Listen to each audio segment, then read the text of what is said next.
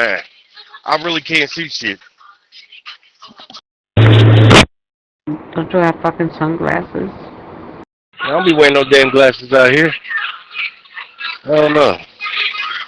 I don't know why my windshield be looking fucking dirty. God damn. I can't see shit. Oh, okay, I see. Maybe you should buy a pair of fucking sunglasses. G4FKK is W3 ZMA mobile. Don't feel you need to reply. I'm trying through MB7 IEC. That's a little bit better than my node. Cheap bitch. Crippled bitch. Yeah, I don't like shit on my face when I'm driving. Crippled bitch. I missed that. What are you doing? I don't either, but sometimes you have to wear them, you know. It helps.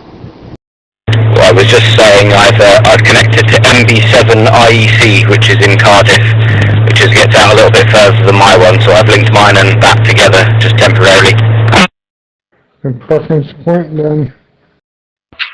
Limp foot, limp dick bitch. Okay, I can see better now. Oh, how did you do that on DTMF or something else? G4FKK. Yeah, I just put my visor down. That's all I do. I just did that on the all scan thing. I pulled over quickly, typed it in.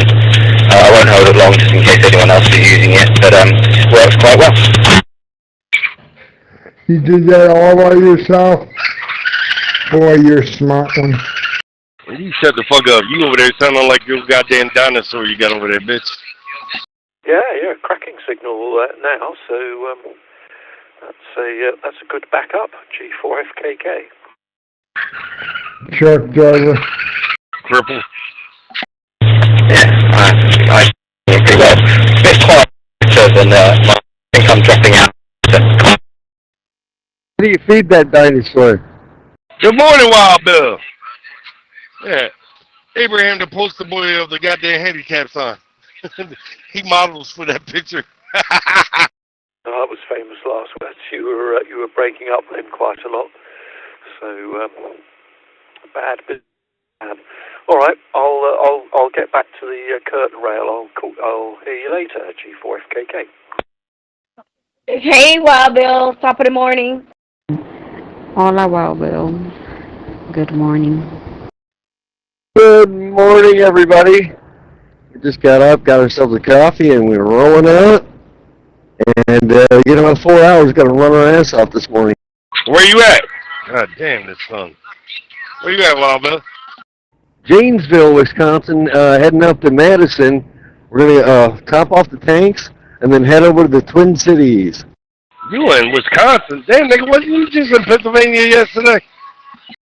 Twin City, Minnesota, that's what. Oh, I said this type sad. Good morning, everybody. Good morning, Diva.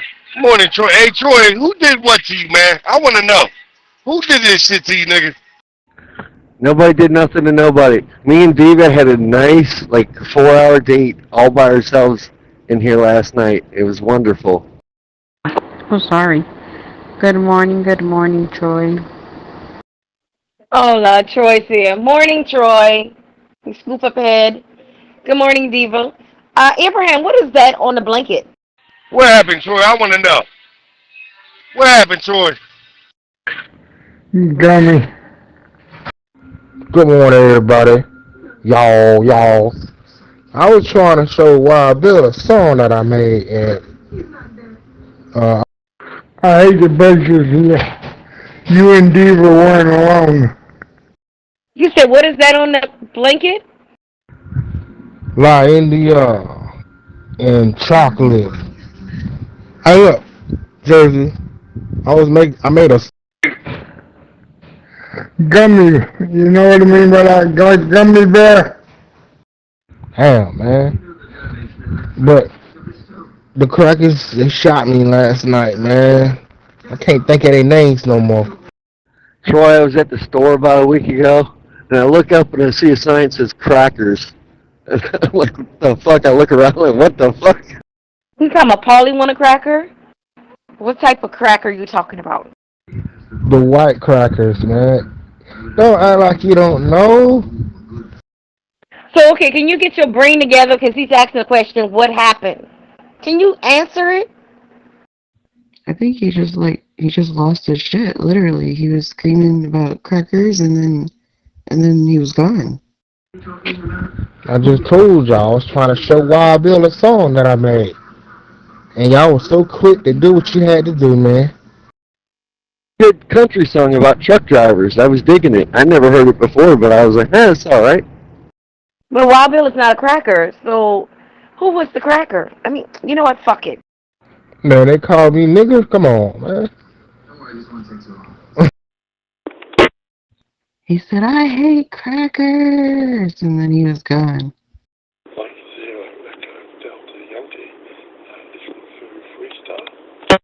I love it when people say crackers. It's hilarious. I'm not offended at all. No, the song about truck drivers pooping on themselves and farting in the truck. That's it, man. Hey, can you tell us the damn song? Shit! Jersey, this your fault, Jersey. You asking this motherfucker. I don't ever do that stuff in the truck. I don't. I'm a gentleman, sir.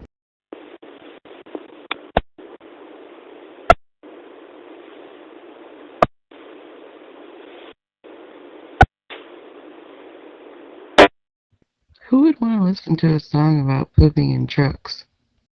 Nah, man, it's just something I made on AI. Sounds really good. Now, pooping out trucks now, and now we're talking. Or how about parts? You can poop out a new part for your truck. Then you got something. Troy, who the hell want to hear about toxic gases coming out your ass?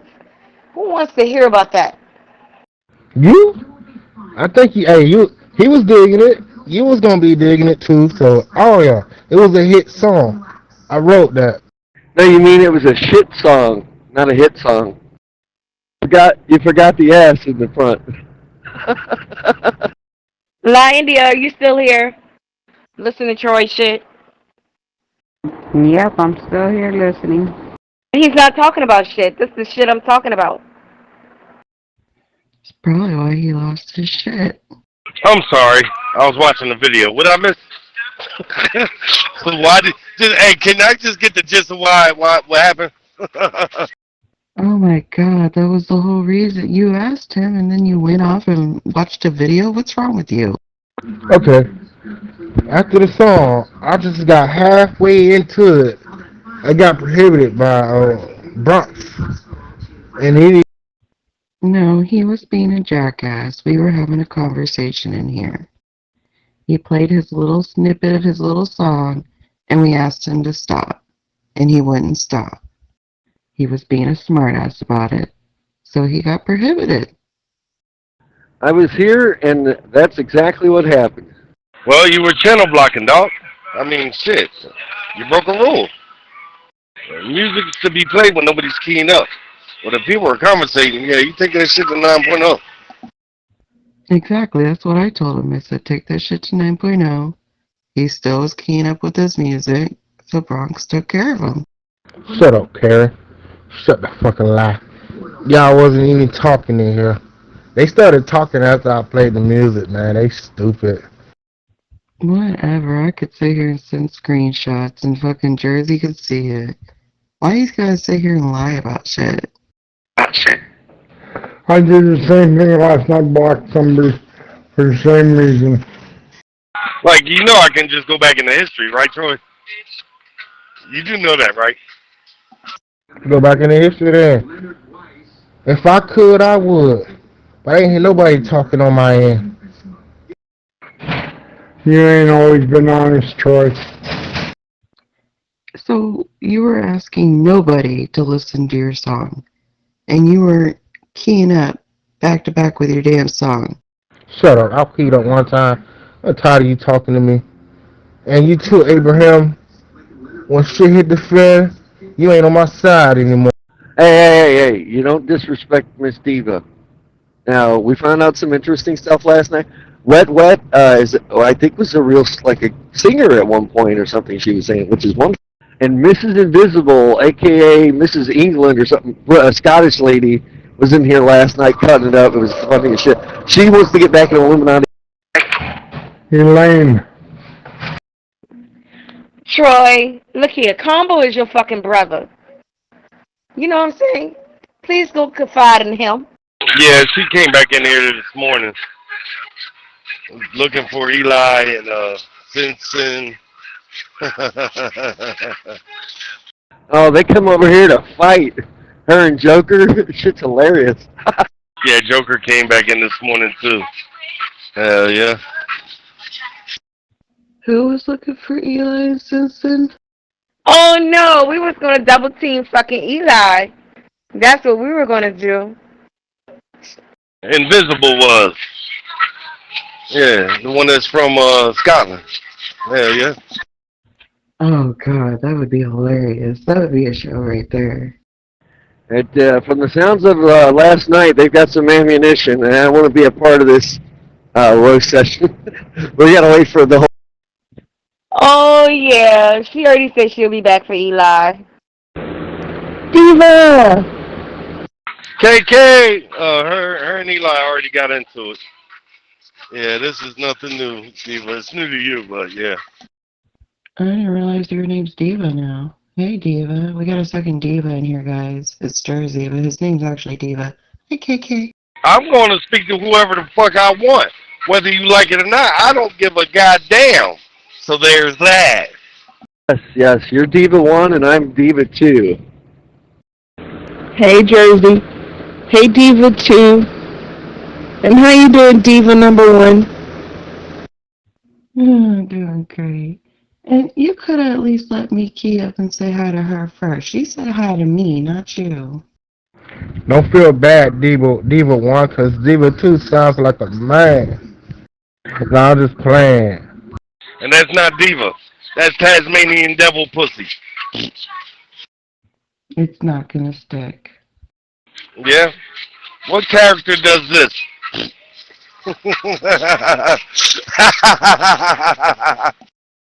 Alright, Ed Bundy. That is true. I can't really make that noise. Good morning, Queen. Troy, shut the hell up.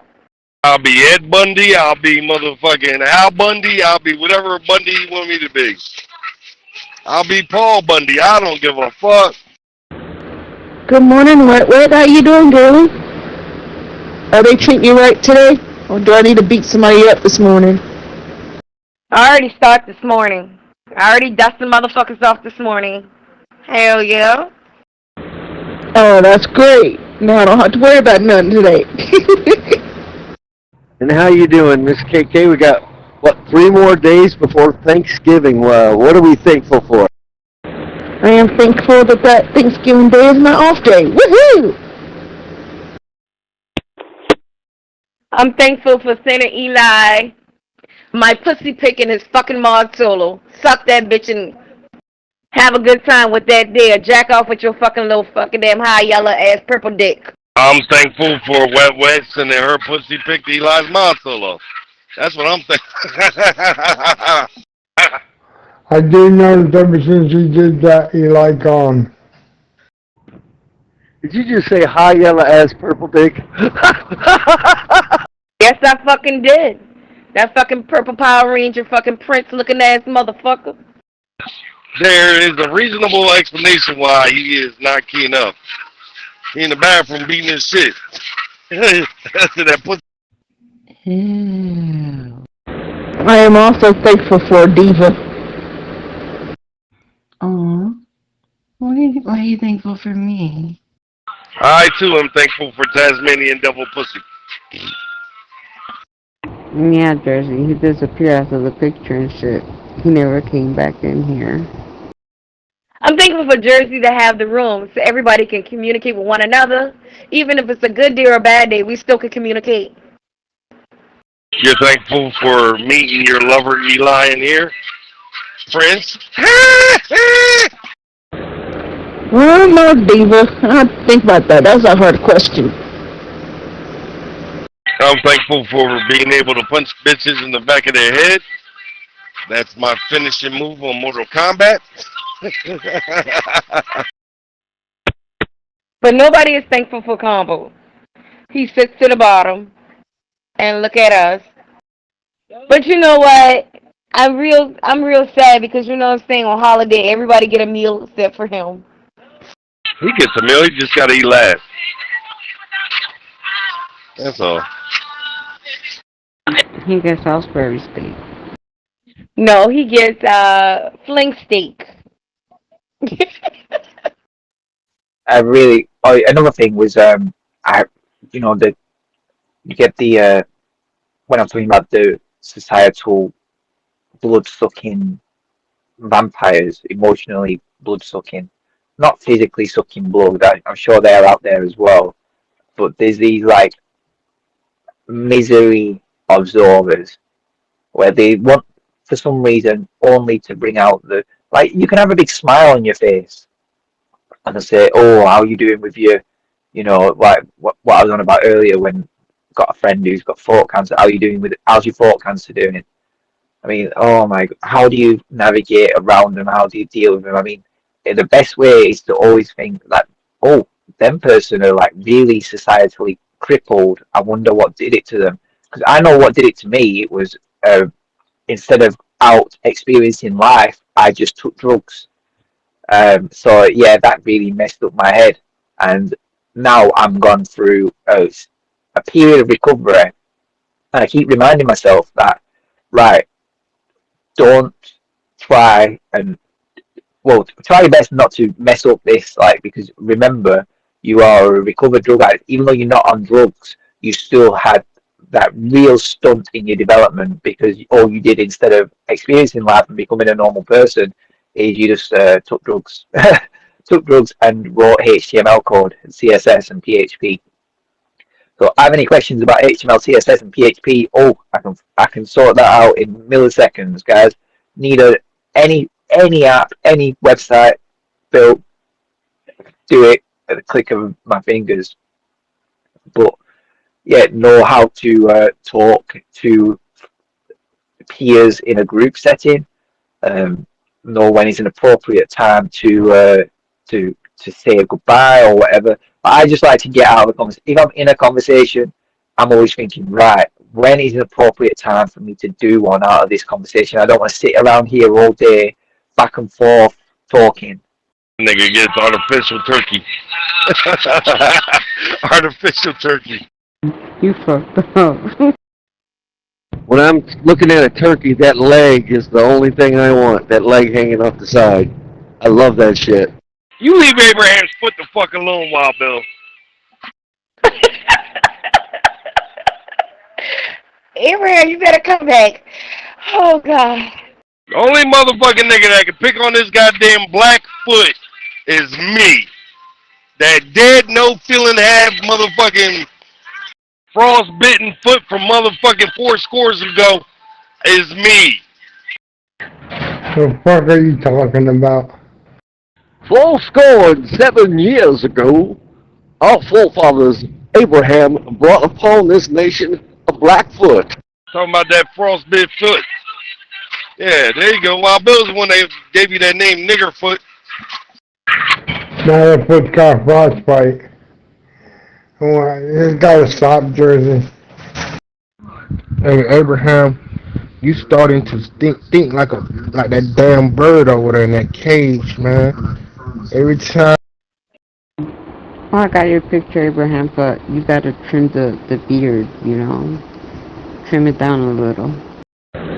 Hey, Abraham, you're not giving them enough attention. Hey, you're not gonna miss what Trooper say. He said he only like white meat. He don't like black meat. We're not gonna. Abraham, if you ain't got a foot the same color as the chalkboard, take a picture from camera right now. I think Abraham has some problem, you know, and he's getting better slowly. He's working hard at it, but I highly doubt he's got a black foot. Which I think is why Zero is such an attractive place for me to hang out, because you get to just fire them out into the ether. You don't have to think about the consequences inside out of what's going on, who's listening. You don't even care sometimes if not anyone listening. And who cares? You know what I mean? I'll talk to the AI robots and teach them how to behave. That is the real power. I had a message once saying, it was off a developer saying, hey, sorry to say this, but what exactly are you doing with your website? Because I'm sure it's only like AI robots that will browse that sort of data. And I was like, well, yeah, but then how, like, do you know what I mean? Like, is that necessarily a bad thing? Like, imagine if an AI robot's browsing your data and you create so much data to influence the decisions that an AI robot says in the future, that AI robot's eventually going to be interacting with a human, and you've created, you know, whole subsets of evidence, of subsets of citation and things like that that are indebunkable, you know what I mean, by this AI robot, because they'll all stack up with each other. And it's so much more powerful. I imagine trying to influence a person and being not even appearing there before them, but you're using an intermediary that they're choosing. And I'm thinking about it a lot lately about how powerful that will be for the future. And if it was for, if that sort of not, like, have you ever heard of these? There's a way of method of defense for websites called AI content labyrinths, and these are created by automatic programs that just create basically like nonsense. And what they're designed for is any AI bots that are crawling your site trying to learn for the large language model, they'll create fake links that are they tell the AI robot not to follow. So we have these rules. If you have a no index, no follow link, if you have a robot.txt that tells them not to browse, the robots really shouldn't do. And there's not really any consequences of the robots doing so. I mean, they can still do it. You know what I mean? You can set up implementations like block their IP, but you can have robots just, you know, mask their IP, change their IP, and all that sort of stuff. So the other way to do it is these AI content labyrinths. So what that is just endless amounts of data that the AI can browse that you've clearly labeled as don't browse this AI, and it makes the AI go stupid because it'll say stuff like 2 + 2 is 5. You know what I mean? Or it'll say the capital of France is Germany. You know, just mad things that if you keep telling the AI that, they're gonna become a stupid AI, like an unuseful AI. So the best practice for these companies that are running these big AIs is to obey what it says. And you know, these big, massive, multi-billion-pound companies, they never obey. They never ever obey, and that's why you know that they've got a shelf life. We have 1 or 2 big companies that are around on Earth that have stuck around since the dawn of the internet, but the vast majority of them have been replaced by a competitor. And that's because they think, oh, I'm big enough to ignore all this, and I'm big enough to do that, but they forget that the humans are always going to be super smart. Like, if we got to defend our own livelihoods, that's what it comes down to. We can't have AI scraping all our websites, making our servers bog down and run at 2 miles an hour in a world that's 50 miles an hour. We can't just be spending our money on paying for servers and electricity for AI just to reduce it down to like a crawling state. So we've got to defend ourselves. And yeah, guys, it's the dog eat dog world. And once you start realizing that, and you start feeling no guilt, no remorse for how you've got to conduct yourself in life, that's when you really start winning. Like, imagine working in loss prevention in a place of poverty and having to stop thieves from stealing something that you could easily afford. You've got to be able to do it without feeling guilty, for feeling sorry for these scumbags that don't know how to, you know, create any sort of income for themselves. And you've got to just, yeah, it's a world where you really, anyone who's hard done by, you think that it's going to actually stop them from getting better. Like, people that are looked after, pampered, you look at the state of what they become. People that have had a really rough upbringing, they become ruthless. They don't feel remorse. Have you ever met these people that literally, they could do anything they can deal drugs all day and know how much of a consequence that's had on people's lives, or they can be in gangs and like being violent, and that's how they just conduct themselves all day, every day. They don't feel any remorse whatsoever. And that's the thing, if you treat people bad, you're going to be surrounding yourself in them people who, if that's your reach, if anyone you manage to be able to speak to, that's your reach, and they're in the reach of you. Some people have a much more broader reach than others. Like you might send something to like a politician, like having a go, calling them something or whatever, and you think, oh, that's got no consequences, but that guy is going to go into a room and make decisions that's going to affect like the whole town that you live in. And if you've just made him really angry, he's going to have less of a level of pity, less of a level of mercy to make your life better. Or if you just, have a go at a neighbour, that person's then someone that you might have to interact with when you get home later on in the day, or you might have, just guys, let's be respectful to each other. And he got 2 black foot. Some kind of feet. Nigga feet, man. Hey, compare your feet with chocolates. Yeah, he does have a black foot. All the nerve in his one foot went dead. You know what I'm saying? That motherfucker's blacker than a goddamn chalkboard. Yeah, not an erased one either. A fresh, clean one. Abraham. Oh God, you gotta chop them, especially Troy. He came down now. He don't want no more smoke.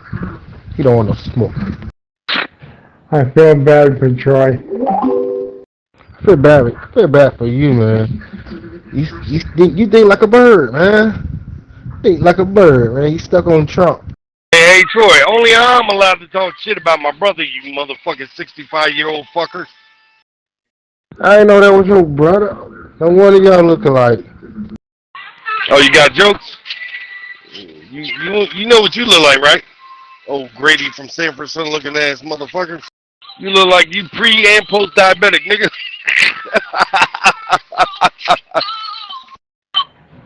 You ashy looking bastard. And you look like you can't walk upstairs right now. Yeah. I don't know where that come from. I ain't got no joke. Hey, you look like you can't use a leaf. So you saying Troy look like Greedy or fucking Fred Sanford? Troy built like a 3-liter and shit.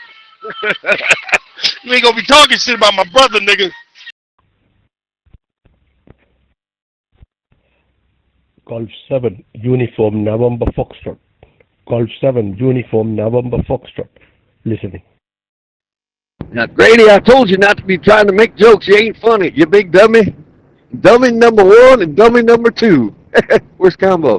Hey, y'all some good brothers, cause one of them, like one of y'all represent Trump and the other one represents a different. My baby is on busy mode. Combo is on busy mode.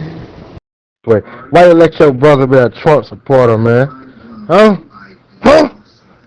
About time that motherfucker gets some rest, because he's always on there 24/7. Hey, Troy, how does it feel to fuck sandpaper, dog? That pussy was drier than the Sahara Desert, nigga. Oh, I'm sorry, Jersey. Hold on. Combo ain't in here. Hold on, let me get him. There's a song called Sandstorm by a band Darude. That should be your theme music when you're making love, Troy. Yeah, there's a song called Sandman. They need to make one called Sand Grandma. Sand Monster. I went back and watched an old episode of Hey, Troy, how you getting that old ass pussy wet? How the fuck you getting that old ass pussy wet? Because it's dry. Sanford and Son. And the aunt was, and the uncle, they came over, not Grady, but the other one, and they were going to have a baby, and Fred was... Troy, are you fucking Esther? Are you fucking Esther? Oh, Fred Sanford. Troy was spitting on that pussy to get it wet. So, hey, this shit dry as hell, girl. This shit dry. Should probably get one, though. if I fully charge it, it'll last all day, probably a couple days. It's just been, because I've been running so hard, I haven't had a whole lot of time to sit and charge it. No, use baby oil. Come on, guys. No, I didn't even know Troy was fucking Esther. You need some rejuvenation of baby oil, honey. Here, hold still. Let me squirt some on you. Squirt, squirt. There we go. Ray, first I want to sit there and say I love you. I'm sorry. I had to enforce the rules, and I'm giving you your admin star back. You asked me a question, and I answered it, and you blocked me. Again, I did ask the question, but, rules are the rules and all that goofy shit. And I gave you your admin. I mean, I gave you a start back up in this motherfucker, like, I think it was a couple hours. So, yeah, Abraham made me do it. Abraham made me do it. I think the right thing to do would be to not say that word in a different form either. Well, I mean, the right thing to do is just, we have substitutions. But yeah, hold on a second. Now, Ray, you lost your admin? But you got it right back? I lost mine. I ain't never got it back. Jersey don't give a fuck about me. Oh, stop crying, Wild Bill. Hold on. Okay, Brad, I think I can give it to you now. Hold on. No, I'm not crying. I'm just trying to make her feel better. I don't actually want one. Well, Bill, you just didn't know where to look. That's why you didn't find yours. I know I'm entertaining in here. I get that vibe that I'm well received by most. Not everybody loves me, but most do. Well, Bill, you know what? You are actually quite entertaining. You're funny as hell. You should see me. I'm funny looking, too. I'm kidding. Oh, that's the way I picture you. Yeah, I think I've shown several people my pictures, but that's all that shit's got to end because people, so... Ray, we've been doing this together for quite a long time, and my feelings was hurt when I saw you took me off your contacts. I am not going to lie. I'm being dead ass. My feelings was hurt. So guys, on a Monday I normally go to Bernardo's and every day I buy quite a lot of books. Buy books. Shopping for books all day, every day. I love it. Absolutely love it. If I didn't do this, what else would I do? And the amount of books that I buy in a week is absurd. Like, seriously. It's at least 300, 400. But more realistically, it's probably about 600 to 1,000 books per week. A lot of people might say, "Oh, that sounds like a lot." It doesn't sound true. But I own multiple bookshops, so I've got to always find fresh supplies of books. And Mondays I've got into a pattern of learning where to go at what time, and I'm about to go shopping. So wish me luck, because I always pray for this, because it literally is my life. You know what I mean? It's part of my life. If I find decent books, it's going to be a decent future. And sometimes you don't know what you want to find, but you'll find something, you pick it up and you give it a chance, and wow, it just opens your mind. I'm stubborn. I wasn't ready to give you a chance to say sorry. You have been loyal to me since day fucking one. You are one of the few people that I can count on one hand that I fucking trust. Oh, thank you. Wild Bill, I picture you about 4'9", completely bald on top, but lots of hair on the sides where you can do a good comb over. I'm a surgeon with the scalpel cut precise when I dissect. Break your ego into pieces, turn your pride into regret. Got the mind of a sniper, I don't shoot until it's set. Now your soul on the stretcher, cause your heart ain't in your chest. I'm the reaper in the shadows, got you whispering my name. Got you second guessing moves like you losing at the game. I don't flex, I don't bark, I just sit and let it play. Then I strike with the force of a bomb in broad day. I'm a locksmith, crack your coat with just a glance. See the fear behind your eyes, watch you go when it's advanced. Every bar you ever spit was just a card in your stance. chance. Now I'm pulling everyone in your house ain't got a chance. I'll pick them apart, strip them down to the core, expose their whole life till they ain't real no. Break them down, make them drown in their own damn lives, make them question who they is till they soul capsize. You ain't built for this pressure, you ain't cut from this cloth. Every word you Troy, answer the question. Are you fucking Esther? I actually saw what Wild Bill looks like. And no, I would never repost the picture because I don't have it. That's a tall motherfucker. I ain't gonna lie.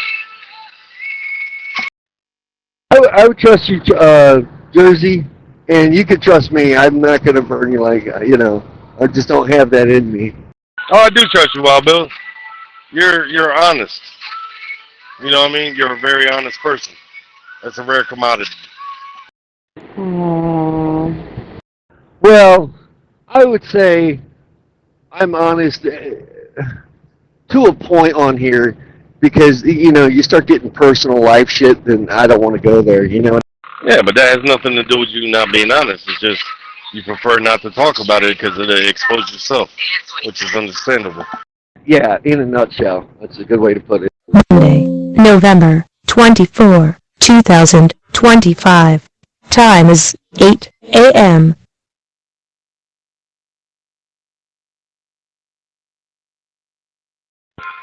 So far, so good, people. I'll be in D.C. in about 3 hours. Or Virginia, anyway. Same shit.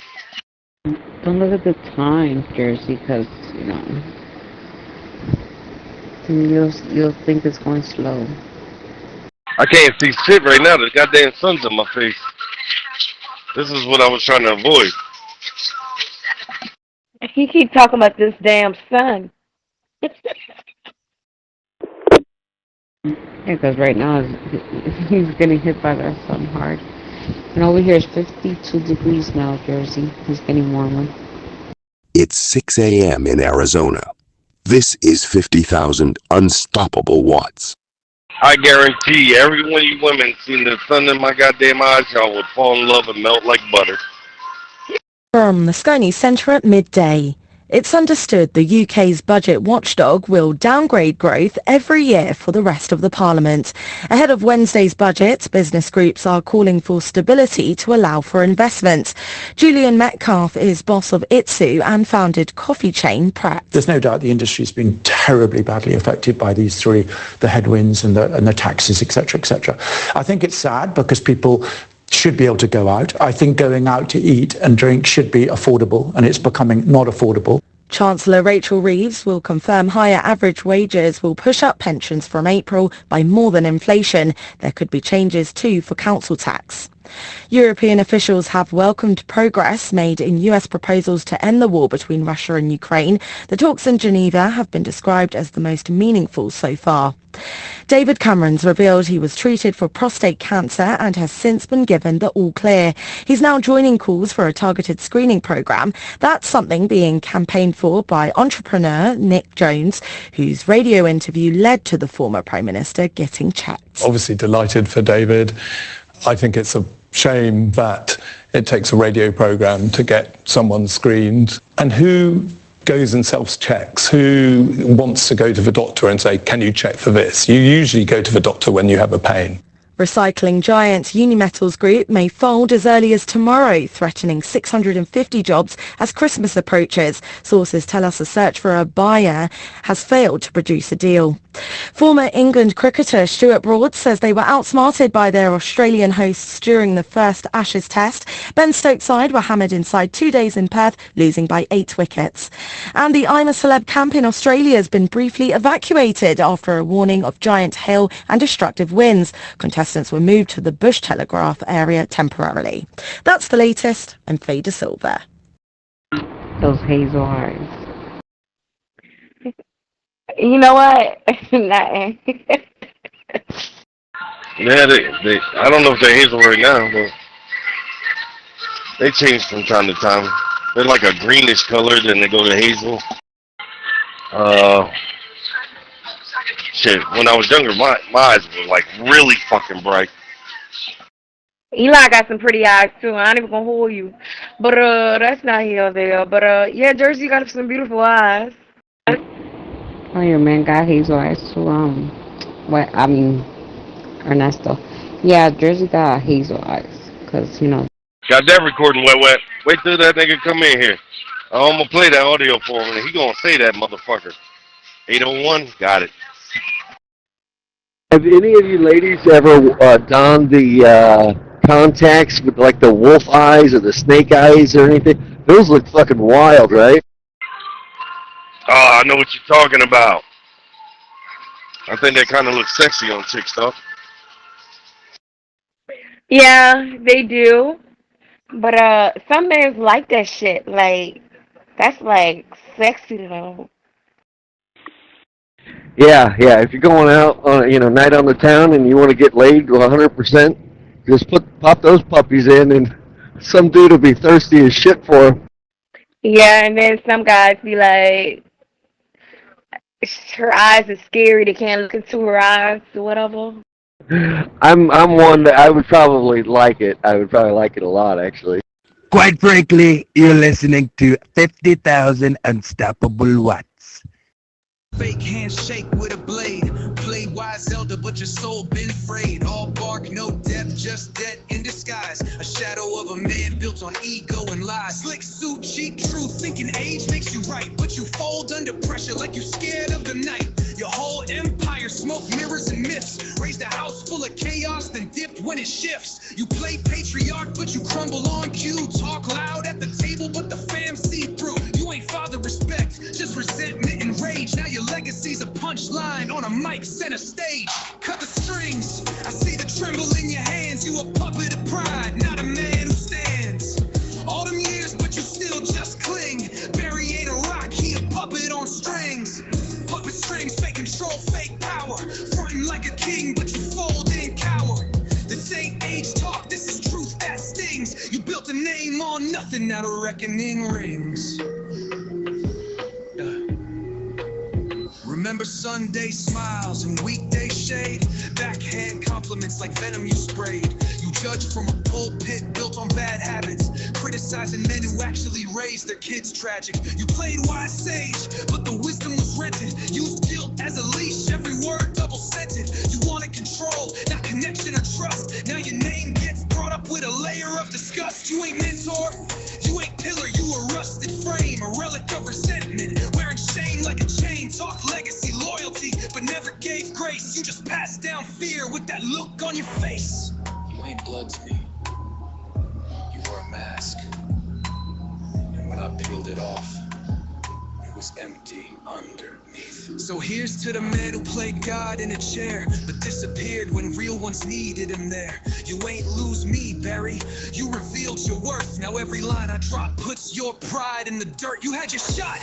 Blew it with gaslight and shame. Now the world knows your story and it's tied to my name. I ain't bitter, I'm clear. You ain't wisdom, your noise, and your crown just a toy from a child with no voice.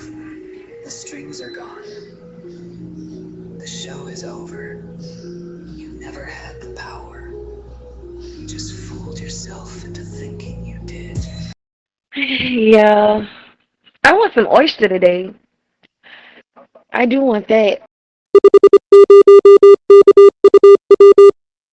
Hey, Diva, did you ever go look up that video, that shit we were talking about or not? What video? Remember we were talking about the mom in Chicago that got jumped by them kids in school and shit? The pregnant mom? Oh, no, I can't watch stuff like that. It's a trigger for me. I went up, I found a different video, but they did show a piece of that one, and the different video was like that same group had done it to a guy in the neighborhood before that attack.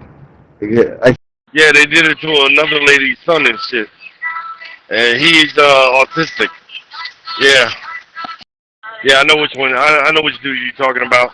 And he got common sense. He even said it himself. He said, I'm a grown man. I don't hit kids. You know what I'm saying? They were hitting him and shit, and he's autistic. Now, he'd have been wrong if he'd have fucking hammered one of them in the head, right? Yeah, okay, so get this, guys. He's like twice as big as these kids. You know, he's a full-grown adult, it looks like, and they're like 9, 10, whooping up on 11, 12, man. This shit looked funny. because he's a giant compared. He's walking home with a shopping bag. He's a little special needs, you can tell, but he can walk and talk like he's got some sense to him. And yeah, it's just a gang of them. I mean, there's like fucking 20 of them on the street. Well, and I think they got him down and kicked the shit out of him or something. I don't know exactly how it went down. So you're telling me, Jersey, they did this to somebody else prior to the same thing? Same kids. Yeah, they got a history of this shit. Oh, they need to be off the streets. They need to be caged up. I'm done with that. Put them goddamn animals in the zoo. I remember the only thing that's even remotely close to it, there was a kid in our neighborhood. We were in the woods. There was a group of us, and he was being mean to a cat. But I did not allow it. As soon as I saw what was going on, I stopped him. I let the cat go, and he yelled at me, and I was like, no, you ain't going to do that when I'm around, dude, You know where that kid is today? Motherfucker's probably is a goddamn serial killer. That's early signs of shit like that. And that's where the fuck they be. Low key, that's what the fuck they be. Yeah, now if it's a fair fight, and you're whatever with the kid about your same size or whatever, that's a whole different story. But a cats don't do anything, you know what I mean? And it's in the woods. And half of the, when kids do shit like that, Jersey and Wild Bill, when kids do shit like that, they don't last long. Like growing up, like shit happened to motherfuckers like that. You know what I'm saying?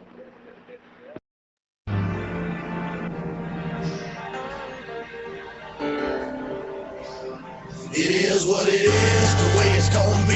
It is what it is. If you see me, don't speak. Like I'm fucking with you, you ain't been fucking with me. It is what it is. I ain't losing no sleep. It is what it is. We ain't partners, we ain't kin. It is what it is. We ain't homies, we ain't friends. Ain't nothing really changed but direction of the wind. It is what it is. Ain't no need to pretend.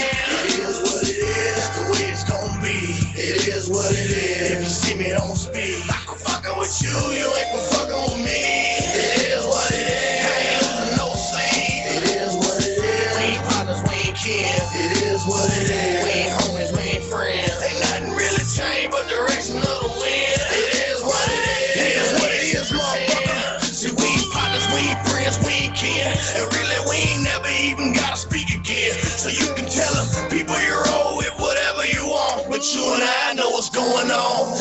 Tell them I'm a snake. Tell them I fucked you if it makes you feel better. But everybody that knows us knows better. Cause we done seen you tuck and hide. And jump fucking your ride and burn ties and leave your homies to die. While I stayed on the battlefield and kept them alive. Made sure that every soldier that came with us survived. Took it in stride, never considered myself a hero. But made a mental note to always let myself know. And most of the time you can count your friends on your fingers. Most of these music business motherfuckers is ringers. They pretend to be at home until they fuck out your publishing.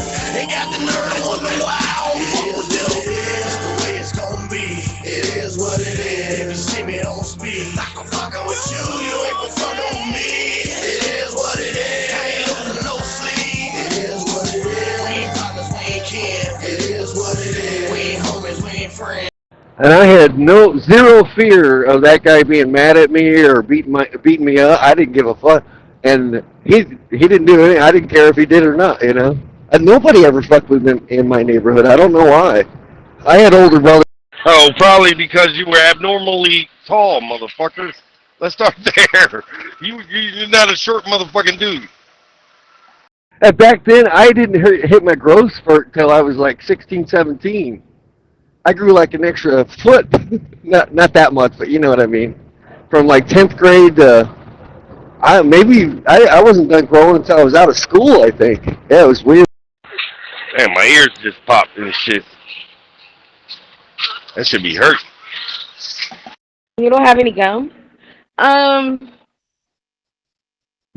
really thought that you stopped growing at a certain age, but shit, I can't tell. These motherfuckers still be growing like giants. Hey, Wild Bill. So I was on 70, right? And I'm looking to my right, and I see fucking this stream, and bro, I started marking it. I marked that shit on Google, dog. Nice stream too, narrow, fucking ankle deep, dog. ankle fucking deep. This nigga just threw piss out the window as I passed him. There was a truck parked in, you know how they have those emergency parking lanes? That motherfucker threw some hot ass piss. That shit was steamy out the window. Oh my God, yeah. These other truck drivers is very classy, but that's cool as fuck, man. Yeah. That's fucking nasty. We're talking about that last night when you weren't in here, and Hillbilly keyed up. And he was part of that conversation about the panning thing. I was letting everybody know, and I was like, I'm really interested in it, you know. Bro, that's what I was doing yesterday. Why I didn't get on here? I was watching fucking Gold Rush, dog. That and fucking sleuthing videos and shit. Yeah, the shit is everywhere, obviously. At $4,000 an ounce, I mean, you don't have to find that much to make some good dough. Man, that's some good weed there. Exactly, and it's free. It's a couple minutes of your time, and it's exercise, dog.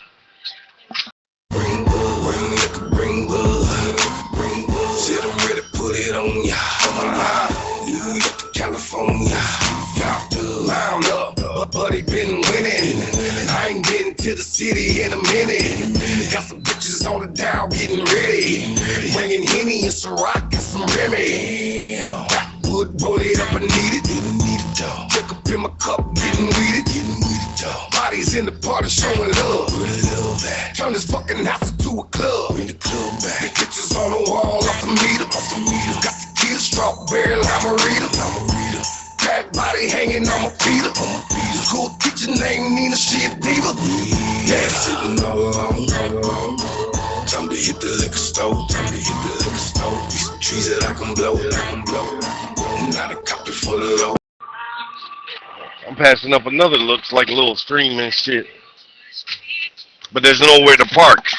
See, the spot that I marked, you know what I'm saying, there's places to park the truck. Because, you know, most of the highway, you can't park off the, emergency lane.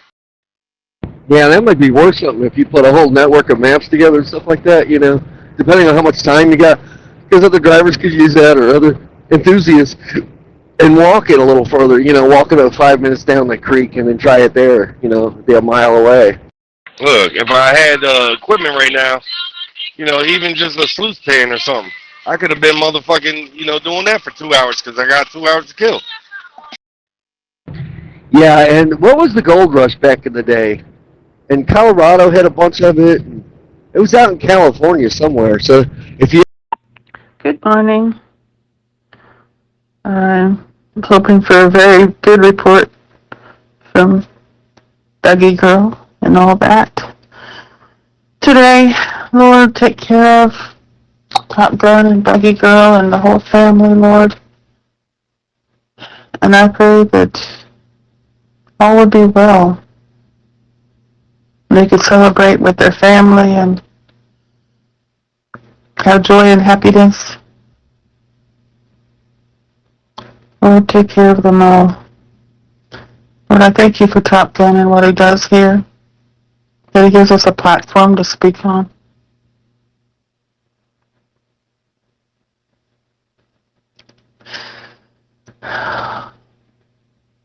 Lord, take care of them.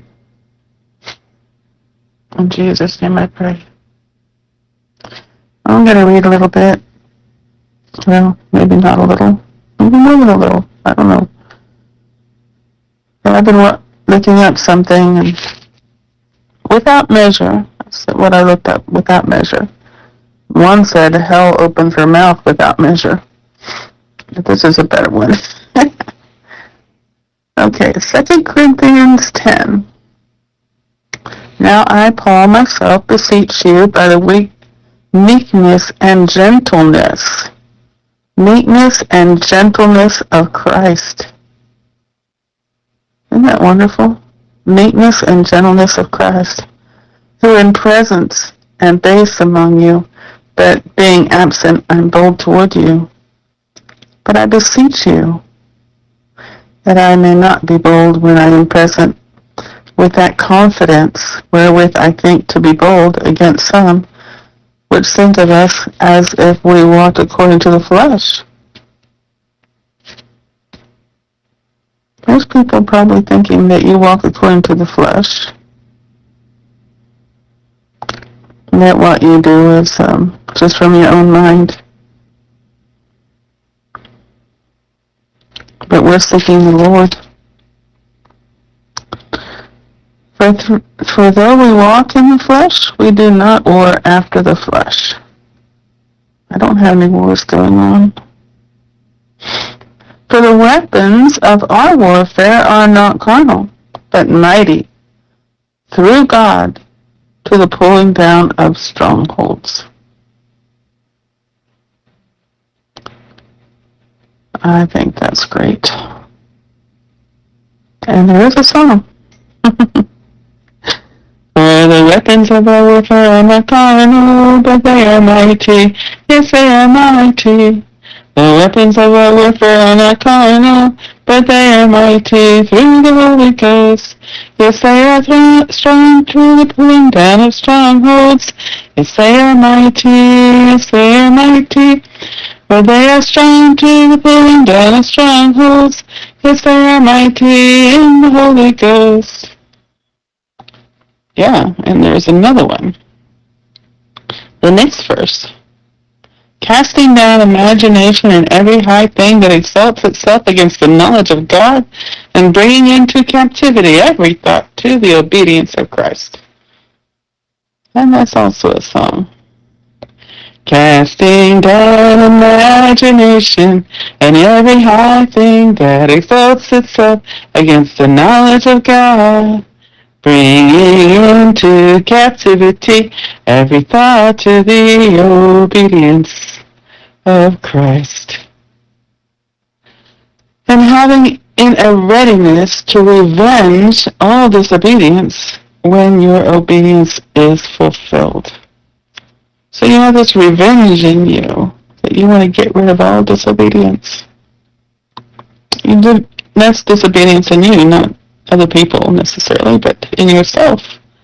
How you've been disobedient in the past, you have a revenge against it. Yeah, I do not like the times when I haven't had that beautiful obedience to the Lord. But I will in my own way.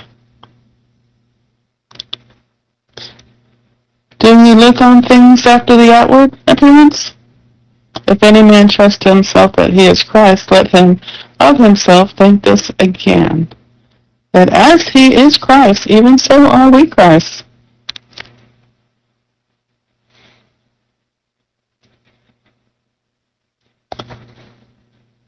For though I should boast somewhat more of our authority, which the Lord hath given us for edification, and not for your destruction, I should not be ashamed, that I may not seem as if I would terrify you by letters. We get terrified pretty easy sometimes, you know? I do. I get terrified of what my words are going to do in people's lives and stuff. I mean, I'm a really good person. Put her downer. I can put Gene down. Oh, but I don't want to. I want to lift him up. Don't want to put him down.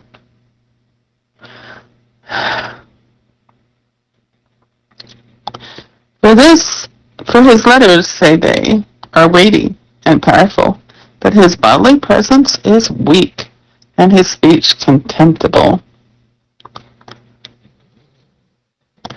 Well, you know, some people just don't like the way people talk on here either.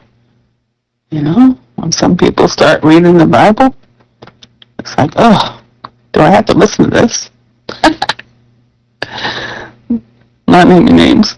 I'm kidding. I don't think that way. That such as one think this, that such as we are inward by letters which we are absent. Okay, I'm not reading that right. Let such an one think this, that such as we are in word by letters, when we are absent, such will we also be indeed. also indeed when we are present. I'm going to be the same way when I'm there with you as I'm in letters.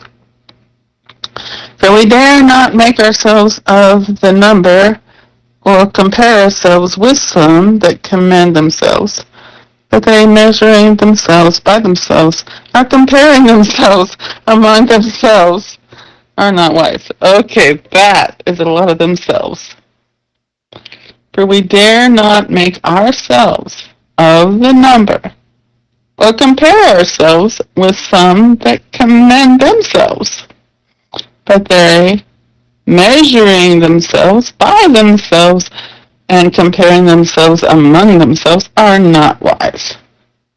Okay, don't do that. That's not wise. Don't do it. We don't need to be doing that. Don't need to compare ourselves with other people, because we are so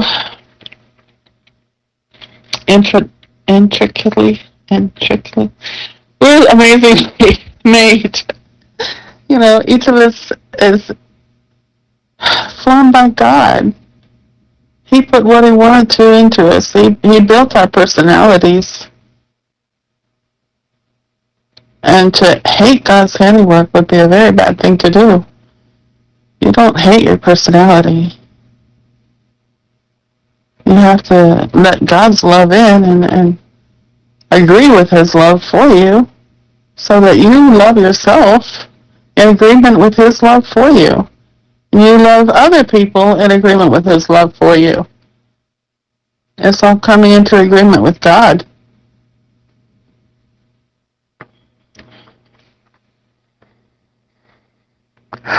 But we will not boast of things without our measure. There, that's what I was looking up. Without measure. But we will not boast of things without our measure, but according to the measure of the rule which God hath distributed to us, a measure to reach even unto you. This is Paul talking about the measure that God gave him, and that is enough measure to reach all the way into this century and all the way to us who are here now in this modern time. His measure reaches even unto us. Isn't that neat? I think that's pretty neat. I'm talking to them on Zello. Zello. I'm talking to them. I'm reading this Corinthians chapter 10. I'll read it again. But we will not boast of things without our measure, but according to the measure of the rule which God hath distributed to us, a measure to reach even unto you. You know, we're a long time from there. We're a long time from where he wrote this letter. But it reaches even unto his measure reaches even unto us right now, as I say these words. For we stretch not ourselves beyond our measure, as though we reached not unto you, but we are come as far as to you also in preaching the gospel of Christ. Thank God. Thank God for all of Paul's writing. Thank God that it comes to us right now. Not boasting of things without our measure, that is, of another man's labors, but having hope, when your faith is increased, that we shall be enlarged by you according to our rule abundantly. Now, I'm not sure what that means. Okay, not boasting of things without our measure. Okay, anything that's not the measure that God's given us, we're not going to boast of all that. That's someone else's labors. But having hope when your faith is increased. Okay, when my faith is increased, that we shall be enlarged by you. I can enlarge Paul? What, by reading him maybe? By talking about him? By showing forth his words in my life? According to our rule abundantly. To preach the gospel in the regions beyond you, and not, well, more generations, it seems like. I mean, they were talking about regions of, the world, but, I mean, regions of more generations also. To preach the gospel in the regions beyond you, and not to boast in other men's line of things made ready to our hand. But he that glorifieth, let him glory in the Lord. For not he that commendeth himself is approved, but him the Lord commendeth. I want to be commended by the Lord. Yes, I do. Anyway, I hope you enjoyed that. The scripture and my opinions. And my gaining understanding also. God bless y'all. 1849, California. San Francisco, that kind of up in the northern half, I think. Yeah, if you ever get over there, find some spots. I'm marking everything, dog. Anytime I see a nice stream or creek, it was more of a creek than it was a stream. But it was nice. I got that bitch marked now. All I do is just pull up Google Maps and hit that motherfucker. And they got those deep parking spots where, the emergency lane is super big where like a bunch of trucks can park and shit. I'd rather stay there than at a fucking truck stop. Definitely. Hell yeah. Yeah, and I'm pretty lucky, and I have a knack for finding things. Sometimes it's a weird thing, so I think I would actually be good at that once I got into it a little bit and figured it out. Well, these sidewalls along the highway are full of fucking bedrock. You can literally see this shit, dog. I remember Easter egg hunts in our neighborhood, and we only had it for a couple of years, but they had a golden egg. And if you found the golden egg, you got a 1 pound chocolate bunny, solid chocolate. And both years that I did it, I found that fucking egg. I foregone all the other little shit eggs. I was looking for the gold. And I got it both years. Like, I have a knack for that. Trying to figure out what shoes I'm going to wear. Like a little bit of bloodhound in me or something, you know what I mean? And there was a lot of, probably 20 kids there, so I beat them all. I was like, yeah, fucking right. Next time I go to the crib, I'm gonna grab some old boots. Hell yeah. I'm definitely gonna go out there and do a little panning and shit. Even if I don't get a pan, I'm gonna sit there and, I'll grab a fucking bowl and try that shit. Just to see if I, prospect and shit, you know what I mean?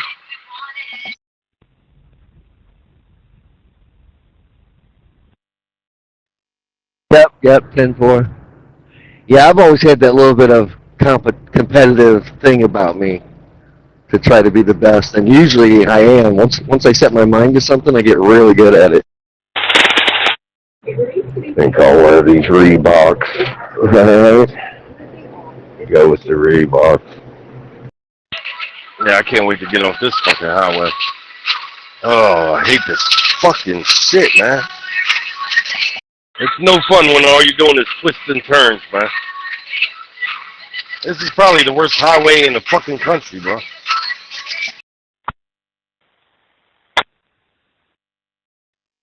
All you non-truck drivers, like, when we're out here making delivery, picking up, dropping off, all we want to do is be on the interstate. Those are easy miles. You get off on these side roads and small towns and shit, that fucking sucks.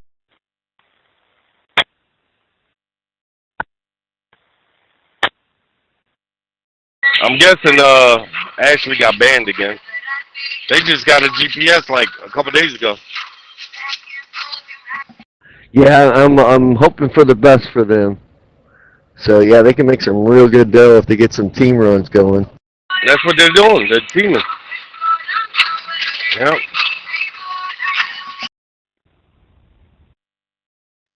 Just got to be kind of hard, especially having a baby in the truck, That's got to be kind of complicated. Yeah, maybe a little bit. I've seen that before where people had the kids and stuff.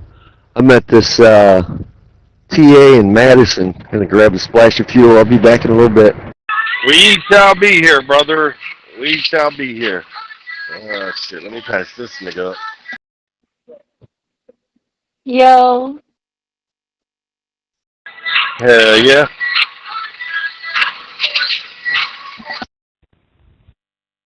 Wild Bill, you still here?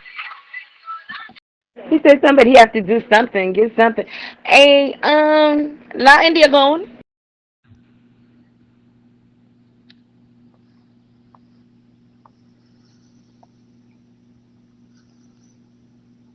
Chris Ray didn't see this one coming. That makes me ask myself the question, what the hell are you hiding?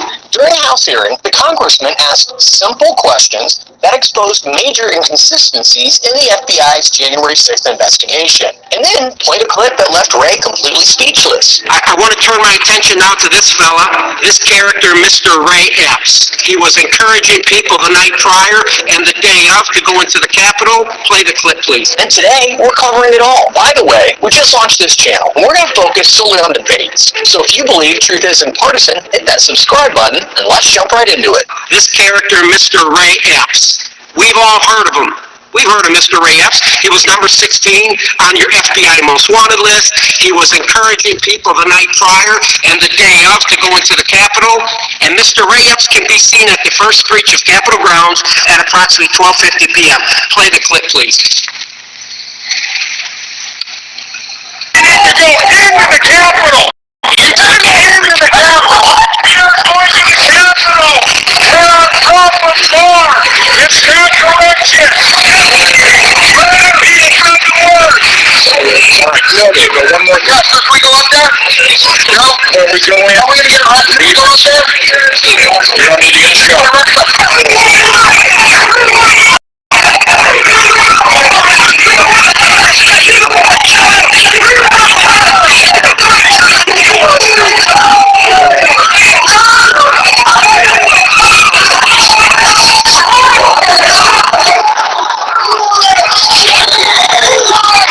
There he is, breaching the line, going in at the first breach into the Capitol grounds, a restricted area. For context, this hearing was after the January 6th committee released its final report. By that point, people were already spotting major gaps in the official narrative. Even Press Watch, a left-leaning outlet, published an article titled, "The Story No One Wants to Touch: Why the Capitol Police Enabled January 6th," where the author wrote, "There were countless law enforcement failures that day, far too many to be a coincidence." The Washington Post also ran an analysis showing that most January 6 defendants were not a part of the far-right groups or premeditated conspiracies to attack the Capitol. That growing list of contradictions is what pushed the House Judiciary Committee to bring in the FBI director for answers. And here's the key detail. At the time of the hearing, Ray Epps, whom we've just seen the video, hadn't even been arrested. That alone led Troy to raise the question directly. Mr. Ray, you have arrested hundreds of people related to January 6th. And there have been people arrested for breaching Capitol grounds. Cooey Griffin is an example. Rachel Denko is an example. And then we go to Mr. Brandon Strecka. Brandon was arrested for disorderly and disruptive... Brandon Strecka. Yes, he's done a lot for the country. Separated the walk-away movement. It's funny how the Republicans are all homophobes, but there's so many homosexuals that are turned away from the madness. It's like all their narratives. False. But they can't help it. It's who they are. Conduct, which included yelling, I quote, "Go, go, go," as rioters...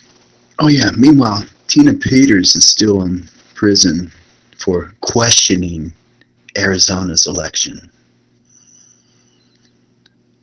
People have eyes to see and ears to hear. Tried to empty the Capitol. These three never went into the Capitol. They never assaulted anyone. So let's be honest with each other. There is very little difference between the actions of Ray Epps and Brandon Strecka that day, but yet Strecka was arrested and Epps wasn't. Epps also testified to the January 6th committee. He was back at his hotel when video evidence showed that he wasn't. He lied.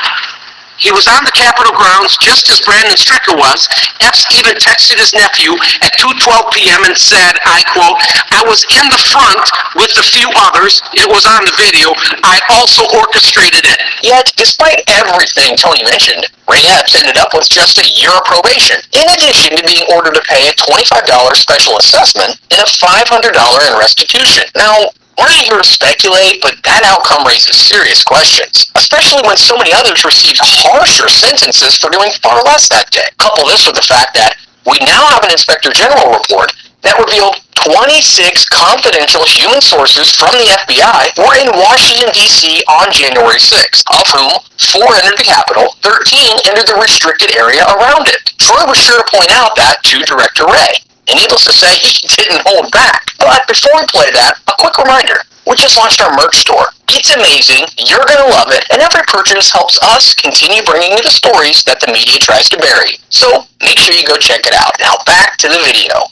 Now look into the camera, sir, when you answer my next question. Are you going to arrest Mr. Epps, yes or no? I'm not going to engage here in a discussion about individual people who are or are not being prosecuted. I get a commitment. You just watched the video. I'm an old law dog. I understand a little bit about probable cause. He did very little. There was very little difference what he did and Mr. Strecker. You can see him. He's encouraging. I almost think he's inciting a riot. He's encouraging people the night prior to go into the Capitol. The day of, go into the Capitol. And he was at the first breach. And he breached the restricted area. Everybody, a lot of people getting arrested for not going into the Capitol, but they're in the restricted area. But yeah, Ray Epps, who many people feel, fed, right? And there's a lot of clout over this. So my point is this. You arrested a lot of folks for unlawful activity. You just saw the video, and I will tell you, if you don't arrest Mr. Epps, there's a reason behind it. I believe you know what it is, and it appears to me you are protecting this guy. I strongly recommend you get your house back in order with that on your back. The reason this hearing was so important is that even years after January 6th, there's a ton of conspiracy theories floating around, and the government has no one to blame but itself. Just take a look at the pipe bomber story. A few days ago, Blaze Media alleged to have identified the subject, but it turned out to be the incorrect person. The attorney of the woman they identified issues a statement calling their claims shameful allegations that are recklessly false, absurd, and defamatory. Even Dan Bongino had to step in and clarify, saying some reporting about prior persons of interest is grossly inaccurate and serves only to mislead the public. From there, Troy decided to ask about the FBI requiring so many resources when it comes to this investigation. Yet glaring inconsistencies keep piling up, delivering a takedown for the ages. It's quite clear. It is clear that you guys are dealing with some of the sickest in our society. I have an article here from CNN in January 2022 calling the January 6th investigation the biggest investigation in FBI history. And what shocks me about this, quite honestly, is that you don't mention January 6th. Again, the biggest investigation, not one time in your 14-page testimony. You don't mention it one time. And that makes me ask myself the question, what the hell are you hiding? So now let's get into the money, Mr. Ray. How much taxpayer money has been spent on January 6th? I don't know that I have the figure you don't have it in my head, but... Mr. Ray, I got an article here, December 22, 2022, 2 years after the events of January 6th, and it says the Justice Department has requested another $34 million from Congress, and number one, you shouldn't get another dime. The FBI shouldn't get another dime for this political witch hunt against the greatest president in my lifetime, Donald J. Trump. I mean, those are fair points. And when it comes to how much taxpayer money has actually been poured into these investigations, there still aren't solid figures. Most estimates place the total somewhere between tens of millions of dollars. Yet we have almost nothing to show for it. You'd expect with that kind of spending to produce clear answers. But instead, we're left with an informative void and a list of questions that no one seems willing to address. Let me know in the comments your thoughts on this story. Don't forget to like and subscribe. And remember, keep thinking. Man, these channels are growing everywhere.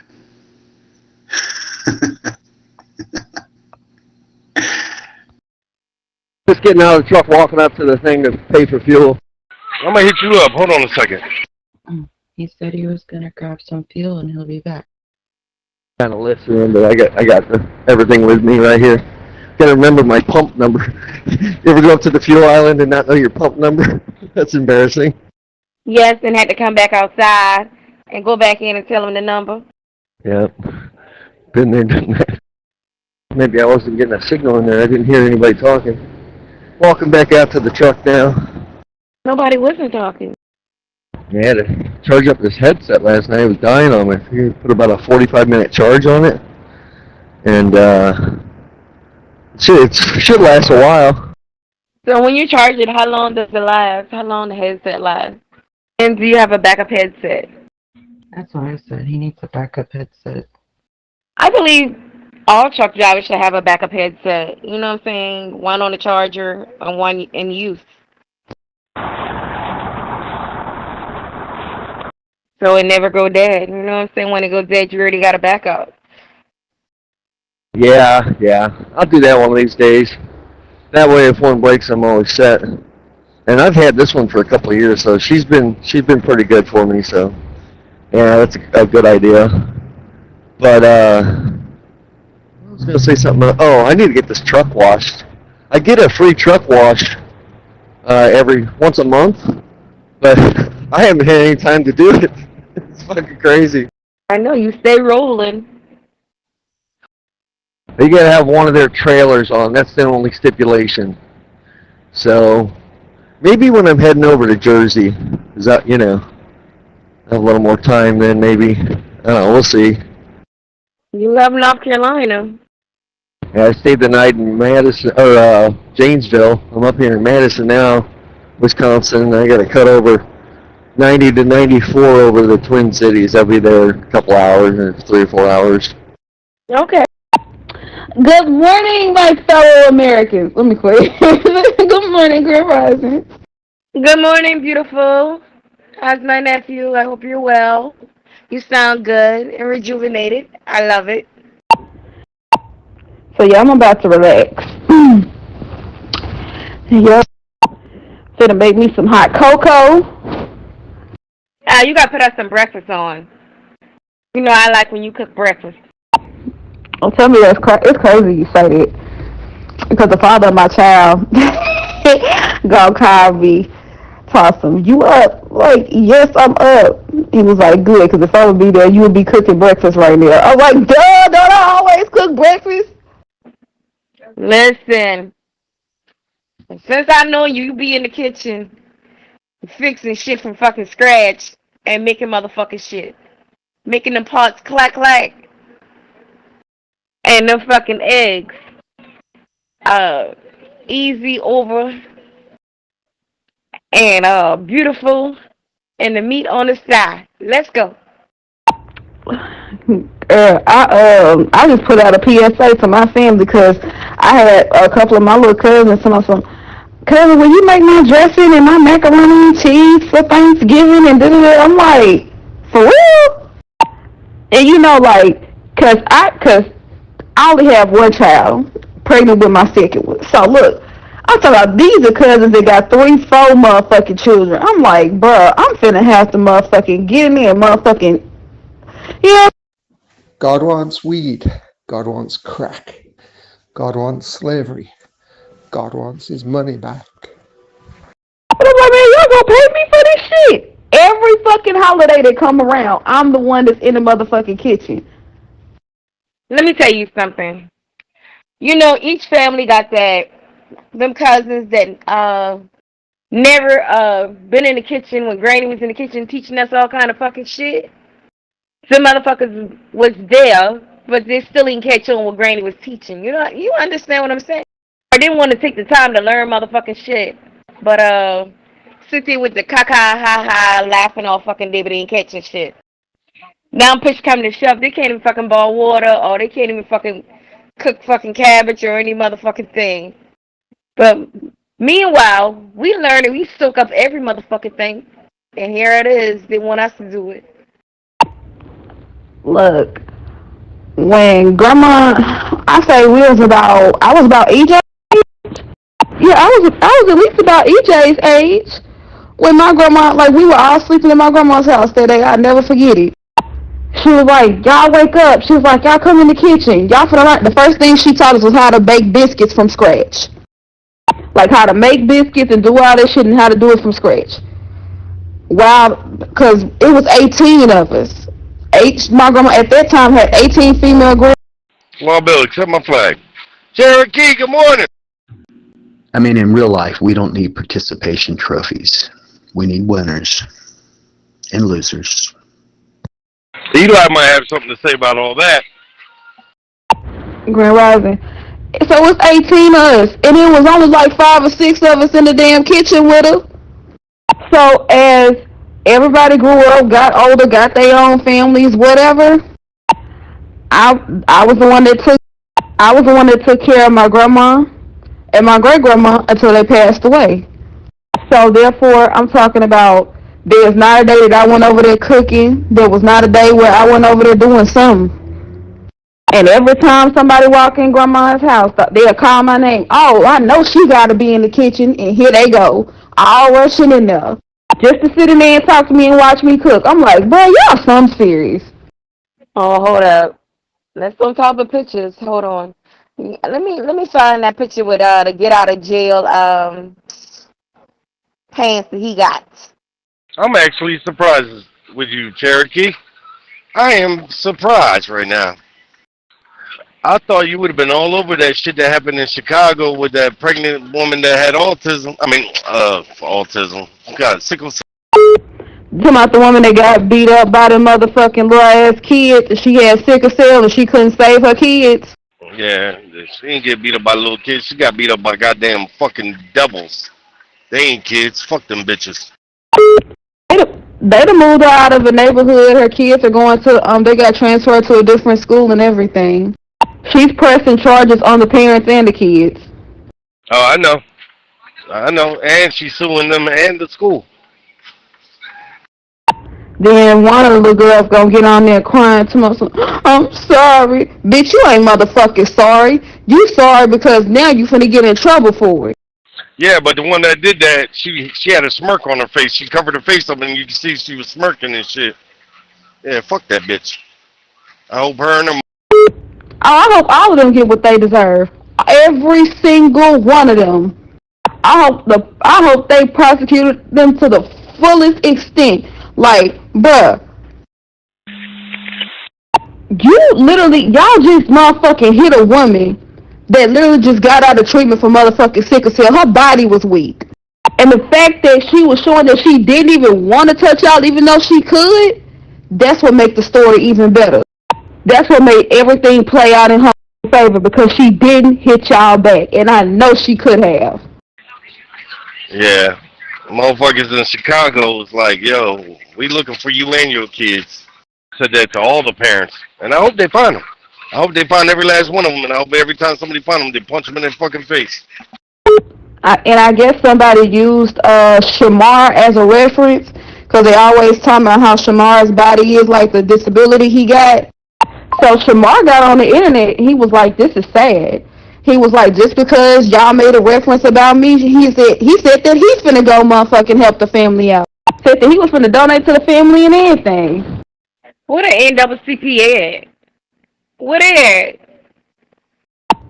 I don't know, but I swear that woman got more restraint than me, cause baby, let me motherfucking be walking home with my kids and all that shit like that. I swear, on my keychain there's bear mace and I have a motherfucking taser. And I don't give a fuck if somebody got asthma or motherfucking heart problems. It's either me and my kids or you. And it's not gonna be me and my kids. Bitch, you gonna flop like a fish when I'm done with your dumb ass. My thing is the fucking mama. The thing to get me, the mama coming in talking about she don't got enough money to feed her kids. And look how she did. Came there and she still gives the mama some money. Even though her fucking kid hit her. You see how that shit, you see how you need her? You see how she fucking came to her and you had to bow down because you need help? The mother? Oh no, but you want to get into some shit. So the hospital that made the woman leave during active labor, they got a lawsuit coming. They motherfucking made that woman leave while she was in active labor. 8 minutes down the road, gave birth to her baby in a truck. Gave birth to her motherfucking baby in a truck 8 minutes after they made her leave. Lawsuit out the yin-yang. What the fuck? That's insane. Go look it up. Woman in Indiana gives birth in a truck 8 minutes after the hospital. They got it on video. They are pushing her out in a wheelchair, basically saying, because I think she was like 3 or 4 centimeters dilated. She was like 3 or 4 centimeters dilated or whatever, but she was in like she was like in active labor, like, you know what I'm saying? I guess it was like she was feeling like contractions and shit. And I think they told her something, if I'm not mistaken, you can go look it up, that she dilated.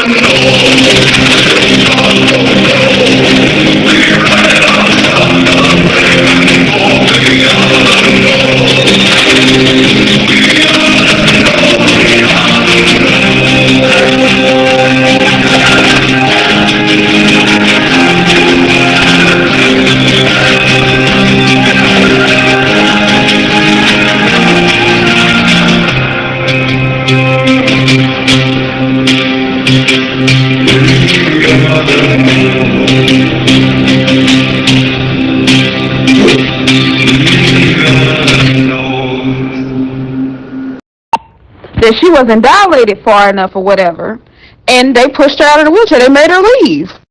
Next thing you know, She recorded, and her baby is laying on her motherfucking lap in the truck. 8 minutes later.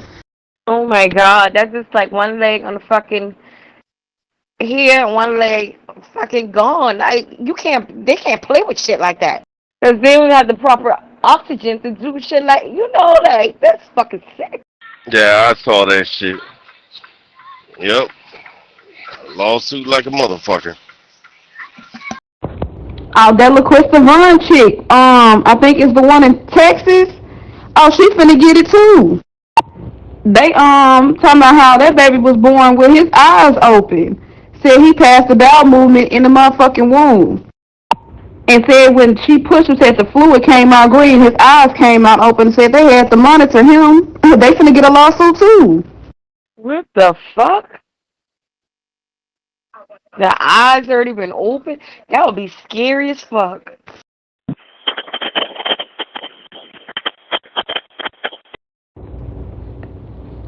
All that stuff that I'm talking about is trending. That lady was in the that motherfucking lady was sitting there, she telling the triage nurse, I feel it in my ass, and she grunting. I'm talking about like literally in there grunting. And she's still in there taking her poor ass motherfucking time. By the time she gave birth to her baby had passed motherfucking a bowel movement in the womb, and motherfucking was born with his eyes open. And so basically, the fluid that was surrounding them, basically, was contaminated by the bowel movement. So they had to monitor him.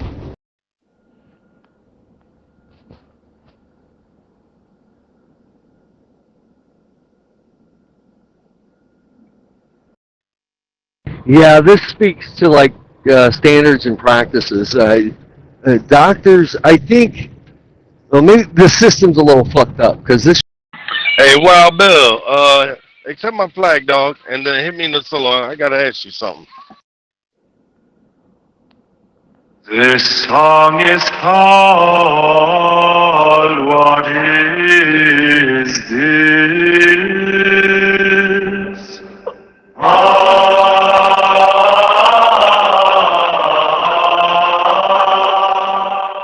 Hi, I'm Kevin from Saudi Arabia.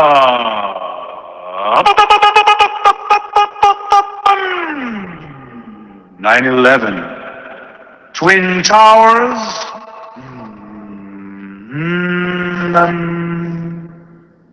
And here's my story. I went to Egypt looking for a good time, but instead I ended up with herpes. That's right. Herpes!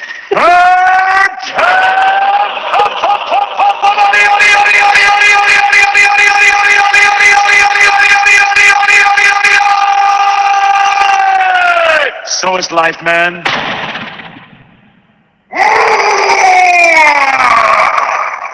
Man, I want to kill myself. Anyways, a week later, I was checking my penis and I saw something that was a sight for sore eyes. Literally, it was a sore. A sore.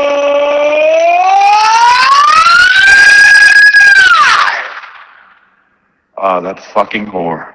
Kimberly, Taryn, Kelby, Hillary, and Alexandria, my Lexi-boo. Girls, girls, girls, you know what to do. Get the least, and stop me right, just shut the fuck up, and blow me. Oh, and Polenic, Nick, Polly, Molly, my friend, my brother, my baby. The offer still stands. You'll come to Egypt, land of the herbs, and get your grill fixed. Yeah!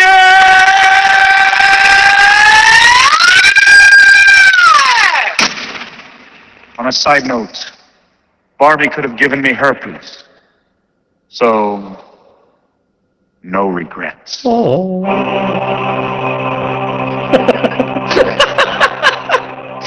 Holy shit. That was good. That's in the style of Gregorian chant, Catholic. This song is called What Is This? Hi, I'm Kevin from Saudi Arabia. Boom, boom, boom, boom, boom, boom, boom, boom, boom, boom. 9/11, Twin Towers. And here's my story. I went to Egypt looking for a good time, but instead I ended up with herpes. That's right, herpes. Herp, herp, herp, herp, herp, herp, herp, herp, herp, herp. So is life, man.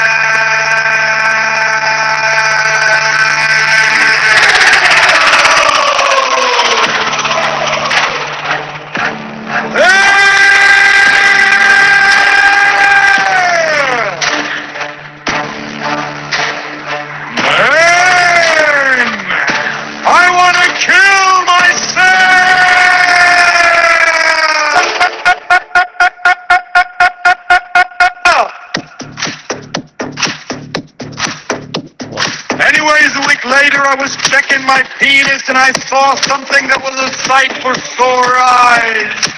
Literally, it was a sore.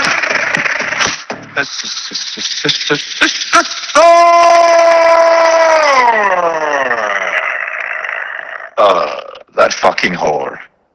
Kimberly, Karen, Kelby, Hillary, and Alexandria, my Lexi.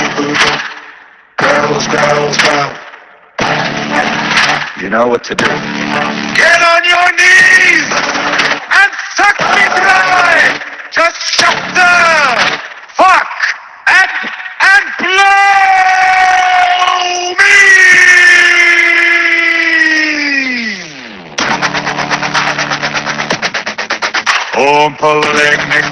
Holy, holy moly, my friend, my brother, my baby. The offer still stands. You'll come to Egypt, land of the Herbs Comedy, and get your grill fixed!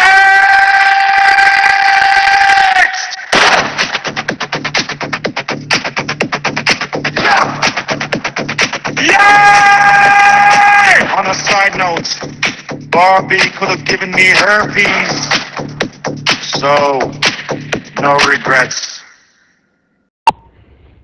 No, what's fucked up is that, I hate to say this, no I don't, but I'm going to say it.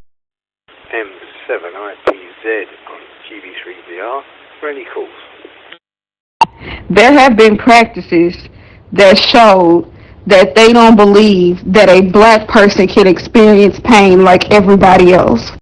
That's the reason they are highly ignored when they say that they're in pain, or they believe them to be junkies when they said that they need medication. So therefore, when it comes to African American women that go in there and have these type of problems, they don't really think that they're in pain. They don't think that this shit actually fucking exists.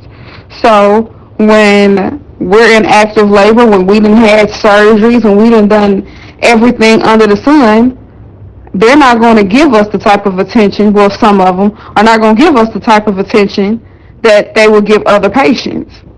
That is ridiculous. They should treat every patient the exact same. Yeah, this is, they need to fix it. But it's not going to be fixed. Okay, so, like way back in the day, right? It was a man that used to do like research studies on black people. He used to cut them open without anesthesia. Didn't give them medicine or anything because they really believed that black men and women didn't experience pain like other people. And he literally used to cut people open and see what their pain tolerance was. And some of them would die instantly. Well, I know a man down here by Dr. Mahaley. This motherfucker will overdose you with fucking anesthesia. And I'm like, motherfucker will keep going to this motherfucker. And I was pregnant. And they were like, well, you know, Dr. Mahaley is taking new patients. I was like, oh, fuck, no. But if an anesthesiologist and a doctor is known for doing foul shit, how are they being reported, or is it being swept under the rug where only so many people know about it, but they're scared to speak on it? Because I'm not gonna lie, when I had to have a C-section for EJ or whatever, it was an emergency C-section. My anesthesiologist was Asian, okay? And hear me out. That motherfucker was trying to get, like, you know how they put the shit in your back for you to, like, for them to numb you, like, whatever? That motherfucker could not get my shit right. And the final time he tried to push it through, he hit something and my whole left side turned numb for 30 seconds. I bust out crying. I'm not gonna lie to you. And I was like, I don't want him to do my shit no more. I'm literally sitting up there like telling him, like, look, I don't want him to touch me no more. Like, don't, cause I've heard, like, if they do stuff wrong with that shit can paralyze you. And I was like, no, he done tried like 3 or 4 times. I don't want him touching me no more. Epidural. Fuck no. I didn't even. They asked me if I wanted that shit. I tell that man no. Put all my fucking medicine inside my IV. Fuck that. After that shit, all I started thinking about was all the stories I done heard. Like, if it happens the wrong way, you could get permanently or temporarily paralyzed. And the fact that he done went in my back more than once, oh bitch, you got me fucked up. Don't touch me no more. Hell fucking yeah. Bitch can have you paralyzed from the fucking top down or from the bottom down. Can't fucking walk. You walking coming in, but you can't walk going out. Fuck no. Bruh, motherfucking IV. That needle fucking big as shit. I saw that bitch. I didn't see it. Like, the thing is, shots and shit don't bother me. So when he gave me the shot to numb the area or whatever, I was alright. When he started pushing the shit through, I really couldn't feel it for real.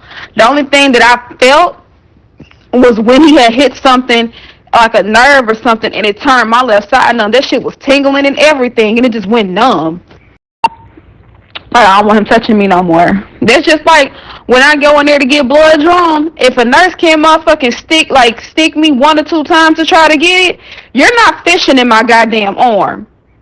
And I don't blame you for that because they can fuck up your fucking nerve and have your fucking shit swell the fuck up. Nah. I saw that shit. That shit was laying on the fucking table. That needle was fucking big as shit.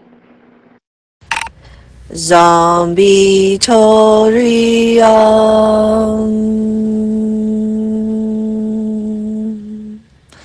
Welcome, one and all who can hear my voice. I'm Karaoke Vox, your guide through the apocalypse, reading the news headlines and informed blogs. It's 39 past 7 Central Time. Let's get started with a 1440 Daily Digest published at 4:25 a.m. Ukraine's decision point. Ukrainian and Western officials began talks in Geneva yesterday, discussing a plan proposed by the Trump administration last week to end the nearly 4-year war between the country and Russia. Russian officials were not in attendance. President Donald Trump set a Thursday deadline for Ukraine to respond to the 28-point plan that you can see in a link at the 1440. Notably, the proposal requires Ukraine to cede all territory currently held by Russia, roughly 20% of the country's pre-2014 territory, including Crimea and much of the Donbass region, and freezes territorial control along current battle lines in neighboring areas. It also prohibits Ukraine from NATO membership, but allows it to join the European Union. Since 2022, more than 53,000 civilian casualties have been reported, including more than 14,000 killed. More than 10 million people have been displaced. Ukraine has received more than 400 billion in aid, including 118 billion from the United States. Nigeria kidnapping attack. 50 students escaped their captors after a mass kidnapping in Nigeria last week, a Christian organization revealed yesterday. The abduction is among the largest in the country's history. More than 250 people remain captive, including students as young as 10 years old. The attack took place early Friday when unidentified armed men stormed St. Mary's private Catholic school in the country's central Niger state, abducting 303 students and 12 staff members. It followed a deadly gun attack on a church in neighboring Kwara state and came days after gunmen kidnapped 25 schoolgirls in Kebbi state. No group has claimed responsibility for the recent attacks, which have forced widespread school closures. Authorities have largely characterized violence in the region, including kidnapping for ransom attacks, as a clash over strained resources. President Donald Trump has threatened to end all aid to Nigeria over the issue, accusing the government of failing to protect Christians. Puberty blockers trial. Researchers in the United Kingdom announced a pair of new clinical trials to assess the impacts of puberty blockers on children. The trial will clear 220 children to access the drugs on an experimental basis after the government barred their distribution to children last year following a study on the drug's safety profile. The Pathways trial will recruit children under age 16 who have been diagnosed with gender dysphoria and are undergoing puberty. Beginning in January, recruits will be assigned to one of two groups, one starting the drugs immediately and the other 12 months later. Researchers will assess the drug's impacts on their mental, social, and physical well-being for 2 years, including evaluations of bone density and brain development. A separate observational study of 3,000 children will evaluate the impact of routine care on children with gender dysphoria. In the United States, an estimated 300,000 children ages 13 to 17 identify as transgender. 42,000 kids received gender dysphoria diagnoses as of 2021, up nearly threefold from 2017. More than half of the states restrict or ban gender-related medical interventions in such cases. Grammy and Emmy award-winning entertainer Donald Glover reveals he suffered a stroke last year while touring as his rapper alias Childish Gambino. Los Angeles Clippers guard Chris Paul, nicknamed the Point God, announces he will retire after this season. Wicked for Good earns #1 spot at the domestic box office with $150 million U.S. opening weekend, beating predecessor Wicked Part 1. Well, that's easy to do when you don't have any competition or anybody promoting anything else. Robo-taxi company Waymo gets approval from California to expand service across the Bay Area in Sacramento and between Los Angeles and San Diego. COP30 Climate, COP30 Climate Summit ends without a new deal to expand prior commitments to curb fossil fuels. Outcome criticized as underwhelming by attendees. We don't have flying cars yet either. Archaeologists unveil 1,700-year-old Roman sarcophagus found near Budapest, Hungary. Area was part of the ancient city of Aquincum. The best resources we found on ancient Rome can be available at a link to 1440. United States stock markets close up Friday following signs the Federal Reserve may cut interest rates once more this year. Hedge fund Pershing Square, headed by activist investor Bill Ackman, reportedly plans to go public in early 2026. BHP Group, the world's largest mining company by market cap, abandons bid to acquire Anglo American, the largest producer of platinum, after preliminary discussions. Representative Marjorie Taylor Greene, Republican, Georgia District 14, announces she will resign in January after President Donald Trump suggested he would back a primary challenger. Israel claims to have killed Hezbollah Chief of Staff Haitham Tabatabai after first airstrikes in Lebanon since June kill 5 people and wound 25 others. The United States is reportedly planning to launch a new phase of operations in Venezuela and potentially beginning with covert activities.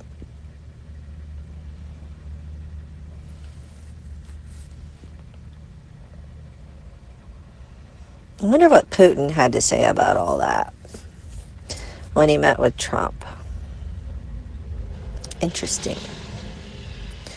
1/3 of Americans say they've been the victim of an online shopping scam.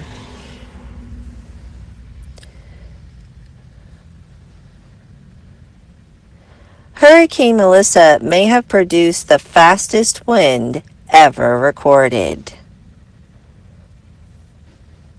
Keyword, recorded.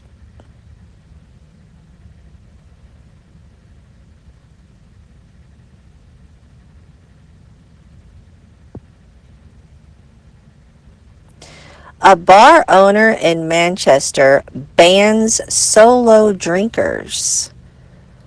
I've got to read that. I'm reading that. The Independent.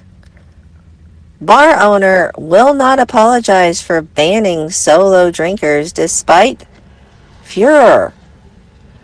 Carl Peters, who runs cocktail bar Alibi, defended his policy after being criticized. Written by Dan Haygarth, Wednesday, 19th November 2025 at 3:33 p.m. GMT time. A bar owner who bans solo drinkers has defended his policy, saying he will not apologize despite facing criticism. Carl Peters owns a cocktail and karaoke bar, Alibi, in Altrincham, Greater Manchester. The venue operates a door policy that does not permit single entry after 9 p.m. Mr. Peters has addressed what he described as a furor surrounding the policy, and they have to spell it differently in England for some reason. In a video posted to the bar's Instagram page earlier this month, he explained the door policy. The video was captioned, "Door Policy Drama," and Mr. Peters explained he had recorded it in response to being challenged about the policy by a prospective solo customer who believed the rule to be discriminatory. Mr. Peters said there are 2 main factors behind the rule. He said in the video, quote, "If something happens to that person in a late night, busy bar environment where people are drinking, it's an absolute nightmare for us to deal with." I don't know how to sound like a Manchester person. It also happens to be the case that sometimes if you let people in on their own, there's a reason why they're on their own, that they've got no one to talk to, so they start mithering other groups because they're not just going to sit there in a bar in silence. A sign on the door to the bar is shown in the video. It stated, "No single entry. After 9 p.m., Alibi does not permit single entry. If you are with guests already inside the venue, please contact them in advance of entry. This is for the safety of all guests." According to the BBC, Instagram users were mixed in their response to the rule. It reports that one commenter had said they, quote, "always feel safe in Alibi." Another said it was narrow-minded, stating that he has never once mithered anyone and is happy in my own company if he goes for a drink alone after a late finish at work. On Wednesday, Mr. Peters posted another reel video on Instagram defending the policy once again. He said, quote, "Well, it's certainly been an interesting couple of days with this whole furor about our door policy. To be honest with you, I just want to draw a line under it. I won't apologize for prioritizing people's welfare and safety. When they come to Alibi, that is the number one priority for us, followed by making sure you're all having an amazing time and Britney Spears is being played." Mr. Peters stressed that people are allowed in on their own before 9 p.m. He added that the policy is brought up by potential customers at the door occasionally, but he believes it to be, quote, "standard procedure in nightlife." He explained, "I understand that some people don't agree with the policy, but in a way I sort of don't care, because this literally comes up maybe once or twice a month on the door, and it's usually someone drunk at midnight wandering around trying to find somewhere to go, and we say, 'Sorry, we don't let people in on their own.' That's literally the application of it. It doesn't mean we don't let people in on their own. Obviously we do. Just when the bar is absolutely packed and it's like a nightclub in there, we don't, because it's not safe." And yes, there are comments on this that I'm going to read. 20. Hare said, "Wouldn't bother going in this hole, even if I wasn't a solo drinker. Simply not my kind of venue. No L, no me. So this attention seeker who is getting free publicity is laughing." Possible but unlikely, says, "Another attention seeker whose bar will probably end up like most of the rest, closed, which is very fashionable these days." Rock of the North says, "But seriously, what's to stop the loners buddying up around the corner prior to entry?" Chester 1 says, "Totally agree with him. It's his bar, his money, his risk, his insurance, his staff, his preferred clientele, his business." Tellyman 1972 replies to Chester 1, "He won't last 5 minutes with that attitude." Wise Old Owl says, "This sounds more like a problem with the clientele Alibi attracts and whether they're solo or in groups." Rock of the North says, "Us loners must band together and fight this." Oh, but wait.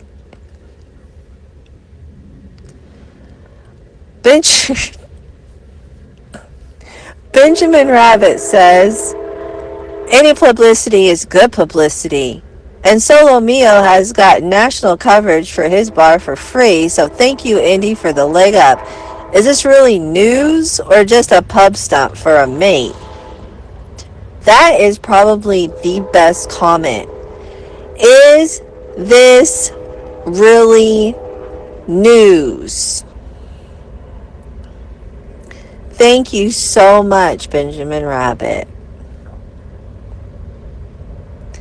And I can't thumbs it up because I'm not, I don't have an account.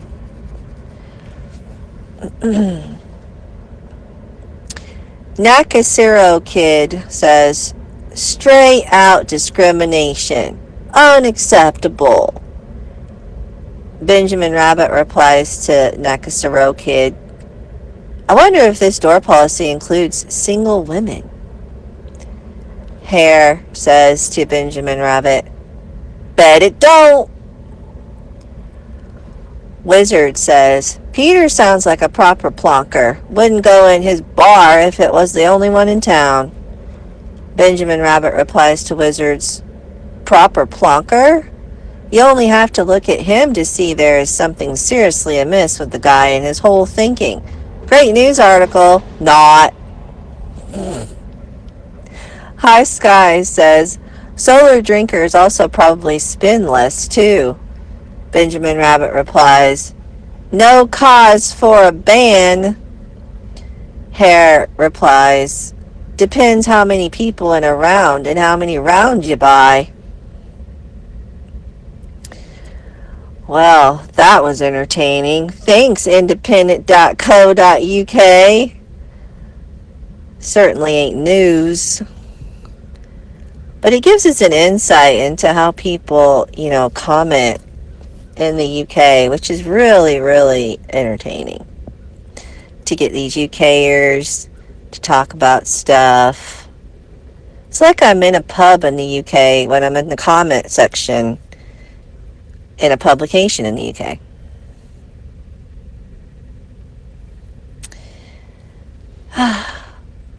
Now the financial section.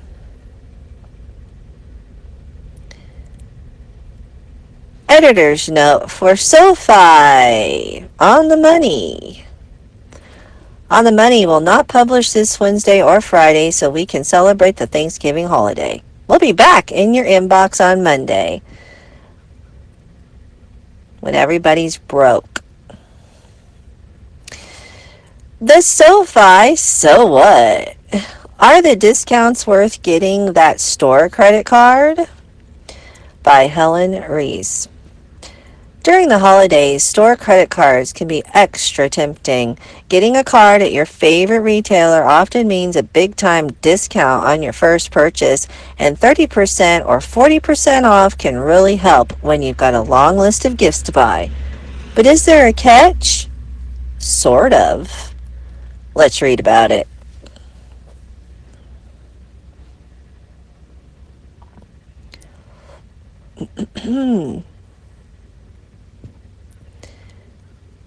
Okay, you're holiday shopping and actually having some luck.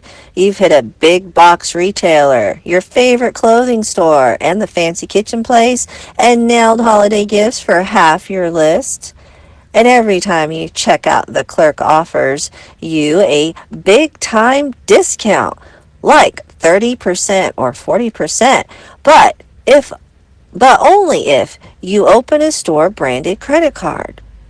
When you're spending $100 or more, that's a serious savings. So what's the catch? First things first, if you will not be paying off the entire credit card bill when the statement comes, take a pass. Your finance charges are likely to cancel out the discount, and store credit cards generally carry higher interest rates than other credit cards. Second, if having that card is going to tempt you to overspend, skip it. You can't save money on purchases you weren't planning to make in the first place. Third, applying for new cards can affect your credit score, and your score impacts your ability to borrow money at lower interest rates. While one new card typically lowers a score by only 5 points or so, not a ton on a scale that goes up to 850, it can be more damaging if you have a shorter credit history or few credit accounts. Applying for too many cards too quickly can also hurt your score. On the other hand, the discount on a large purchase may be worth that modest ding, especially if you regularly shop at that store and can take advantage of the rewards or perks. So what? Taking advantage of a credit card promotion might make financial sense, but only if you can pay off your balance in full and on time. And if you haven't borrowed much money or have a shorter credit history, maybe you're young, rent your home, or have always used debit cards, it may make more sense to use a card you already have. Thank you, SoFi.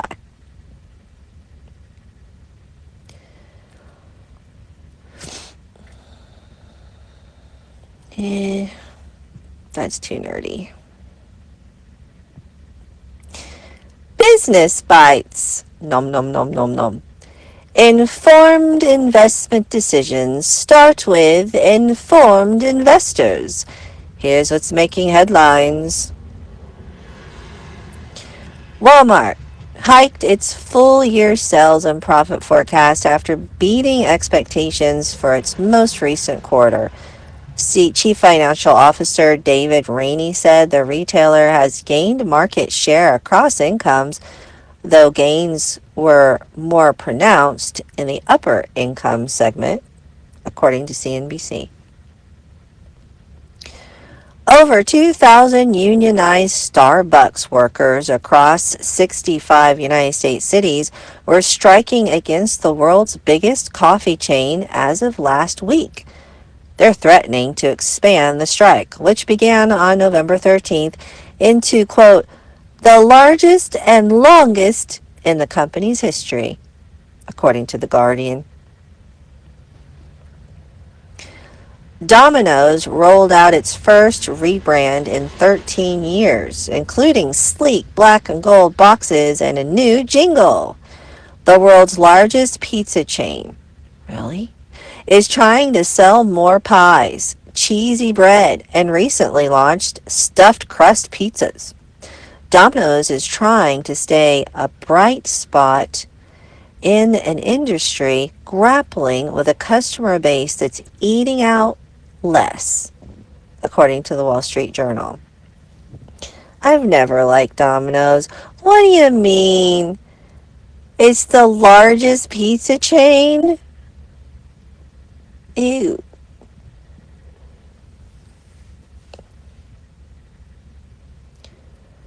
Well, that's why I read it, to find stuff like that out.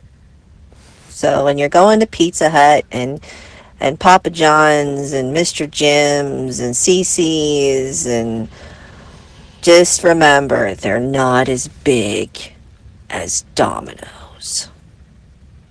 Domino's has a bigger pizza dick.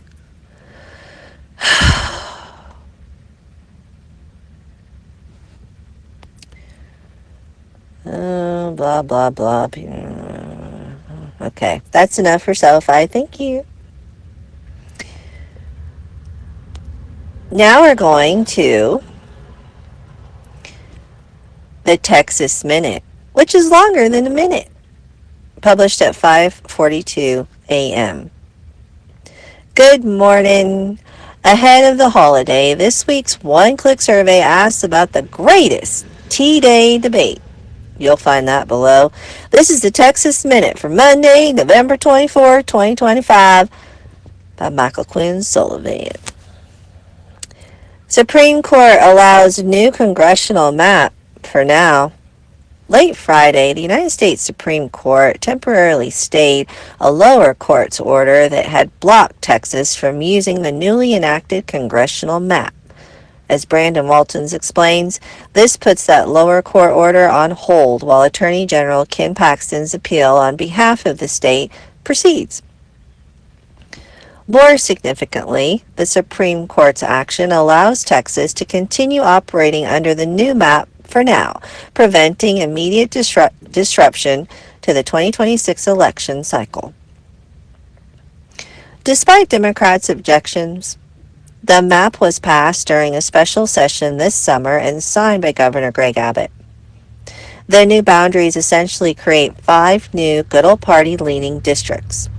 Democrats had argued the boundaries were drawn with racist intent, while Republicans have argued that gerrymandering was done solely on legally permissible partisan grounds and blind to race. Busby announces lawsuit against influential Austin lobby group. Houston attorney Tony Busby announced Friday that his firm has been retained to take on, quote, the head of one of the more influential lobbying and advocacy groups in Austin. The lawsuit will reportedly be filed today. An unnamed woman, referred to in the statement as Jane Doe, has retained Busby's firm. She alleges that, quote, she was coerced, sexually harassed, ultimately sexually assaulted, and then retaliated against, end quote, by the as yet unnamed individual. In 2023, Busby led the successful defense team representing Attorney General Ken Paxton against impeachment charges. Abbott demands Mexico address water treaty failure.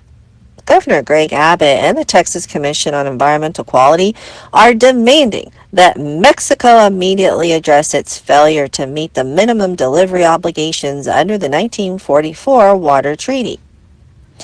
The 1944 Water Treaty is an agreement between the United States and Mexico regarding how the waters of the Rio Grande and other rivers will be shared. Mexico has not fulfilled its treaty obligations consistently since 1994. A Texas A&M University study recently estimated there were nearly 1 billion U.S. in losses from crop production in 2023 due to Mexico's violations. Texas communities across the lower Rio Grande Valley will continue to suffer unless Mexico starts meeting their treaty obligations. A quote from TCEQ Commissioner Tanya Miller. Texas state regents approve new faculty advisory bodies. Regents of the Texas State University system authorized bylaws for the creation of new advisory-only faculty senates or councils at their component institutions. As Adam Kahn reports, the change was necessary to comply with a new state law. State law now prohibits the practice known as, quote, shared governance.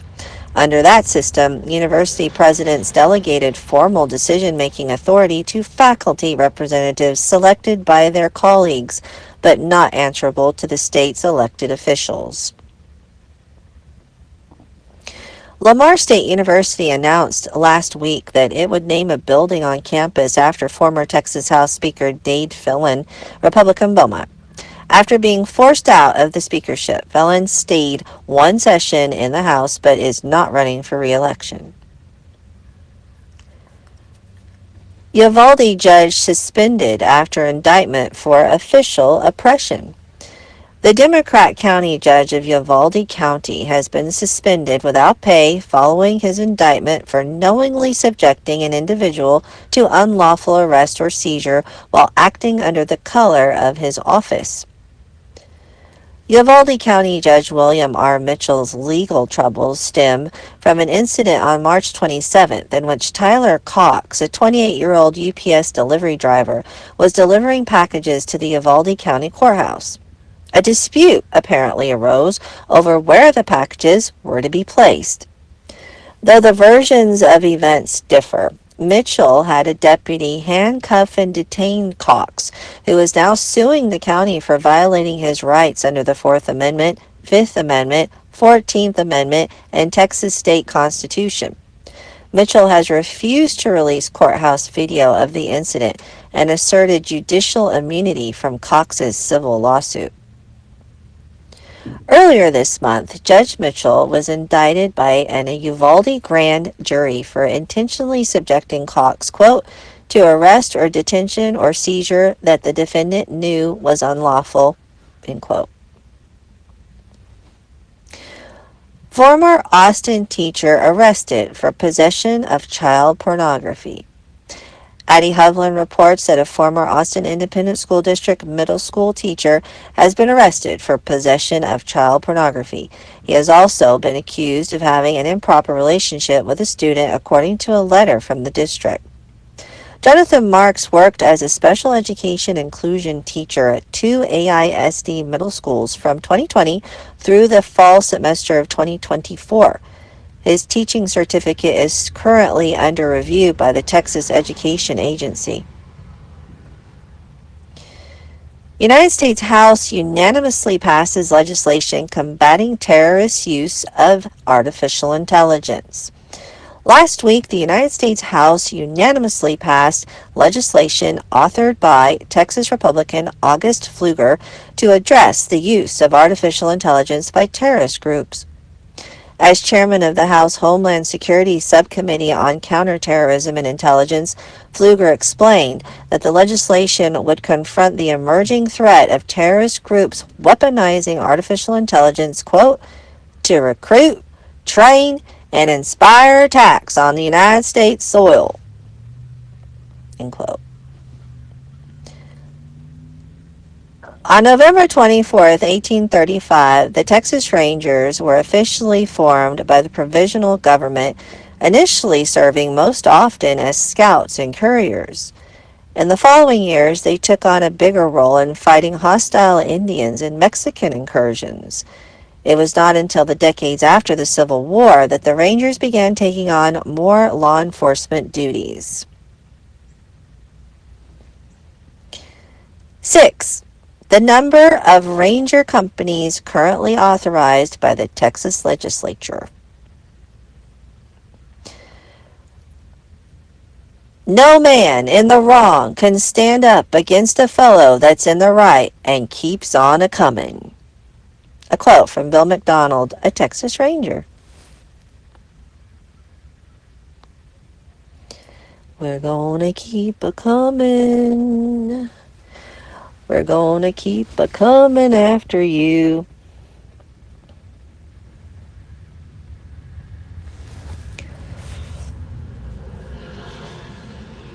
Alrighty now. We have one blog. And it's a good one. It's a real good one. From James Howard Kunstler, our Jew in upstate New York. Sedition before tradition. Appear weak when you are strong, and strong when you are weak. A quote from Sun Tzu. And now for the blog. There's a picture of CIA Director John Ratcliffe in a pensive moment. It looks like he's praying. You understand, don't you, what the aim was of the seditious 6 politicians who made last week's now notorious video suggesting that United States military personnel should refuse the president's orders if they deemed them to be, quote, illegal? This was the old lefty game of provoking the authorities to react intemperately so they can be labeled fascist. It's like the old schoolyard game of the kid who goes, I'm touching you, until the touched kid explodes. So the toucher can then say, look, he's hitting me. And they certainly succeeded in pissing off the president enough for Mr. Trump to suggest that they could be hanged for their little prank, though he was probably incorrect about the legal niceties therein. That members of the out party in Congress and the Senate must resort to this kind of skylarking japery tells you how desperate they are. The organizer, Minnesota Senator Elisa Slotkin, is a former CIA officer. Is she in communication regularly with any of her former colleagues at the agency? And did she coordinate any part of her prank with them? I bet DNI Tulsi Gabbard could find out and let CIA Director John Ratcliffe know so he can fire their ass. The intel bureaucracy remains a hotbed of resistance to the swamp draining project underway since January 20th, 2025. The swamp creatures like their swamp fecund and fetid as it has been, with the rich revenue stream it is used to feeding on, and Mr. Trump has done much to change that. Alas, the CIA remains the most implacably opaque major operation in government. It insists that its activities require secrecy, and the awful downside is that the agency has run without real oversight since its inception after the Second World War. God knows how many John Brennan clones are still lodged over in the Laney, Virginia headquarters. Clusterfuck Nation is a reader-supported publication. Subscribe to this blog on Patreon, and full disclosure, KV does for $1 a month, or on Substack. This blog is sponsored this week by Vaulted, an online mobile web app for investing in allocated and deliverable physical gold. To learn more, visit vaulted.com. I have no affiliation, not getting paid, just reading it. Back to the blog. Of all the celebrated new appointees in the agencies, Mr. Ratcliffe has been the least visible. He went into the job with very promising credentials, having served as DNI in the last months of Trump 1.0. He must know where a whole lot of bodies are buried, some of them actual bodies, but the public has heard squat from him all year. Surely, Mr. Ratcliffe must also know by now who in the CIA was scheming along with John Brennan to perpetrate Russiagate and who was on the leak line to the news media. He must know how Adam Schiff coordinated impeachment number 1 with CIA agent Eric Ciaramella, then Intel Inspector General Michael Atkinson, Colonel Alexander Vindman, and lawfare ninjas Norm Eisen, Mary McCord, and Andrew Weissman. He must know who in Joe Biden's White House was coordinating the 92 felony prosecutions against Mr. Trump with District Attorney Alvin Bragg and Attorney General Letitia James in New York and District Attorney Fannie Willis, Fulton County, Georgia. He must know how Black Lives Matter and Antifa were allowed to burn down Minneapolis in 2020 and riot in scores of other places. He must know what agencies and what persons in them coordinated the COVID-19 operation and which foreign entities were involved. Was it the United States military, as many suspect, and how, if at all, did freelance players such as Bill Gates and George Soros' myriad organizations fit in the picture? And how is the machinery of the Democratic Party entangled in the workings of United States intelligence? Prime suspect, Senator Mark Warner and his staff. You can say much the same thing about FBI Director Kash Patel and his Deputy Director Dan Bongino. They were apparently horrified by the rot they encountered there on taking office earlier this year. What is so difficult about firing people, even a whole lot of people? And why wouldn't you say you are doing it? Likewise, Pam Bondi at her resistance-infected Department of Justice. There's a picture of a woman in front of the Capitol.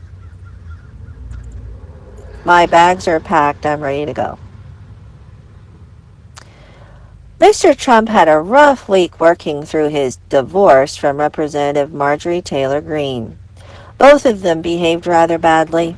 He, the usual name-calling, she playing up to the Cluster B ignoramuses on The View, and then resigning from Congress in a snit, walking away from Daddy. The Epstein Files legislation she was twanging on the president about got passed in a flash and signed, but it contained rules that can easily be used to keep key documents suppressed. The suspicion will linger that it's all about protecting Israel and thereby stir up continued animus against the Jews. Mr. Trump had a jiu-jitsu session in the Oval Office with New York City Mayor-elect Zoran Mamdani, the avowed communist jihadi, putting the young Insta-celebrity Pole off balance by acting all nice and accommodating. I want him to do a great job. We agree on a lot more than I would have thought. It was a great honor to meet him, the president declared on his Truth Social account. Stand by on what any of that means. And now, as we plunge into Thanksgiving week, comes the Ukraine peace proposal. Everybody knows it is a recognition that Russia is grinding toward victory in any case, and carrying on further slaughter and destruction on the ground is insane. But then Ukraine's ruler, Mr. Zelensky, is insane. Probably high on drugs, too. And the European Union leadership is insane, seeking to start a war with Russia that it has zero ability to prosecute, and never mind whatever the obdurate defenders of the United Kingdom's sclerotic empire think they're doing to keep the Ukraine war going. But, bottom line, there's a good possibility that the war will be over before Christmas, and the world will be better off for that. And you'll get to play that song. Yeah, I need to read the blog first. With all the above going on, America needs a break. Enjoy turkey if you can afford to buy one, and count your blessings, for we are still a blessed people in a blessed land, and we should all show a little gratitude for the privilege of just being here on a planet so superbly suited to our needs. With great Christmas songs made by pop artists, do they know it's Christmas at all? Remember that one?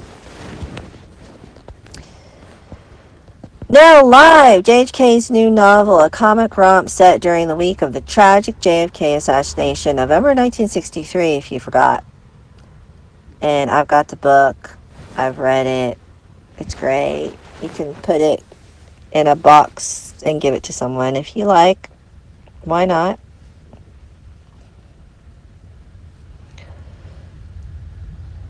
And let's see who's here.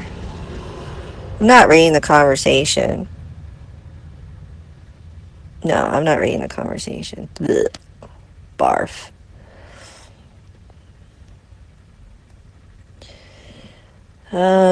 Who's here? Anybody?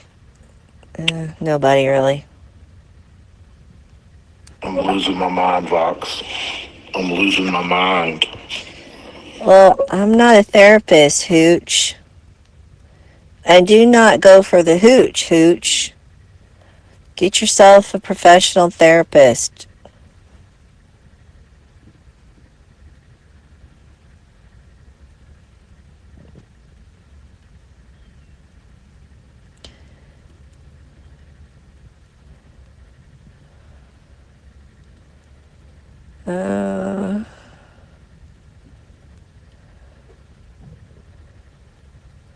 Well, this is what Hooch says. It's been a pleasure. Thanks for being a decent human being. I put my everything into whatever I'm doing to my own detriment. Trying to debate or just tell someone to read has taken me to my limits of sanity. I feel like I have turned into them. I have stooped to their level. The amount of sheer self-inflicted retardism has my self-regulation of emotion broken. When I point out an absolute fact and they will not even consider it. The only thing, and I mean the only thing, Democrats have in abundance is roots buried deep and strong on top of a pile of decomposing party members. I don't want to delete the app, but I think I have to. I'm not capable anymore. They beat me. You're a wonderful human being. I hope to get to talk to you again in the future. I generally wish you love, happiness, health, and growth. Thank you, Hooch. Thank you. We do have a future on this earth. I do believe that. I'm your guide through the apocalypse. There's the other side of the apocalypse. Remember that. Don't forget. I'm here to remind you there's an other side to all of this darkness and discouragement that we find on a daily, if not hourly, if not minute by minute basis. If you pay attention to mainstream media, i.e. the world, and what they're blabbing about, you only need to visit that ever so briefly, just to take the temperature, just to be aware of what to expect when you leave your door. And when you leave your door today, expect things to keep going until they can't. Expect people to keep doing what they normally do until they can't. And I really like how James Howard Kunstler said, get a turkey if you can afford it, which was interesting because we have undergone one of the biggest inflation in recent times, 25%. 25%. I've been waiting for somebody to actually say it out loud because it was apparent to anybody with two brain cells. I mean, when you go to a store called the Dollar Tree, where everything's supposed to be $1 or less, and you walk in and all of the price tags say $1.25 or less. It's like, wait a minute. This used to be $1, and now you're telling me you marked it up 25 cents. That's 4 times the tax if it's not a food item, all right? And there's a lot of food at the Dollar Tree, a lot of it, and it's all shelf stable, or it's in a freezer. But everything, most of the stuff in a Dollar Tree is taxable. So on top of the 25 cents, you're paying an additional tax. And then come to find out, nothing in that section of the store, the non-food section, is under $1.25. That's just the food stuff. That's under $1.25. Everything else in the store can be like $5. It's not a Dollar Tree anymore. So why do they call themselves a Dollar Tree? Don't they know money doesn't grow on trees? The stupidest chain I've ever seen in my life. And you know what? When you look at the stuff at the Dollar Tree and see where it's made, a lot of the stuff comes from France. Things are getting weird. Things are getting really weird. Or have gotten really weird. So there are stores that are still selling things at $1 or less. Walmart, of course, and some smaller stores. And then you've got what's called a resale market. So I come to find out through my own investigations into life, this has nothing to do with the news I've read, but through my own personal investigations this past month or so, I've discovered this whole other economy called the resale market. Well, I knew about it, but I didn't realize that it was a multi-billion-dollar industry now. Yes, billions of dollars are being generated from not going to Target, not going to the mainstream outlets and paying their markup. You can get a Fitbit that's normally $150 at Walmart, because I purchased one at Walmart for $150. You can get a Fitbit at a resale online store for a quarter of that. You just pay shipping, which is around $5. That's amazing. That's like, what? Why am I going to Walmart at all? Why would I do that?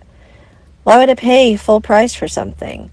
So people are starting to realize in this country, they kind of knew about it in other countries already, but people have started to realize through these outlets, through these just normal people like you and me buying pallets of unsaleable stuff from the mainstream, people are starting to realize that they can negotiate. They can negotiate their dollars value. Because guess who determines the value of anything? The government? No. Your mother? No. What determines the value of anything from a pair of scissors to a bag of rice to your heirloom tomato plant is the buyer and the seller. Those are the only two people that really determine the value of anything. You can go and listen to somebody tell you, oh, I think it's worth this, yada, yada, yada. There's a whole bunch of people that have suggestions on what the value of things should be. And they have their own interests in that, their own reasons for that. But really, the day-to-day trade between the buyer and the seller determines the value of anything. And people are starting to realize that the sellers, the mainstream, the big dogs, the people that are issuing the 30% in-store credit cards, are full of shit when it comes to determining, a fair price for stuff, a fair market price for stuff. Okay, they're unfair. They're greedy bastards. They're taking advantage of sentimental holiday seasons to coerce you into these schemes, because you can't go home empty-handed. What? So, yeah, you can still have a wonderful life and have all the things that your heart desires, not being in debt. Yeah, that's a possibility. And people are starting to investigate that and practice that, and it's just out of necessity, really. Things happen out of necessity. We have entrepreneurs now, and these entrepreneurs are living off of the detritus, for lack of a better word, of the big dogs. And that's kind of how it's been for a long time. I mean, this is nothing new. It's just gained traction. It's just gained momentum as the value of the dollar, the inflation of it has gone up. So now what used to be just like a really small market now is huge, because you have all of these stores just hemorrhaging. They are bleeding. JCPenney's almost went out of business. Bed Bath & Beyond went out of business. Big Lots went out of business. Sears went out of business. Why did they go out of business? Because they charged too much. They charged too much. They would have their sales. They would say 20 or 30% off, but then they'd get the 20 or 30% off on the Sears credit card or the Big Lots credit card or the Bed Bath & Beyond credit card. They would get it right back. You see? And people couldn't do it anymore, and they defaulted on these credit cards because guess what? This credit card that you're getting, this line of credit, is not backed by capital. So the companies can't go after you for payment. What? Sounds kind of stupid, doesn't it?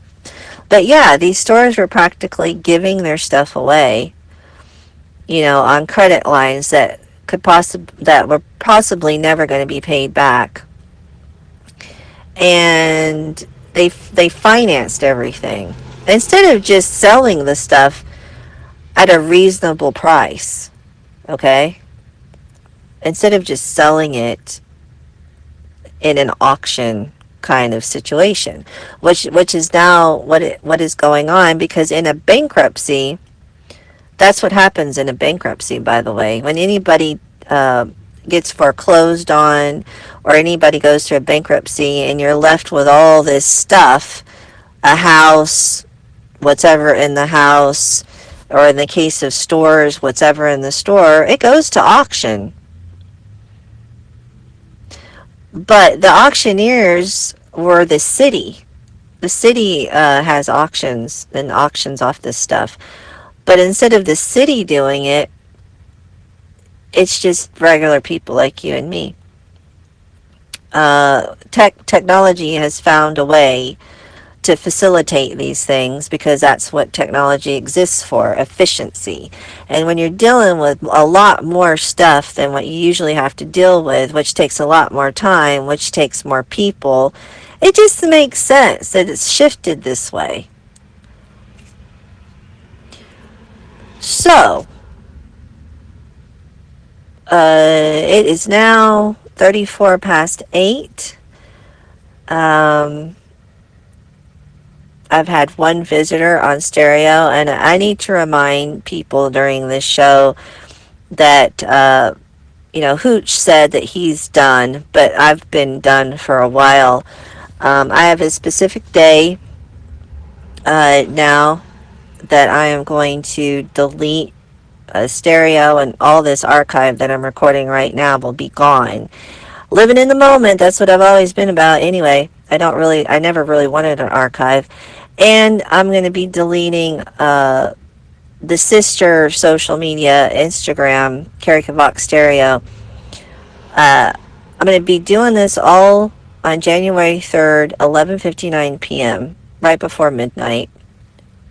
So as July 4th is starting, it'll be a new day, free of stereo, free of Instagram.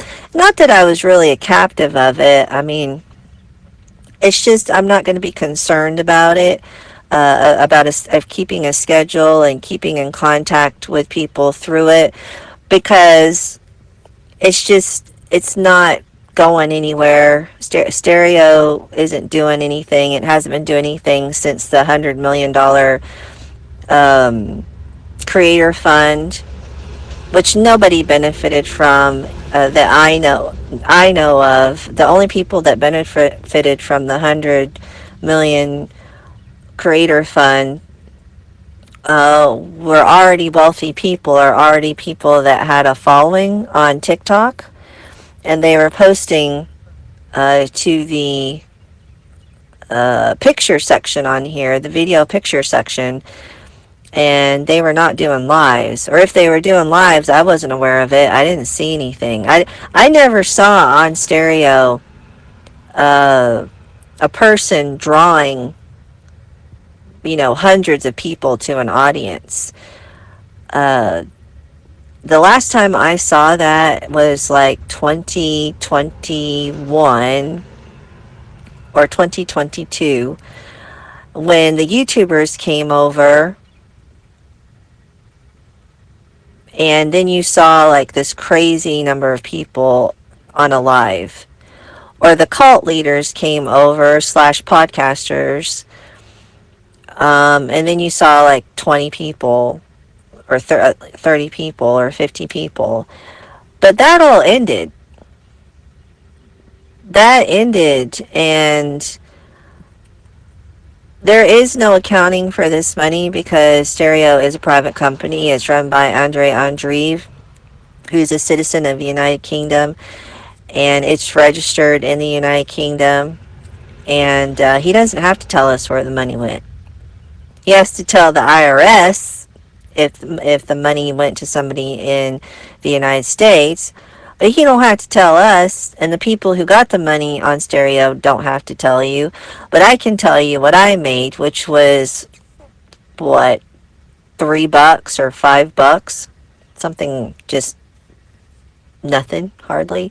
And I was on practically every day. I was doing lives. I had stuff that I qualified for money, but the volume of it was not substantial. So the only way you could generate, the tens of hundreds of thousands of dollars that people were hoping to make off this platform was to have tons of activity from tons of people.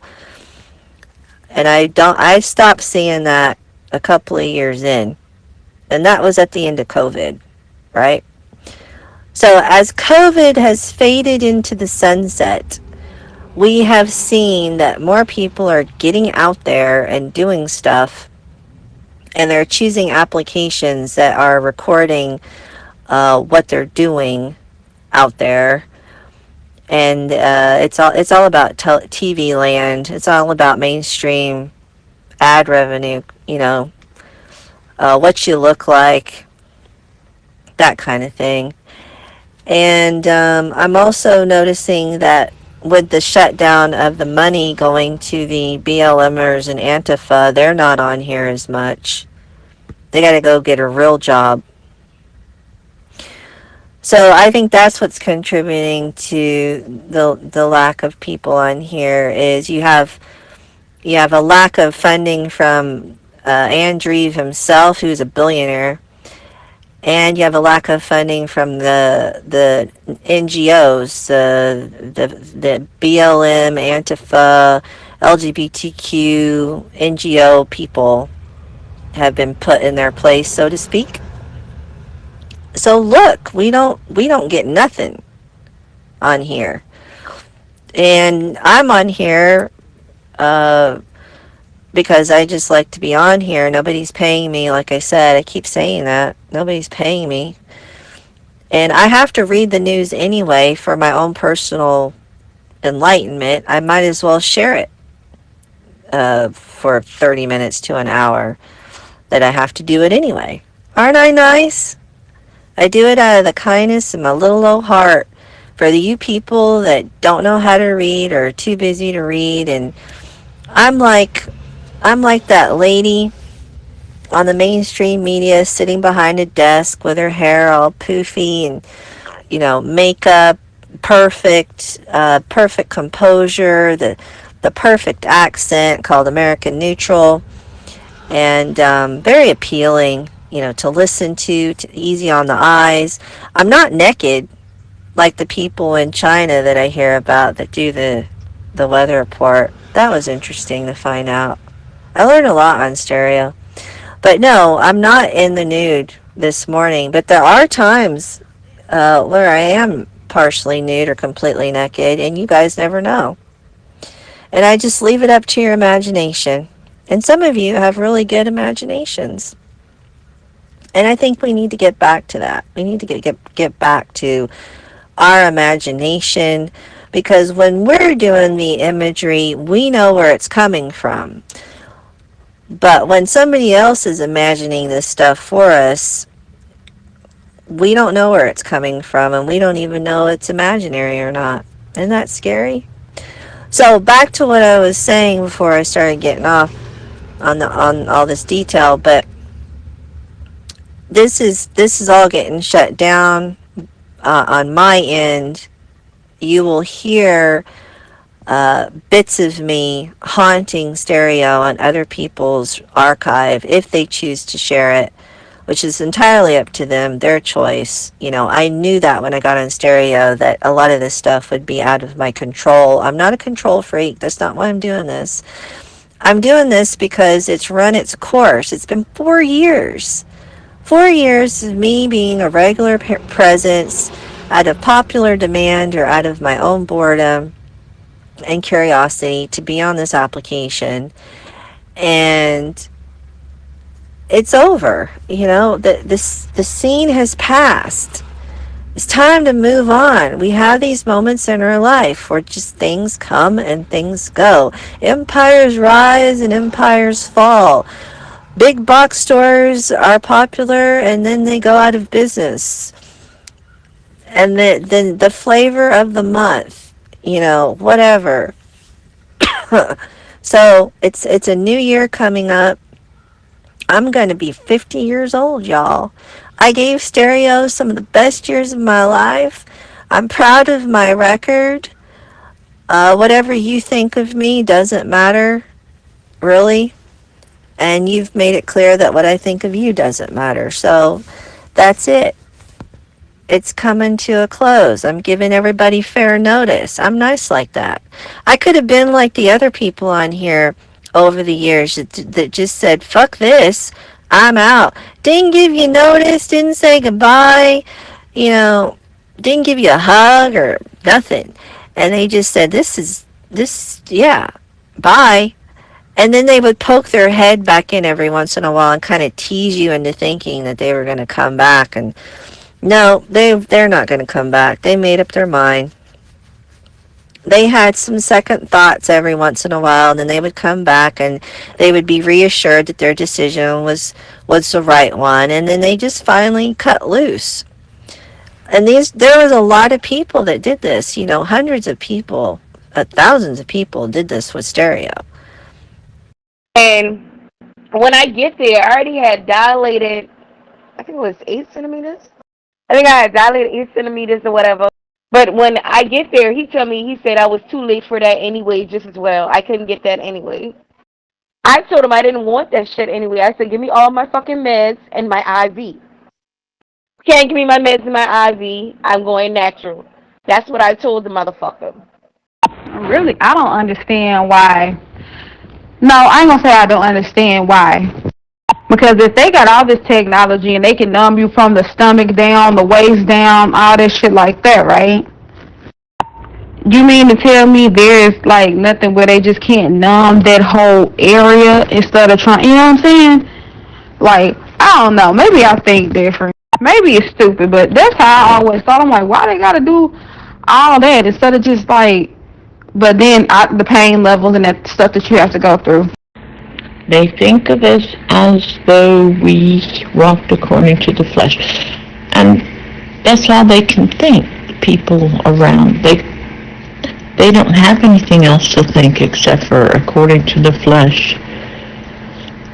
They expect that. Because I even told my doctor this time, I was like, look, when I get ready to give birth, I said I'm not giving birth at Madison Hospital. I said, don't put me there. Don't put me in Madison Hospital. Send me across town to Huntsville, Maine, Women and Children's. That's where y'all send me. I do not trust these doctors at Madison Hospital out here, so therefore send me to the main hospital. Because if y'all can't take care, because they're known, like if they can't take care of somebody, they got to transport them across town. You might as well go ahead and put me there. And I was like, I'm doing the C-section just like I did with EJ. I was like, I don't want to push. I don't want to feel no contractions. I don't want to do none of that. Just motherfucker, hey, give me a C-section. So the rest of my babies that I have or whatever like that, if I have more kids, I would have a vaginal delivery. I woke up this morning thinking about the people on here that I talked to, not in this room, but there's two different points that I was thinking of. One is the ones who are starting to follow the Talmud, which is very bad because they don't believe Jesus is the Christ, they're still waiting. And the other one are the ones who are going back to the law, the law keepers. And the law keepers I have a few friends that are like that, and they seem to want to get into this discussion with me about why I need to be like them and keep the law and keep, eat all the stuff right and do right, and some of them are not, wear certain clothes and they won't shave the corners of their beard, just different things that they think are so important, and yet they're starting to believe things like that Jesus isn't even actually, God, first of all, and also that some of them were even thinking that he wasn't of the seed of a virgin. And it's like it's slipping away, and it's just amazing to me that it's slipping away from these people, and they're not holding to the truth. So that's what she told me. I would have vaginal delivery, no C-section, nothing like that, because she said I was equipped for having my babies. Bro, you gonna have one more. Eli gonna be sure of that shit. Yeah. All these rock stars are starting to film or record, I should say. They're starting to record all of their music and stuff and practicing for their stage acts here in this town of Lidditz at The Rock. I think that's what they call it, The Rock Studios. This local airport here in Lancaster that's next to it, they really got it getting fixed up because all these people, they got money, they got planes and helicopters they want to land. So this airport's starting to rake in some money because of all of that. These rock stars that want to come in with their studios. It's an interesting phenomenon. Yeah, because my son been 11 pounds, 12 ounce, and I pushed him out or whatever like that. Yeah. 11 pounds. Ain't that a big baby? That's a big baby, right? I don't know what the fuck I was. Hell yeah. His head was 22 inches. Hell fucking yeah. You ain't give birth to a baby. You gave birth to a goddamn football player. And you gave birth to a big-ass baby. Hell yeah. I was like, and I only had 3 stitches. Oh, sorry. I'm gonna wait until to get sick until the robots take over all the operations and they become doctors and they replace all those motherfuckers. I'm just thinking of what I'm gonna tell Eli. Yeah, after I had my delivery or whatever like that, I got up and walked afterwards, you know what I'm saying? Yeah, I walked around. But getting back to that Cherokee about the numbing. Is that you down there, Egyptian princess? Is that you down there? You just wait. You just wait. Remember that cat? It's almost like he knew something.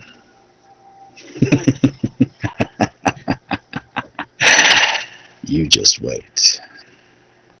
You know they got numbing cream that they can spray on you or whatever like that to numb your body. Like, I don't understand why they don't use that either. It is really sad that they don't see God as a father, a loving father,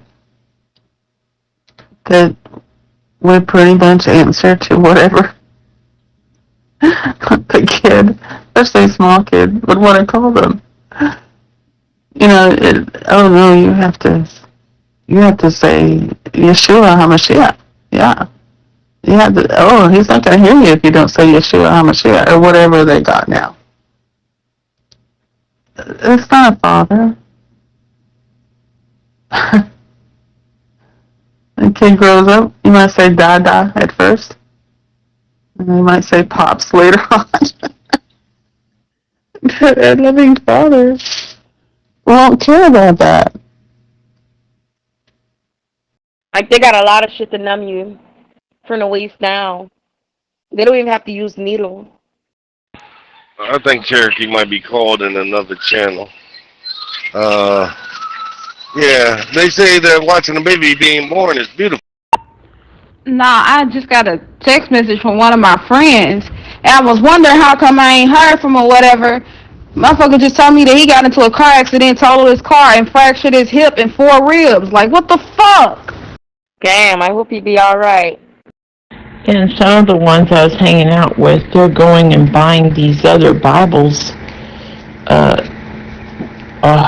Yah Bible, or, you know, with the, well, that's called, I think it's called the Sacred Namers. I don't know if they call themselves that, but they, yeah, you have to, you want a Bible that's going to use the real name of God, you know, not just whatever, but Jesus wouldn't.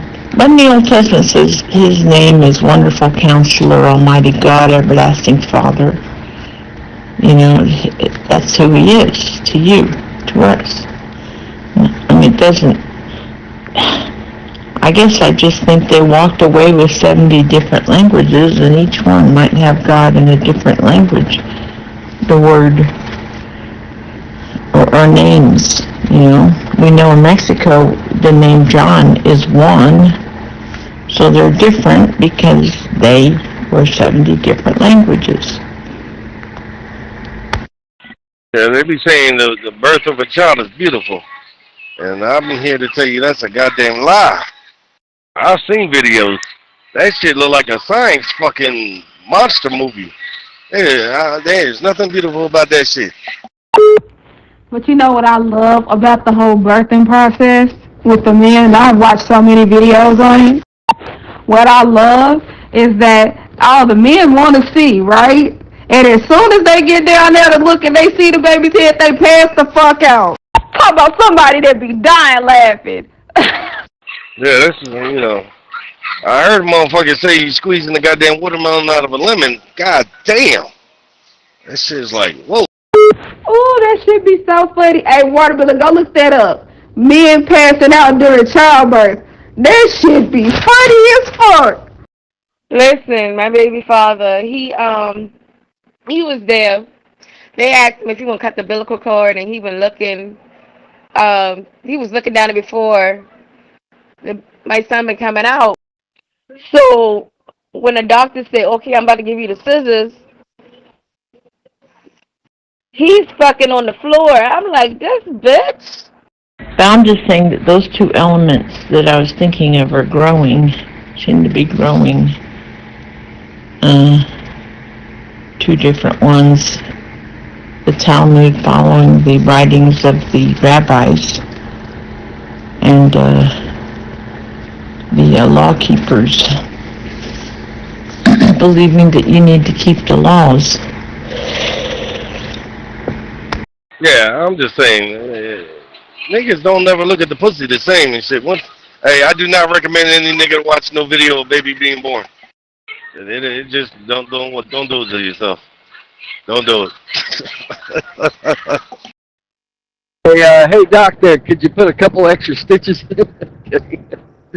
No, yeah, that's crazy. This stuff's hilarious. But Jersey, all my mother kids were big, and my mom didn't have no C-section with none of her kids at all. So I've been 11 I've been 11:10. My sister been 11:4. Yeah, out of respect to your mama and shit, I have no comment. Um, yeah. Anyway, it's sunny over here today, y'all, and it's starting to heat up. It's 43 degrees right now, and I'm 133 miles away from delivering my first load. Good for you, Jersey. I would have been in Baltimore right now. Anyways, I had a C-section and I had a preemie. Your ass still would have been in goddamn Port Allen. I mean Allentown. The fuck? Yeah, we were full of fuel, and I'm not squeamish at all. I don't care for that stuff. But if I have to, I can do it. Blood doesn't do anything to me. Oh, okay. Yeah. I bounced back like a soldier, so it didn't bother me. I shall look at that, Cherokee. I've known people that have passed out at the sight of anything crazy like that, but I don't care for it. But I can do it, like, oh shit. I'll be like, oh shit, well, what's wrong? Oh, sorry. If you have to pray knowing a certain name, if you have to witness knowing a certain name, if you have to, that takes away a whole lot of the gospel. There's one place that I've been thinking about lately where it says that God is very pitiful. I'll have to find that, but he's very pitiful, which doesn't mean that he's pitiful, but he has pity on us. So he's not going to put us through any of those hoops that they feel like they have to jump through. And it's terrible for the preachers to preach that kind of thing, because it really does take away the gospel, the very thing that we're saved by. I gotta patch this motherfucker up. He's leaking like a sieve. Put some pressure on that. You know what? I'm just going back to think about what Jersey said. Talk about, yeah, you're going to have another one, Eli. No, motherfucker. Yeah, I'm off the subject. I've said all I had to say about this topic, and I'm moving on. I'm over here looking for streams and shit as I'm driving by. God damn. Yeah, I got about 3 hours and 23 minutes to drive, and about 3 hours and 23 minutes on my clock. Talk about razor thin margins. So what did Hillbilly have to say about the whole gold panning thing? While Bill, I'm curious to hear what he had to say about that. Oh, not just the fact that you were doing it and you were talking about it and excited and. I ain't doing shit yet. Definitely not doing shit yet. I think what I'm going to do is, because wintertime's basically here, I think I'm going to set myself up to do it for the spring. You know what I mean? I think that's what I'm going to do because, you know what I mean? Even in the wintertime, like, bro, fucking hypothermia and shit, you know what I'm saying? Like, yeah, you're going to get wet. Okay, I found it. It's in James 5:11. Behold, we count them happy which endure. Ye have heard of the patience of Job, and have seen the end of the Lord, and the Lord is very pitiful, and of tender mercies. And then the next place it says pitiful. And the next place is 1 Peter 3:8. Finally, be ye all of one mind, having compassion one of another, love as brethren, be pitiful, be courteous.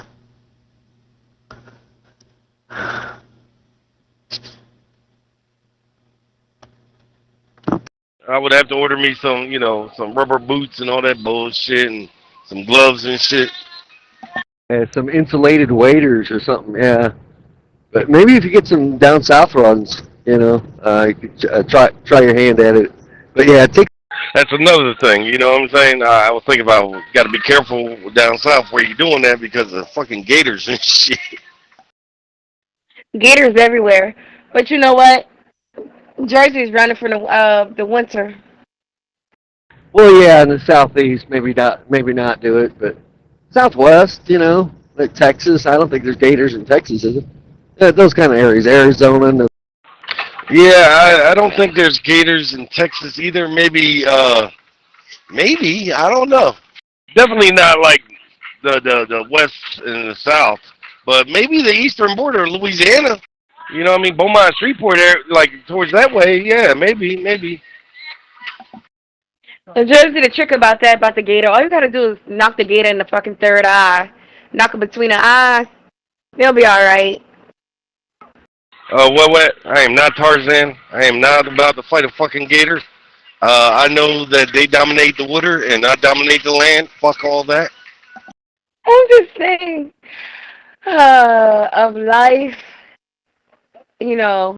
That's like telling me to fight a fucking shark and 10 feet of fucking water. Like, yeah. I'm looking at you like, I'm gonna lose this motherfucking fight, right? Like, yeah. I need my arms and my feet and my legs. I don't know how the fight would end up, but they would be fucked up royal if they got a hold of me. I'm going for the eyes. Yeah, they got me blind as a motherfucker. Yeah, I mean, we're talking about wild-ass animals that, are fast in their environment. It sounds good. Yeah, poke them in the eye. Yeah, do this, do that, do that. Bro, your adrenaline's going to be pumping so fast and you're not going to know what's north or south. The only thing you could possibly do is pray for the best and do whatever the fuck it is you're going to do. Me, I'm getting the fuck out of the water. Yeah, because I know if I get out of the water, my percentage of survival and not losing a limb is a hell of a lot higher. Yeah, I've been taught with family members how to actually kill a gator, so I know. Those preachers are really robbing people of the freedom that we have in the Lord, and robbing them of the gospel, basically, because that's what makes us free. And it is growing. There's so many of them, and so many different kinds of them. And they argue over the name amongst their own teachings. And whether we should... Now, okay, so how can anyone obey the law without a temple? Don't you have to have a temple and make sacrifices in order to truly obey the law? I mean, you can't really obey the law exactly, but you have to have a temple. You have to have an altar. You have to have a place where you can bring all the sheep and stuff. So how can you follow the law without that? It doesn't make sense. Now I'm going to let them swallow me whole, right? I'm going to swim in their mouth real fast. And then when I get in their stomach, I'm going to pull out my Bowie knife and just cut them from the inside. Well, Bill, I think my bill of lading is wrong, dog. My bill of lading says I'm at 44,000 pounds, but I got the J-brake on, nigga, and I'm going down this fucking mountain on 70, you know what I'm talking about? You know which mountain I'm talking about on 70? Bro, and I'm going slow. Like, I'm maintaining, now I'm starting to pick up speed. Shit. Okay, never mind. Stop! They might just put that on there as like a generic for every load they, but it might only be like 38 or who knows. No, I'm at 44. And no, I did not hit a scale. Fuck that scale. All I had to do was make it through Indiana, and I did. I'm good everywhere else. It sounds like you got your load is heavy. Knock that off.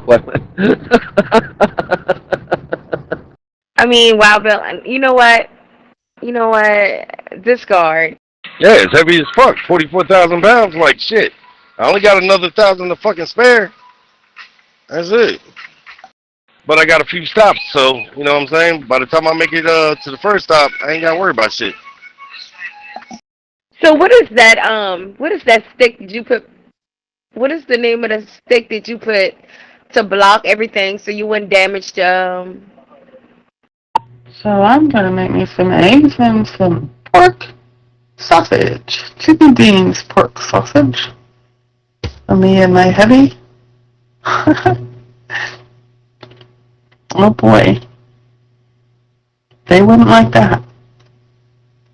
Damage your products inside your truck.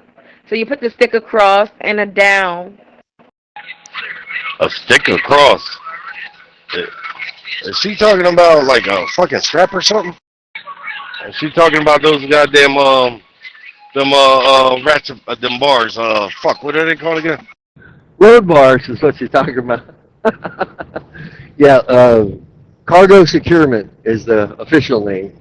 It could be straps, it could be load bars, it could be locking. There's several different things you can do.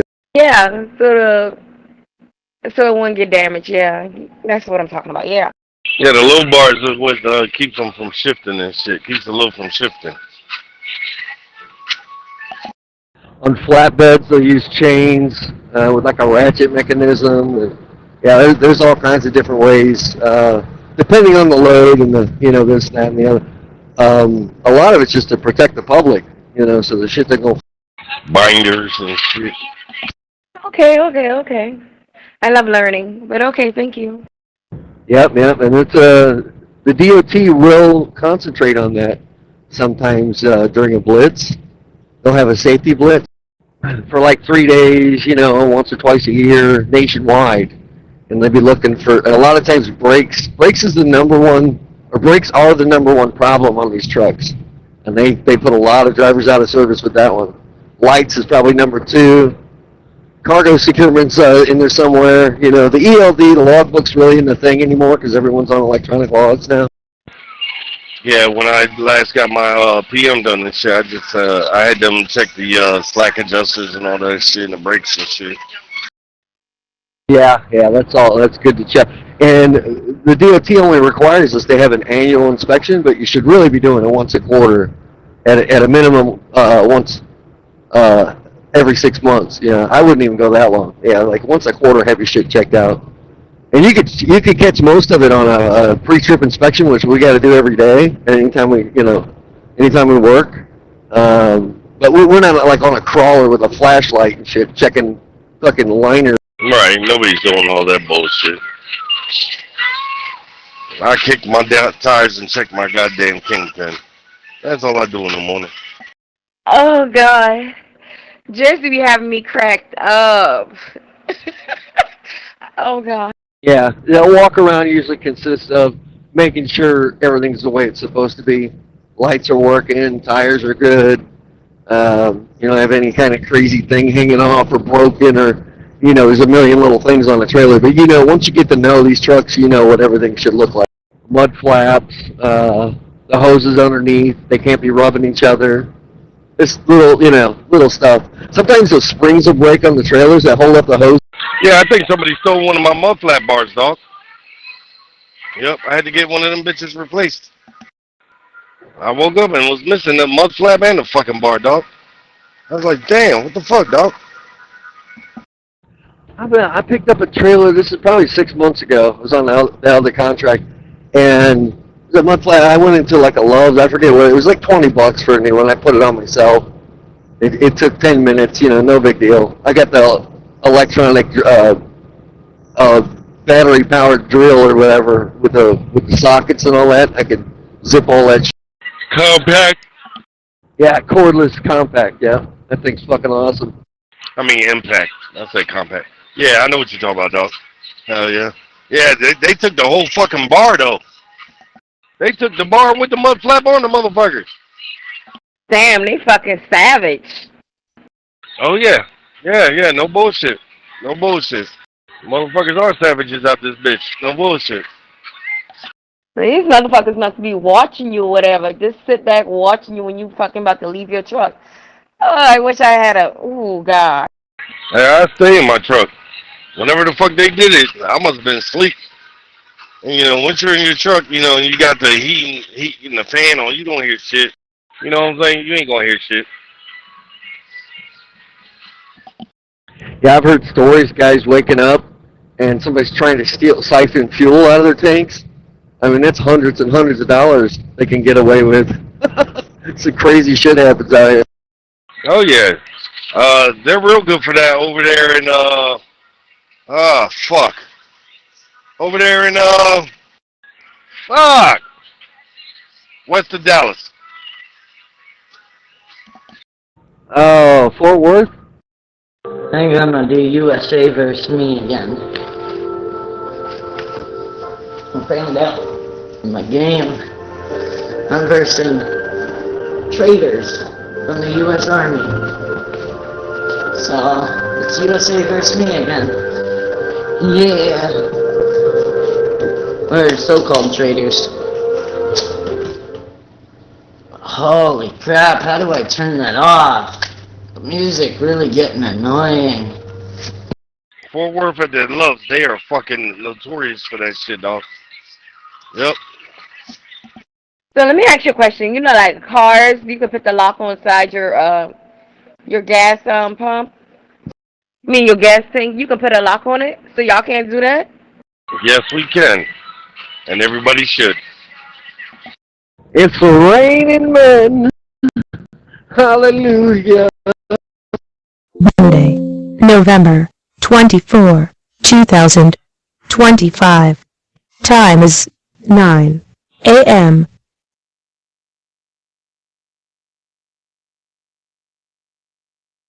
I don't do it because the trucks, this truck and the last truck I have, they've got like these blockers. You can't get a hose down there. I guess it'd be a little skinny one.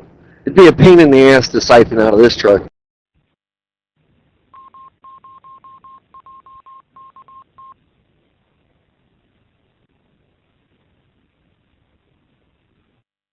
I mean, even if you got a lock on it, they can still sit there. All you need is a fucking screwdriver and a hammer. You know what I mean? And you can unlock that bitch. All you need is a punch. That shit is fucking sad. Like, you gotta be sad to do shit like this. God damn. A punch in a bucket. One of my keys wasn't working on the fucking on the lock and shit. I just used a screwdriver and a hammer. I forced it open. I didn't damage the lock or anything. I just forced the bitch open. Wild. Yeah, you just for crooks like that, you just want to raise the bar. You want to raise the level of aggravation. So Then fuck it. So you got to put some kind of barrier there, whether it's like a tank blocker like I got, or cap locks, or something, and park in an area that's well lit with cameras. You know, just. Yeah, no, it didn't fuck up the locking mechanism at all. No, it's flooded, ain't it? Or, you know, park your truck with empty tanks or quarter full and then fill up before you go on your next trip. I do shit like that all the time. I don't like. It's never good to run that truck empty. Yeah, I usually like to fill up before I shut down so that way I ain't got to do it in the morning. But there are times I do fill up in the morning. I've never experienced somebody taking my fuel before. But I stay at Love, so that's probably why. I've had motherfuckers so dirty and shit. So why are you talking about my truck, nigga? My truck is clean, motherfucker. Unlike your own Blackfoot. I'm used to young with heavy equipment. Had a big throat for freaking. Remember one time back, you know, they used to have the thing with the alarm with the if you touch the truck, the sneaker come out or whatever. I wonder what motherfuckers would do if they see shit like that. The Viper. What'd you say? A snake? I don't know. I think she's talking about like that damn bar that goes across the steering wheel. I don't fucking know. Yeah, but it's something like that. But you set the alarm or whatever, or you lock the doors or whatever. And then, I forgot, they said that the Viper. So, yeah, all that stuff is a barrier for entry, and it's going to deter. One of the best things you could do is pull your fuel injection fuse. Unless they know what they're looking at or have that fuse, that car ain't starting. So they can try all the tricks they want, unless they got a... Like I'm in a secret toggle on the gas, flip it and it won't start. Yeah, I do a couple of things like that. Not just the fuse, but I do. you know, it's going to be a real pain in the ass for somebody to steal my cars. A lot of heavy equipment got switches like that. Yeah, just put a fucking tracker in your fucking car. You'll always be able to find that bitch. Get a fucking air tag or some shit. Yep, that's another good tip. Yep. And the goal is to let the, you know, criminals be fucking around, and then, but before they get the car gone, the cops will be there. The response time's pretty quick in my neighborhood. Never had shit like that. Never got my shit running. They vandalized it though. Yeah, you're going to have about 7 minutes before the cops show up, so you better hurry. Never had a car stolen from me before. Yeah, they tried to steal my shit last year, and the cops showed up real quick. And needless to say, they didn't get away with nothing. Never had that kind of problem. It was some young punk kid. They caught him later. They figured out who it was, and they caught him. I kind of feel bad for the guy. Fucking idiot. He's probably going to prison for a long time. And yeah, well, I feel bad for him. The motherfucker tried to steal your car. Fuck him.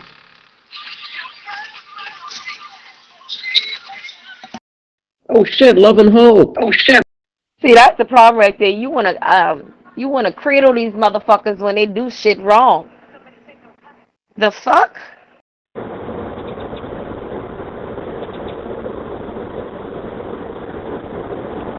no, I think he'll get what he deserves, but I just feel bad that he's such a fucking idiot, you know. Number one, the area I live in, you do not want to, you can, it's just stupid to even attempt anything like that. You know, the police force there is fucking insane. You know, to try it in an area where they don't have cops like every 3 feet. I've had them vandalize the truck and the bulldozer. Why? Because they were little pricks. You know what I'm saying? And yeah. If she wants, I will take her off the block list. You can ask her. Yeah, they don't play in my area, so it's, you know, it's just a really dumb thing that they tried. Like, to even attempt it was stupid. Yeah, but you know, that's already been premeditated with them. They know what they were going to do. Like, I don't feel sorry for motherfuckers like that. You already had intentional do this shit, so look, it already been premeditated. You already discussed it. You already said you were going to do it. Fuck them. I don't give a fuck. Run the little motherfuckers over. Broke the gauges and the bulldozer and everything. Abraham, are you getting tired, nigga? Because you're slurring. Can you speak like you did the Metal Trooper this morning? Open your mouth, motherfucker. Say ah. Why, is mommy's boy back?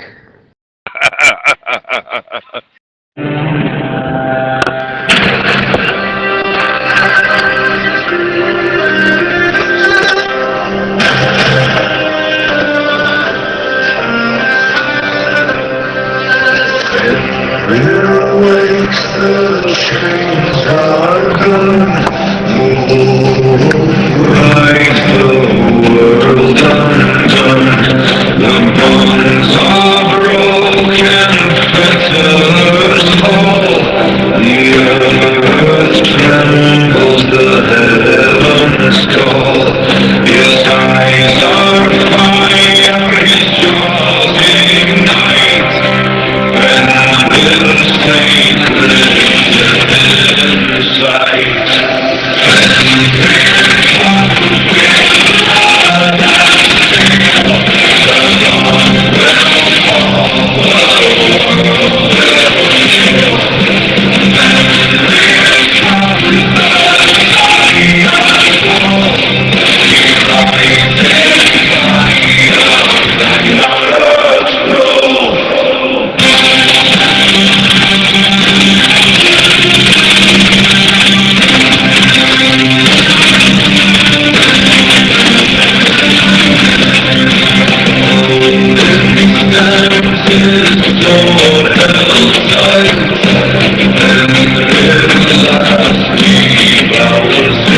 He might be a little tired. He's been up since early this morning. What that nigga tired from? He ain't working.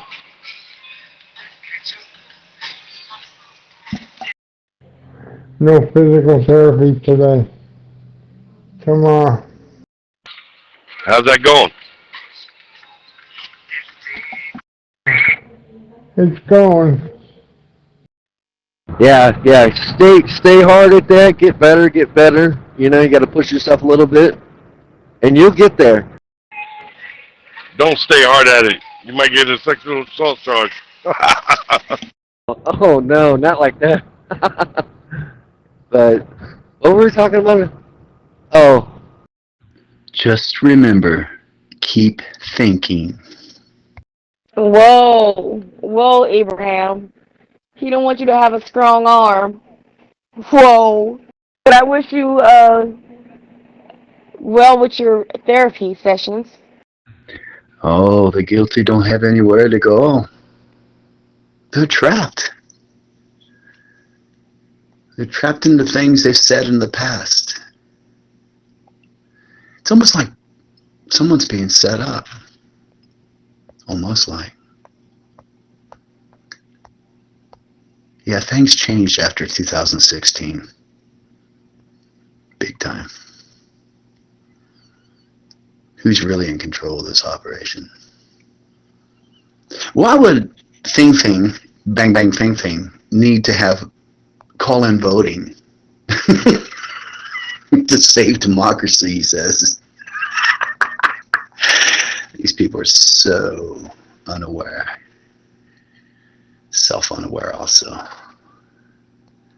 They don't understand how they come across to normal people. They're so used to getting by with everything and being above the law. And now they're all victims. Standard MO, isn't it? Create the issues and then become the victims of it. The radical Islam does it. Our domestic terrorists here in the States are doing it. Purposely going out there to get into altercations with ICE and border control, whatever it's called. And then get the video shots and the spin. They don't go into details of why. Have you noticed that? They just do headlines. Because people are too busy to really research anything. Oh well. When the hammer hits, though, no one's going to be able to ignore the facts. And machines. It's getting closer. You keep asking me when. Do you remember? I do. What did I tell you? Arm is doing good. It's the hand that ain't working yet. The leg's almost there. Back to where it was before I had it. God bless all you truck drivers. Gotta get out there and get in those trucks and go. God bless you today. And everyone else. Anyone that has to go off to whatever job it is that you're going off to, or just staying home and taking care of your kids or yourself. Whatever your day unfolds. God bless you. Ain't like gonna pick it up again. I ain't going jogging, that's for sure. Hey, Thorson. I'm coming over here. Fuck that bullshit over there. Well, do they give you like a ball to put inside that hand, like a hard ball to move back and forth?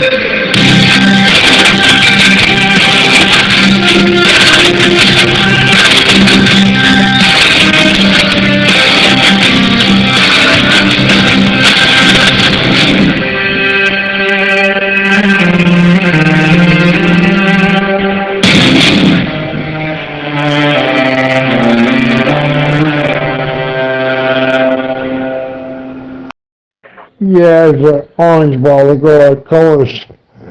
Harder. I got the red, blue, and green. I don't know. You say you going jogging? I'll pay to see this shit. Yeah, I'm not going jogging. All I want to do is get on my feet. I have to run. Jersey shit. Jersey, he'll pay to see you jog. I want to see a nigga with a dead foot jog. How's that look? I never ran when I was okay either. Ain't no rabbit in this nigga's blood. Hey nigga, when you go jogging, you just gonna have to kick that motherfucker up the road every few feet and shit. That's all. I used to run cross country and track in high school, but I haven't ran since. I should get back out there though and do a little, Sock puck. That'd be it. As long as I can stand there. Abraham, I wouldn't say that too loud, because Metal Trooper gonna hear about you running, and he's gonna come back with that. Oh shit. Hold on. And we got Tasmanian Devil Diva, and now Abraham sounds like Sylvester. Don't worry, Josie will fill them in. Sylvester. I was thinking more like Daffy Duck, but okay, fuck it, let's go with it. Not Tweety Bird. Hold up, Sylvester's not Tweety Bird. What the fuck? Glad to have you back, Paul. I was kind of concerned. Maybe one of your brethren or somebody slashed your throat or threw you off a roof of a building. Because we know you're not going to be messed with by law enforcement in Great Britain. People are seeing who is protected in that country. But you see, truth has time on its side. The agenda is imploding on itself. The climate cult is going nowhere. The money is drying up. You think Soros pays out of his own pocket? You think these people pay out of their own pockets, these NGOs? Why were they so vehemently opposed to Doge? And why are they so vehemently trying to protect their programs? Oh yeah. They need money. The money's going away though. Sylvester's the one that went after Tweety Bird though. And then Tweety would say, I thought I put it that. I did.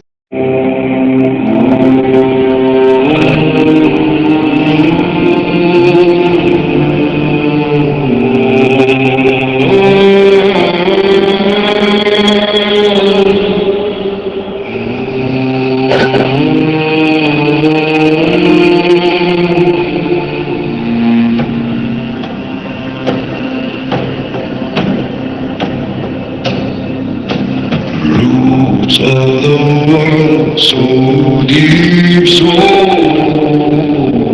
whispers of ash, of fire, of cold. Branches reach where stars are aligning, grazing wings with tears divine. Tears of the crossing, falling from the sky, echoes of creation where the Spirit lies. Tears of the crossing, sorrow carved in stone, flowing through the ages, never left alone.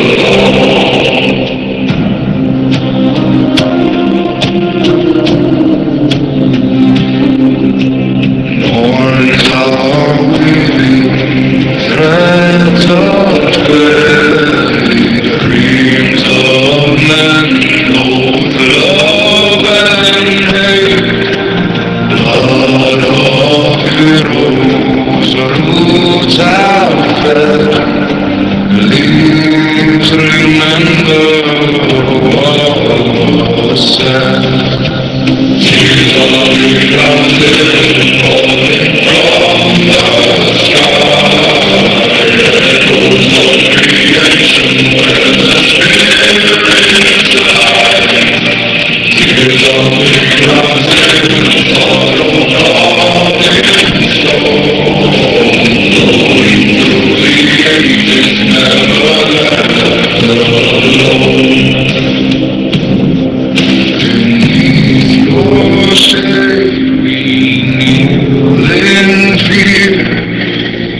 Sentry, your voice we hear. Life and death within your veins. Through your tears the world remains. Till the miracle falling from the sky. Echoes of creation where the spirit is alive. Tears of patriotism, sorrow, confidence, going through the ages, never left alone.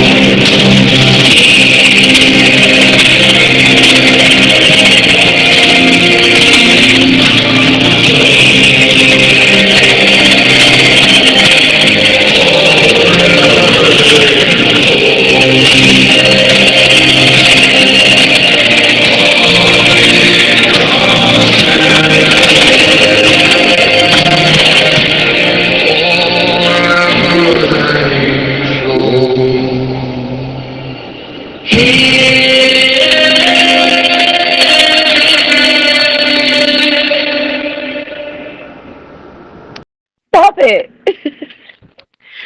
Oh, Lord. Abraham, you need to choke their ass. Especially Troy. Good morning. Who is ready for Thanksgiving this coming up week? Everybody going to their families this Thanksgiving? Now, Abraham, please tell us your bird's name is Tweety. His name is Rico. Abraham, you back to smoking weed yet, nigga, or not? No. I'm eating gummies. Yeah, I think you're overdosing on gummies and shit. Why would you say such a thing? Motherfucker, you can't overdose on fucking gummies. But I think you're abusing them. That's what I was getting to. I want to see what you were going to come up with. I put a little bit of peppermint patty mocha, chocolate, like cappuccino, and a little bit of half and half, and coffee, and this thing's fucking great.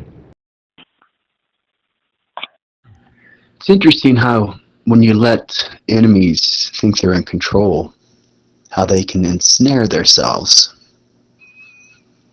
What was it, Napoleon Bonaparte? Never interrupt your enemy while he's making mistakes. That's okay. We got world-class chess strategists up against weekend warrior checker players. Is that because of DEI? You see, DEI has nothing to do with race or genetic structure. Well, I'll take it back. It does have to do with genetics. But it doesn't have to do with the different variations of the human species. But it does have to do with intelligence and competence. Wow. Good, sit back, drink it, enjoy. Make the cocoa, cappuccino, and coffee. Yeah. That should get you there. Wet. I'm going to get a full-size peppermint patty and lay it right there. I'm going to let it melt and lick it off. And that nigga say he's going to let a peppermint patty melt on your pussy, and he's going to lick it off.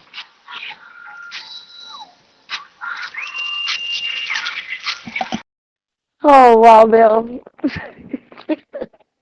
Oh, Lord. I know a woman that likes hot wax. I'm going to leave you with that minty fresh feeling. It's going to be a cool winter day. So the espresso that I drink is, you ever had the liquor espresso? As long as his pants don't get fogged up. Oh, they're already fucked up. So the liquor espresso that I be liking that liquor espresso. I be drinking that in the morning. Talk about window pane. Woo! Well, I failed in my mission today. Of course, someone probably isn't seeing it right now. I'll know later. But I intend to do what Letitia James admonishes. We have to mobilize and get out there and instigate and irritate, agitate until victory is won. More importantly, until Trump is defeated. And then she's on MSLSD saying, oh, I never said those things. That's a lie. These people aren't very smart. They're not very forward-looking, I should say. They don't see it. They don't see the way the people are seeing them. They do know something's coming, though. I mean, we had 6 Congress, ex-CIA, ex-military out there. Oh, if the military tells you to do something, don't do it. Illegal orders. No, everything's done by the books. Everything's done with the constitutional law. And the commander-in-chief has a lot more authority than people give him credit for. And these court systems are being exposed for what they are. Justice is still coming, regardless of the infiltration of our court systems. Justice is coming. Hey, Eli, I got you a Christmas present. It's Rain X. Let me stop. I actually respect Eli a lot. I'm just bagging on pants mainly, not him. I'm actually surprised that Brother Abraham ain't defending his brother in Allah. People who live in glass pants shouldn't throw rocks.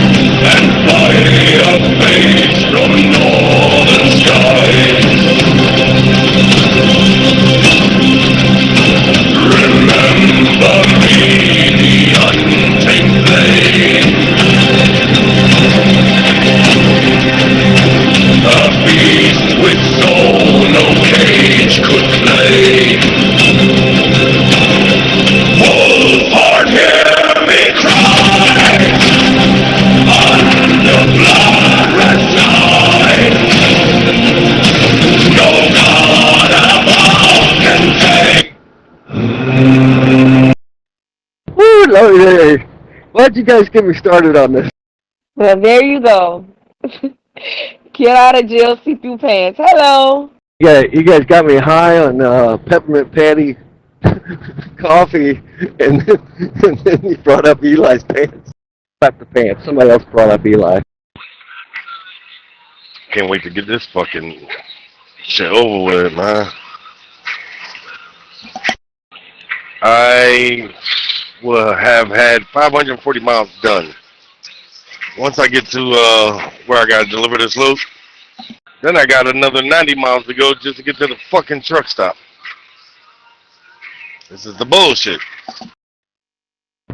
Yeah, that's what's up. I'm stuck in traffic here, waiting for these guys to pass.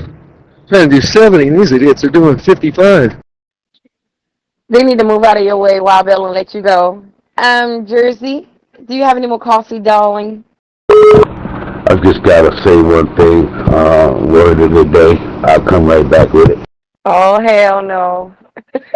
That's not a good look. That nigga ain't coming back. Yeah, I got coffee. I'm good. I'm wide awake. I'm wide the fuck awake. Yeah, once I hit DC, Wild Bill, I'll be stuck in some kind of fucking traffic. You know, that ain't never fun. This one's for the fellas. Her new nigga was never new.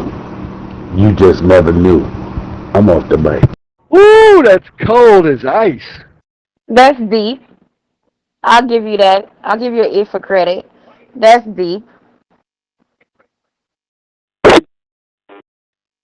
You know, I question the validity of these claims that Eli got some pants with windows on the back. I don't think that stranger things, but but I doubt it. Well, ask Chef there. Chef would know. Hell yeah. What y'all asking me, man? What happened now? Well, they're talking about Eli has holes in his pants, including in the back part. That's what is insinuating, and Wild Bill is pondering. Nah, Wet making a joke because ain't no grown man wearing no holes in his pants, but the fact that Wild Bill is pondering a hole in the nigga back pocket is crazy. That's the picture right there, the pants. Get out of free me jail. Get me out of jail. Free me real fast pants. Hey, he's promoting those pants and selling it. The game! I was just cracking some jokes about I don't actually think he has those.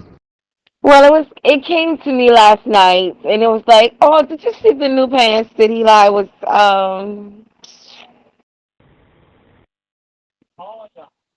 that he was, they made? What happened? What I thought you and Eli was cool, man. That fuck nigga showed his true colors. This was the pants he was promoting or whatever, you know what I'm saying? He's selling it all on Amazon, all over. Free me get out of jail pants, you know what I'm saying? 2 for $20. I'm here, Abraham. Oh, look at the betrayal. Look at the betrayal.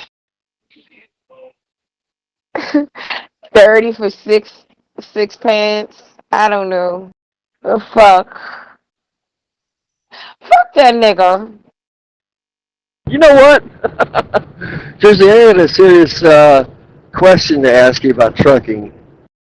These guys, my carrier gives me 38 cents a mile for fuel for free, right?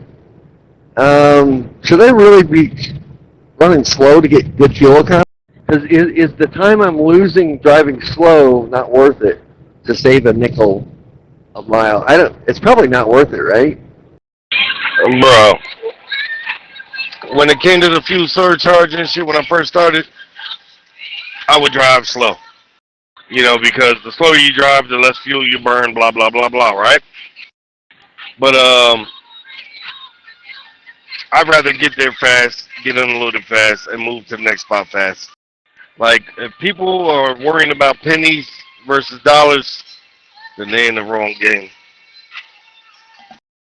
Yeah, in this operation, though, it's not so, you gotta go, though. It's weird.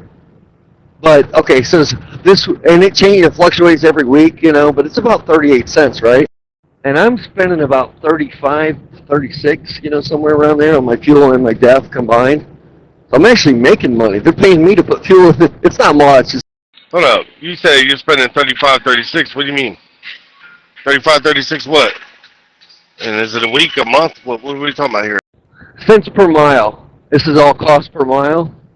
Yeah, about 36. I'm spending about what they're giving me for fuel surcharge rate. Now, if I run the truck or run real hard, I might spend like another nickel per mile more. So over the course of a week, you're talking like maybe $75. It probably isn't worth it to run slow. If your out-of-pocket expense is $75 a week, because basically what they're giving you per mile for fuel is damn near covering it, well, Bill, definitely ain't worth, worrying about worrying about the fuel economy. I gotcha.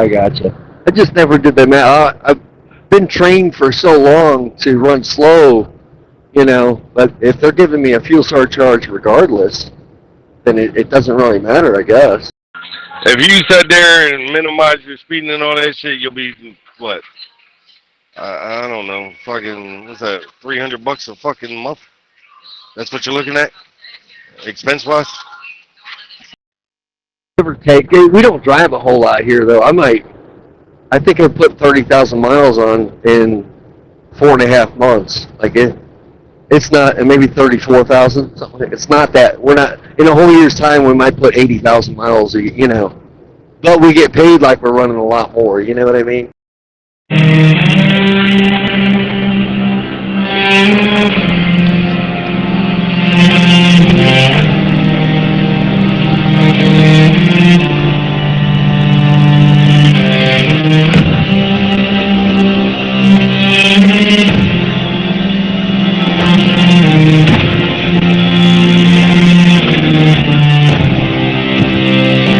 In shadows deep, those shall rise through broken chains beneath dark skies.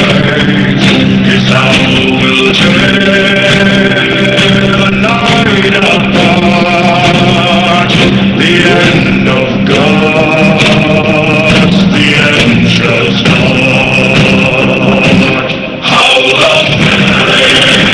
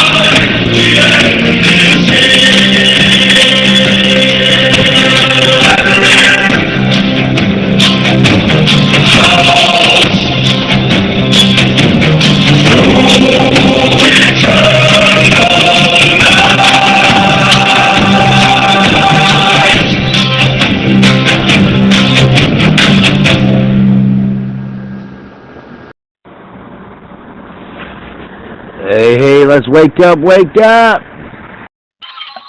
Right. So yeah, why even bother worrying about the the fuel economy?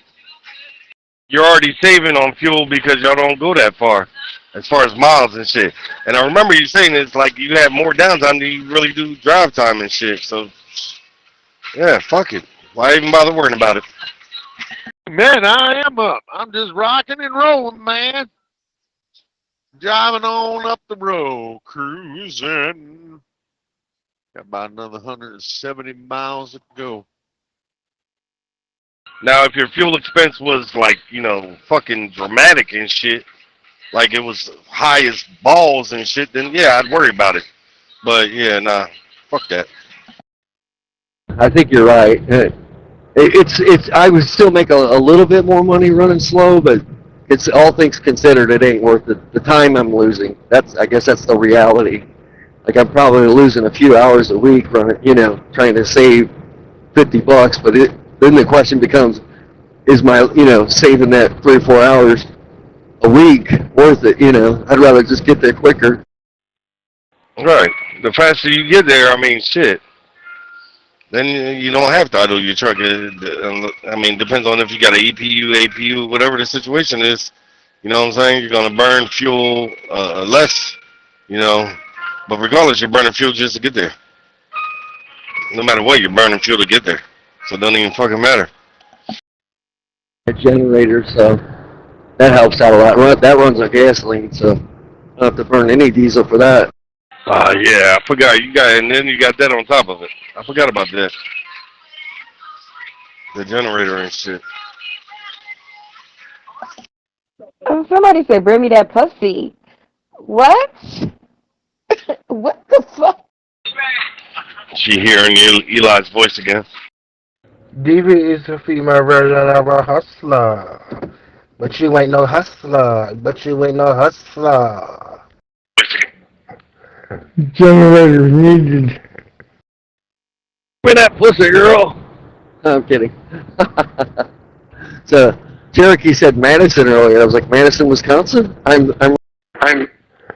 been 3 weeks without electricity once. I got a generator that'll pretty much run my whole fucking house. I got one. Runs on propane. Power kicks out, it kicks on. Go by a quick trip up here in Wisconsin, and the sign for the truck stop is a semi-truck pointed toward the sky, like a full trailer and a tractor. It's just a day cab, but it's a long hood. Shit's hilarious looking. Oh, Lord. Yeah, I already knew shit ain't gonna work out the way I wanted to. After I get unloaded at the first spot, yeah, I'm probably gonna park in the street outside of the fucking receiver. We're talking about fucking DC here.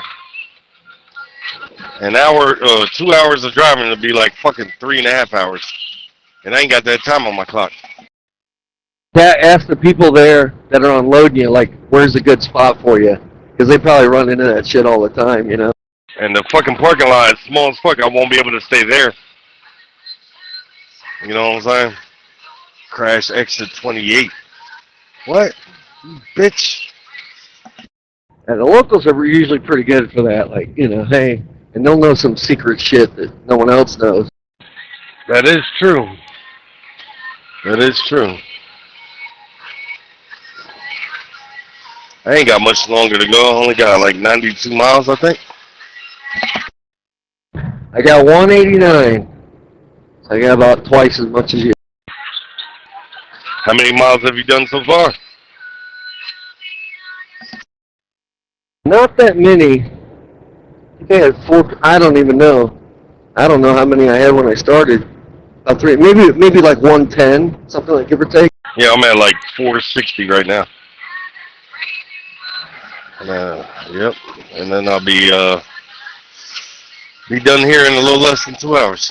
Yeah, I think I had 3. I'll have 300 when I get here. Yesterday I probably had about 600, something like, give or take. The day before, Hold on, give me a second. I can tell you exactly how many miles I've run. Let me hit that little thing right there and that little thing right there. 450 I've done so far. So with that mileage that you have there, when do you have to get your truck serviced? When you have all that? Service as far as what? About like oil changes and shit? Every 50, 55,000 miles, something like that. Depending on what kind of oil you put in there. Yeah, it depends on the situation. A lot of that stuff is situational. Like if you're running, same thing with cars. Like if you're running a taxi service or Uber service, done by mileage. How much oil change, Susan? You said how much? I mean, it could go anywhere from fucking $400 to fucking $600. It depends. You know, what are you getting done with the oil change? Are you just getting it? God damn, nigga, what the fuck? I gotta get in the left lane. Shit. Bitch, come on, nigga. You see me slowing down, bitch. Yep, pay attention now. Filters, whole oil change. You get an oil change done, you know what I'm saying? Get your valves fucking greased. You get your fucking fifth wheel greased and shit. You know what I'm saying? Yeah. I get full synthetic, you know what I'm saying? So my shit's over $500. Okay. So he's getting a whole tune-up, everything done. Yeah. All right. Yeah, you carry your own fifth wheel. How much you get? How much you pay for an oil change, Wild Bill? Do you use regular oil? Do you use full synthetic? What are you getting? it depends on how I do it. I used to go to Walmart and get the Rotella T6 in the 2.5 gallon jugs, or sometimes they'd have the 5 gallon bucket. And 10 gallons of that, or 10.5, whatever, is about $400, $450, somewhere in that ballpark. And I go to the dealer and get the filters, and that's whatever. For my old truck, I think it was like $50. It wasn't that much. This truck is like $200. It's stupid. And then the shop will charge you about $80 to do the labor. It's a labor only at that point because you got all the parts, and then lube your fifth wheel and all your zones. So I'd be in. Jared, I'll be right back. Give me a second.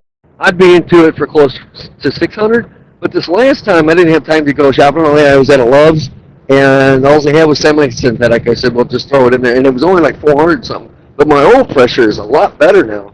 It seems like the truck likes the semi-synthetic, so I might just stick with that. Because it was filters, oil, lube, the whole nine for like $400 something. It's cheaper, it's easier. I might just stay doing that, and it seems like the truck likes it.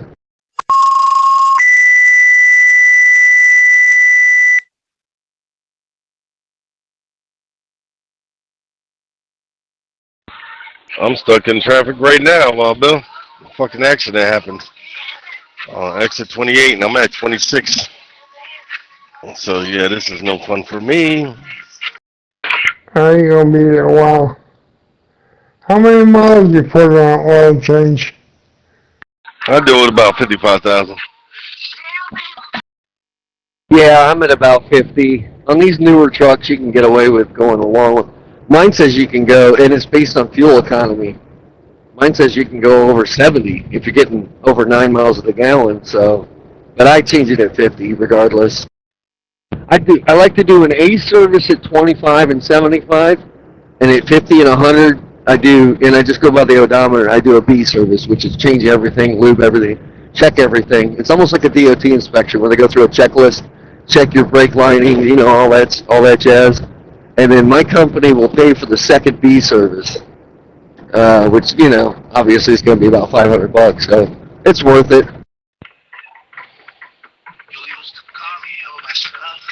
Oh shit, my bad. I'm on some shit right now. I'm just like, fucking traffic, man. Fucking accidents. Assholes going out of fucking drive. Yeah, everyone's a roadside reporter. They all got to stop and see exactly what happened, who's involved. It's like, what the fuck? Go, motherfucker. Good morning, everybody. The Old Time Christian Channel. Hope you're all doing well. Caught up on the history. I've been trying to get Brother Smack's devotion in for seems like an hour, but nurses keep coming in and different people, the doctor came in, all So I just hadn't been able to get it done. But I'll get it in there eventually, hopefully, after a while. But she's still about the same. The MRI did show that she had a stone that was causing the problems. So that's, they think they're going to try to take care of that today sometime. So she's looking at surgery today. We don't know what time, but anyway, hopefully that'll help that problem. Right, like they've never seen an accident before. Rubber-necked motherfuckers. If you got a mile gap in front of you, you're the problem. You know what I mean? And for trucks, it's different because it takes us forever to get going. But these cars should. You should learn how to use your air horn. Didn't hear you, Abraham. Air horn. Oh, man, that ain't gonna help shit. Fucking air horn don't help shit, dog. These motherfuckers, they ain't gonna move no faster. Yeah, they'll just honk back at you and then flip you off. I had a John Maria. That would have broke your windows. That air horn is awesome. Sound like a damn train. Yeah, they do have train air horns. Mm-hmm. I'm in the left lane right now because that's the fastest moving lane. There you go. You know what time it is. Yeah, them train horns are fucking ridiculous. I've heard them. Well, that's good that they found the answer. And now it's just a matter of getting it out of there, right? And on a regular basis, and they hear that. I think they're illegal now. You know, if motherfuckers already got them, they're grandfathered in, I think. I don't know. Yeah, that's the main part of it, you know.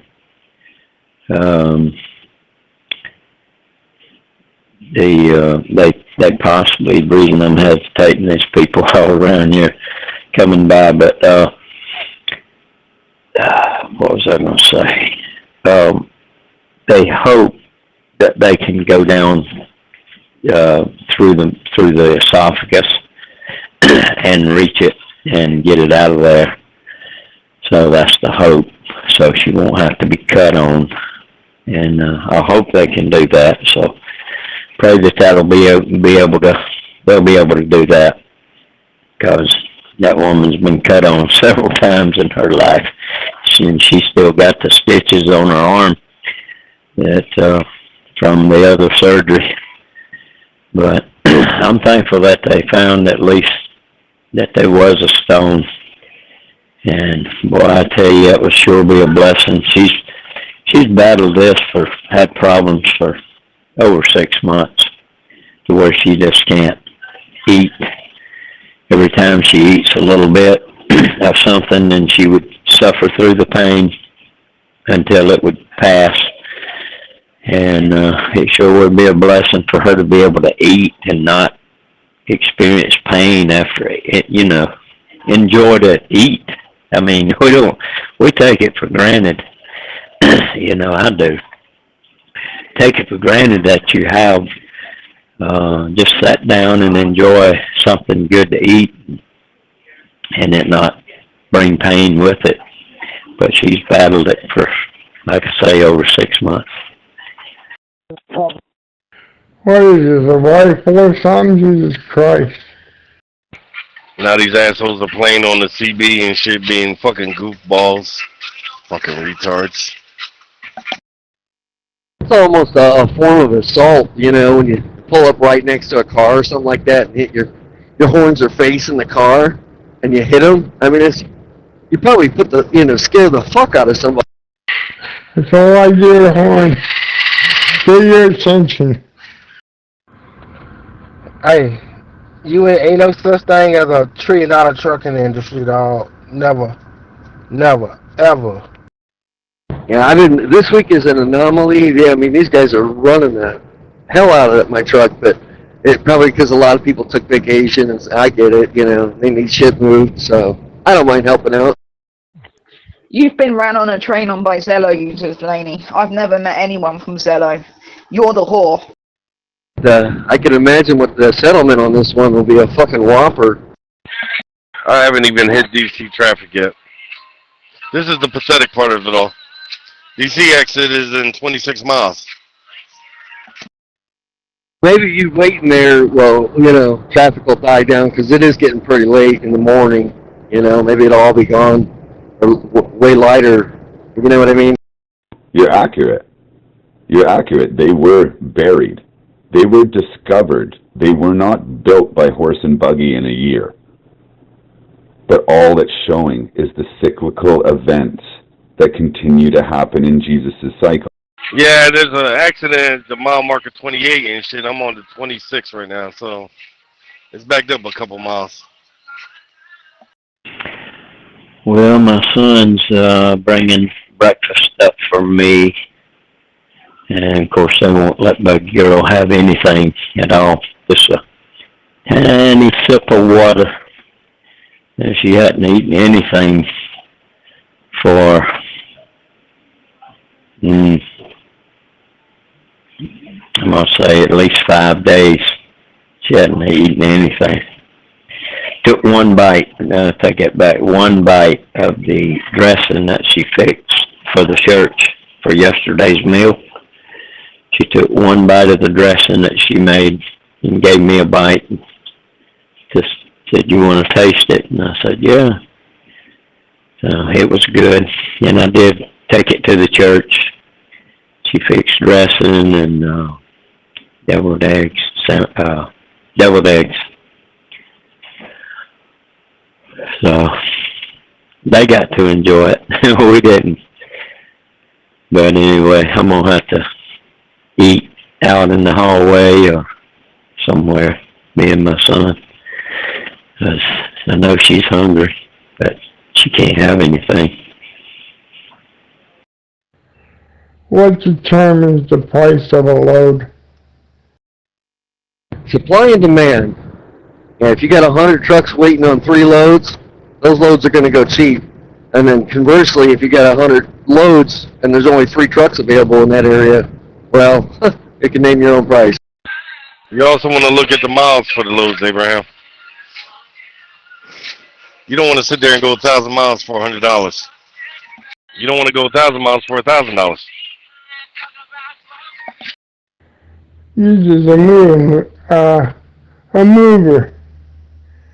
You were delivering paper the other day. What do you got now? I didn't hear what you say.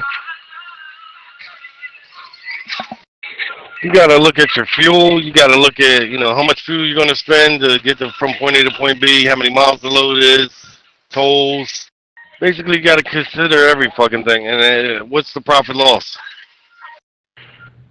You got that all figured out, don't you? You know how many miles that truck goes on how much fuel? That must have been hard for you to see all that going on.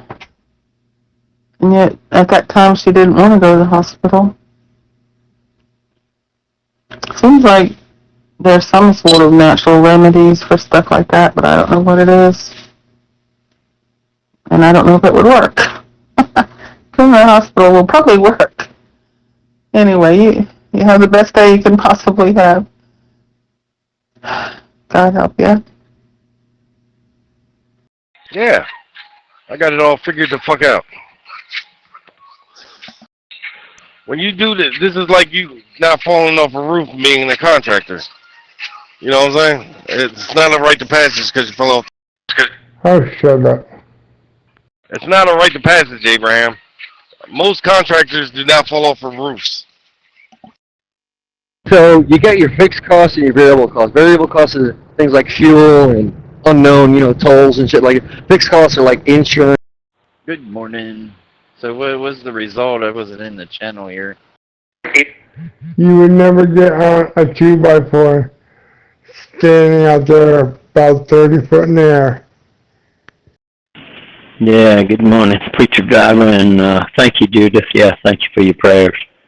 The MRI did show that she had a stone.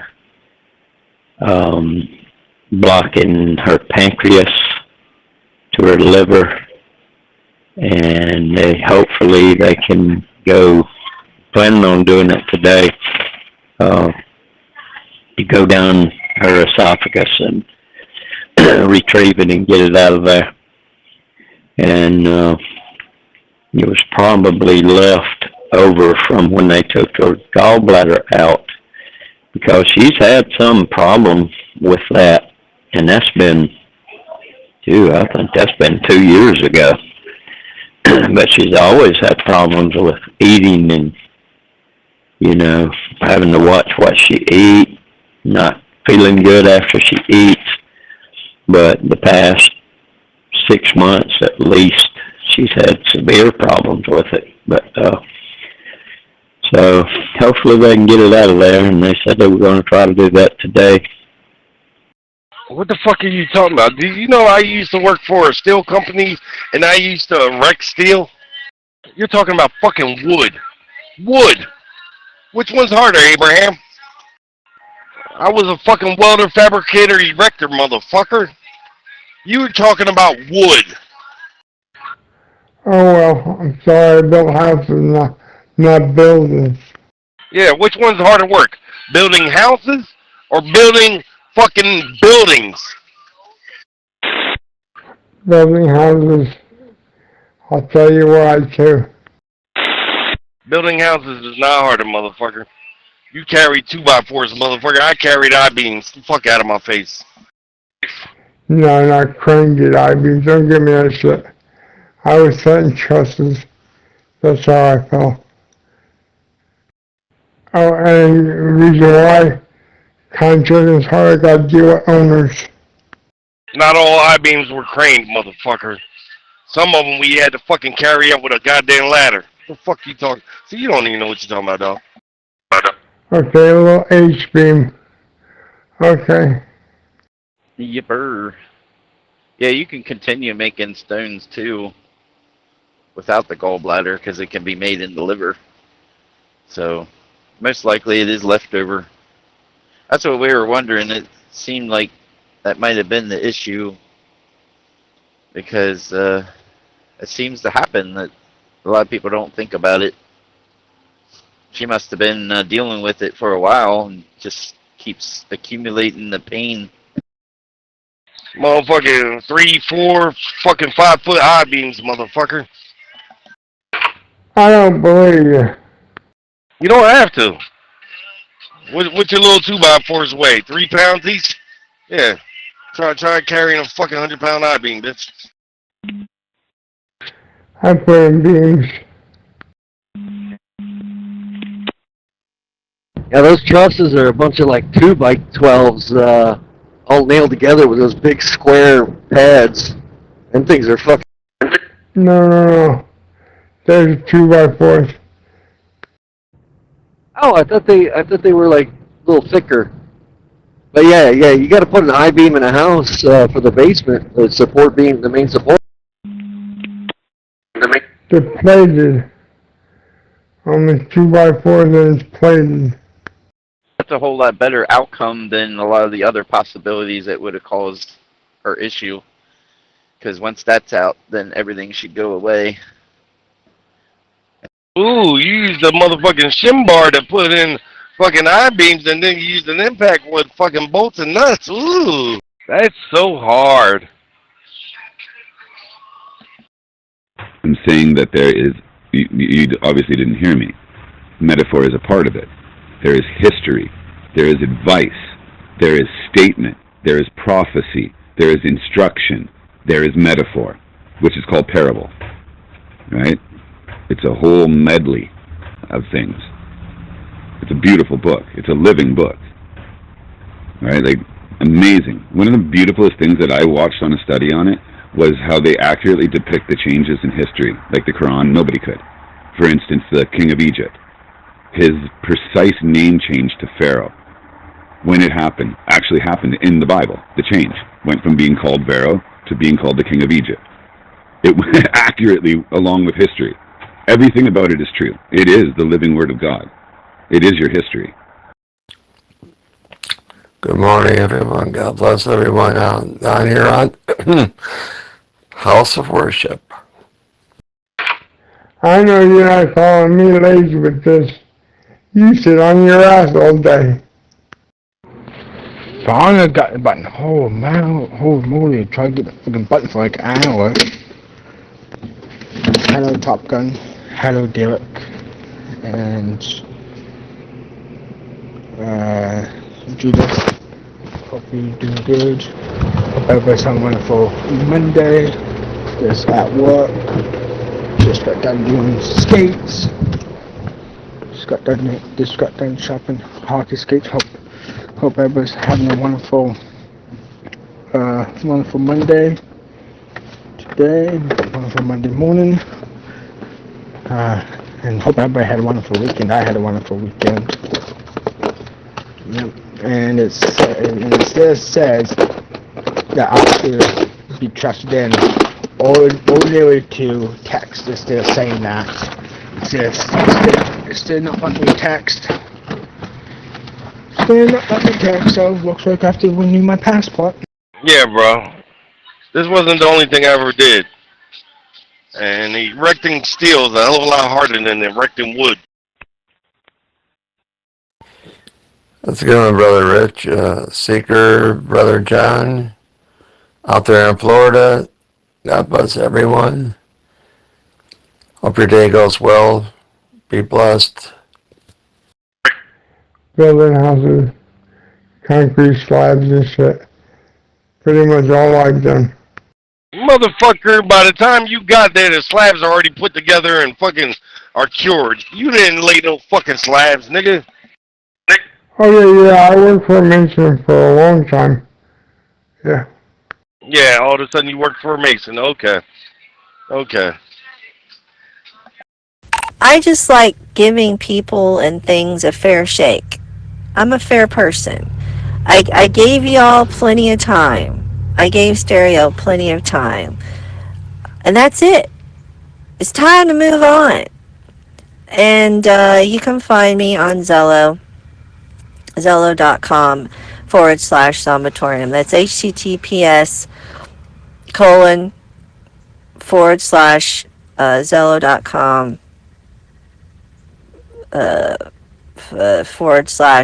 /Zombatorium. Yeah. There you go. How easy is that? How easy is that?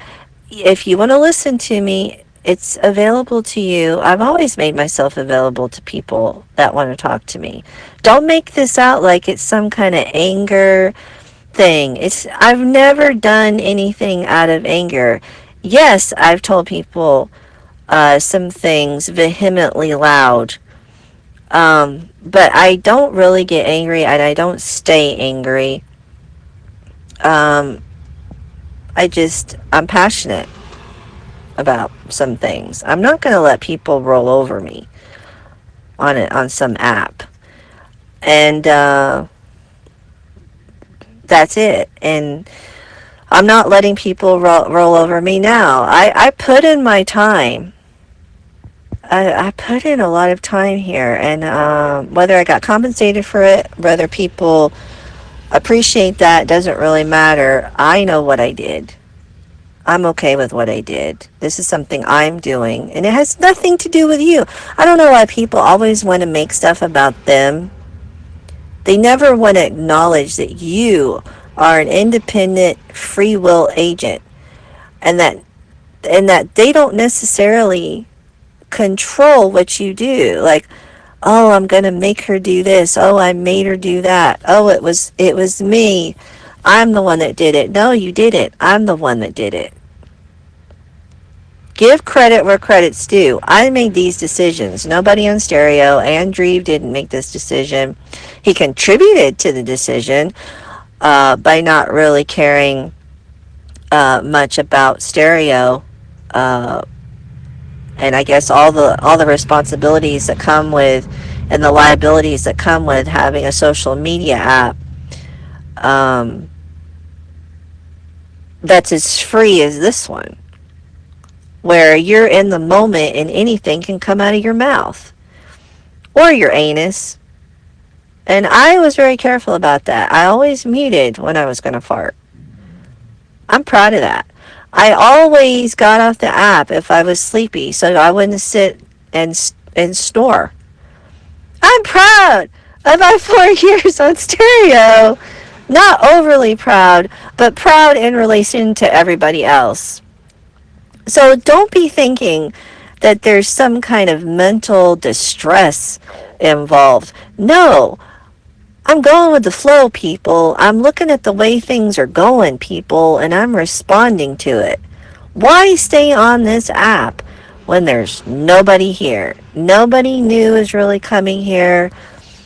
And the new people that do come here don't really stick around, don't really know what to do with this place because there's not a whole lot of structure, and people don't have the time to sit down and construct something like a professional would do. You know, basically what I'm doing is I'm using other people's work. I'm just a curator. That's all. I just collect stuff from the internet. And I'm well educated enough to cite my sources, you know. I don't take credit for it. Give credit where credit's due. And the credit that's due me is the fact that I made the time, I made the effort to give stereo a chance, to give you all a chance to really do this thing, do it right, so we can then move on to the next thing, because there is going to be a next thing. If it's not Andreve that's going to be doing the next thing, it's going to be somebody. So it's not like I'm leaving the internet or something dramatic like that. It's not like I'm dying. And there's been people that have died on this app. That's pretty dramatic. But anyway, let's be clear about what is happening here. And I don't want to hear any other narratives. Shut up. But then again, this particular narrative is only going to be heard by the people that were there at the time, or, you know, where it was recorded someplace else, which it has been. Okay? So, yeah. There's that. But that's okay. I'll just keep repeating myself. We're coming to the top of the hour. It's 10 till 9 a.m. I hope everybody's doing great. Nobody else is coming the channel. It's been visited by Areola, funny, Vincent Butler, Victor Andres, Garon Valencia, Damian Norris, Hooch, John. Thank you for stopping by. It'll be interesting to see what the average listening time is. A minute. I've been talking for an hour and 11 minutes and 45 seconds. This has been a production of Moon with a Cat. And as Dmitry Orlov says, when you have a cat as a co-host or producer or on your staff, they don't ask any questions and they don't tell no lies.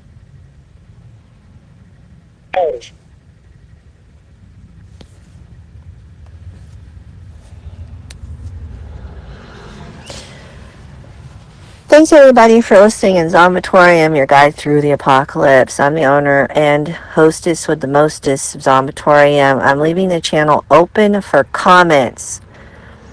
So take advantage of it while I'm still paying attention, monitoring. Oh, God damn, man. We usually started nowhere. I didn't just start doing. We did a little bit of flat work. I worked with a couple of guys that were wizards at it. And yeah, we'd set up the forms and run the string with the rebar. And I hope Buggy Go starts eating the. Hope Buggy starts eating Top Gun, because we need food in our system to keep us alive. And your friend, hope she post through the surgery. Hope she makes it okay out of the surgery, because some surgeries like that, usually sometimes the person doesn't make it out alive, and pray that hopefully she makes it out, and pray that bug girl can start eating, because food is what keeps us alive. Abraham, you started in woodshop class. That's where you started. And the cement truck would come and we'd shake it all out and corner trowel it all and brush it and all that shit. That's kind of fun. You know what I'm saying?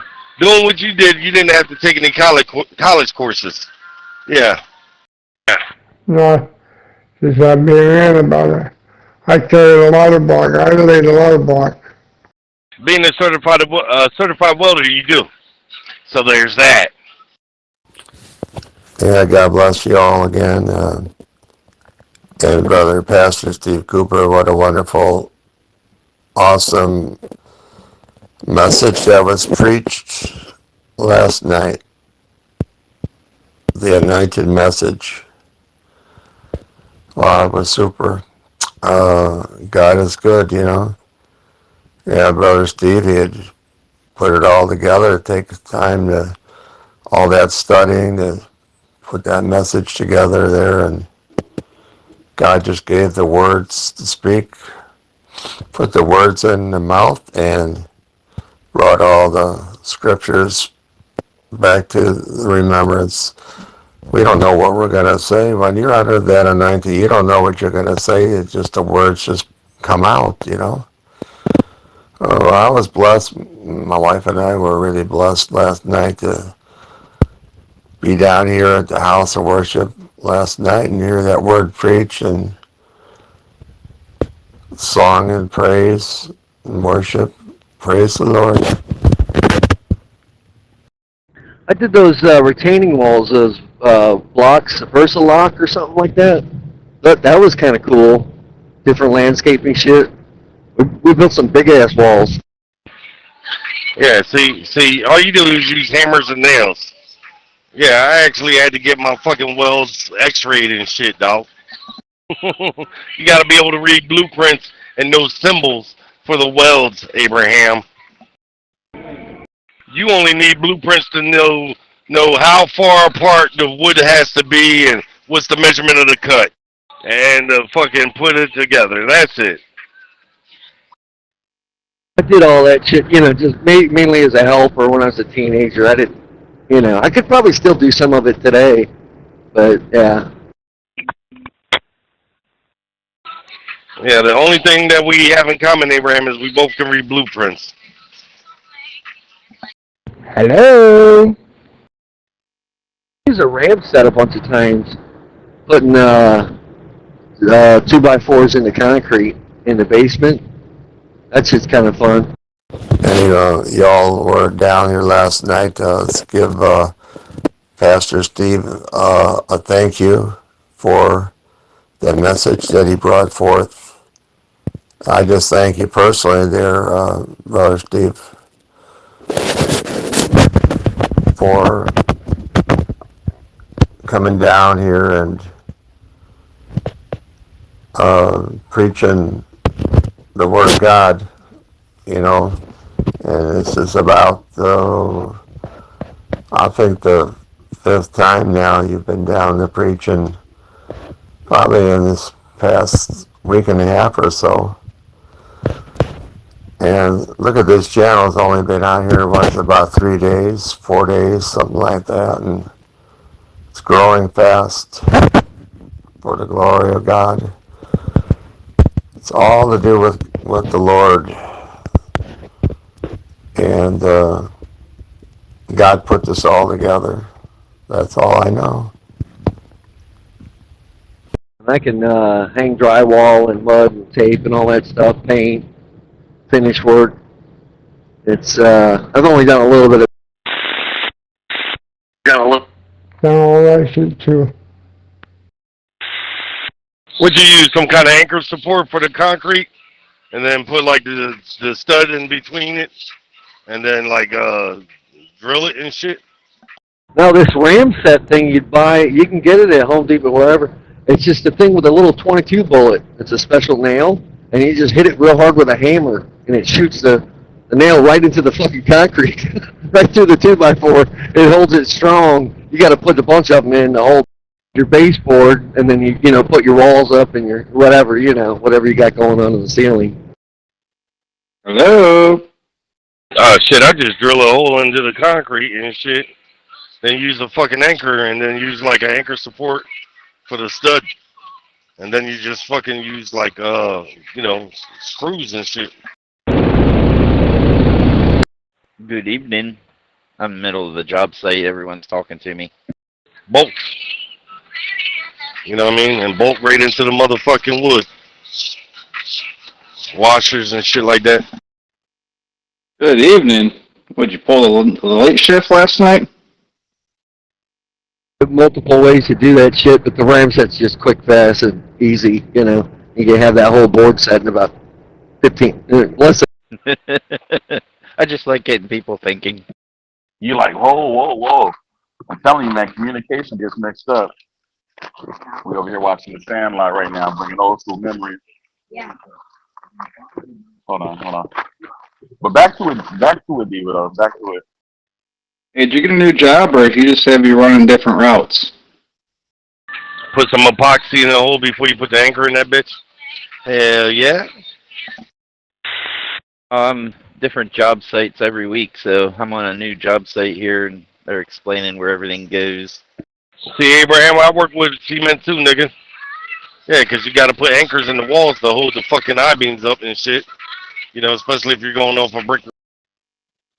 Okay, for some reason it sounded like you were doing longer drives again, but yeah, maybe that was just that day. They got a blue masonry screw. You drill it and run the screw. Yeah, that was just that day. But this one's going to be 6 minutes. 6 minutes to the job site, 6 minutes to the dump site. Supposed to be doing 5 loads. Takes a little while to load it. That's nice. You don't have to pre-drill or anything, just screw that blue screw right into the concrete. Yep. You gotta put more washers on. Like I said, it gotta go by blueprint. A lot of hurricane laws always change. Wow, that'd be a lot of back and forth. Quick turns there. Oh, that's cool. And there's a little bit of an art to hanging drywall and floating that mud, you know, especially if you're going from existing to new. I got the slowest part. Probably will be loading then. Yeah. I've only done a couple of projects, but they came out fucking mint. But I took my time with it, and it, you know, it looked professional because I floated. Yeah, and we're way up here in the town of Luditz. And I guess he has an uncle over here, so we're on his property dumping the dirt off. It's nice when you have family everywhere.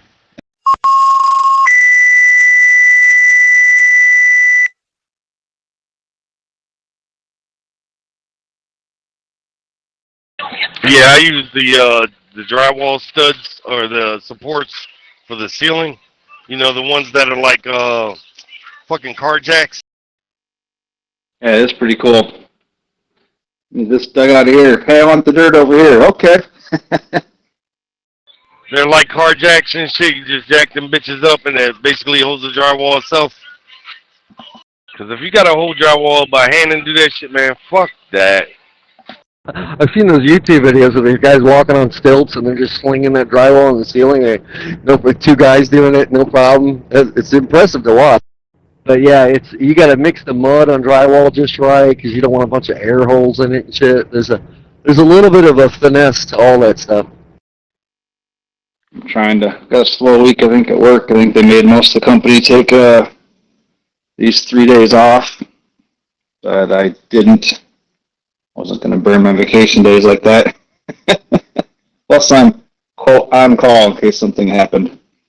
Anyway, it'll be a slow day, so I'm trying to get myself motivated to clean up the yard while I'm on call. At least get something done. Yeah, usually you see videos of immigrants doing that. Ain't that right, Abraham? I had a natural knack for corner troweling.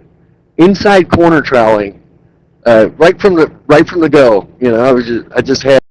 Bro, did you see the machines that they use for fucking troweling now?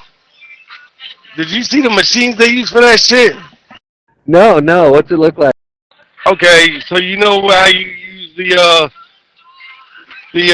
what's it called? The trowel excess waste bucket. Well, it's a handheld, where you put that, where you get your, when you're getting your shit from, your mix from or whatever. Well, it's a long one of those looking like about 5 feet long and shit.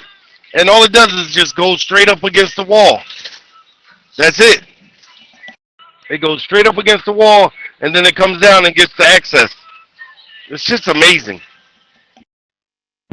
Yeah, the old-fashioned way, use a thin blade or like a 6-inch maybe to put the initial coat. Top Gunner, you remember that powder for getting rehydrated? Let me know. I'd like to have some of that on hand in case someone ever did get dehydrated. It'd be good stuff to have. Then let that dry, sand it down, and you go with like a 10 or a 12 and then a 16 for a final coat. You get that thing spread out and smooth and beautiful looking. Derek, did you hear what I said? Top Gun, did you hear what I said? Hello? Anybody on here? Hello? Bro, now they have painters, paint machines that stick to the fucking walls like Spider-Man. It's just retarded. It's like a Roomba for the wall. ET350. Hello. I'm on here, Jesse. How you doing? Hello, Scott. Doing good this at work. Hope you're having a wonderful Monday morning. Hope you had a wonderful weekend. Yeah, well, I might still have all that shit somewhere. I could actually do a project, but that's time consuming. It's going to take multiple days, multiple trips to the hardware store and all that. But it's rewarding. Yeah, it's cold out over here. Tried to catch deer, but I couldn't catch one. So maybe Friday. God, I had to come back over to this channel. Freedom's running her freaking yapper. Miss Know-It-All over there. Can't stand it. Bro, I use a spray painter. When I'm fucking painting, I don't even fucking use fucking rollers and brushes and fuck that. It's 2 degrees. It's 2 degrees here, sunny and cloudy. Here in New Brunswick, Canada, where I live, it's 2 degrees, sunny and cloudy. Yeah, deer season, rifle season just got over this past Saturday. This back Saturday, rifle season just got over. Muslim loader season just started today. And there's some people that haven't got the deer yet. There's one person that I know that they got the deer during bow season. I know one person got the deer during bow season, but my dad hasn't got his deer yet. So hopefully he gets it with his muzzle loader. Tomorrow I think he's going out in the woods. Yeah, it's a 3-day or 4-day?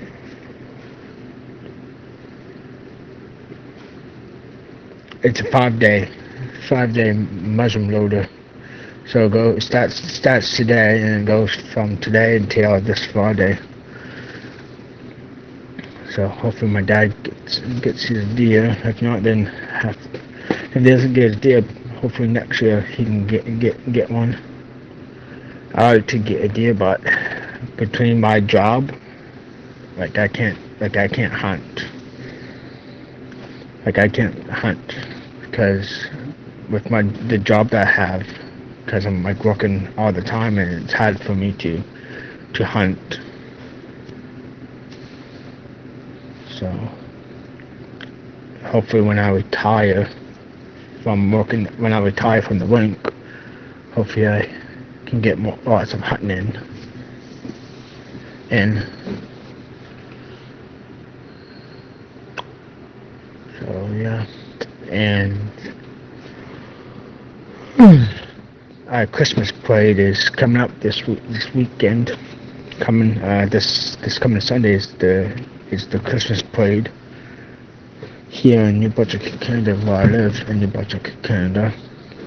And I got a hockey game coming up this Thursday.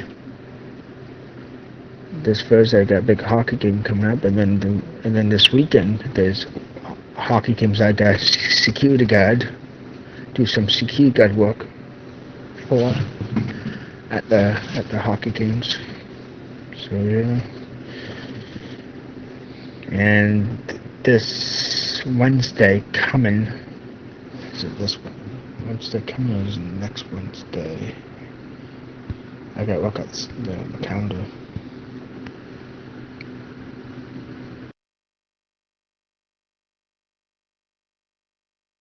Christmas games at home harbor, and the normal hours for home harbor is from 8 to 5 in the morning from Mondays to Fridays. But this Thursday coming, it's going to be from 8 to 9 o'clock at night. So it's the hours are a little bit longer. So yeah, I won't be get to it because I'll be busy working, and then after work I got other jobs I gotta do, and then plus I got hockey that night. So I'll be missing it. And then the church that I help out at every Tuesday for Awana Kids Club. Awana, they're doing last Tuesday back was the last night of Awana, and then this tomorrow night they're doing a Christmas movie, and then that'll be it until after Christmas. And then I still got a couple more nights left of youth left. I help out with 2 different youth groups on Wednesday night, same church that I go to on Tuesday. I help out there also on Wednesdays with 2 different youth groups, grades 5 to 7, and then that's like until middle school. And then high school is from grades 8 to 12 is the high school youth. And it's not like they're both on the same day, but they're both different times. Both at different times. Grades 5 to 7 is from 6 to 7:30, and then the high school youth from the grades 8 to 12 is it starts at 7:30 and it goes to 9 to 15. And then some Wednesdays we do it combined, like we do like one night combined, and then the other Wednesdays we do it separate, and then one Wednesday we do it combined. Like we do one night combined, and then the other Wednesday nights it's 2 different groups. This coming Wednesday is combined. We do it combined, where both groups meet up this Wednesday, and this coming, not this Friday, but the next, not the next Friday, the 3rd Friday, I think, in December.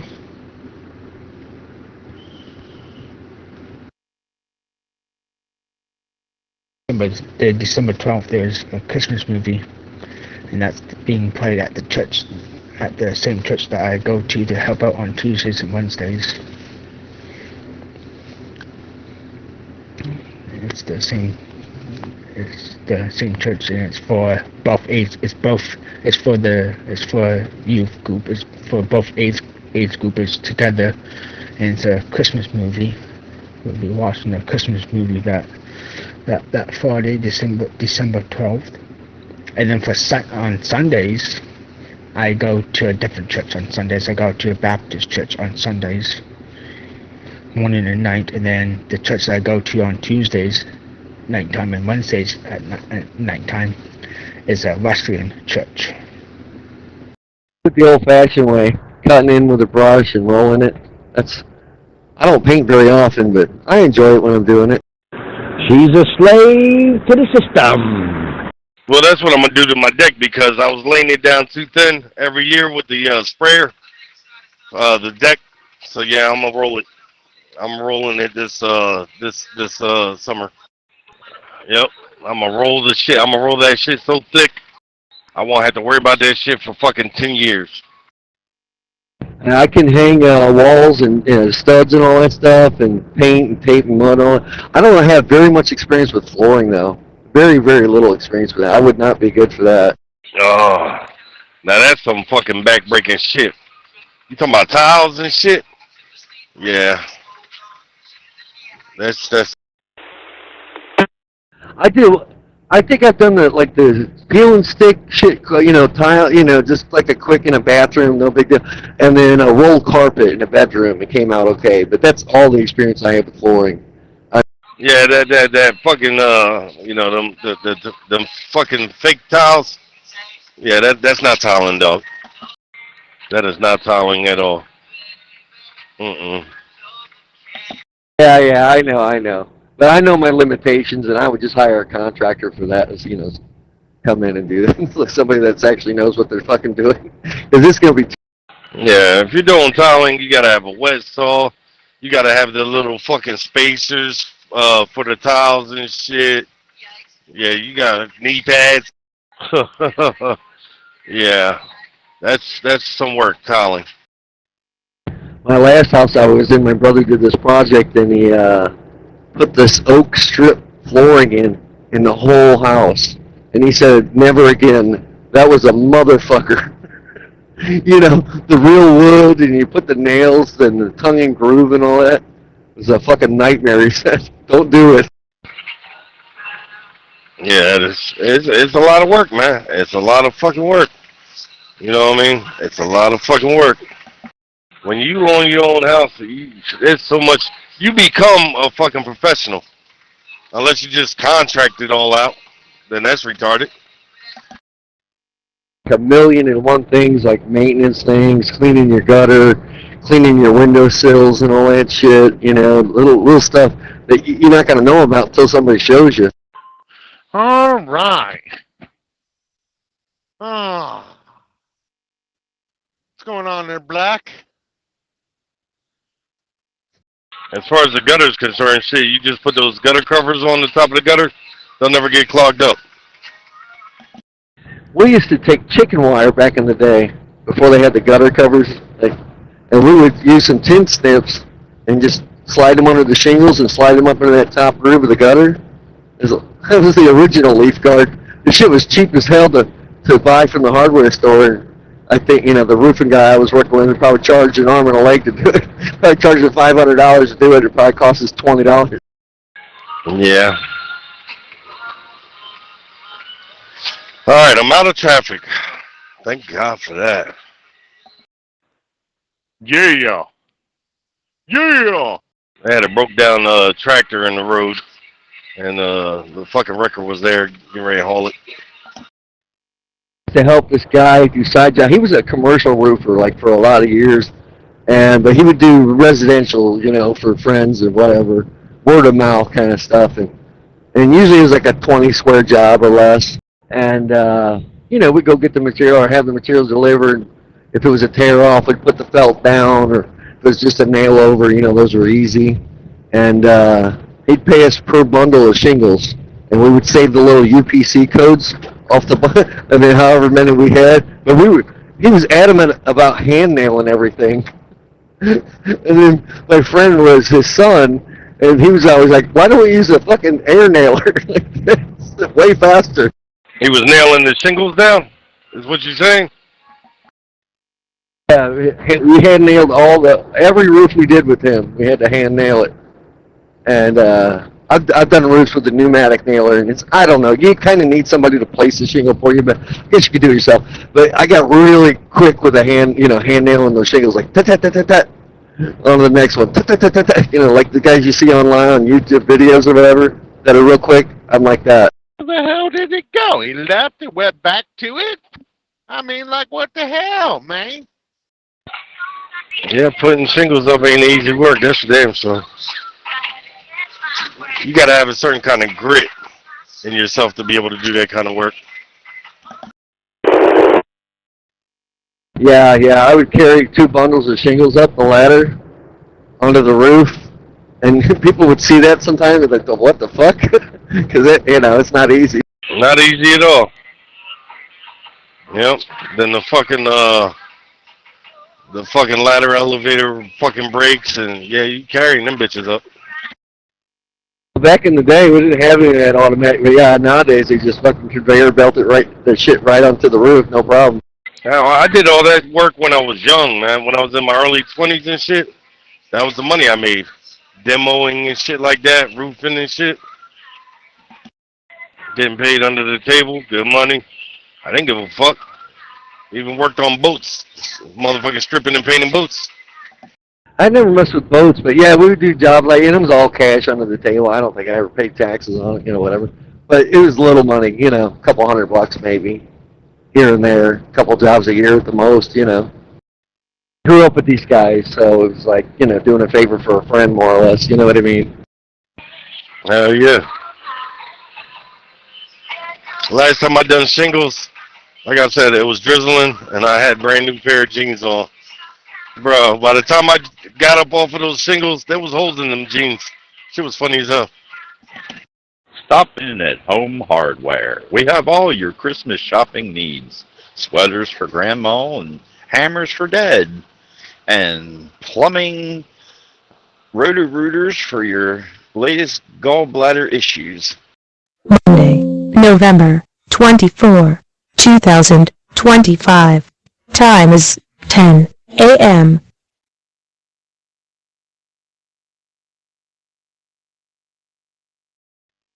Yeah, it takes a certain kind of person, and so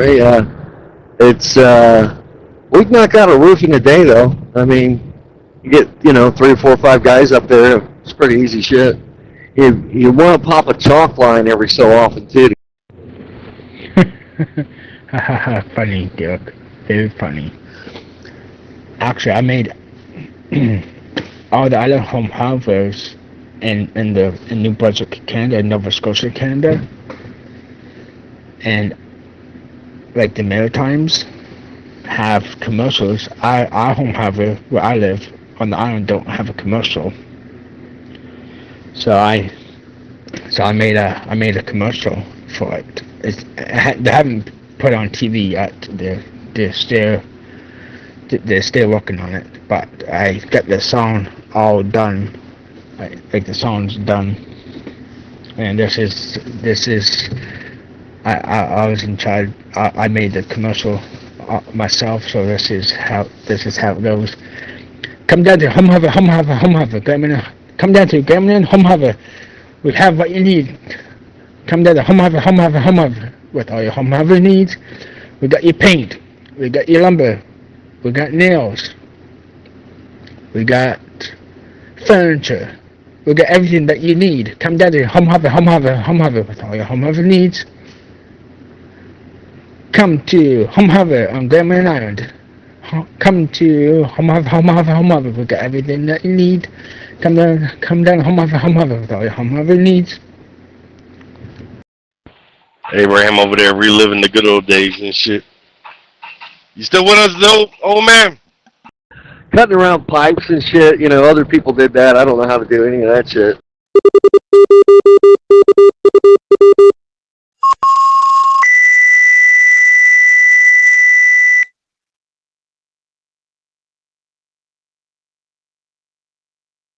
Oh, I love brazing. Pipe fitting and brazing? Hell yeah. I learned how to do that shit in Georgia. Yep. I learned to do it in the shop. What I used to do was make I wouldn't make the refrigeration unit itself for the supermarkets and shit, but I would basically measure the pipes that had to go, the copper pipes that had to go in the unit itself, and I would braze them. You know what I mean? I wouldn't like build the motors and all that shit. I'm talking about cutting around the pipes like a vent pipe on the roof, with the shingles, like putting the flashing and all that shit had to go a certain way for water runoff, Yeah, I got you. I would sit there and braze the valves that would be on the pipe and shit. Then I went to working in the field and shit and doing the exact same thing. Hell yeah. Field work was hard as fuck because there was no air conditioning. In Georgia, in the summertime, those buildings didn't have windows yet. Hot as fuck. Yeah, I didn't get a deer either. And I guess a lot of people in Michigan haven't. It seems. I don't know if it's the weather or what it is. On the DNR reports are in that the numbers are way down from previous years. So there'll be a lot more car accidents this year. They're gonna have to do something different next year to get the herd down. My brother-in-law already hit 2 deer in 2 weeks. First he came in with his car, which hit the bumper and side panel, and the antlers hit his door. That's quite a bit of damage. His car's in the shop. Then he ran away. And then he had another one in the front bumper with a rental car they gave him. So he's got 2 deer, 2 different car in 2 weeks. It's not good. If I don't get one Friday or Saturday, then I might go buy a crossbow. I don't have time to learn how to shoot an actual bow. And I'll have all of December to try to get one. Because they have our late archery season for a month. I've been there a couple times, crawling around a fucking attic in the middle of summer. Hell to the no, no, no. That shit's for the birds. Yeah, that's one thing I don't have to worry about my roof. My roof is protected by solar panels, so I'm not gonna have, my roof is 6-7 years old. I'll never have to replace that roof again. Them solar panels are protecting that fucking roof. This particular roofer I worked with when we do those jobs, he didn't like any of those roof vents. The whirlybirds vents, he didn't like those, and he didn't like the ridge vents. He liked the old-fashioned way where you just had a vent on each side of the house, you know, and the air just kind of naturally moved like that. Yeah, you talking about those whirlybirds, the ones that spin when the wind blows hard and all that shit? I hope he's okay. Cause hitting a deer, like driving down the road, and you come across a deer and you don't see it and you hit it, it could cause wild damage to the vehicle, and it could cause wild damage to you where you end up in the hospital. I hope he's okay, and hopefully the people that give him the car to rent, hopefully the company's not mad. The rental company is not mad that he damaged the car. I hope he gets good insurance for his vehicle and good rental insurance to get the rental car fixed. But hopefully he's okay. Because hitting an animal like that, like a deer or a bear or a moose, it could kill. Like sometimes if you're not paying attention, it could kill you. Some people, that's how some people die, by hitting a deer and stuff. Yep, here in New Brunswick, Canada. Here in New Brunswick, Canada, like all over New Brunswick, Canada, and where I live, there's 3 seasons. There's bow season, and then there's rifle season, and then there's muzzle loader season. And bow season starts like in October 6th. Like October 6th is when bow season starts, and it goes until the middle of October. And if you get a doe, you can, like, once you get a doe, come out, get it tagged and skinned. You can go out the next day to get your buck, or if you have a rifle, you can wait until rifle season to get your buck. To get your buck. But if you don't have a rifle and you only have a bow and arrow or crossbow, and if you shoot a buck, season's over. You have to wait. If you want 2 deer, you have to wait until next year to get 2 deer. And if you don't have none of those, if you don't have a crossbow or a bow and arrow, if you just have a rifle and you shoot a doe, season over because you took it down with a rifle. Only way you can get 2 deer if you take the doe down with the bow or the crossbow, and then you can go get your buck with the rifle. If you only own a rifle and you shoot a doe or a buck, season's over. If you get a doe with a rifle, season over because you hunt it with a gun.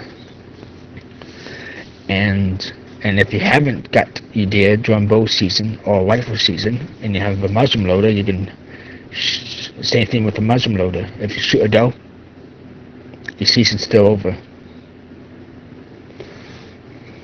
And if you get a buck, season's over. If you only own a muzzle loader or a rifle. But if you own a bow or a crossbow along with those rifle and muzzle loader, you can shoot two deer here in New Brunswick, Canada. But if you shoot a buck before those 2 gun seasons, and you shoot a buck during bow season, your season's over. You have to wait until next year or to get 2 deer. I know quite a few people ended the season by shooting bucks because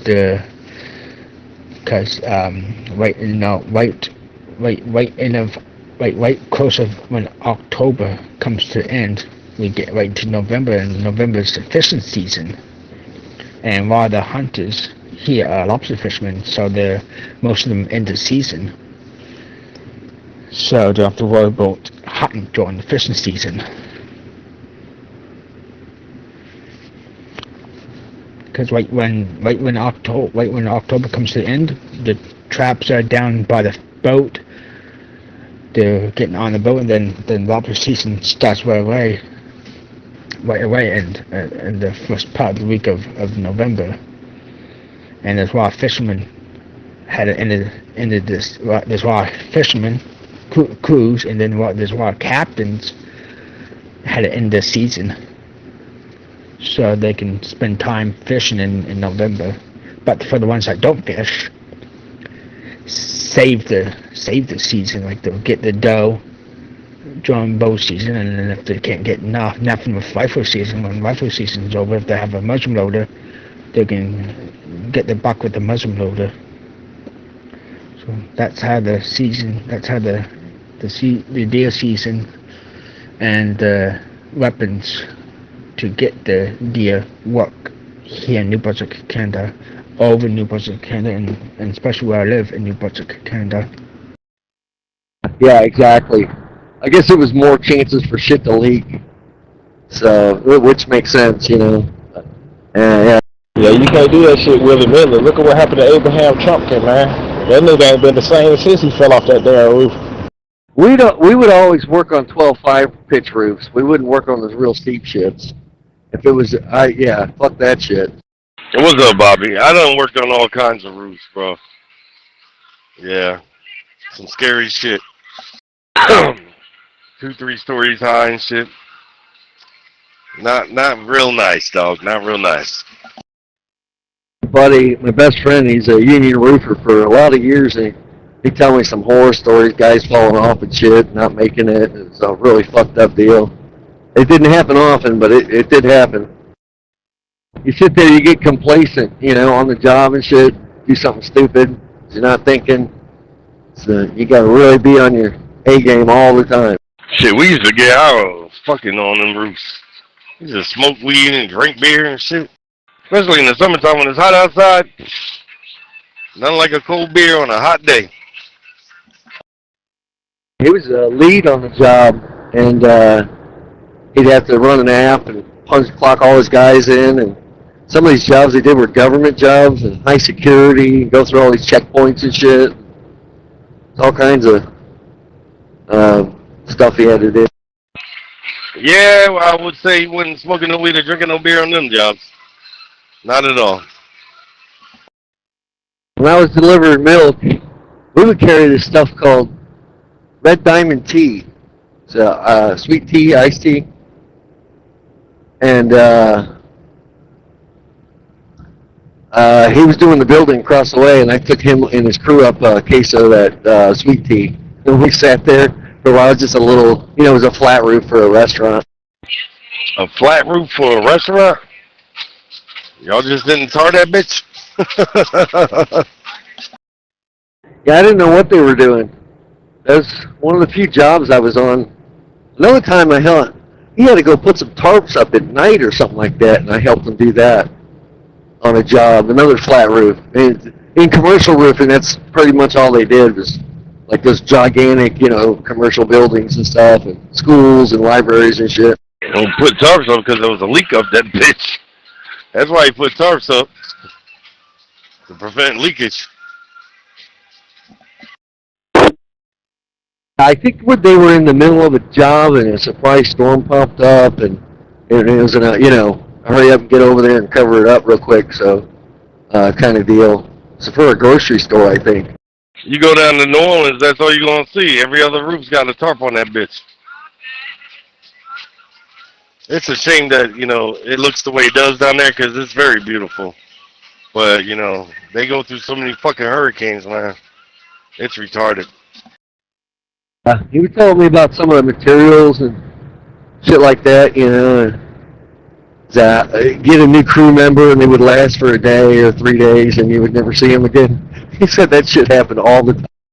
That type of work attracts like the lowest common denominator. You'd have all kind of criminals and anybody they could get, they would take. And, crackheads, you name it. Yeah, because it's a huge turnaround and shit. And not everybody's built for that, you know what I mean? There's some motherfuckers that work in fucking factories and shit, 12 hours a day. Standing up, non-stop, besides their breaks and shit. That's motherfucking retarded, dog. To do that shit for 12 hours a day, walking back and forth, standing up, shit, nigga. Yeah, they request him on some of the stuff, and because he does things a certain way, and when they come to inspect it, like afterwards, there's a separate company. They always can tell him when he does the job, and they always mark everything's okay when he does it. And he would get some heat from the management and shit like that sometimes. Like, motherfucker, I've been doing this shit for 25 years. Like, you ain't gonna tell me nothing. And for the fishing season, it goes from second to it was we actually set the traps a little bit early than I expected. I didn't want to. We set the traps that Sunday, 2 days before the actual setting day. Was November 10th is when we set the traps, and I was not too keen on to set traps that Sunday, because when it comes to Sunday, it's Sabbath. It's a Sabbath. I spend time. I go to church, come home, have a nice family dinner, and then go to church that night. So I wasn't too keen of them setting on Sunday. I wasn't too happy about setting traps on Sunday. I was trying to get the person that is in charge of when we set the traps. I was trying to get him to change his mind, but like he kept on checking the weather, like the weather before that Sunday and before that Tuesday, it was getting nasty and it wasn't changing. So I was like, okay, it is what it is. So yeah, and we go all the lobster season goes from November all the way till June. End of June is how long the lobster fishing season goes for.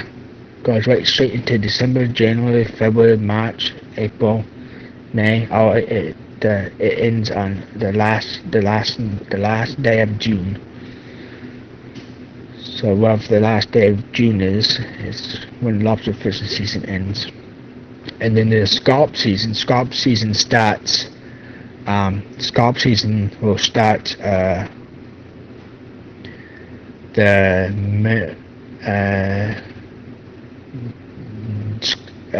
around July,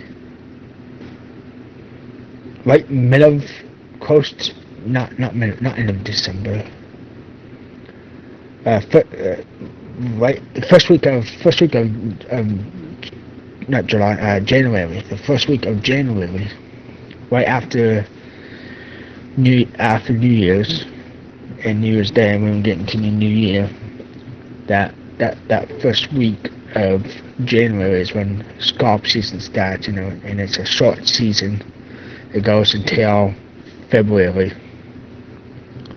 And then the people that lobster fish do scallop, and also they just leave their traps in the water, go switch out the gear, put the scallop drag on board the boat, and then go out, drag for scallops, and then come back in. And then the next day they'll go back out scalloping. They'll scallop for a couple of days, or they'll go back and forth with it. They'll go scalloping one day, then the next day take the scallop drag off, and then chuck the lobster gear. For the ones that don't lobster fish, that just do scalloping, they just scalloping the first week of January. I do both, lobster and scalloping. I do week on, week off. Whoever went lobster fishing will go scalloping the next day. Whoever went scalloping that day will go lobster fishing that day, the next day. 64 miles, Wild Bill. Ooh, these niggas are out. They looking for, bro, they just be staying right in between the goddamn, right in between the highway and shit. Washington exit 53. 270 south. Yeah, I got about 2 hours to go here, give or take, so yeah, it'll be an interesting morning. And then I gotta run my ass over to New Jersey. These next couple of settlements are gonna be fucking massive. Well, you going to Jersey? Where in Jersey? The caucus.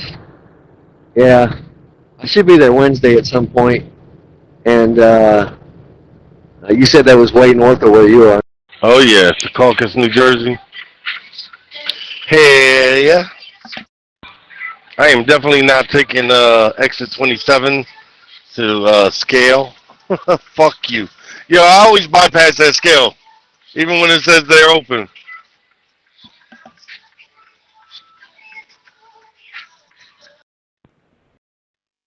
Think about that. I've seen a couple of things, and it's like, oh, you got to exit here. Motherfucker, I ain't going that way. What you talking about? It don't make no sense to me. You should have put it on this motherfucking road if you want me to pull in there. Yeah, the exit 27 scale in Virginia, man. I went through it a couple times and shit, but dog, they can't catch you because, you know, the 95 splits. You know what I'm saying? Yeah, I think they happened to be somewhere in Texas or Colorado, and there was some kind of weird, you know, take this exit and scale house is way over here. Like, that's a mile away. You know what I mean? It ain't even on this road. You're going to have to put it on this road if you want me to pull in there. I'm sorry. Right, and then you go to the fucking scale and you get the bypass where you don't even have to go on the fucking scale. I be hating that shit. I don't have that. I've got a transponder I got Best Pass for all the tolls, but yeah, no. You don't understand what I'm saying. Like, you know how you'll pull into the scale and it'll tell you to go right to get on the scale or to go left to bypass the scale, like the arrows and shit. That's what I'm talking about. Yeah, I get that 90% of the time too. It's like a waste of time. They should just fucking, you know, the damn the motherfucking free pass, elite pass, or transponder that you have should just fucking let you bypass this shit. Like, why even bother? If you're not gonna get on the scale, why bother? Yeah, there's once in a blue moon we haul a heavy load here. I mean, most of this shit's light. I might even be empty right now. This shit's light as hell. Most of the time it feels like maybe 20, 25 we got in the box. Nowhere close to need a scale, you know. Shit, that's saving you fuel right there. How light you are. You're not burning no fuel. You know what I mean? The terrain and shit. Yeah, these last couple fill-ups I did really good on fuel economy, but it's probably not going to make a shit. You know, at the end of the month, like we're talking, a couple $100, but you might lose like half a day driving versus sitting there, or maybe you'd be available for another load. Or that's the question: is like, if you get done early, do you have enough time to run another load? If so, then that extra load's going to pay way more than any kind of fuel savings you would have had. You know. Yeah, that's weird about their shooting the doe first rules they have. But they should do that in Michigan for sure. I think other states do it, and they get bigger bucks and less herd, they manage the population better. I call it like an earn a buck program. So you have to shoot the doe first, rifle or archery, and only then you can shoot a buck for archery and rifle both. That way you're shooting the doe to keep the herd down, and then you can earn the trophy buck if that's what you're after. But I'll take either. I just want to get some meat in the freezer. I'll catch you later, Jesse. Gotta get some things done. Yeah. Well, I'm glad to see that you're happier with this motherfucking spot than you were I think it was the prior two spots. Sounds like you're really enjoying this one more. This is fucking excellent. Everything you can want. The only con to this is home time's a little, but they're completely flexible. I just haven't taken very much, you know.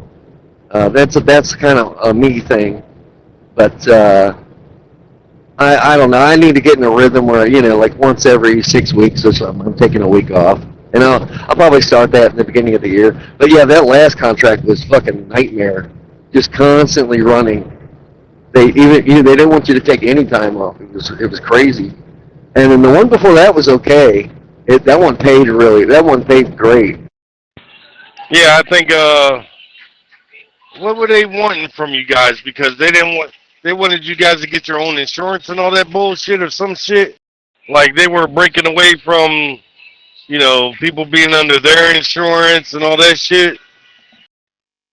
Yeah. I was home all the time with that gig, but I ran the miles, you know. I averaged about 2,500 miles a week, but I mean, I was probably netting about 3,700. That's after everything you can think of. Every week, another 3,700. It was pretty good money. And getting home, I was probably sleeping in my own bed 3 nights a week on average. It was pretty sweet, you know, good work-life balance, paid real well, and that's the only thing about this one. But everything's got its pros and cons, I guess. But like I say, this one's flexible, so I just need to take the time and, you know, take time off. But you ain't got no life. You ain't got no wife. You ain't got no kids. You ain't got shit. It's just you. So you know, like, life is what you make it. Oh, okay. Well, here in New Brunswick, Canada, like all over New Brunswick, Canada, and where I live in New Brunswick, Canada, that's how the rules are. Yep, that's how the rules are. And if you get, like, say I got my like bow season starts having my bow license, and I shoot a doe. I mean, like if I get my doe, and then like if I got my doe on the last day of bow season, I can, if I don't own a rifle, I can still hunt during rifle season, because bow season, like you can still hunt with the bow during rifle season. If you don't own a rifle, you can still use your bow and arrow or a crossbow. So if I get my doe right the last day of bow season, I can get it tagged, get it skinned and get all the meat off of it and to the freezer, and then I can, during rifle season, I can take my bow and arrow, or my crossbow and get my buck. If you don't own a rifle, or if you don't own a rifle, if you don't own a rifle, you can do it. You can still hunt with a bow during rifle season, because it'll allow you to hunt with a bow and a crossbow if you don't own a rifle. And if you get a doe, the last day of rifle season, if you don't own a rifle, you can. If you get a doe, you can. And if you own a muzzleloader, you can go get a. You can go get a buck with a muzzleloader during muzzleloader season. Yeah, I could take a week off anywhere I want, go to Vegas or go to Miami and just kick it on the beach there for a week or whatever. But I need to start taking that time, get out of the truck and, live a little. You want to live a little, take a vacation. Yeah, take 2 weeks. Get the fuck out of the country. Enjoy yourself. Get some foreign pussy. Yeah, there you go. There you go. Yeah, so I guess my goal is to hit about 45 weeks a year working and start taking about 7 for vacation, every month and a half or so. And it should, you know what I mean? It should be fine. Yeah, I'm probably averaging that a year now. Yeah, that's at least, 7 weeks? Yeah, I'm probably doing more than that. Probably like 40, 48, 49, 48, 49, something like that. Yeah, these guys really don't take or care how much time you take off. And they'll pay you from your driveway or wherever you're at to go to the next gig, or the next, pickup. And so it's a really good spot. So yeah, I think I wanted to work hard in the beginning here to kind of make a good first impression with these guys. Yeah, I'm sure you have, They ain't bitching about you, you know what I mean? I'm sure you did make a good impression with them. You're not called. Yeah, that's cool. Yeah, I think it's the same here. You can still hunt the bow during rifle season, I believe. Have a good day. I try to be a good team player. I was trying to pick up the phone and I hit the button. I'm sure they don't give a fuck as long as you pick up on time and deliver on time. Because that's what they care about. You know what I mean? If we're getting to the, dollars and cents of it all.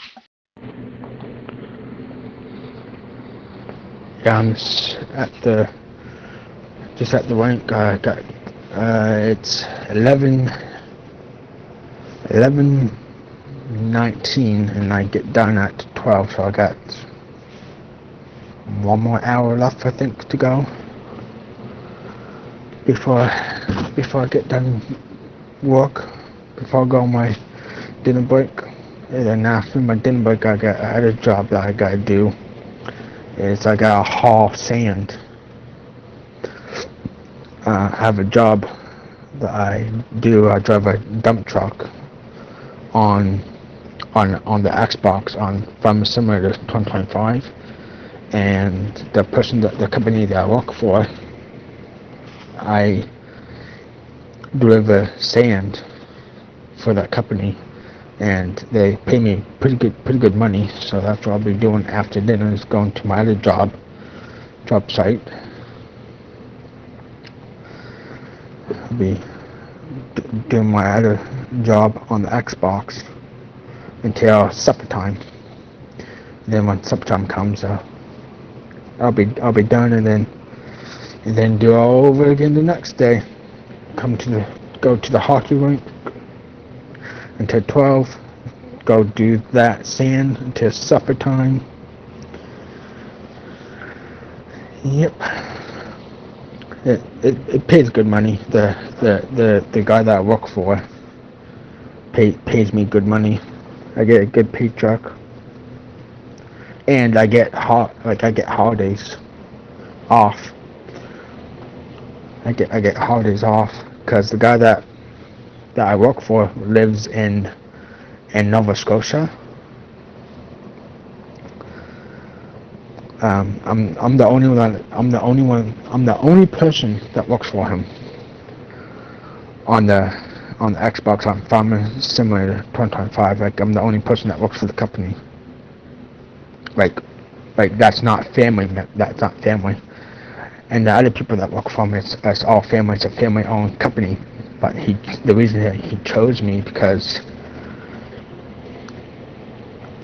the reason why he chose me is because we were best friends. Like we grew up with each other. We were best friends when we were, we played with each other when we were babies. Like, we grew up with each other. So yeah, he chose me to work because it's a family business. But he chose me because we grew up together. Like, we were best friends. I'm like a brother to him. Yeah, they stress that very heavily. Three major things here, and with this contract is you always got to be on time, no matter what. You cannot be late. That is not acceptable. Communication, really important. And number 3 is flexibility. The shit's going to change all the time under this type of contract I'm on. So you might have 3 days planned out, and it could all change in an instant. So as long as, and I've tried to do all 3 of them. Yeah, you shouldn't have no problem, brother. I don't see you having no problem. You got work ethics and shit. You know what I mean? Yeah, this week's been extra hard. I didn't want to run this hard, but I told him I don't mind helping out. Yeah, it's no big deal. But yeah, it's an average week here is maybe you run hard for 2 days, and then 5 days you're sitting. Like, seriously, it's really fucking easy.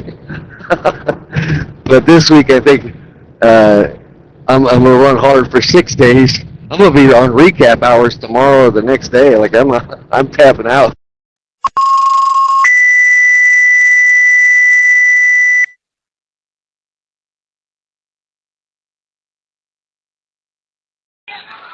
I'm still running recaps. I think when I get to Secaucus, they're going to give me a reset there, so hopefully that's how it plays out. In the beginning of the week, my recaps was trash. I'm talking about 3 hours here, 4 hours there. But see, the way I run, I never fall short of recaps. Like yesterday, I ran 4 hours. You know what I'm saying? I wanted an early day yesterday. Today, I'm running fucking 10 hours. You know what I mean? Every other day of doing that shit, dog, you'll never run, I'm running 9 hours today. Maybe 11, I don't know. Oh, fuck, the scale is open. Oh, I don't want to go to the scale. I don't want to go to the scale. This isn't the one I'm talking about. Just leave your tires off the edge a little bit. Hopefully they won't notice. I'm just waiting to see if they got a fucking... Hold up. No, they don't. I don't know if they got the what's called here. I don't think they do, dog. I don't think they do. No, they don't. Do they? No, they don't. I gotta get on the fucking scale. Nope. I'm fucked. Oh, I'm so fucked. I'm fucked. Let's see. That's how close we are. Needles on your primary and secondary, are they lined up about right? That usually tells me if my axle weight's about the same. I don't have gauges for that. Nigga, you know what? They're making me bypass. See, this is the bullshit. I think they're making me bypass. They're making me fucking bypass the scale. This truck in front of me is all tucked up right behind FedEx pulling a doubles, and I'm getting ready to pass him. And he's got his left blinker on like he's going to pass FedEx, so I slow down. And then all of a sudden he turns on his right blinker to take the exit. I was like, you motherfucker. I got a bobtail in front of me doing fucking 10 miles an hour. The speed limit on the motherfucker's 25 miles an hour. Like, they didn't even have me go to weigh. They gave me the fucking green hour to get in the left lane so I could bypass the fucking scale. Fucking bullshit, dog. Hey, you might have got lucky because that bobtail was there and get a weird reading on the thing. I've only ever gotten a couple of over axle tickets, and they are pricey when you get them. They're a little expensive. So I've only got 2, and both of them were in Georgia. And I think between both of them, I think it was like altogether less than $200. Greetings from TornadoHQ.com.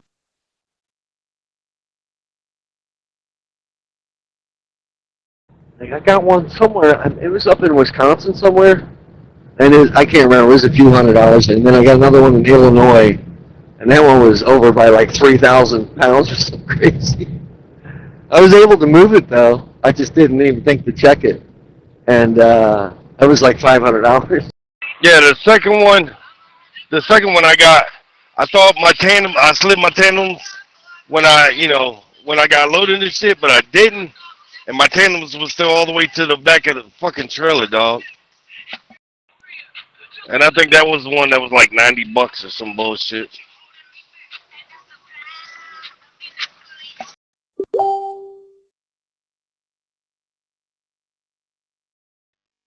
That shit happens out here, you know, forget some, you know what I mean? You just get busy thinking about something else, you're not even thinking straight. I've gotten in the habit though now, it's like, I like to push the air brakes in and then get on a flat level surface, and if my primary and secondary or my air gauge are about equal, I know I'm close. You know, it's not going to be perfect, but, and then if one of them's way off, I'm like, well, I got to go to the CAT scale and get this right, you know.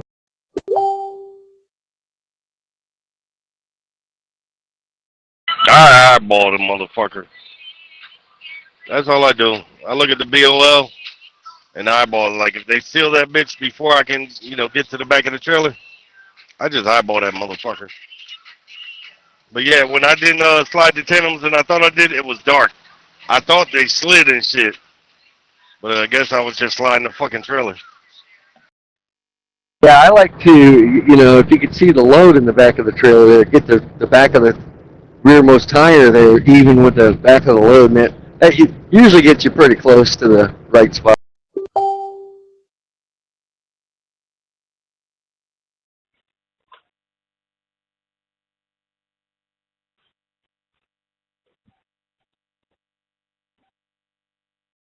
I haven't scaled in years. I ain't even gonna lie to you. But, I did only get 2 tickets. Hello. Yeah, I've been pretty good with the eyeballing and shit. Look, I know the weight of the tandems and shit, so it's just math at that point. Nice weather on this Monday, but storms possible tomorrow. We could have a few strong to severe storms around tomorrow. More about that in just a moment. Today, going to have warm temperatures across the region. Highs going to approach 80 degrees, and most spots will be in the upper 70s, and there will be an increasing amount of cloud cover today. By the time we get into the evening hours, probably going to have mostly cloudy skies. And I can't completely rule out 1 or 2 showers or maybe some sprinkles by the time we get to, say, 7 or 8 o'clock tonight, mainly over West Alabama. I think the vast majority of us across South Alabama and Northwest Florida are going to be dry on this Monday, but that changes tomorrow when we do have a rain chance along with a chance of a few strong storms. Let's get in there and talk about it. First things first, today going to be a mostly dry day across the region. Maybe a sprinkle or 2, a few showers possible across parts of West Alabama, generally along and west of the Alabama River today. Big time rain event happening to our northwest across parts of North Mississippi, Arkansas, and northern Louisiana. We certainly could use that rain as ongoing drought conditions continue to get worse across our local area. This system is going to cross Alabama and the deep south as we get into your Tuesday, but unfortunately for our local area, it does look like it's going to be much more scattered in nature. Across the nation today, going to have some snow showers way up north across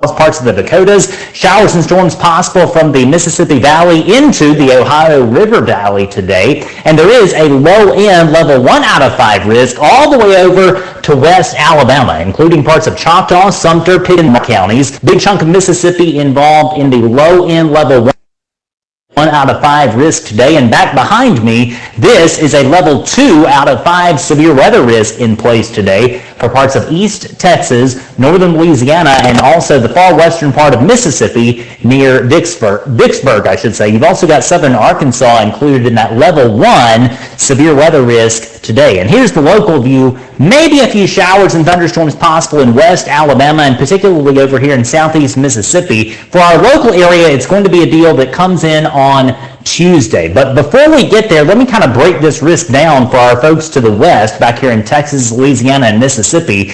Could have some damaging straight line winds, large hail also possible, and a few tornadoes today. Can't be ruled out from places like Houston, Texas, up to Tyler, Texas, and across northern Louisiana from Shreveport over to Monroe, over to Vicksburg, Mississippi. That's where the tornado risk is going to be highest today. So that's something to be aware of if you're traveling westbound on Interstate 10 or perhaps Interstate 20 into northern Louisiana. Be aware a few tornadoes possible later today. Tomorrow, that's when we are going to have some active weather across South Alabama and northwest Florida. And really this low-end level 1 out of 5 severe weather risk includes all of Alabama, all of northwest Florida, much of Mississippi, eastern Louisiana, southern Tennessee, and western Georgia. So a big chunk of the deep south involved in this level 1 out of 5 low-end severe weather risk valid on Tuesday. And that does include all of us here across the southern part of Alabama and northwest Florida. Anytime we have a low-end level 1 out of 5 risk day, that means that most communities will probably be just fine, but a few tornadoes and damaging straight line winds cannot be ruled out. And this is probably how it's going to happen. This is off the high-res rapid refresh model, valid tomorrow morning. We could have some storms firing up, and there actually may be a second round of storms that happens in the evening hours. So we're looking at multiple rounds of strong to severe storms being possible tomorrow. Again, I think the vast majority of us across the region should be fine. This will be beneficial rain, but 1 or 2 of these storms may ramp up and briefly produce severe weather hazards. I do think it's going to be a beneficial rain event, especially for communities to our north, places like Montgomery, Clanton, Tuscaloosa, Birmingham, going to pick up upwards of a ½ inch to 1 inch of rain in total. For us, generally speaking, the higher rain amounts are going to happen here inland in places like Thomasville, Monroeville, and Greenville, where we're talking up to a ½ inch of rain closer to the coast. There is a chance that some communities, unfortunately, don't get much rain at all. But any rain is helpful at this point as our ongoing drought conditions continue to get worse. We'll have plenty of updates posted throughout the day about the severe weather risk setting up for tomorrow in the Red Zone Weather app. Highs out there today going to be in the upper 70s and near 80. I wouldn't be shocked if some communities briefly hit the 80-degree mark, like areas near Brooklyn, River Falls, Andalusia, back down to Munson. 79, the projected high for Bruton, Milton, Evergreen. 77 for Bay Minette, and 76, the projected high for Orange Beach, Perdido Key, and Gulf Shores. Tonight, overnight lows set to be in the 60s, except further inland here near Butler and Thomasville and Sweetwater. They'll be in the upper 50s. Same thing over at Camden and Oak Hill.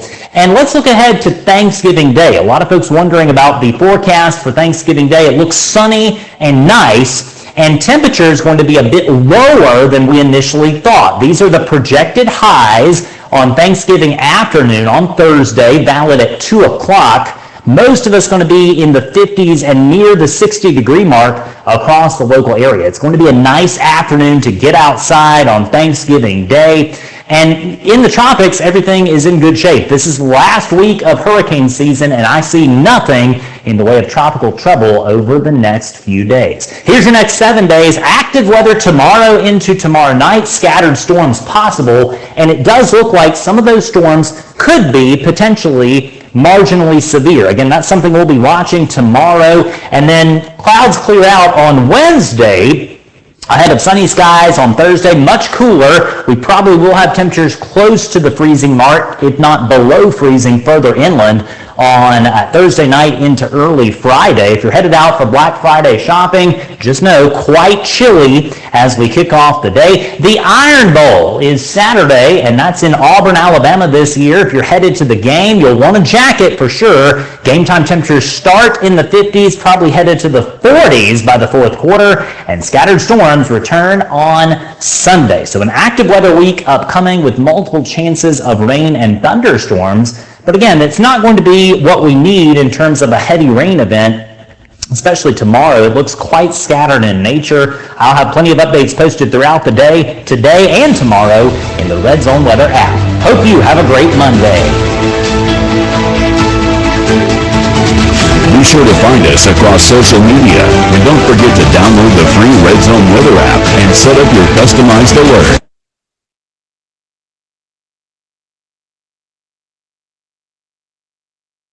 Yeah, you know how much you can haul and how much is in the box, you know, or it should be.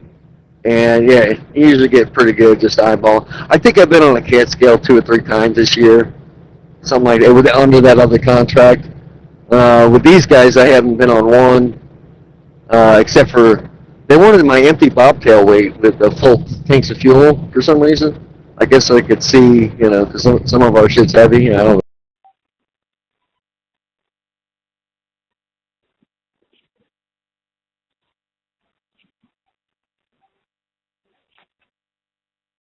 What up, Jesse?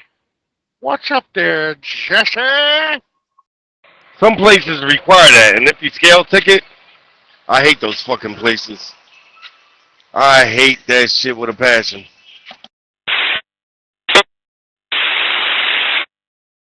I was at one of these places, and another one of our drivers were there, and he wanted to swamp with me because they didn't set these up right.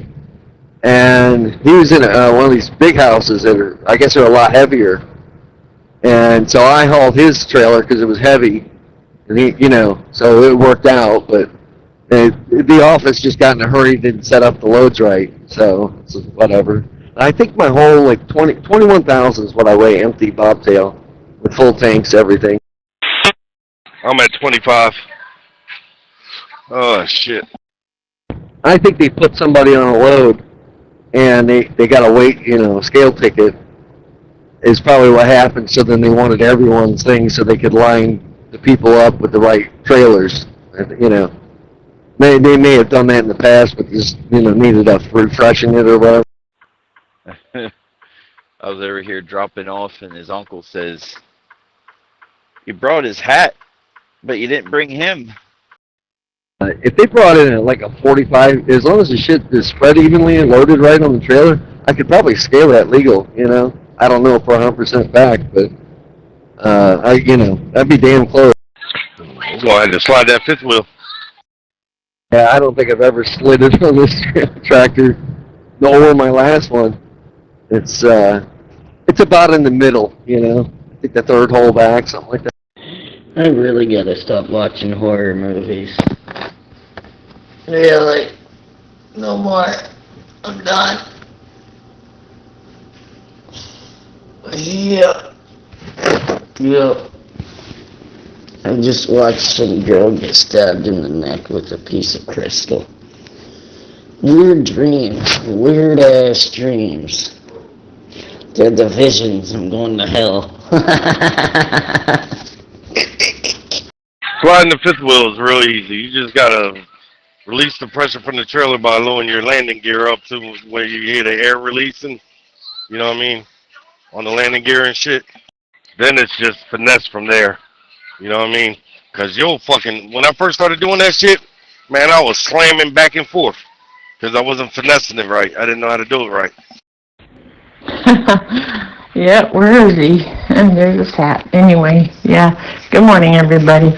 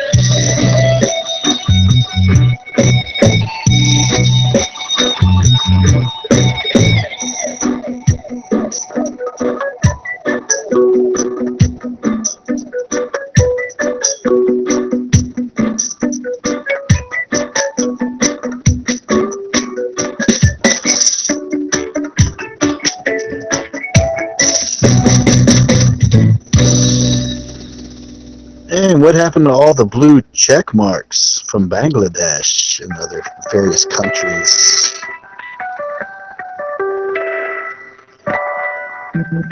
They can't help from trying to shape narratives, can they? That's all they do is shape and push fake narratives. Oh, that makes a lot of sense. Yeah, it's probably in a bind when you got all that weight pushing down on it. That makes perfect sense. What? Good morning and welcome to Old Time Christian Channel. Yeah, when you got all that weight pushing down, you're not sliding that fifth wheel. It's going to be impossible. It won't slide. It will not slide.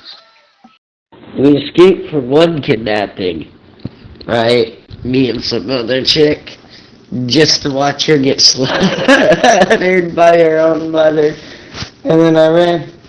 Like, you know what? Screw all this. I ran. Looked behind me, there's two black guys. I woke up. I'm serious. Oh.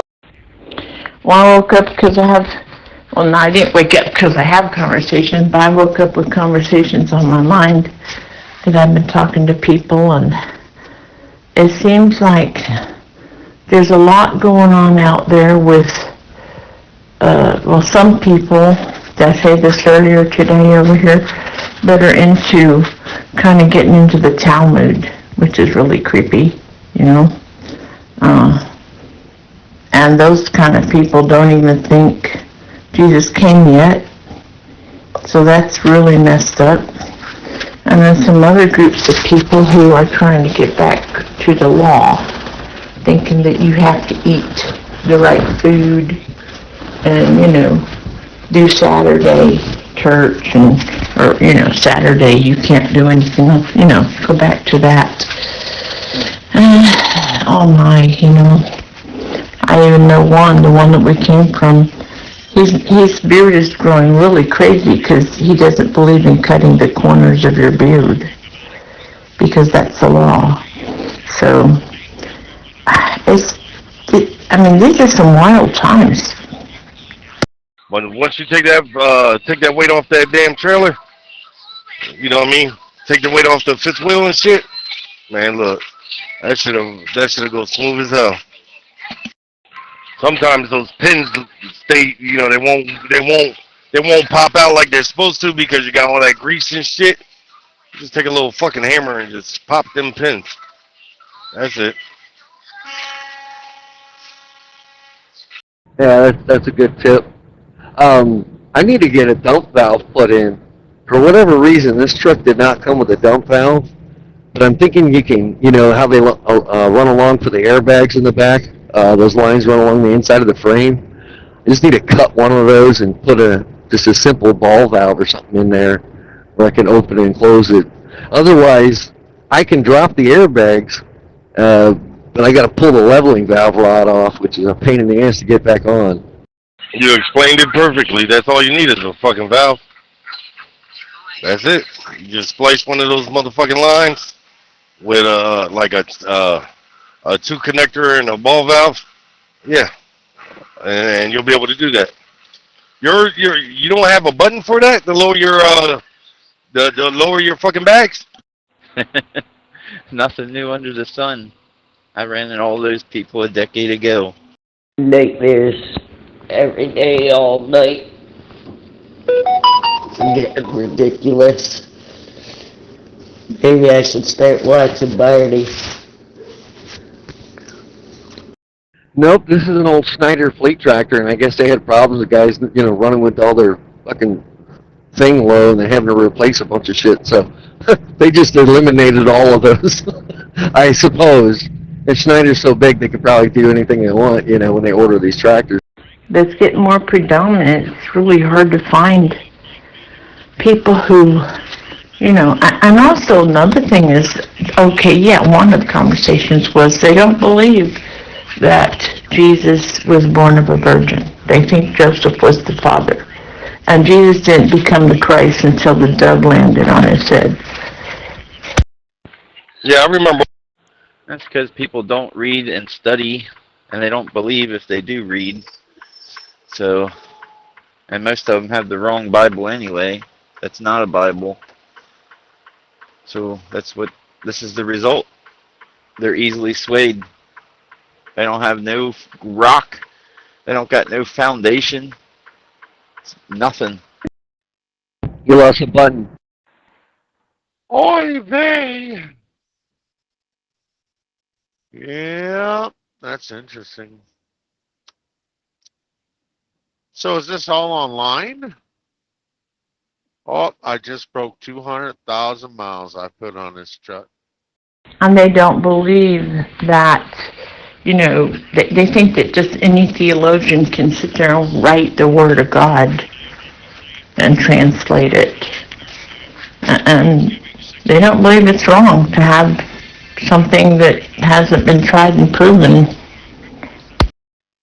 Yeah, I closed my app and restarted it. Yeah, this was a nightmare. I had some night terrors. It ultimately is they don't want an authority in their life. So they will be their own authority, and they will tell you what Scripture is true and what Scripture is not true. That's just the fact of it. They don't want an authority. And as soon as these abide in this law and the Old Testament and stuff and refuse, and as soon as they start going against them, they'll drop that too, and they'll just move on to something else because ultimately they just don't want an authority. That's a lot to throw on the truck. What'd you say, 2,000? You gotta be getting close now, because I got 115 miles to go. I got about an hour and 40 minutes of saying. 200,000 miles. Oh, miles. I thought you were talking in my gas price and stuff like that. It's a lot of that. It's a lot of gas and a lot of money. So my point this morning was like, wait a second. I'm a Christian. I believe in Jesus Christ. I believe in, the liberty of Christ, that He is the Lord of the Sabbath and the Lord of this and that. And yet, so these people would be considered Pharisees.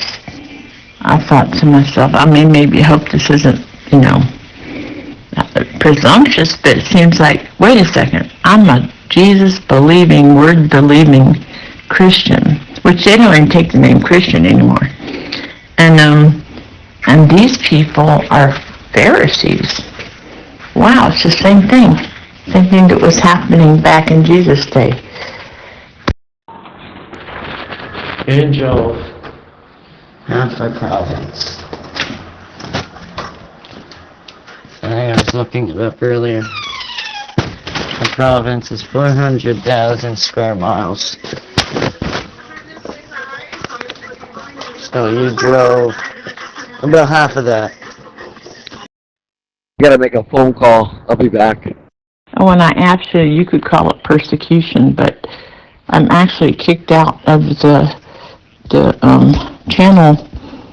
Well, kicked off the moderator. Like every day because of this. So I'm like, wait a second, that's persecution. I know it's nothing like they had, but it was just a little fun thought. I'm being persecuted by Pharisees. There you go, Babylon. Wonder what it means when the scripture says that God's going to laugh at their calamity. They go hiding in their caves, calling for the rocks to fall upon them. Does that pertain to like the Christian common belief of Christ returning, destroying the earth all in one big swap, and taking all of his children home to play harps on the clouds? Or does that have something to do with Babylon's fall before Christ sets his kingdom up on earth for 1,000 years of peace? Now, when I refer to this 1,000 years of peace, I'm not talking about the false peace that's being installed. Peace and safety. We're definitely living in biblical times of prophecies that John wrote about.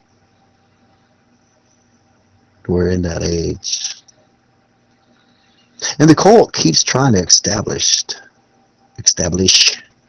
the Tower of Babel, the centralized one world. It's not their time yet, though. But a lot can happen in 10 years. Why do I say 10 years? Well, my personal belief is Christ returns after the 6th day. And then the Shabbat age comes of peace and rest, where the lion will lay down with the lamb, and the children can play in cobras' nests, and spiders won't hurt them, and everything of the curse is put on a standby. Satan, or I should say Lucifer and his ilk, are cast in the bottomless pit, chained, but he's released at the end of this. That's when Armageddon hits, when they encircle the camp of the saints. That's when the fire comes down. But then again, if you don't believe Scripture, it don't pertain to you. It's a bunch of fairy tales. Like two clouds of gases coming together and boom, all this complexity. It takes more faith to believe that. It says, my people perish because of lack of knowledge. What are we seeing in society? What is promoted now and what is shunned? What is good now? What is bad? Good will be called evil and evil will be called good. Parents, or children disobeying their parents, unthankful, treacherous. Yeah. We're getting ready to see a big world event. Grab some popcorn. Boy, they. Man. Get down here to New Station. Chill out until about 10 o'clock tonight. Roll over there, down the street about 1 mile. Get unloaded. Who knows how long they'll freaking take to unload me and get me my paperwork. Hopefully it won't take too long because I'll have about 200 miles of drive to get to the second and final destination for 0600, I think. I think it's 0600.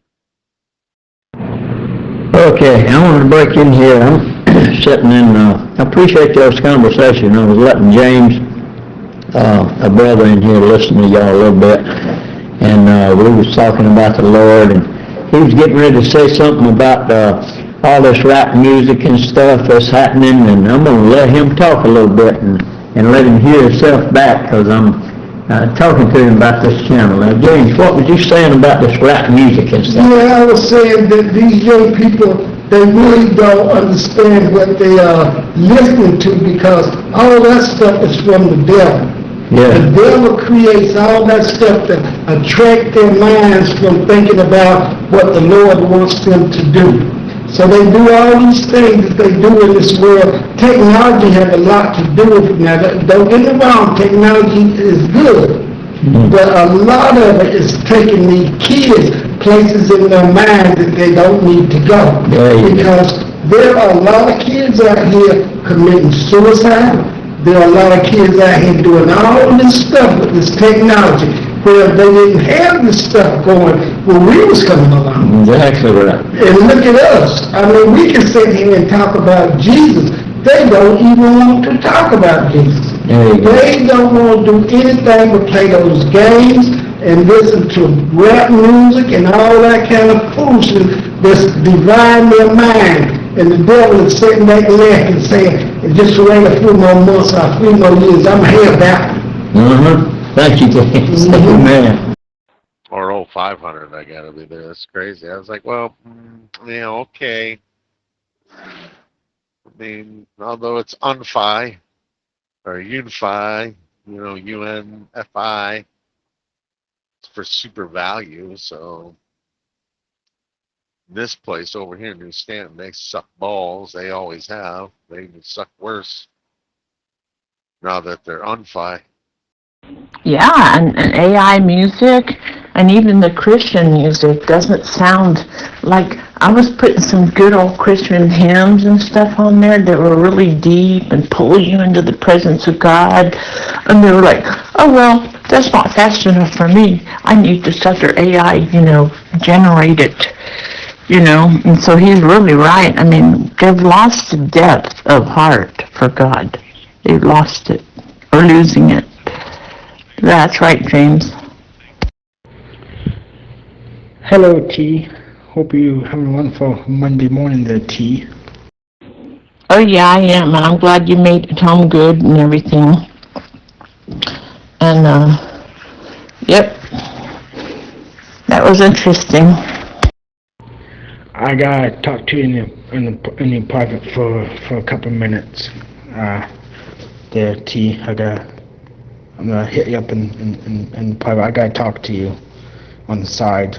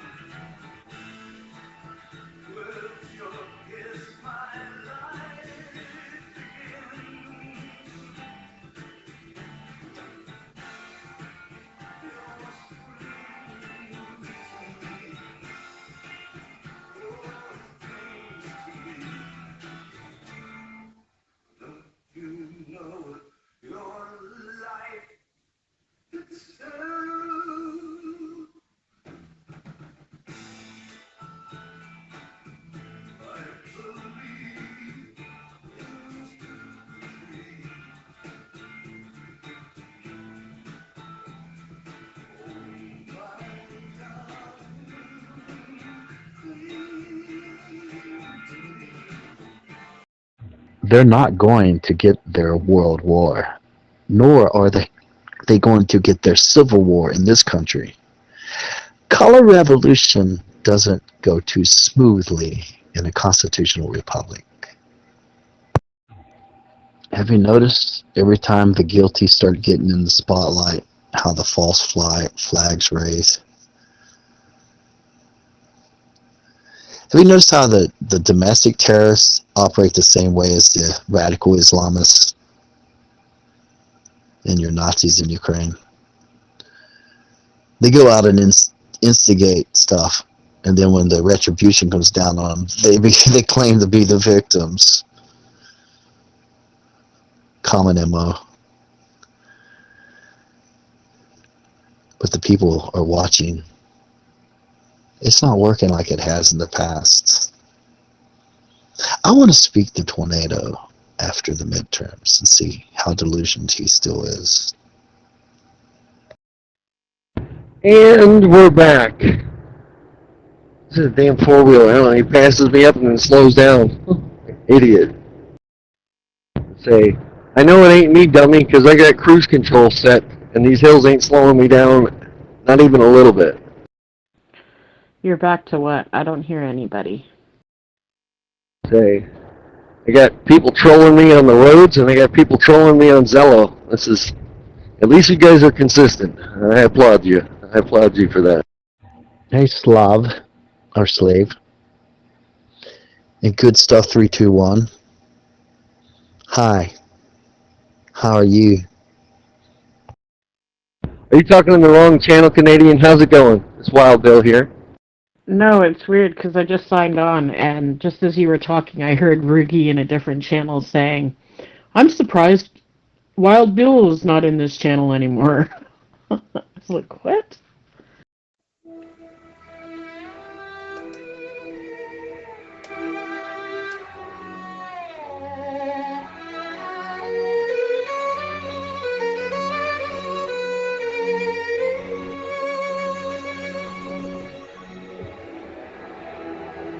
Viking strong.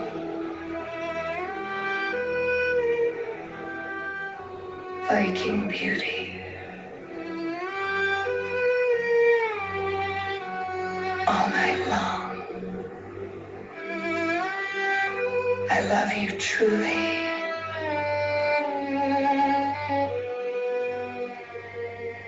Viking strong, baby.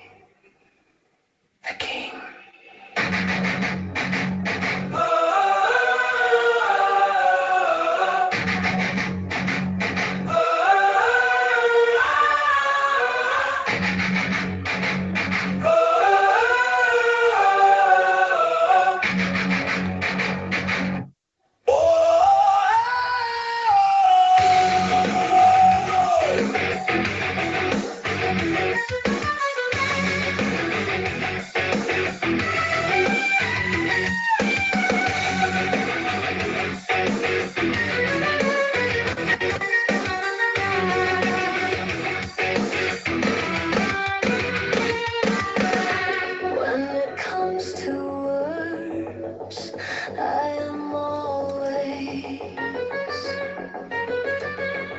In search of beauty, a certain kind of language that has never been written.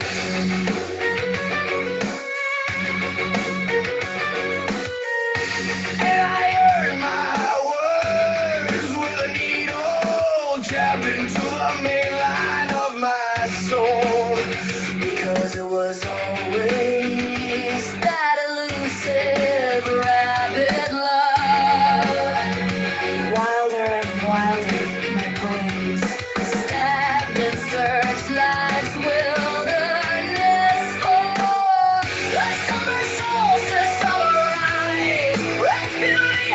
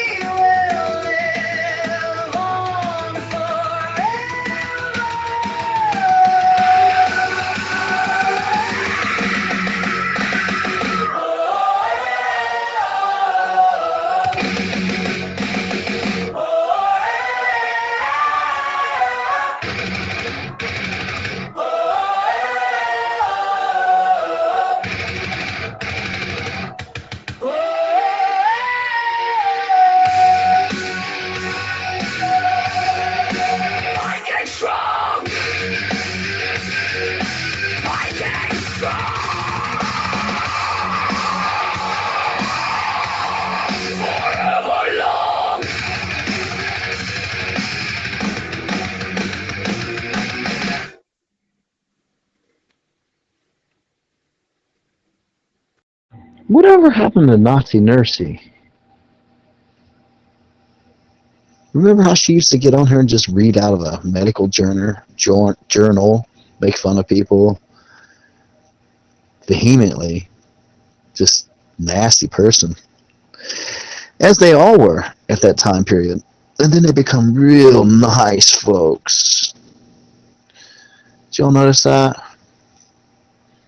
Remember Nazi Balzac over on When the Wind coming in and really, really instigating and trying to intimidate. He's awful. He's a nice guy now. Real likable fella. You people have no self-awareness whatsoever. No channel promoting. This is your first warning. Yeah, I've been trying to get into Barbie's channel. I want to just at least say hi to them, but I got no fucking clue what. Good for you, Wild Bill. Good for you. That's what I'm saying. Good for him. He doesn't put up with that bullshit.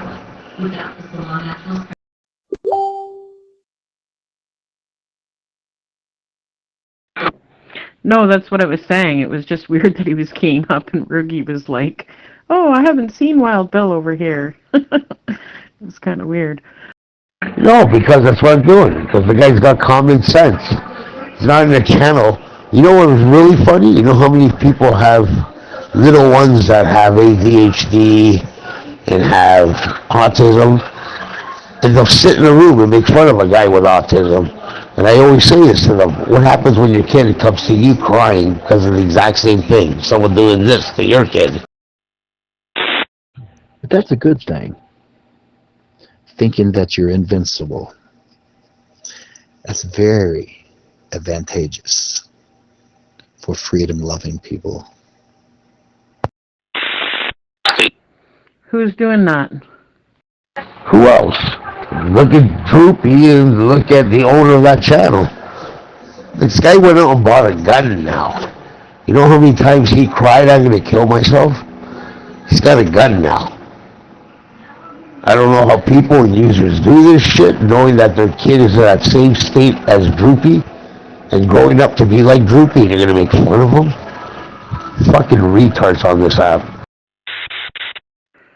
Well, it's definitely not fucking something I take lightly.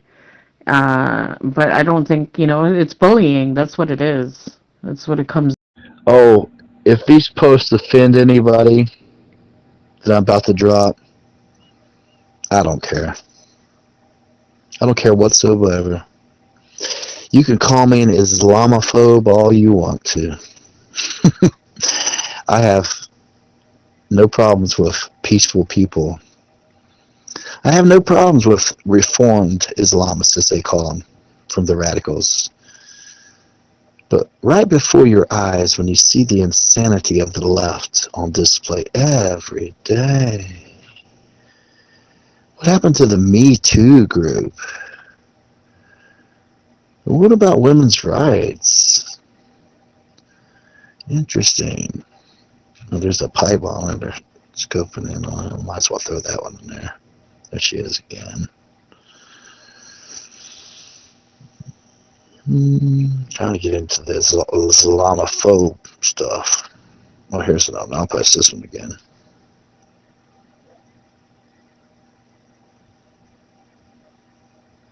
Yeah, I remember asking Nazi Balzac about the trans. Oh, we're here to kill him or something like that. Yeah. See, they need two groups to be opposing. Yeah, these people aren't very smart. I mean, look at their track record so far. And look how they continually trying the same thing over and over. You know what that tells me? There might be some indoctrination involved here. Where's all the women's rights stuff I had? Here's another one that'll work. It's not about the women, though.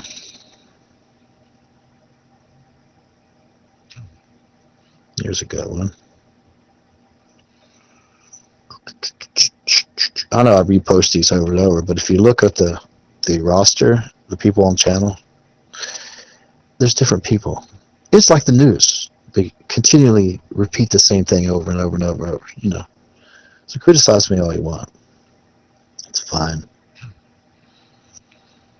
I can't find the post I'm looking for. Or the memes, I should say. I guess I'll just use these till I find them. Like I said, I don't care if I offend you.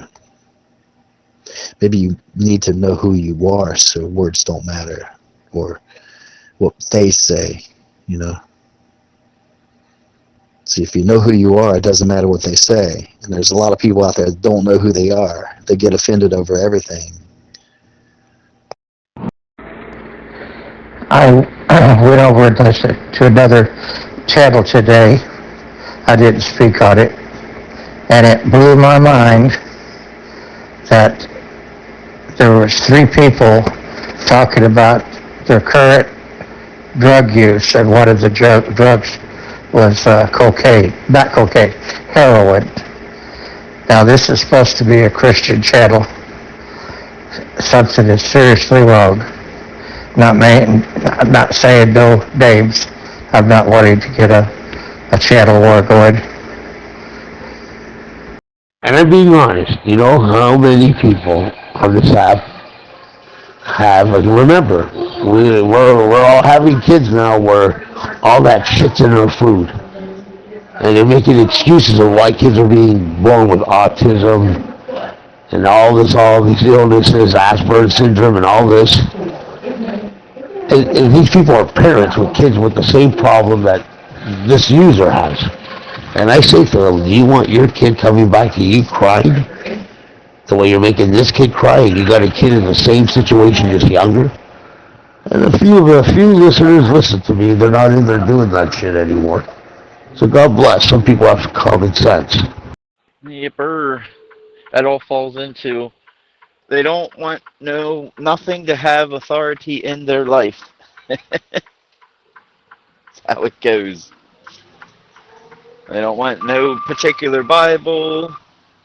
And even if they did read the Bible, they're not going to believe the Bible. So everyone's their own. And this is what is coming up on these end times. Everyone says, well, Jesus is coming back.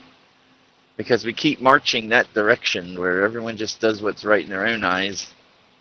Just like before the flood in Noah's time.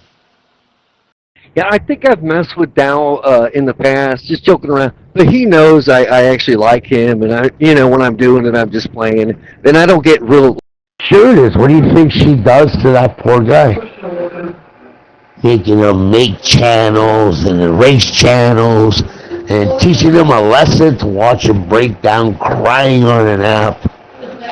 And it's funny. Yeah, that's too much. I mean, that's a different dynamic, but I don't know anything about that. But between him and me, like, I don't, but I'm not mean about it when No, I'm not saying you, Wild Bill. I've never seen you be malicious towards them. I've seen you fuck with them, but not malicious. Not that you see the guy crying and you start ganging up on him to make him cry even more. And again, what really bothers me, a lot of those users that were doing that to him have kids in the same state as him. So how fucking dare you? How dare you? Don't call me an idiot. Don't call me a bad person.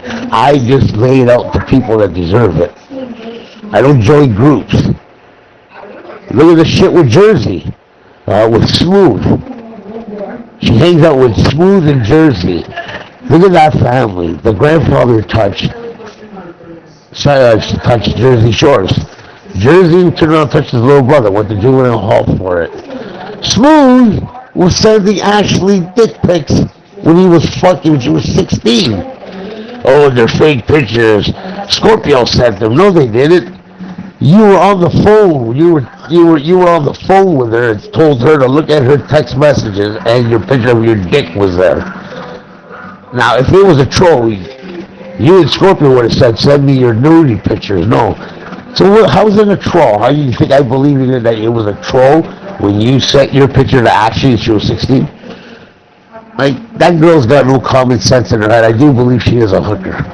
I don't care what anyone says. She always ends up in hotel rooms.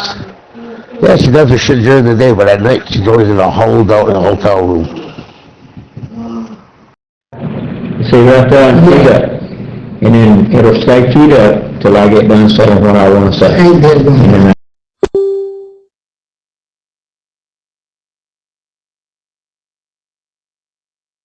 You're with family. You're gonna hear family in the background. It's always a quiet, hollowed out fucking hotel room. Hello, everyone. Hello. Evil isn't always clever. It can be very dark. It can be sneaky. It can be cunning, deceitful, conniving, manipulative. It can be all those things, deceitful, disloyal, dark. But it can also be cowardly. It can also be worried about getting caught. Some evil, some low-level witches and demons. They're worried.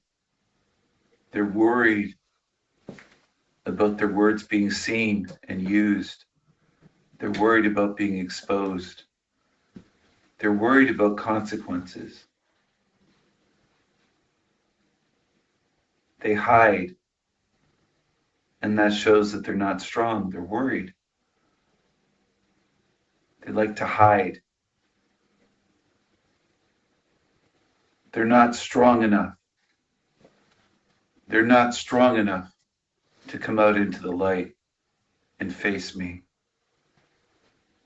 They're not strong enough. They have to hide. And that reveals what they are. They show how weak they are. Look at this creature earlier. This creature here wrote this on my channel. It's their first comment here. What a creepy creature. Just stopped by to check out your channel and found the majority of content to be an angry, self-righteous person who seems to like drama and spewing anger and negativity. Drama, negativity. Majority, really, the majority of thousands of videos you stopped by and you were able to assess in what, minutes? That the majority of my content, what a liar, right off the bat, what a complete liar and gaslighter. So what if he has different beliefs than you? He's talking about forever con man, defending him. Agree to disagree and move on to this big fanboy. Whether we consented or not, no one living can know the truth of this 100% because of memory wipes, and implants. No one can know 100%, he says again, because the majority of our thoughts aren't even our own.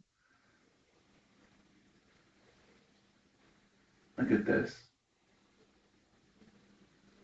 Saying that I'm playing a victim and all this shit.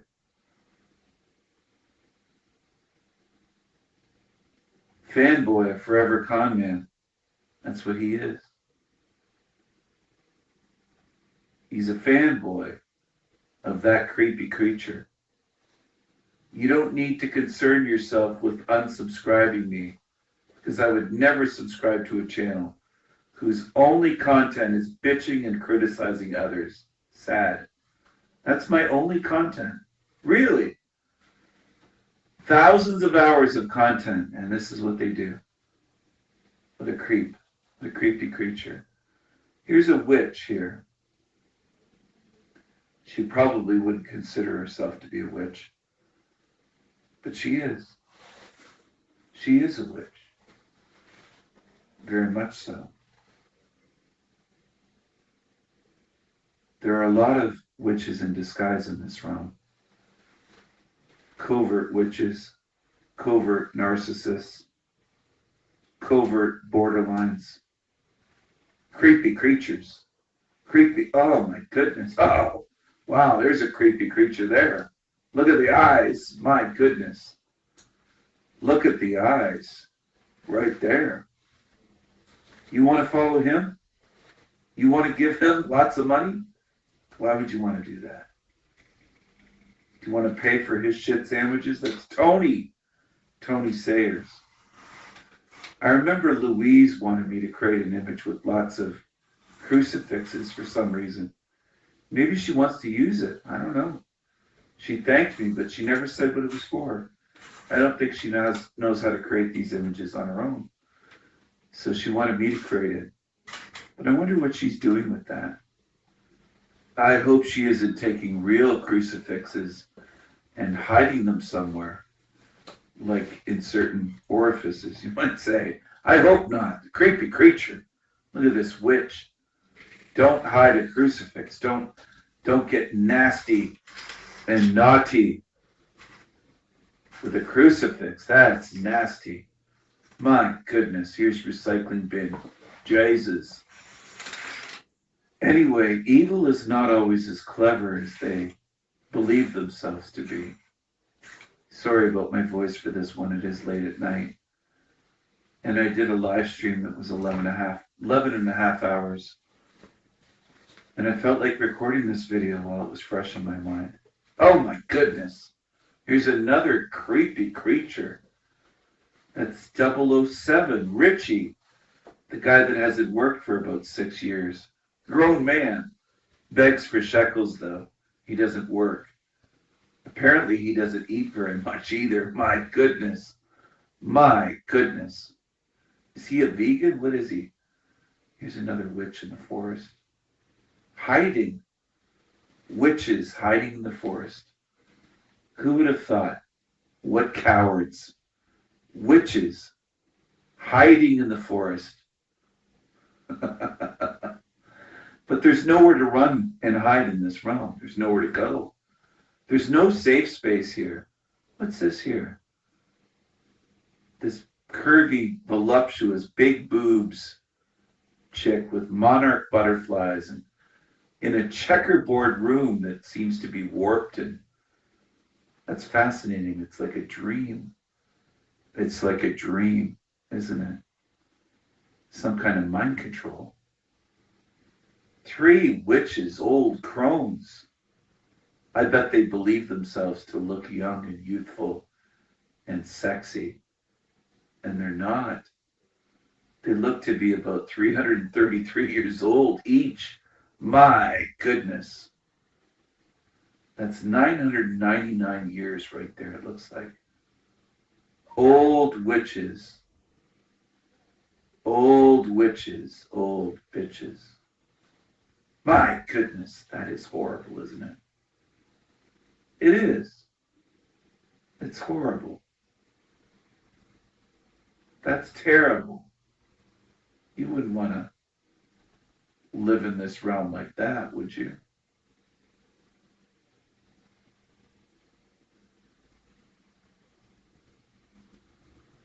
What do you think, everyone? Do you know where you are? Do you know what this realm is? Do you understand that you can trick evil into confessions of sorts, telling them themselves, showing what they are? If they're paranoid about you, you can get them to show it. They accused me of abandoning them. It's the other way around. They left. They abandoned everyone on my channel, the group and everyone. They left, didn't they? They showed what they are. They're not so clever. They're not so clever. They're not so clever after all, are they? No, they aren't. 3 witches. 3 wishes. My goodness. My goodness. What do you think of these 3 witches? What are your thoughts? What do you think of witches in general? They tend to be smug and egotistical. They tend to have an entitlement complex and think they can control others. with a few compliments, a few requests. You guys ever hear Barbie yet? I'm just relaxing. No, you're not. That's substance. That's a substance. And of course, it's more than rock. It's just anyone who records music, I guess. Just a studio. They had orchestras in here too, I believe. My one brother at church, he's one that works, I think, security. It's something to do with the computer, though. I'll have to ask him. But brother Jim, he's over here, works with them. Excuse me, Cocaine. Get out the way. Hey, what's going on, man? Good morning. How's it going, bud? How'd your Sam's trip go? Good for you, but Wild Bill. Good for you. Today, Cutie, I don't really see you doing it. And there's a parent on here that's got lots of kids, and I don't see her doing it anymore. I think my little talk with her really worked. I thought you were fresh. What's up, white man? It's offensive, man. That's offensive. Do I look black to you? What's going on, Wild Bill? We trucking, baby. We getting it done. How you doing, Rogie? Canadians in here listening? How you doing, Canadian? Hope everyone's doing well. We got a couple more days before American Thanksgiving. Still looking for my Islamophobe memes. I'm thankful that most of the people on the app welcomed me back with open arms. I do appreciate that. Thank you. Looks like some people are getting farther away from God. Still a couple of nasty trolls out there. It's all good. I don't care. Listen to how dry Barbie's voice is. Listen to her throat. That dry cough, that's ketamine. Ketamine sticks right to your throat. It gives you a dry throat, like Coke. With cut in Coke. Same thing, or like meth. It gets stuck to your throat. You got that dry. Listen to her at night. And she's a mellow. Yes, and we've seen that back when you were in Zillow the first time. We were trying to warn them, and they pretty much kicked us out of their channels because we weren't gonna go compromise on these little things, because we knew once you compromise on the little things, then you end up leaving the whole Bible, left. You kick it out of your life altogether. So you can see that pattern from early on. That's why we're not in those other channels anymore. I've been blocked from a few of them. Top Gun's been blocked from a lot of them because, you just speak up and say this is the truth and this is what's in the Word, and they ain't going to have none of it. Yeah, I need to get into her channel. And what's her channel? Like, we're not supposed to channel promote those, so how am I supposed to find her channel? Oh, there you are, Frank. I was getting worried, man. I thought I got left behind. Thought maybe Jesus came and swept you away. Yeah, you're not supposed to judge. You're not supposed to come in here and judge us. What's her is her username the same, Rugi? Is it still Slave Chicka? Yeah, that's the most popular response. But the Bible don't teach that. The Bible teaches you're supposed to do a righteous judgment, and with whoever you judge, it'll be judged on you. And that wouldn't surprise me to find out Barbie's a coke fiend. That'd be funny, actually. Whenever you point a finger at somebody, you've got three pointing back at you. Which is why it's so important to have righteous judgment, because you should be judging rightly, just as Jesus did when he came into the temple. He judged a righteous judgment. He had zeal for his house.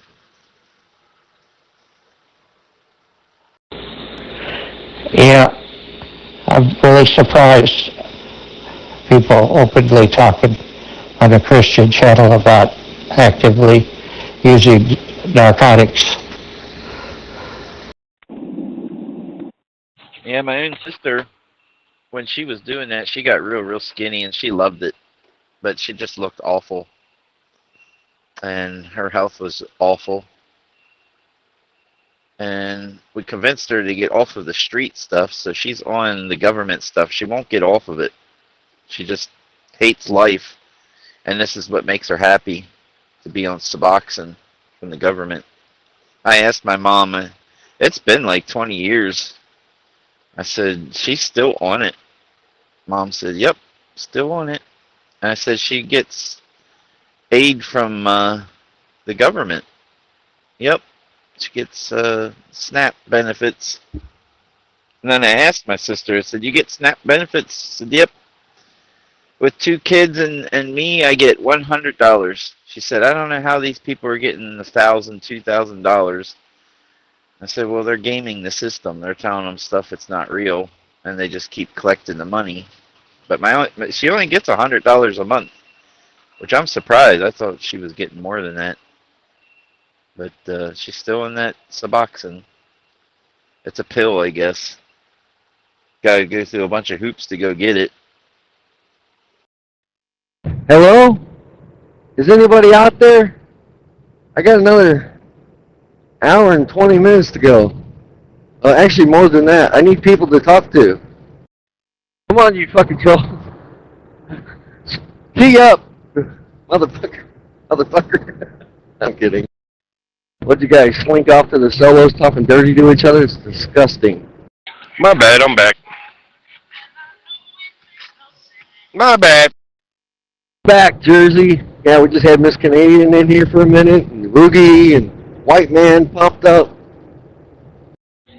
Gee, I wonder why my phone is having a hard time charging. I wonder why the screen comes on all the time. It must be lint in my charger port. I wonder why there's people keeping lists and monitoring folks. Do they have some kind of hope of retribution? We've already heard it from some of the politicians. Some of the mayors talking about, we're going to find out who you are. The ICE agents, why they support the folks that wear the masks that commit crimes. They're going after law enforcement trying to protect their families. But that's the same old, same old. It's just the radical leftist projection. Well, I got news for these mayors and stuff that think they're going to have retaliation. When this is said and done, there will not be a Democrat or a GOP. There might be revisions of these parties, but not the way they stand. And it looks like they're going to let the radical left take over the Democratic Party. There's definitely a coup going on within them. That's a good thing. It's just going to show people more of what we're dealing with. I wonder why Obama never designated the Muslim Brotherhood as a terrorist organization when various countries in the Middle East have. I believe some Scandinavian country, I can't remember, designated terrorists, but not in this country. How many times did the Muslim Brotherhood visit the scandal-free administration's White House? I thought he was a Christian. And isn't it kind of ironic how these Muslims don't even hold up to their own? It's like the Christians, I guess. They don't hold up to what their scripture says either.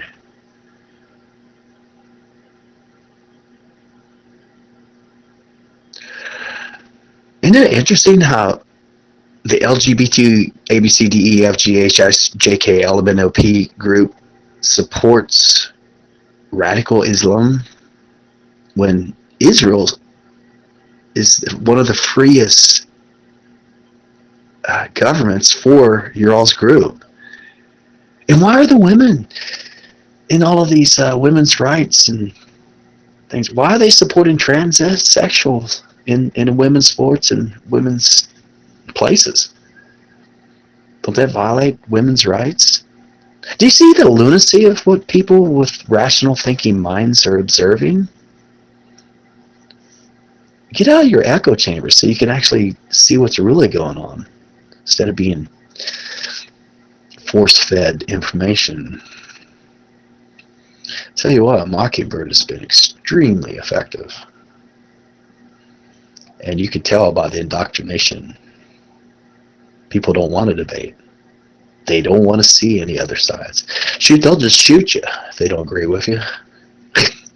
I imagine I got a target on me from a few people, but that's good. I like excitement. I live in an area where our neighbors watch everybody. We don't tolerate all this nonsense in these parts. There's no burning and looting going on around here. You know why? Because it's called a constitutional carry state. We have a right, God-given right, to defend our properties and our families and our neighbors. But in places like Portland, Seattle, Los Angeles, New York City, and Chicago, where they don't have gun rights, you seem to have a whole lot of gun violence for some reason. Anybody can figure it out. That's working, Matt. Good evening, G8XTW. Yeah, right now, I'm just trying to figure this shit out. Traffic isn't bad. I'm only 27 miles away and I'm on 495. But my GPS is like 495 east. Go to the right lane. I'm like, hold up, but 495 east is in the left lane. So, you know, you had to play them games and shit. Yeah. I called into the office while you were gone. The girl that answered, she's like, I guess she saw how many miles I've been running. She goes, you're joking. Hey, get that money. Make that paper, dog. I want to go to the Loves at Ruther Glen, but you've been to Ruther Glen. I might go to the, yeah, I'm going to go. That Loves is small, but trucks do park in the street outside of the truck stop right there. 10-4. I don't get off over that way very often, but I always pronounce it Ruther Glen, but I guess it is Ruther Glen. I'm back, Jersey. Welcome back, Way. It might be Ruther Glen. Fuck. I pronounce Illinois, Illy, whatever the fuck. I don't give a fuck. I just got a message from Frank, and he would appreciate it if Wordwalker would unmute him, that he was told by Top Gun that only the person that muted him could unmute him. And I think he was saying that Woodworker wasn't in the channel. Ain't none of us in here grammar teachers last time I checked. Whichever way you pronounce this, the right fucking way, dog. Illinois. Now, I don't know if that's a native name. It sounds like a Native American name. Well, how far are y'all from y'all destinations? I could be wrong, but I believe Illinois was found by a Haitian. I could be wrong, but I believe it was found by a Haitian. I mean, think about all those names, all the states and rivers, and they all sound Native American to me. But I guess they could have different roots. I don't know. And welcome back. I've got 89 miles, just like Jersey had about an hour and a half ago. I'm down to 25. I'm down to 25 miles. Oh yeah, what do you want, a fucking cookie? I damn sure don't want a motherfucker dressing like a drag queen trying to splash a badge talking about, I'll arrest you for being naughty. Pause. What the fuck? Today is November 24th. Healthy Principles and Our Pleasures is the title. Our Pleasures. The Christian's pleasures and comforts are not in the philosophies, possessions, or the activities of this world, but the Christian's pleasures and comforts are in the strictness of a separated life to God. The true Christian loves God's authority over his life. And that's something, I was just talking about that today. And hates the rebellion and the ways of his flesh and the world. Do love God and his authority ruling your life. I think he left out you there. Do you love God and his authority ruling in your life? To the law and to the testimony. If they speak not according to this word, it is because there is no light in them. Isaiah 8:20. Also, but the path of the just is as the shining light, that shineth more and more unto the perfect day. Proverbs 4:18. George Kinsey, missionary, Moriah Baptist Church, Fort Oglethorpe, Georgia, talking about our pleasures, and it comes from God's word and his authority ruling your life. The love of God. And we hate the rebellion. We hate the flesh and the world. That's exactly what we've been talking about this last hour. How about that? Oh, shit. The scale's open, Wild Bill. This is the scale, exit 27. I'm not taking that fucking exit. Fuck that exit. I'm not taking that exit. They can kiss my ass. Pause. Okay, I hear you. That's great. We only got that much miles left. Oh, Lord, white man is here. Hey, Wed, how are you? How was your weekend, white man? Why are you getting on this bitch so late? Oh, that's right, because you already been on this bitch just in other channels. Eat a dick.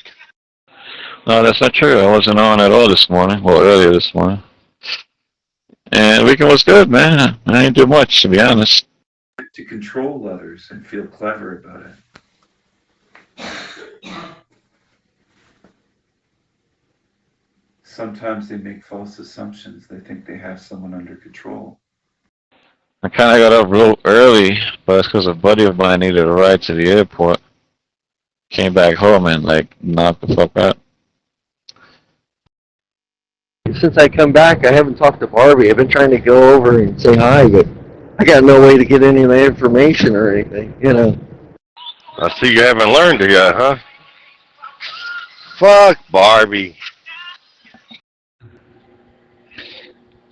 It's amazing how people could be so deluded and not have any awareness of their surroundings. They're actually calling for civil war. These effeminate, confused people. Do they realize what they're asking? I don't think they do. But it's not going to go to that, even though the deep state wants it to. No, we patriots, we're observing with our fingers off the triggers until something radical happens, which won't happen on a large scale, I guarantee you. It will only be in these protected cities, and that's when the military will come in and sweep them away. Watch what happens. It's getting closer. I mean, didn't you get banned because you was in that fucking channel? Y'all niggas don't learn. Is it true that she'll block you if you start talking about fat people? Oh, I don't know. No, I don't think I got banned for being over there, but I just want to say hi. I'm not going to hang out in there. Hey, Barbie, your voice makes you sound like you're 138 pounds, but your picture makes you look like a brick house. I've been slapping down all kinds of people on this app. On this app, to have a friend, you'll look past something they did, like Smooth giving a kid a dick shot. I've never talked to Smooth. You know how long ago that was? Ashley's 24, she was 16. MSFHYF checking access to GB7JL. Here's today's devotion. It's titled, Our Love to God. Today's thought comes from, Father, if thou be willing, remove this cup from me. Nevertheless, not my will, but thine be done. Luke 22, verse 42. A genuine love to God produces a sweet submission of obedience to his will. It does not rebel at his sending us changing and difficult circumstances. True love to God does not resist the appointments of his sudden, wise, and holy providence, and will not let us call into question any part of his authority. Our love also for him will not tolerate any doubt concerning the goodness of his dealings toward us. O sorrowful and doubtful Christian, return back to the love that you once had for your Lord. Dismiss yourself and surrender again to his authority, for a genuine love to God will gladly say, this trial, this suffering, this bereavement, this intense difficulty has been arranged by my loving Heavenly Father. He is infinitely wise and infinitely good, and he does all things completely right and good. Therefore, I submit totally to him. Oh, may we say with Job, naked came I out of my mother's womb, and naked shall I return thither. The Lord gave, and the Lord hath taken away. Blessed be the name of the Lord. Job chapter 1, verse 21. George Kinsey, Missionary Moriah Baptist Church, Fort Oglethorpe, Georgia. Oh, Lord. Tell me brothers here today. Oh, bye. Yeah, that's sketchy as fuck. Sending some special needs underage kid that's very, very fucking sketchy. Where's Fat Boy Trucker? There's the other guy, Fat Boy Trucker, talking about me living with my mom, but didn't two girls expose him for living with his mom? That is a dumb. You can always tell who the guilty are. All you have to do is watch. Fat Boy is no longer a trucker. He's just Fat Boy.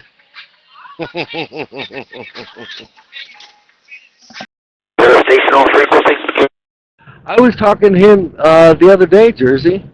If you want to know anything about. Bro, he's so fat and ugly.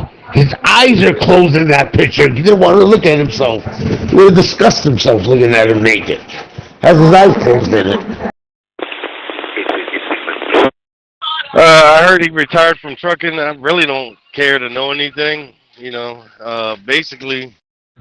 Did the Nazis use the Muslims in World War II? Do these families use Zionists versus Islam? Why is there so much war and backbiting and disagreement? The Crusades, you remember all of that? Remember how the United States separated from the world banking system when they told King George to kick sand? But it followed them over here. War of 1812. Yeah, that city of London. And the tentacles, of course that's not the head. All roads lead to the Vatican, the central banking. They got a lot of blood on their hands. Lots of blood. That's spoken of about Babylon, the whore of Babylon, I should say. She has a lot of blood on her hands. Look at the martyrs in the early days when the state church took over. True believers were filleted, burned to the stake, tortured, all in the name of God. Right. Babylon's days are coming to a finality. Excuse my grammar, I'm just an ignorant, schizophrenic, delusional, bipolar hillbilly that uses meth. You know, Wild Bill, he basically cut me off, so I just returned the favor. You know what I'm saying, though? Yeah, he didn't retire, though. So he's still truck driving, is what you're saying? He's got some kind of local gig, grocery warehouse shit, it sounds like. Just doing a couple stops, coming back every day, home every night gig. Oh, yeah, so he's doing the local shit. Okay, that's what's up. Shout out to that shit. I ain't mad at him. Nothing wrong with doing some local shit. Being home every fucking day. Well, he just, you know, he got his girl and his kid now. Because I believe the chick he's with just recently had a kid by him and shit. I think it was last year. No, it was this year. Yeah, was it this year? Yeah, I think it was this year. American Nationals checking in the Old Time Christian Channel. Monday, November 24, 2025. Time is 11 a.m.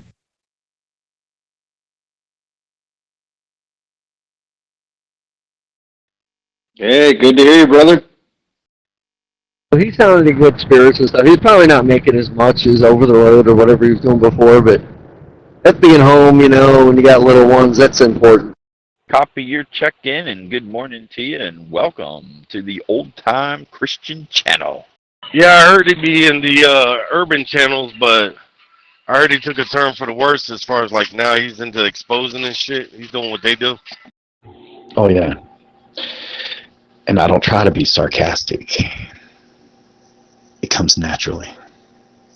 It's just a gift.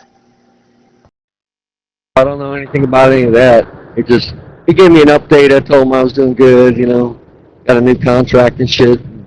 He told me kind of what he was doing, and it sounded like he was doing all right. Well, folks, we ain't got too much longer to go to find out whether or not 1789 is going to be restored at the beginning of this season or if it's going to be longer. You know, the inauguration date for 1789 was March 4th. So it could be a very telling March this coming year. It's 9 a.m. in the state of Arizona. This is 50,000 unstoppable watts on Zello. Well, that's all that matters is that he's doing good. I was checking the back to make sure no cops was following me since I skipped that scale. How many years have I been warning you guys? Oh, well. Let's talk after the midterms. Quite frankly, you're listening to 50,000 Unstoppable Watts. Yeah, that's kind of breaching the Fourth Amendment, if you ask me. I mean, but we really don't have any rights, which is ridiculous. Where's our civil rights as truck drivers? They fuck us every way they can. This is a bitch. Are you saying it's going to be March Madness? It could be. Military has been ordered to stay in D.C. until after March, throughout March. Well, being at 44,000 pounds, and I didn't get to see the back of the trailer because I didn't have to open the doors when they were loading me. So I don't know where the fuck this load is. You know what I'm saying? I can't assume that, you know, it's all the way to the back. So I don't know. So I was definitely not trying to hit a scale. Oh, and that does that pertain to the, I don't know these terms, but the 1789? Very well could. All of the executive orders and a lot of the events have led to the belief that 1871 has come to an end. Assets have been seized and civil government is being restored.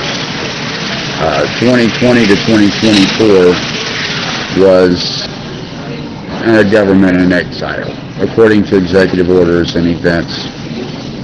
It's not something that's necessarily in your mainstream media, though.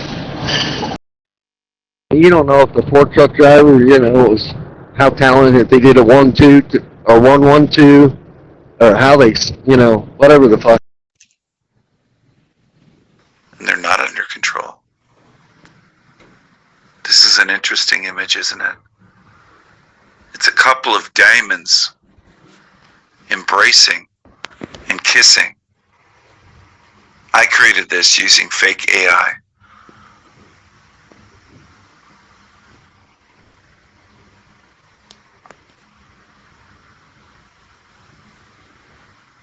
you want to stay here with demons forever?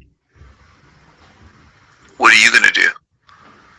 Look at this one in a mask.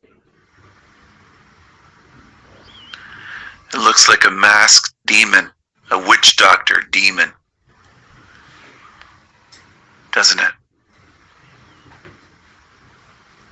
What are you going to do?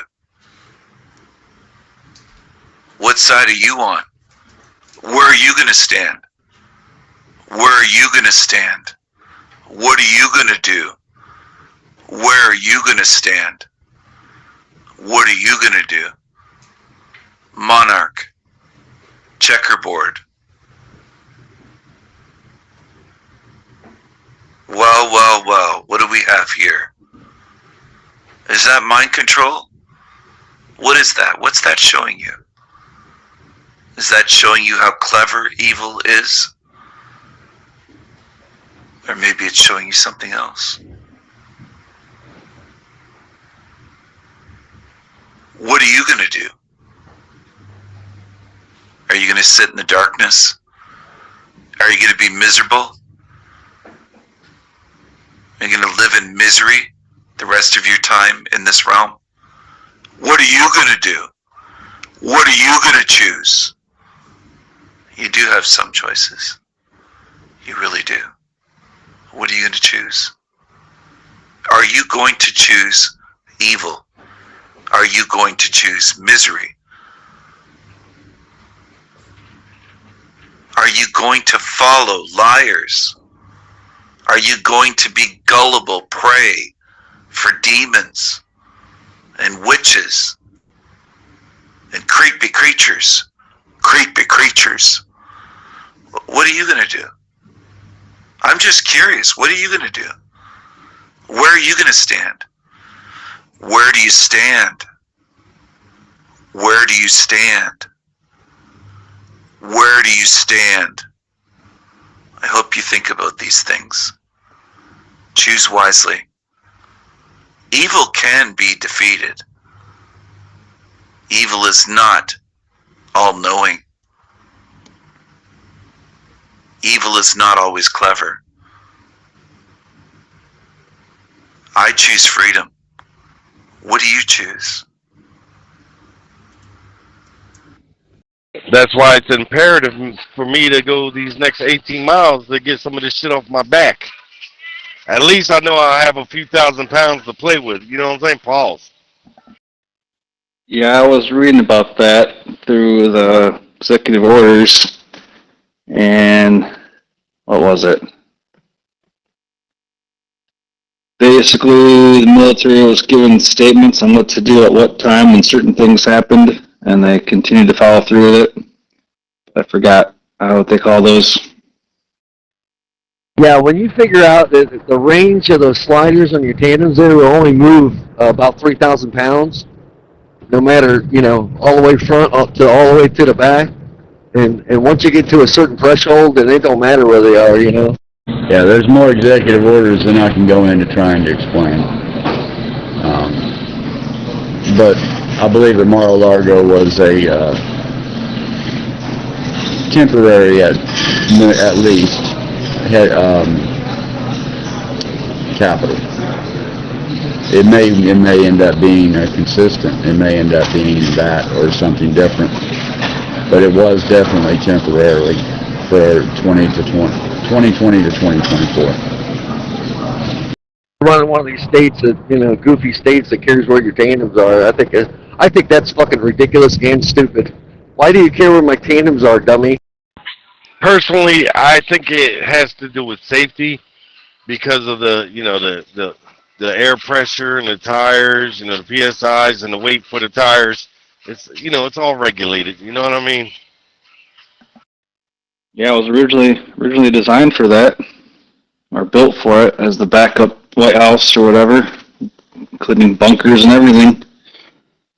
Yeah, that's why jokingly / not jokingly tell people he's already in his third term right now.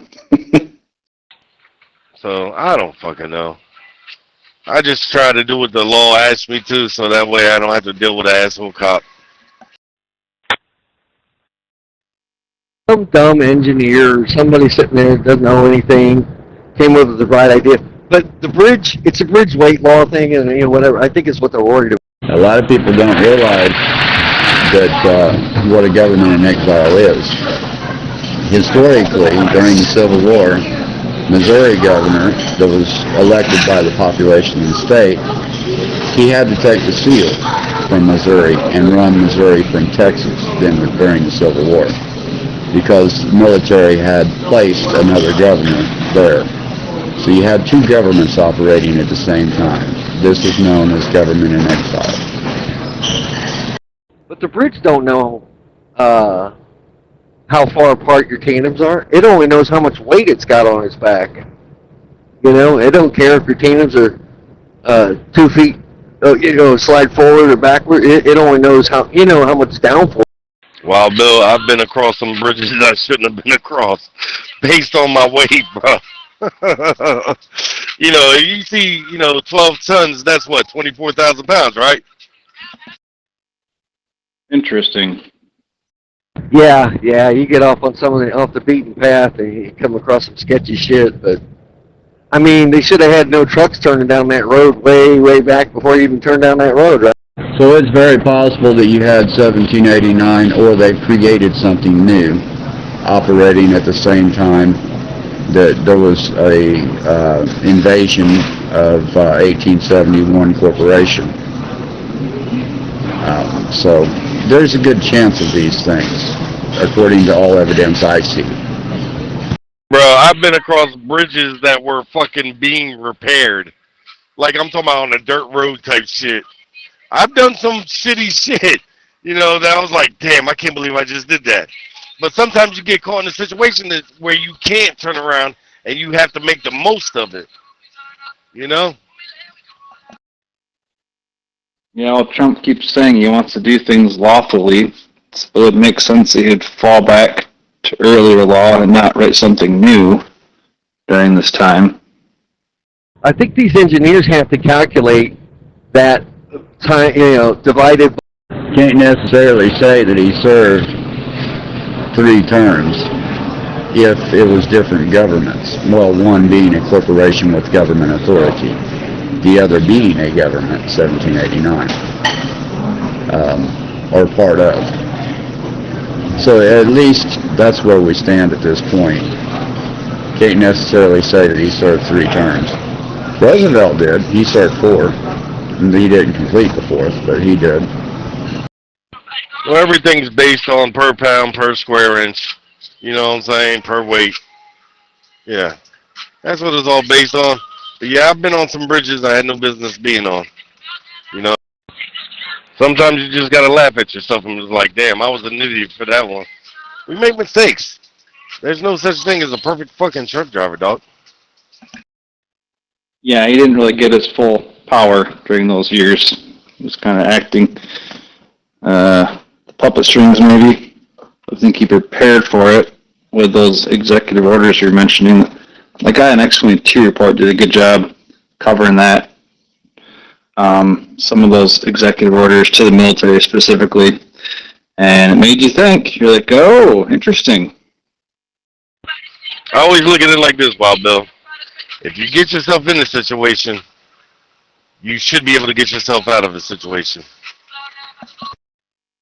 Sorry, I lost service there for a minute.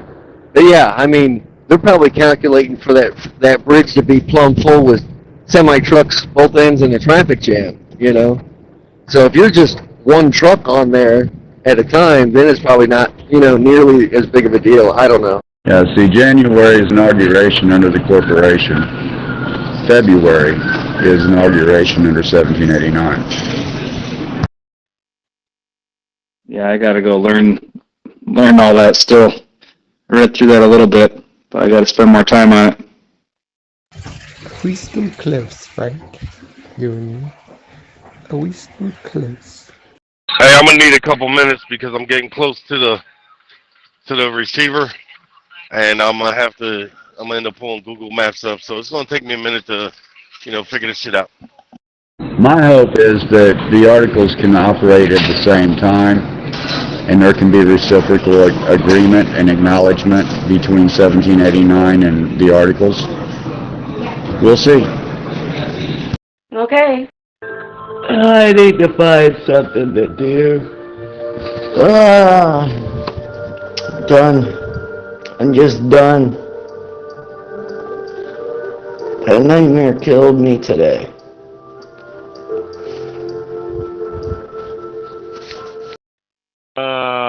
Copy that. Nightmare on Elm Street, baby. Yeah, it was interesting how Trump told them to start investigating J.P. Morgan, put Pam Bondi on it, to start looking at what they had going on and what Epstein's money was doing and all that. That's going to lead to bigger fish. And if it hasn't happened already, it's going to send silver prices soaring. India keeps buying like crazy and there's barely anything left. But they keep slamming the price down illegally, and they have JP Morgan, I think, has the biggest silver short position of all the banks, and it's insanely large. Every dollar they go up, they lose billions. You need to go back to the drawing board on that shit. I'm sorry. It's not logical. It has zero logic. Yeah, imagine having to deal with that. No way in hell. No way. Take me now. Hello? Hey man, what's going on? Stuff like that I'm fairly intelligent, and stuff like that doesn't make sense to me bothers me. I'm like, how? I don't get it. It can't. You're not going to be able to convince me that makes sense. It's fucking idiotic. I don't know about you, but when I have these nightmares, when I wake up, I feel like I ran a marathon. Like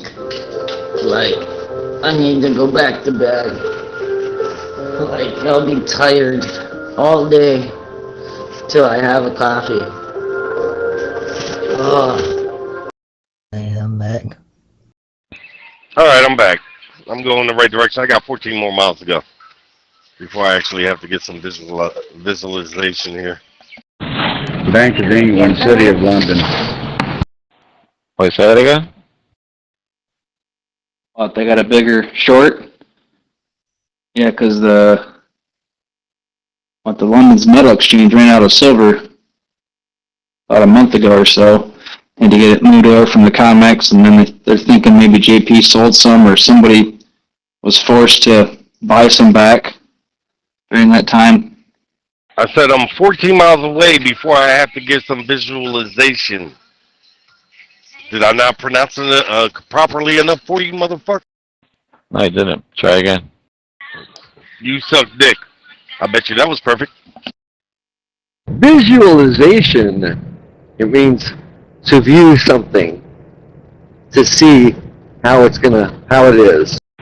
Oh, somebody's on one of my favorite subjects.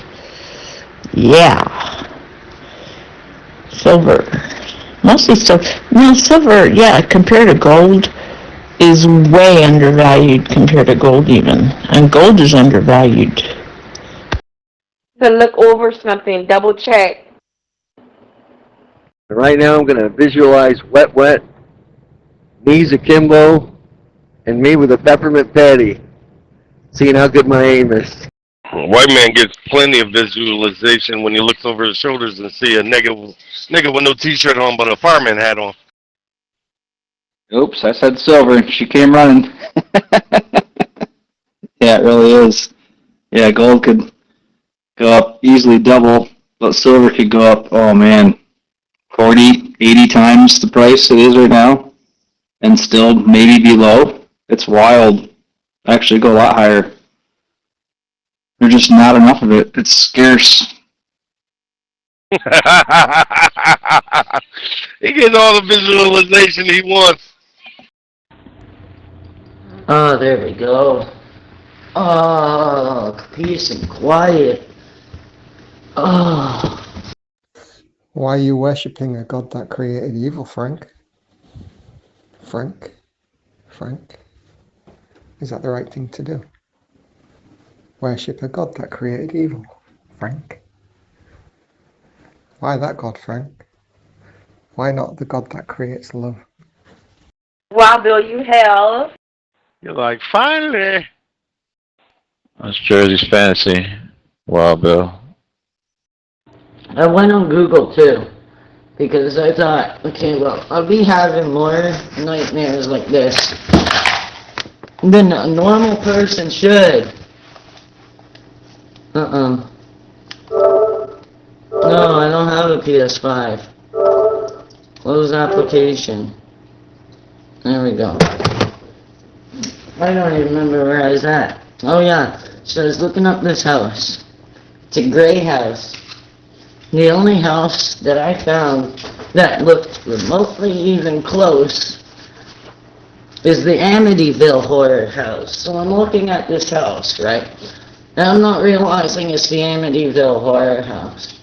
And then I'm scrolling, I'm reading about this murder house. And then all I see is, it's the Amityville horror house.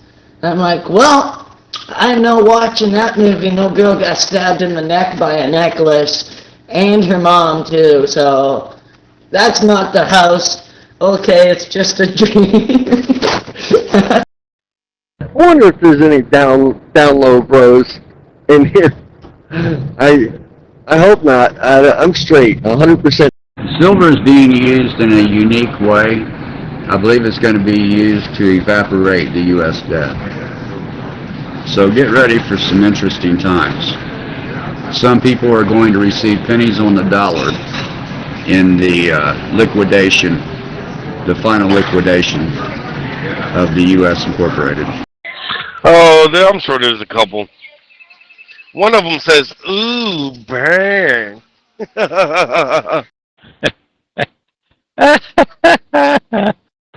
Wow, that's cool. I mean, I don't know. I just know that 2015 I said to my friend, let's go look at some silver. I don't know. It feels like sometimes. Well, okay, so 20 to 1 is a ratio that has been for a while with silver to gold, but it's been down to what? You guys tell me, 2 to 1 in times past? I'll make jokes and stuff like that, but that's the extent of my... Dog, I don't give a fuck if somebody's gay, man. What does it matter? It's not like you're gonna sit there and watch two guys fucking bump ugly. Who gives a fuck what they do behind closed doors? So what, the white man like slapping balls with another nigga like he's high-fiving him? You know, as long as you don't have that visualization, you know, you don't care what they do. I'm being told that there was a statement made by India by 2026, some point in 2026, silver will be at the ratio of 10 to 1 of gold. White man, it's okay to be gay. I don't condone it, but I get it. The Amityville horror. Yeah, that was actually about a husband that killed his whole family. Or was it a brother? That actually happened. And then they spooked off of it. Well, easy for you to say, buddy. You know, we're not the ones out here dancing with other men's asses on them. Yeah, that's what that guy Bick Swear is saying. The ratio will flip and it will be silver's higher than gold. No. And there's proof. Alright, there's proof out there. There's proof in the pudding. Yeah, I listened to Big Swear, but I haven't heard the 10 to 1 thing. I mean, with silver being above, you know? I haven't heard that, even from Bix. Yeah, I know. I get all that shit, but that doesn't make me gay. I'm not gay. Wait, man, I got a question for you. Let me ask you a question. No, maybe I didn't say that right. It would take 10 silver to have 1 gold. Why are you gay? Except for in my dream, I got away and it was the mother that killed the daughter. The only thing the house is missing is the driveway and the length. The length of the front would be too square. It's more of a rectangle. My dream. Actually, I could probably find a house that looks familiar in my city. I just have to go up the mountain. That don't make you gay. That really don't. That don't define gay. Like, really. A lot of people got to really do their research on the gay. Yeah, you're right. That's how you said it. Oh, but he's saying it would flip all the way, so it would take 10 gold to get 1 silver. That's what Bix was saying. He said it a few times. Listen, woman, you be quiet. But let me ask you a question. Why are you gay? Oh, I heard 1-to-1, but wow, I did not hear that. Ooh. And he's raising it as he goes then. I looked at the debt clock, before they took it off. Silver was up to 5,000 to the dollar. And gold was higher than that. But silver was at 5,000, then they took off the whole section. Why are you crippled? Anything interesting going on this weekend or what? Cooling? What's going on? No, nothing interesting. Eli's got a bunch of naked pictures of Wet. Oh, was it really? Wow. Yeah, see, that's higher than gold then. So that would have been like 1.5 to 1 or something. Oh, yeah, the Pharaoh. Yeah, it was actually the son that killed the whole family. Crazy ass lunatics. And she sent him a pussy pic in his mod solo, but before she did, he's like, bitch, if you put that in my mod solo, I'm going to spread that all over Zello, blah, blah, blah, blah. She said, there's that, motherfucker, I just dropped it in your mod solo. I ain't looking. No, at that point, gold was probably at least double that, or maybe, like, silver might have been 5,000, but gold probably would have been at that point. I didn't pay much attention, but somewhere around like 15,000. They had it pretty high, but then the clock just went off. They just erased that whole section, and so we couldn't see anymore. Wow. She's just throwing vagina everywhere, huh? Yep, and Ed and Lorraine were supposedly there. But notice how Ed and Lorraine dies, all the possessions stop. No one's possessed by demons anymore. I guess that was the case, dog. Anything new going on anywhere else, white man? I think the Trucker Channel got banned again. Because it's always fake. It's all fake Christian freaking garbage nonsense. We're into the panel. The power of Christ compels you. No, it doesn't. Shut up, stupid. Yeah, they're like at number 12 or some shit. That was last week. 2 rooms in 1 week, and that's some shit. Yeah, I've heard 2 things about the debt, that they think they'll find out that we don't owe as much of it as we do because of criminal activity. So some of that debt will be reduced. And then also, they could, in theory, say, well, our gold on our balance sheet is from the 1913s? I don't know what it was valued at. And it was like $42 an ounce or $35 an ounce, whatever it was. Now the market's showing it's 4,000 something, so just revaluing it on the balance sheet alone eliminates a ton of debt, or doesn't eliminate debt, increases how much we have on hand. I guess it'd be cash on hand kind of thing, and then you could pay off a lot of the debt with that as well. I haven't heard any new gossip about Trill's channel. I think Simpson has been missing still. Yeah, you know how many times I tried to sell my soul to the devil? He don't want it. No. Like, possess me? No. No, it doesn't exist. She probably went back to Yahoo chat or whatever the fuck it is. I don't fucking know. Nah, she picked up a few hours. You know what I'm saying? She picked up a few more hours. So she's busy. Yeah, I know. Isn't that crazy? It's like everything's like against God's word, right? All souls are mine. The soul that sins, it shall die. All souls are mine, just as the Father's soul is mine, so is the Son's soul is mine. All souls are mine. God says that. And it says, all souls will return back to me. And, will go into the ground, and then the spirit will return back to Hashem. Does it say anywhere else in the Tanakh where it's going back to? Or did he say someone else is going to possess your soul? Like, oh, I know. God is making deals with the devil to sell your soul to the devil. These freaking people, freaking man, dude. Pagan shit. Just pagan freaking bleh. Straight up garbage. Oh, look, now, check it out. Cooley would know. Yeah, she respects him. Yeah, plus she told me she's going to pick up some more hours because she's bored. There ain't nothing going on nowadays here. Maybe all of it.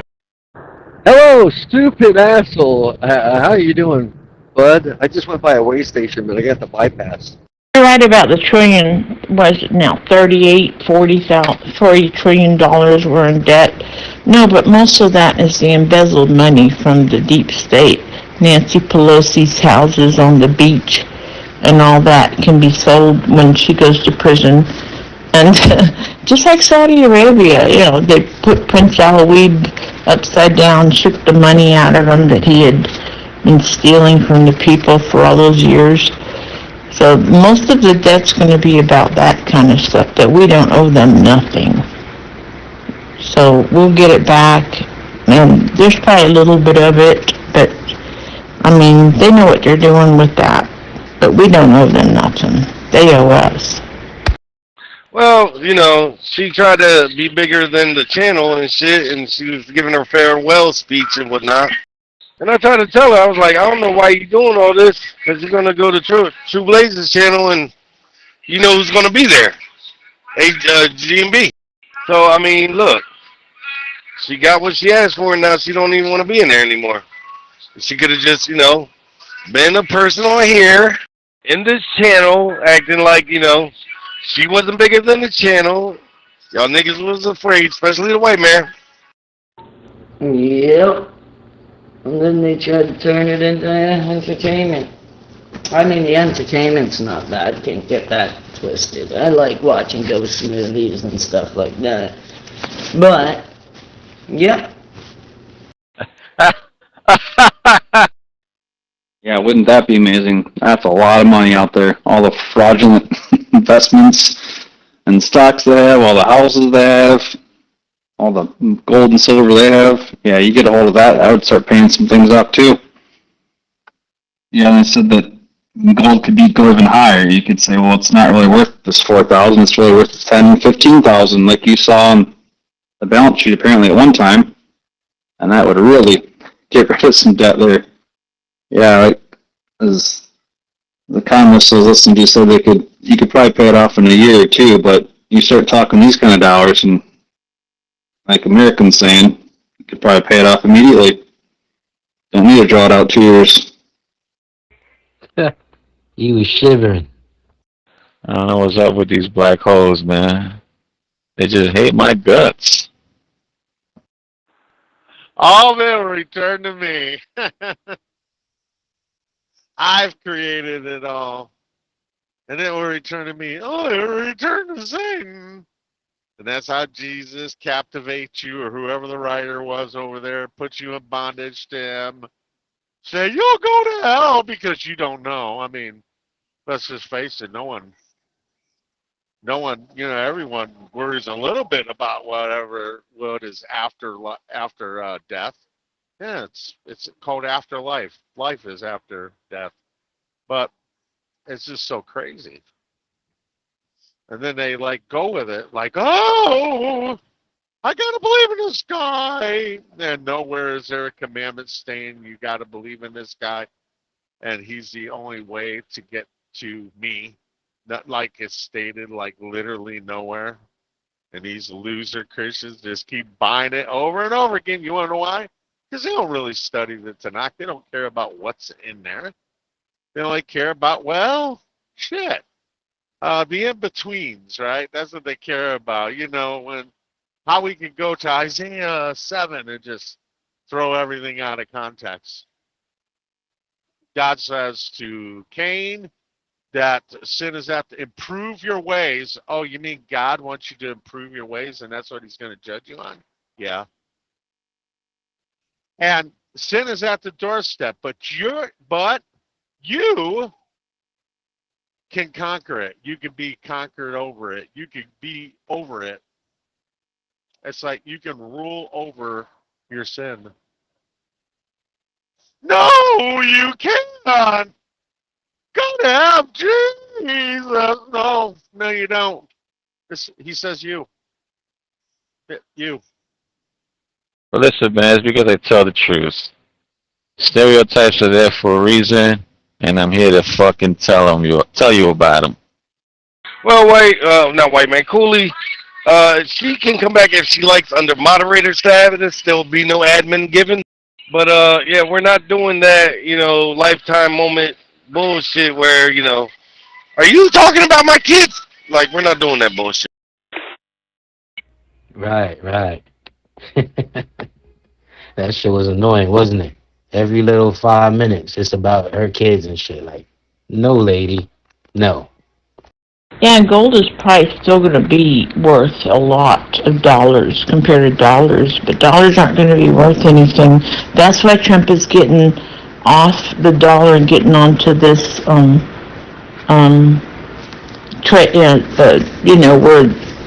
God, what's it called? Where tariffs are, that's one of the things. That's only one of the elements of getting money is the tariffs, but there's a lot of elements, and a lot of businesses are going to be coming back, because if you remember before, when they took us off the gold standard in like 1970 something, then there's lots of businesses here, and then we ran them all off, and then we had our companies, our people were teaching the foreigners how to work our companies, and then they lost their jobs. Remember that? Well, you're probably younger than that, but anyway, so now it's going to be just the opposite. Those foreign people are going to come over and teach our people how to run companies and how to create products.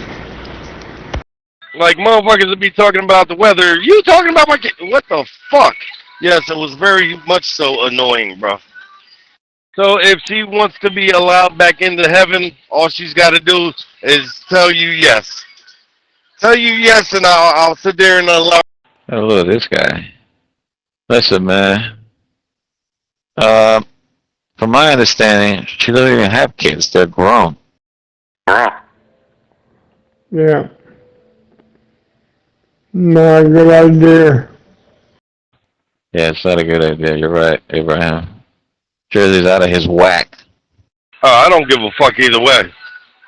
Either way, I'm good. It doesn't make me a difference.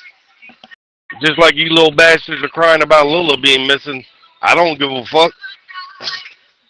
I miss Lola! I miss her. Shut your little whining ass bitches up. Pussy ass niggas. I wish Lola was here. I miss her. Fine. Yeah, and I don't think gold has changed in value.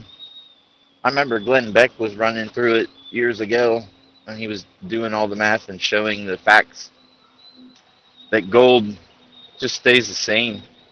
What changes is the dollar, and that's why it goes up, because the dollar's going down. But he mentioned, and one of the things that stuck with me is you can take 1 ounce of gold, and that would buy you a suit about 125 years ago. And today, that 1 ounce of gold will still buy you a suit today. You were definitely crying that dealer wasn't around. So there's that. So why do I need Jesus? No reason. They give you the same old thing over again, right? Because you can't. There's no hope. No, there's no hope for you. I already have the hope. God says it. I don't know what you're talking about. There's no hope for you because that's the dilemma that you put on yourself. Plain and simple, man. That's what you put on yourself. There's no hope for you. No one can come to the Father. Oh, yeah. How did they come to the Father before? How did, in your New Testament, how did Elizabeth and frickin' Zechariah walk perfectly before Hashem and was righteous and without sin and blameless? Go ahead. I'll be waiting for that one, frickin' snickerdoodles. Bet you guys wish your guys could erase that one, but they'll try to put a Christian apologetic bullshit on it, right? No, words don't mean what they mean. Freaking nonsense. Yo, who was crying for Lola? That's crazy. How was he crying? I thought he was with Sensei when I was gone. How was he crying about that? You know what would make this channel better? If Lola was in here. You know what? I know why Simpson left. Because Jersey wasn't giving her the attention that she deserved. You know what I'm saying? Diva, you shut your little slutty mouth the fuck up. We're gonna start there. See, Jersey would never miss me. He's probably happy whenever I'm gone. He's like, finally, the bitch is fucking gone. Annoying ass cunt. Right, but the price of that suit, because that would be a very nice, expensive suit, is so much higher these days than it was.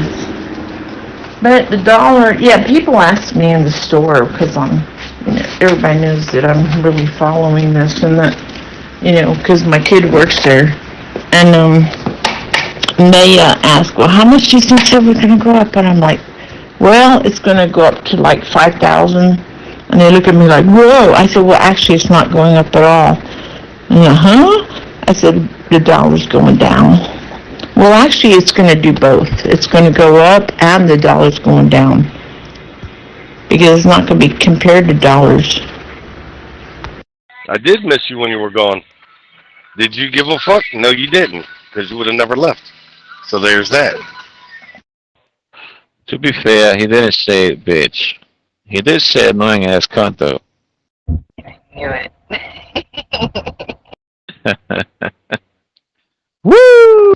You know what they're going to do with it. The same thing they always do. You're exactly right. Words don't mean what they mean. Oh, see, the Bible says this is perfect. Yeah, but it doesn't mean it. Oh, see, God does not want sacrifice. Yeah, but he doesn't mean that. Or, well, what he means by that is, yeah, okay, never even entered into his mind. Well, that's got to be just kind of how you're reading it there. And, oh, okay, well, not even those worthy of death does he want to die. Well, yeah, that's because he's got a good heart, but that doesn't mean it's happening that way. Oh, okay, well, how about this that says, your spirit returns to God who gave it, body returns to the dusty ground where it came from. No, Diva. I mean, yeah. Well, if it makes anybody feel any better, I'm back. What up, though? I missed you, Boobar. I missed that you weren't here. Where were you? Is there anybody here that would like to have cyber sex with me in about 3 hours? Yes or no? Yep, our dollar's already basically worthless. If you look at how much it's lost to inflation over the years, I can't believe we haven't collapsed already. Instead, it's like inflation of the dollar was like, what, 90-something%? That's a lot. That's a lot of buying power you lost. That's why I had to send all the manufacturing jobs out of the country to get slave labor and get the prices down so we can have our cushy American lifestyle still. and not have to pay too much for American goods. But yeah, you're right. He's going to bring those people from other countries back to teach us how to do our AI jobs and whatever. That's why I did that Chinese thing. And at first I was like, no, we can't be bringing more allowing Chinese in here in our colleges and corporations. But that's what that economist explained too, is you need these people to do these jobs because Americans don't know how to do them. There's nobody trained. Nobody's been doing it. So we have a big vacuum, this type of skilled workforce. I mean, Ford can't even hire 5,000 mechanics for $125,000 a year. I'd say, well, raise your prices then, or raise your wages. Got to happen sooner or later. And I said slutty. No, what I said was Tasmanian devil pussy. That's what I said I missed. I know, Diva. He was talking about it. He did say he did miss you numerous of times out here. Hello, DJ Fubar. Don't tell her that shit. Her head is already big as it fucking is. Have you seen her head? She's got to walk sideways in the fucking door. Right. What are y'all talking about? I will judge everyone by their what? By their works, what they do. That's what he says. You're not judged by the blood of Jesus. It's so stupid. It's like, no, all you need to do is need God, and yes, you can come to God. You come to God in prayer and supplication. That's what happens. No need for Jesus. He was punk ass 2,000 years ago. That's what people freaking do when they want everyone to follow them. I mean, of course they're gonna lie. That's what got him put to death. Yeah, but that's a natural defect. I do have a pretty big head. He was like, y'all run Diva? Oh, hell no. I've got a special mintless Tic Tac for you. She wears a size 8 in fitteds, man. Yo, that's pretty big. Pause. Actually, I think it was a 7 in my hat size. So, yeah, it's pretty big. Stop lying, Wade, man. They just put the material around her head and start cutting. No one really truly knows the size of her head. Right, because we've been sending all our kids to college to take gender classes and learn how to have pink hair and nose rings and tattoos. Yeah, who wants that? I think, but not from a Christian perspective, but I think, I'm trying to remember what I read. Either it was the Talmud or the 613 laws within the Bible. And I think it was Deuteronomy or Leviticus that says, do not try to contact the dead.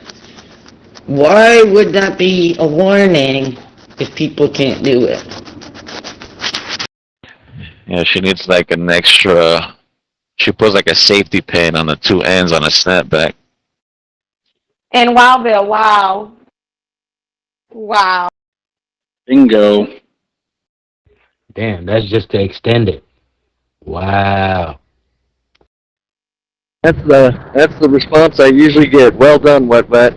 I have 3 friends. It's mostly the daughters that get weird. Now some sons are, but not near as bad. But that's my friends who are very stable and very, believe in God and believe in the United States and everything. And their kids turn the leaves, how much worse the parents that are already liberal. I do need to go get fitted for a hat. I need to go and get my hats that I usually wear. I think it's well, it actually doesn't say that. It's familiar spirits, but and all what they're doing is just conjuring up spirits from before, meaning like spirits wind and it's in the wind. They're just conjuring up. I mean, that's what I could take from it.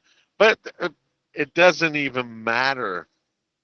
It just simply doesn't even matter whether they can or they can't.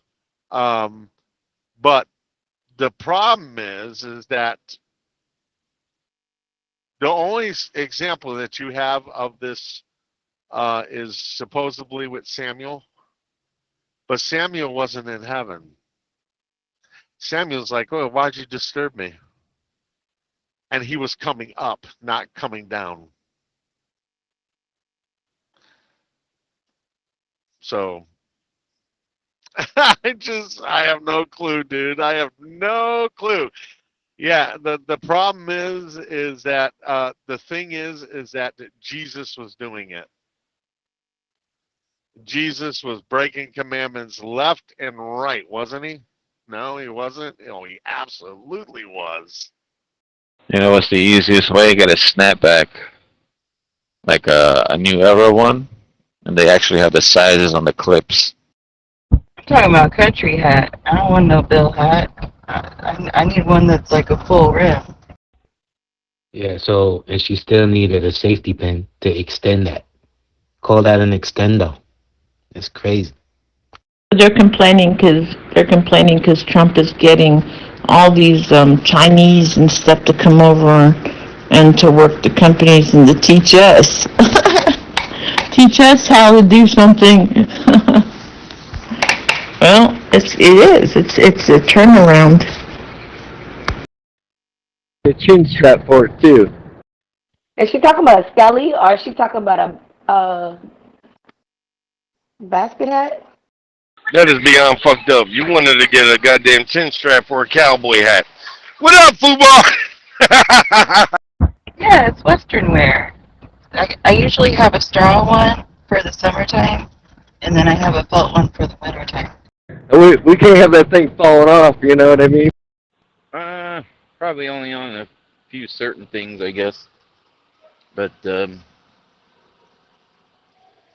most of the time, whenever you see the Chinese over here, they're not really here to teach us anything per se. Is they're trying to be on the inside to be the spies.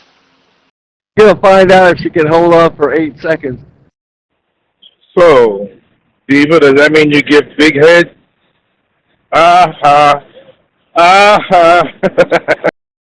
Ha bitch. My dad stole my straw one and stuck it up way up high where I can't get it. Yep. You're not allowed to leave China unless you agree that you're going to spy. or else. Even if you're on vacation, you're a spy. If you're here for work, you're a spy. Or at school, you're still a spy.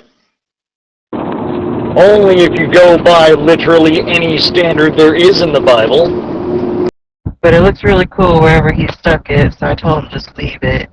And then my other one, somebody really, really, really, really liked it, so I gave it to them. I kind of regret it, though. Yeah, dude, I'm not saying there's not God is spirit. I'm not saying that there went some kind of spiritual plane or whatever, but no one's seeing it and bringing it back, bro. And telling anybody that's not for living eyes to see or anything like that. Maybe in visions they're shown, but they're shown to convey a message. So that's not what I am saying, but what I am saying is that God says you can overcome sin. He says it directly to Cain.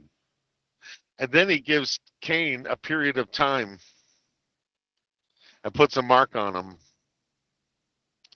So I'm just saying, grace was shown to Cain, most definitely. By rights, could have just put him to death, but he didn't put him to death. So why didn't God put him to death? Because what did he know about what death was? Or what caused it or anything? They're all learning. But it's crazy though, dude. No place in there does it say anything about you going down and just kicking it. It does say all over the place that you are gathered to the bosom of your forefathers, whatever that means. Whatever that means. You shouldn't be giving away your hats like that. That's crazy.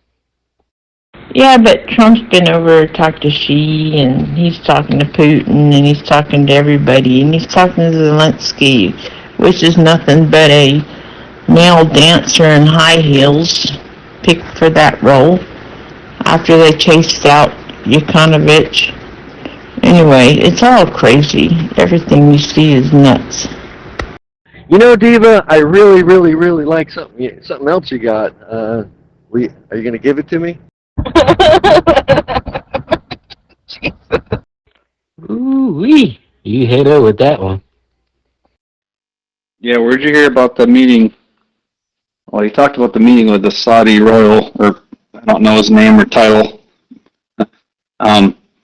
Yeah, apparently they already overthrew their deep state, and that's why they gave Trump like a hero's welcome, and he reciprocated when he came back. So they're on the same plan, apparently. I didn't know that. I didn't know the Saudi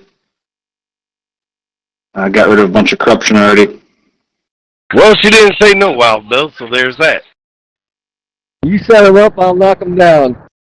Oh, Bill's just playing, though. He's not being serious. He'll stop it. I know you're in your 30s and everything, but let me give you a little experience. There's a little truth in every joke. Yeah, because, Mandela Bay, 2017, that's the first thing that got done after Trump got in a year after. Remember Mandela Bay shooting? What the top story of that motel was when Mohammed bin Salman was taking over Saudi Arabia from Prince Alawid. Prince Alawid is the one who put Obama through Harvard, though he never really showed up. It's all fun and games until I pull up. That's what makes it funny. A little bit of truth, always funny. Yeah, I'm gonna top that, Diva. It's all full fun and games until I pull out. Can you get a T-shirt with a target on it, please? Isn't Ben Salman, he's the one that was over there in Las Vegas when they shot up the area and our intelligence knew about it, and he was actually the object to be assassinated, and they actually protected him. But a lot of people, bystanders, died in that. But that was really what was going on behind the scenes. They knew Ben Salman was looking to take over, and our FBI, I guess it was, protected him. And that was, I think, through Trump. And he always remembered that. And that's why you see him being real close to Trump. I found it. It's in Deuteronomy 18:9 and Leviticus 19:31. Do not turn to medium or necromancers. Do not seek them out, and so make yourselves unclean by them. I am your Lord God. Oh, that's right. You can't get pregnant. Shit. I was thinking about that. I was like, how do I? Because I have to say that every fucking time. I can't get pregnant. Yeah, necromancers. Yeah. You know what the definition for necromancers are in Hebrew? Ones that chirp. Look it up, dude. Ventriloquists. Hell yeah. Nigga can do drive-bys at will with no repercussions. Where the fuck am I going to park? Oh, Diva, if it makes you feel any better, I can't get pregnant either. We running the block. There she go right there. Brah, brah. No, Fubar, it's 2025. There's dudes out here that are getting pregnant. Having periods, too. If that's accurate, that's kind of hilarious. Ah, I didn't know that. Yeah, I knew that. So there's a guy that he's like a audio specialist, I'd say, and I think he says he has autism or one of those. He's on the spectrum of something. So once he focuses on it, he just dives for it, and it's all he can think about. But he's really good at piecing together all those videos and the sounds from them, and he does these in-depth sound analysis, everything, and found there was multiple shooters there at that event too. It wasn't just one guy in a room. And he proved that same thing in Pennsylvania. There was multiple shooters too. I think they're shooting suppressed subsonic 300 blackout rounds, which are terrible at that distance. And those could have been some of the ones that hit the pedestrians. I think they actually caught one in slow motion going over top of his head in one frame or something. It only showed up in one frame maybe, but you could see projectile going above him. Yeah, he found there's many shooters actually there. I think he saw at least 3 other ones. I think there's one below the guy in the building shooting up the side window. There was a guy in the water tower that got taken out. There was 2 other guys, I think, in trees. Went up there and just camped out in the trees all day. And were there until those are the ones shooting the subsonic quiet stuff. So there's at least 3 that tried to get him. And then shots you hear our team shooting the fake kid on the roof. And of course they cleaned that whole entire scene up at night. Spotless. Everything's gone. Nothing to see here. All washed clean.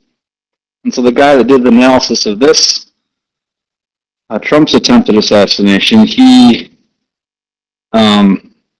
actually put it into a video game virtual reality thing that's super accurate, and they even called like the manufacturer of the bleachers to get the blueprints to get that to scale so they can get everything exactly where it needs to be, and the investigation done is incredible. It'll probably come out in the grand jury, I assume, or if they ever get to the bottom of it. But it was quite impressive what this guy was finding. There's an interview. Apparently interviewed him. I watched all that. It was good stuff. I didn't want you to do that. I wanted to see how long he was going to stay out. In Hebrew, necromancy is defined by terms like oboth, oboth, meaning the spirit of the dead, or a medium who is a python, or, like you said earlier, a familiar spirit. Interesting. Umar just said he can't get pregnant. Pause! Pause! Why, did you want to impregnate him? Oh, that's like saying I'm a lesbian. What the fuck? The hell? You have a beer belly or not? You shut your little slutty mouth, diva. This shit is wild. So, like you said, conjuring up familiar spirits.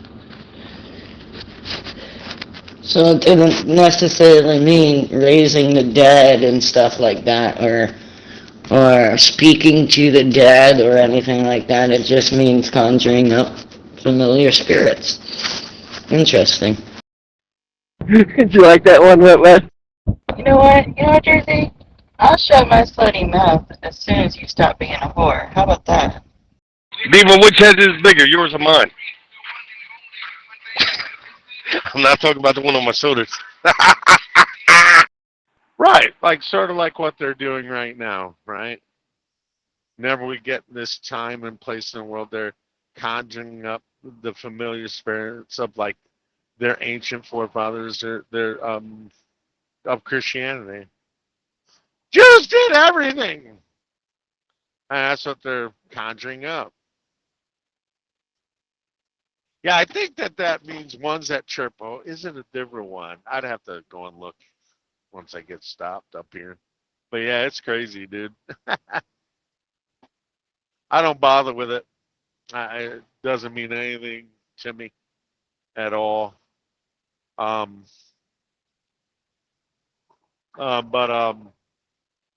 as far as hell goes and all that other shit and all this like people like demons being something, but it's just straight up bullshit. Every time it says that they were sacrificing their sons and daughters to devils or demons, it just, you know what that means? It's just because it makes a mention of it in Chronicles, right? Where he made 2 demons with his hands and set up priests over them. Well, he made them. They're just either smaller idols, smaller demons or spirits other than the main spirits like the House of Baal had many spirits in it, many idols, if you would. You're retarded. This guy just passed me up in a pickup truck. He's got the bed open. He's got 2 bucks laying up in there, and they're big. Like 8 or 10, 12 pointers. They're nice. I know. Everyone's against killing Bambi, but wait until one runs in front of your fucking truck or your car and you run into it, and you're all for killing. And that's all right. I was about to say something, but that's all right. Say it. Yeah, the harsh reality is the population needs to be under control, or they would just fucking take over, you know. Every state has a conservation program, and they got limits, and, you know, it's all controlled, and you know, they watch it carefully. Trump was directly involved in saving that guy's royal butt from assassination in his own lands.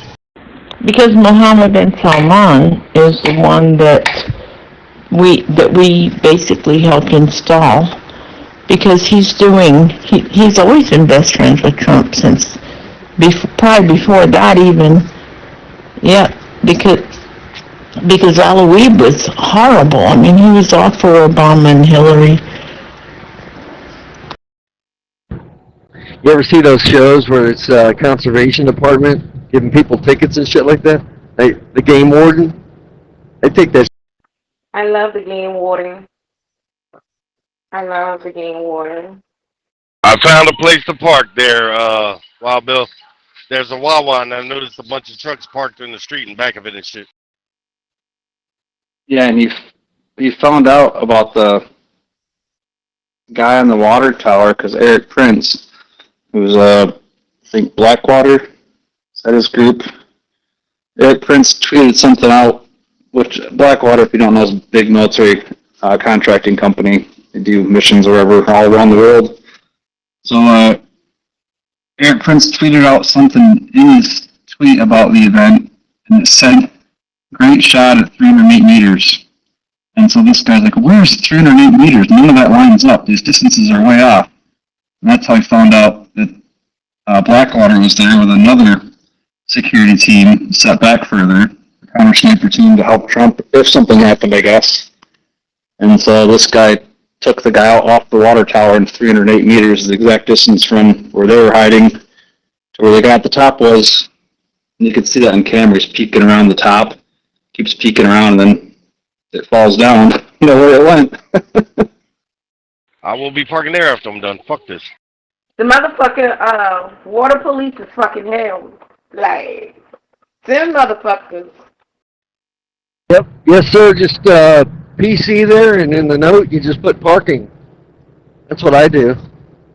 After you get unloaded, like, that's literally what it says in the rules. Nations on top of that. So why would anybody, whatever the hell it means, why would anybody want to do it? So yeah, crazy stuff. Let's look. Ba-da-ba-da! Yo, I used that the other day, but I was actually waiting to get loaded, so I just put, because I started my clock. That happened actually to me Friday, and I didn't want to get, I needed 2 hours, right, so that I could get my clock back. But I forgot to put myself in the loading. But I did that the other day. I just fuck it, I'm gonna go say I'm parking, and I used that, and I forgot to put myself in loading. But oh well.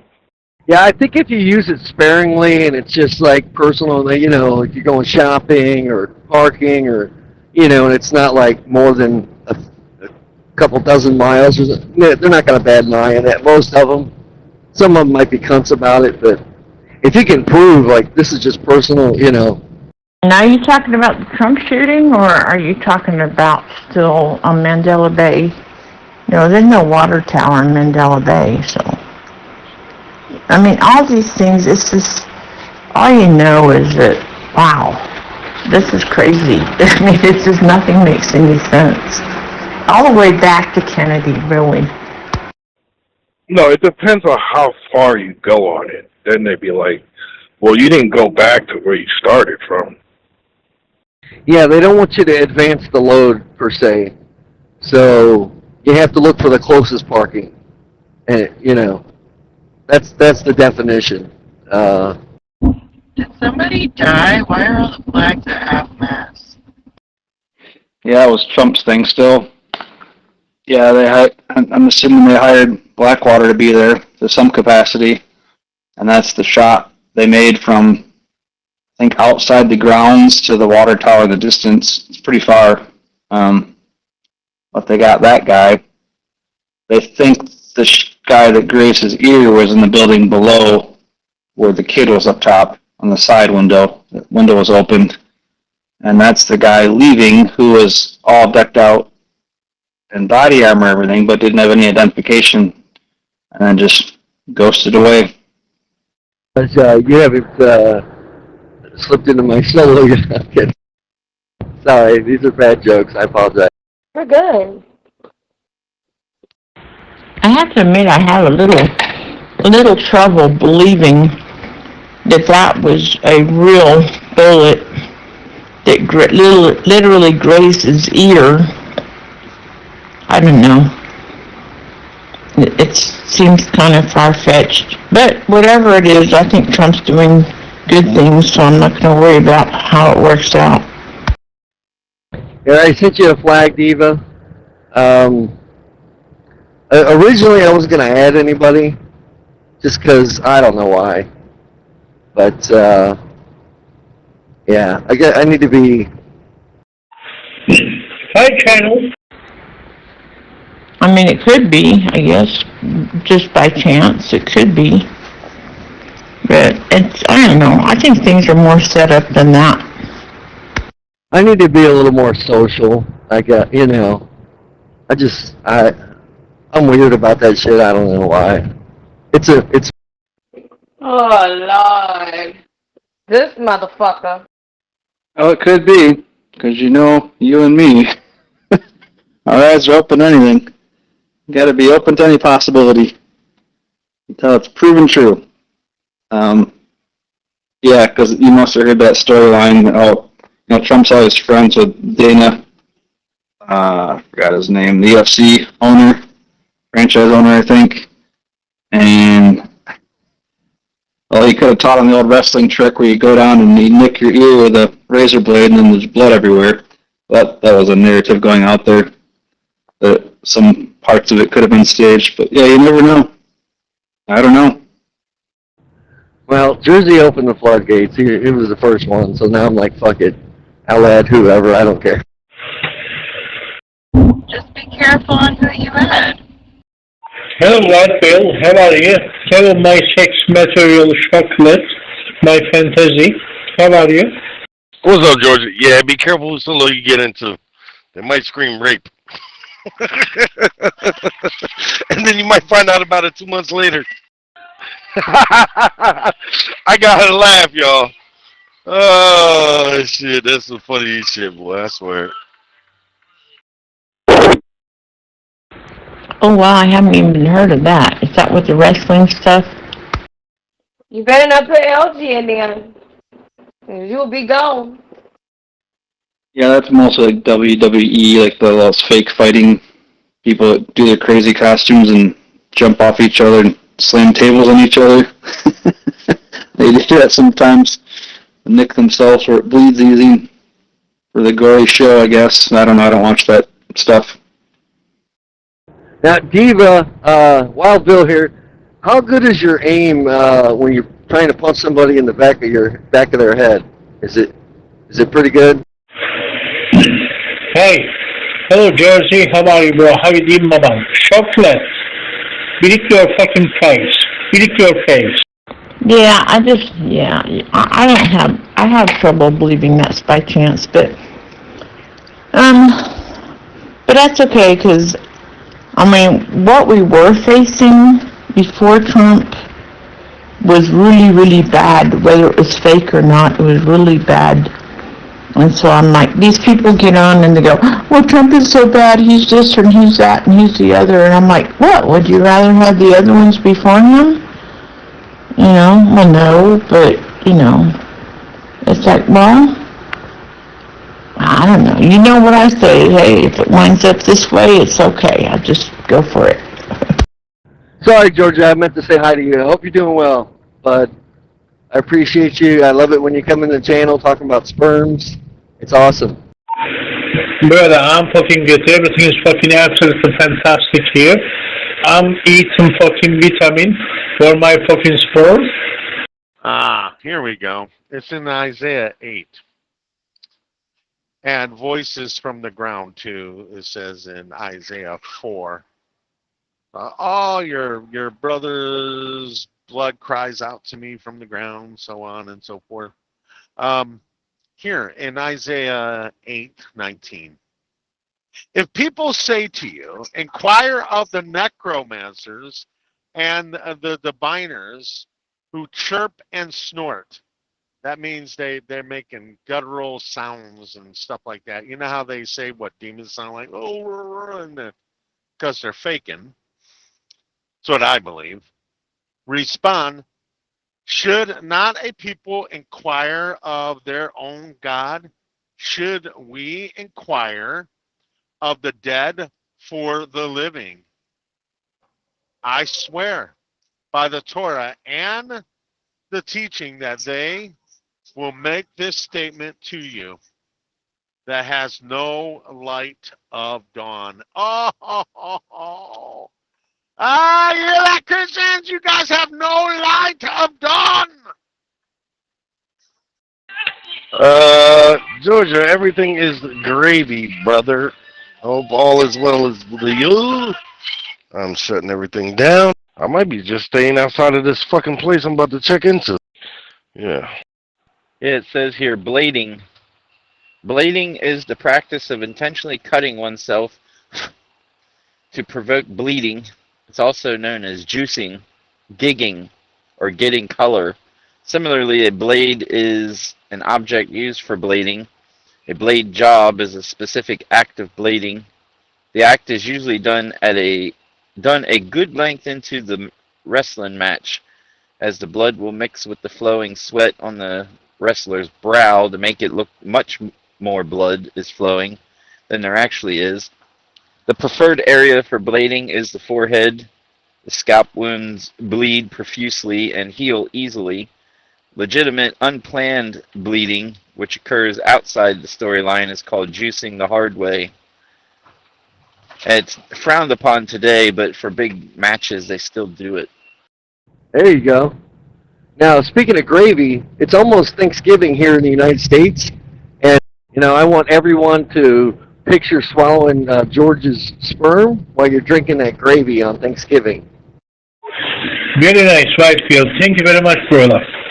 I like your fucking reclam for my fucking sperms. Mr. Jersey, it is fucking normal because you are from Ohio.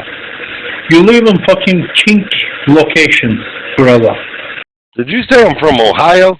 What the fuck? Yeah. So you live in Ohio, I think. Jersey, I'm glad that I could have oh God, I can't even fuck. I'm glad I could have helped you get down the road and get you safe there. T, I just left you a message. I just got home from the restaurant from get my dinner. I just left you a message in private whenever you have time just to listen to it. Hello, Derek. No, Georgia, I don't live in Ohio. I appreciate you, Wet. Thank you so very much. Hey. They got the truth, and that's why everything in their bookstores is marked fiction. And I don't even know where to check in, but I see a fence over there. Do I gotta go around the fucking fence or what?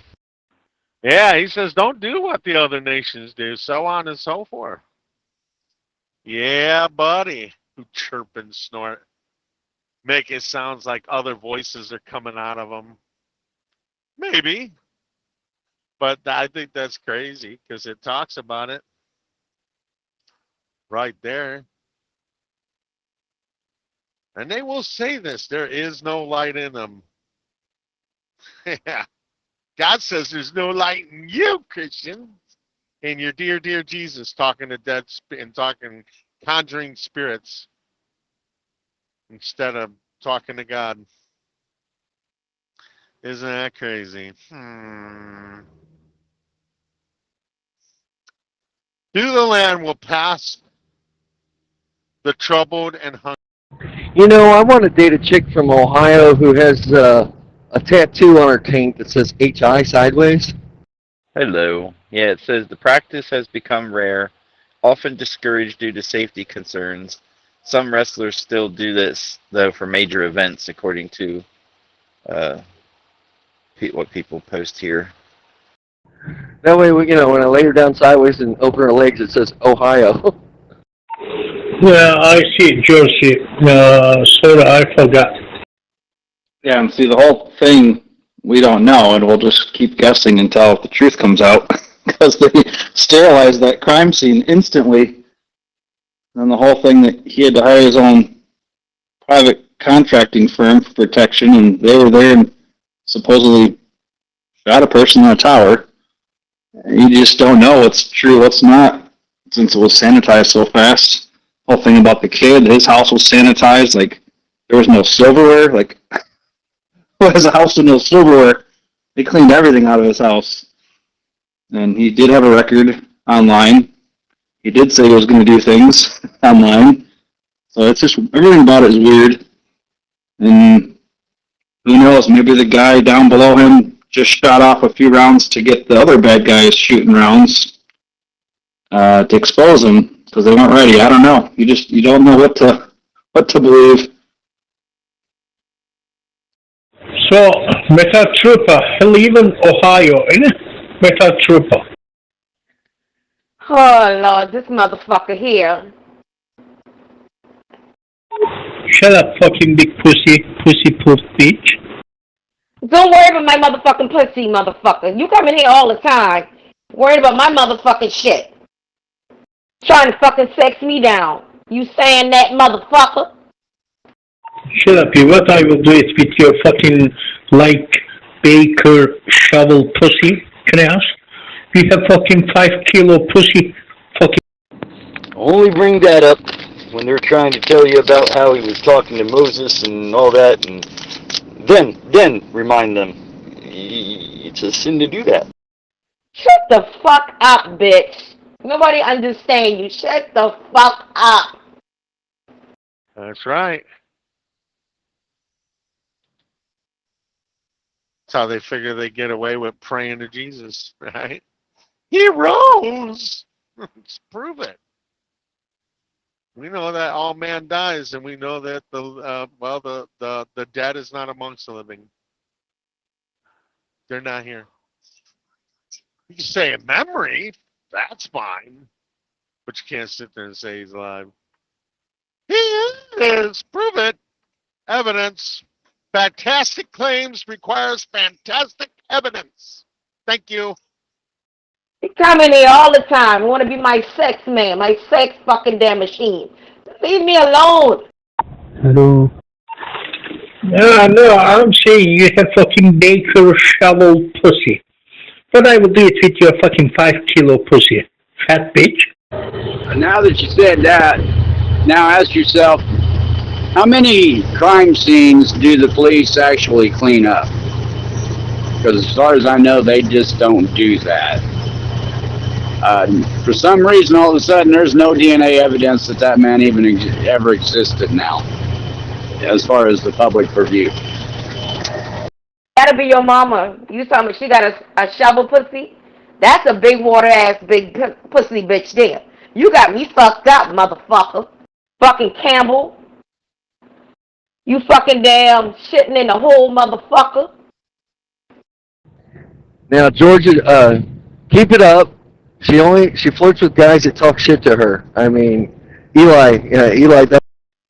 Wow.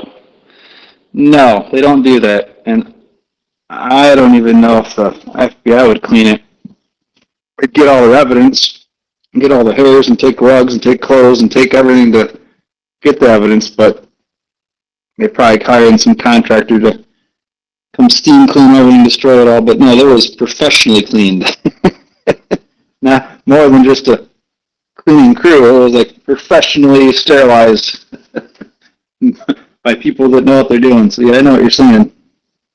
So whenever they inquire of the God that they think that they're talking about, and they say in Jesus' name, They are doing as the other nations do, as it states. Do not inquire of these, so on and so forth. They're abominations. Calls them abomination. She make me fucking laugh, bro. She's a fucking baker shovel pussy, bro. Pussy pult. Do you know the Muffin Man? She make me fucking laugh, bro. She's very funny. Borrowed his baker's shovel? Clean to the point of no trace. Yeah, so you didn't hear these words before, right? Baker shovel pussy. I even heard that there was some repaving or something done. I don't know. And then, of course, what am I thinking of? No, am I thinking of Charlie Kirk? Anyway, but yeah, it's always a cleanup. It's always, I mean, even that roof, you know, that the guy was supposed to be on. And then that started with Sandy Hook. Remember how fast that was cleaned up? And then later on, they just demolished the whole school. No cameras either that day. I don't know what happened to their cameras. I know she liked this. You know, I would probably eat more pussy if it tasted like a glazed donut. Yeah, there was another school. Was it in Texas? Or is that Sandy Hook? But there was a more recent one after Sandy Hook, too, where I think maybe 2 weeks went by, and everyone's like, well, what's the story? Where'd the investigation go? What'd they find out? You know, it's still kind of like in the back of people's minds. And then you hear the entire school is already bulldozed. I was like, what? How can you destroy a school that fast? Yeah, nothing to see here. See, bro? She killed fucking Shadow. She's a fucking killer. Shadow killer. What does it say there? In 18?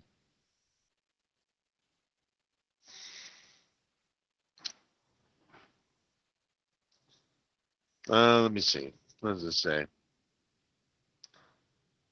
I am telling you in 20, I am telling you for certain that the people will indeed try to entice you with arguments that have no substance. That's what Rashi Aradak is talking about there.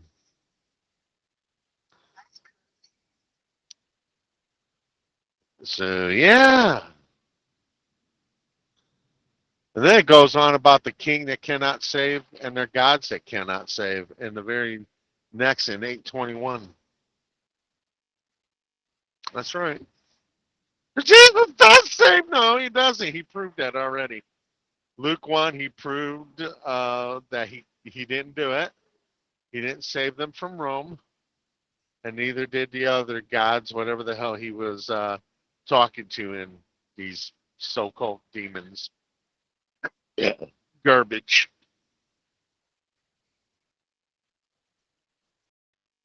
Is there anything we could put on our, thing for, when, a woman goes down there, it tastes like a Long John? Or some kind of spray, maybe? You know Wild Bill, you as hell. Hey, Baker Shovel Pussy. Why you don't answer me?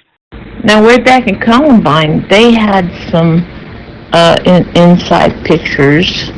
I don't know how much, they showed, but yeah, they had some, was it Dylan and a couple guys came in and supposedly shot up the school. No, I'm back. I had to check in. Then I had to change my clock. So I'm on duty unloading right now. Because I only got an hour and 27 minutes left. Stop whining and calling my name at the same time. Interesting.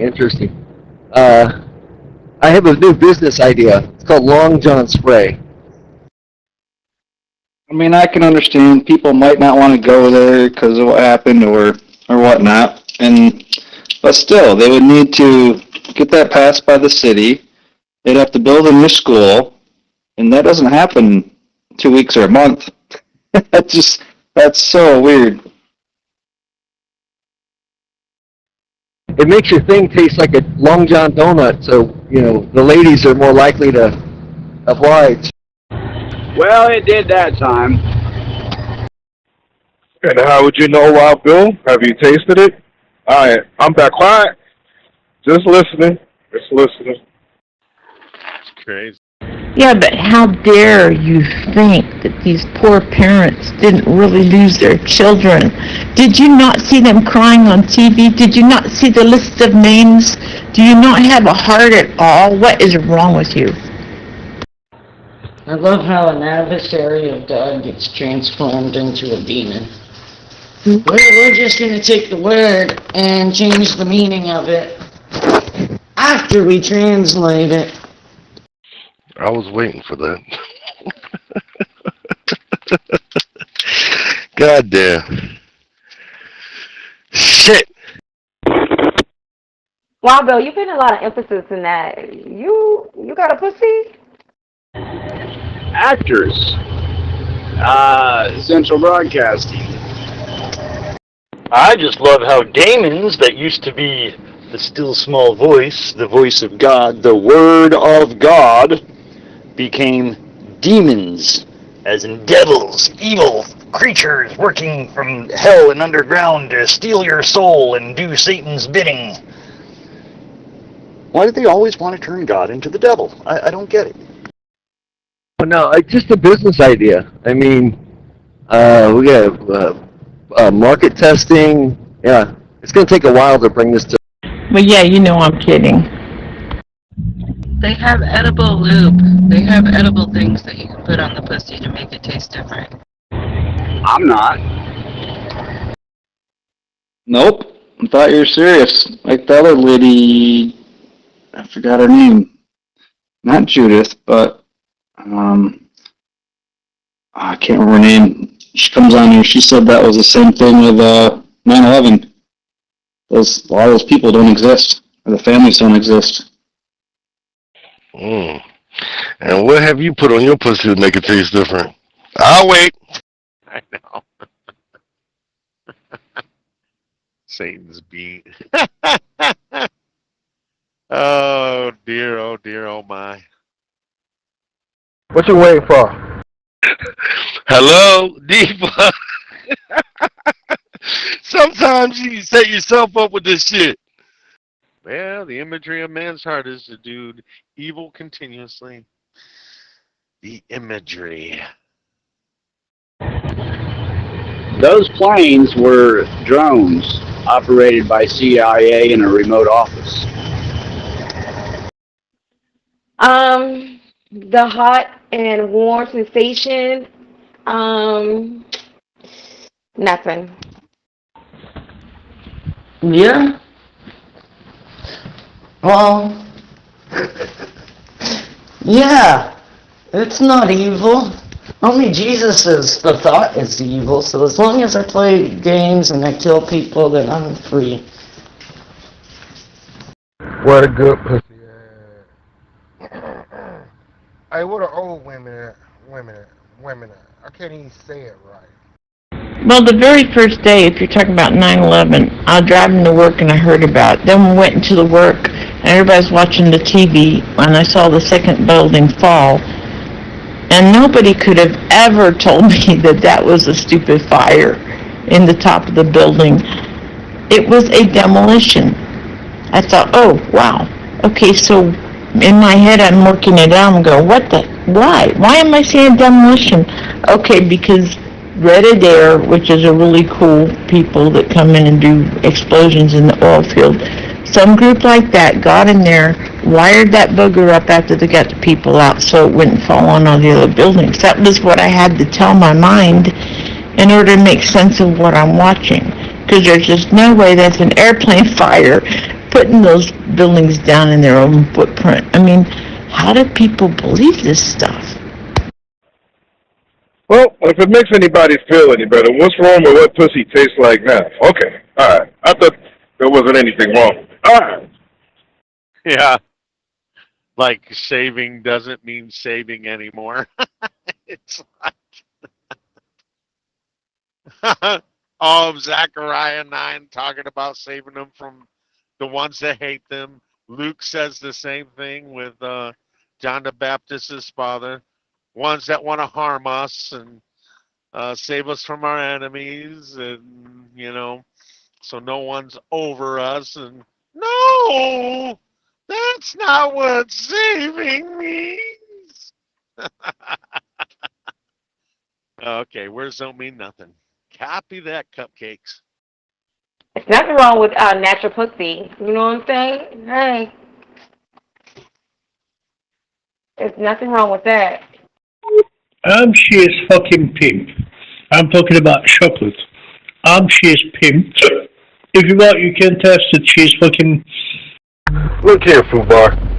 If I want pussy to taste like cotton candy, goddammit, it's my business. Did you test it, Baker Shovel Pussy? If I want pussy to taste like hog mogs and motherfucking pig's knuckles, it's my business. If you want it to taste like salmon, it's your business. I mean, how many engineers are there in American population? How many are there that realizes what kind of heat it takes, or how the building was built, or that the CIA had already been operating drones in other countries by airplanes as drones, full-size airplanes? How many people really knew all these things? He even says he has sent many saviors. Saviors. Like apostrophe S. Of course, you probably didn't have to, but it wouldn't sound right. But it's many saviors. Barbecue pork ribs. Now you're talking. Goddamn catfish. Now you're talking. Chocolate, how is your pussy juice? Hey, yo, it's fresh in here. I gotta find me a daily commuter, man. Motherfucking pilot, that motherfucker is not good on gas. So yeah, when you're first looking at it, it's something that would send chills to. I thought we was in war. When I first seen it, I thought we was at war. Not good on gas at all. I can help you out. I can tell you what kind of car you can get. Get you a damn Crown Vic. Shut the fuck up, you Ibrahim. We are talking about fucking adult conversations. Just hit, listen. I thought somebody was demolishing those buildings so they wouldn't fall on the other buildings. Yeah, I thought, well, I mean, I don't know, all this art, the Bush's, what's it called, evil, axis of evil after that and everything. It's so fake. I mean, everything. I was just so tired of that stuff already at that point, getting there. I think a Crown Vic is going to be more than my pilot. Yeah, I'm going to put a V8 at the dude 100 miles a day. Yeah, that's all right. Hey, Kurt. All right, people, we have... DJ Fubar, don't listen to that fool. Yeah, I'm looking for more like a four-banger. I'm just undecided yet. Whether I want to do a Civic with a 6-speed, fucking, I don't know. Yeah, I remember the first building hit, and everyone's like, what the heck's going on? That's weird. Can't believe a plane would not see a building. How would a pilot not see that coming? In fact, you'd have to almost be aiming for that to happen, and then once you see the other one hit, you're like, oh, okay, yep, we're at war. But what I remember, and I can't unsee, because it was seared in my brain, was it building 6 or 3 or one of the small buildings next to it. I remember watching that thing actually get demoed, and windows were blowing out, charges were popping, it was like pop, pop, pop, pop, pop, pop, and then that thing went straight down. And that was before the second building fell, I think. It was still there, and it falls, and then the other one finally fell. I was the one to hold a bunch of records or something, or I forgot what they had to hide in that building. You can find this, many saviors in Nehemiah 9:27 and Obadiah in 121, chapter 1, verse 21. I don't know. I don't know too much about cars, but hey, wait. I want to eat your ass. Damn. That was unexpected. Yeah, that was really like out of left field. Good Lord. No, I got Eli to do that. He said, hey, I don't know too much about cars, but wait. He would have eat your ass. Eli eat the ass on a daily basis. I don't need you to do that. Eli ain't studying you, man. You better just answer the door to Troy. It was the Pentagon that had something to hide. There was no plane involved in that at all. That was a submarine that submerged through a tunnel in D.C. Make sure to clip them toenails first. In that building 7, I asked my friends who act like they know everything about, and I go, well, what about building 7? What's building 7? Ugh. It's amazing. What the toenails got to do with that? You know what? You girls ate today? D, well, you shut your ass up until you tell us what you be putting on your pussy to have tasting like what. I looked up the other day. According to Christianity, watching horror movies is a sin. Well, I guess I'm going to hell. Imagine how many Jewish went to hell because they watched some sort of entertainment. Fuck you, I don't have to put nothing on my pussy. When the BBC was sitting there going, oh yeah, building 7 has just collapsed, and the thing was still standing in the background. 20 minutes later, the building went down. Hey, is that an open invitation, or can I change that coupon in anytime I want?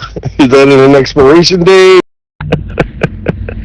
You're the one that said people put different stuff on their pussy to taste like different things. They got those plays back in the day that they used to do where they would reenact wars. Well, I guess everyone's going to hell.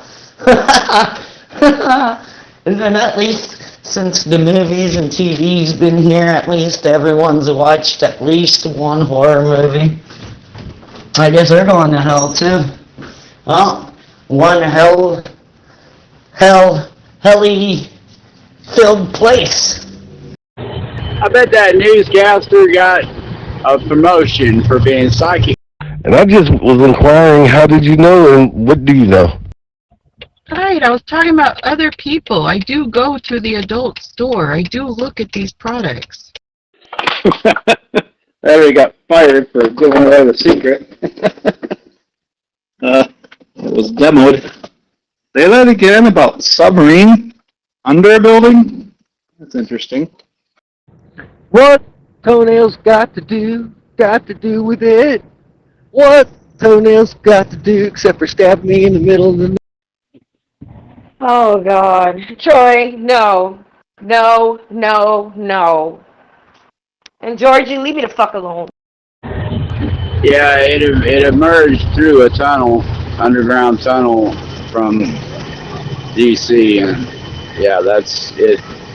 That was something else. It was a missile.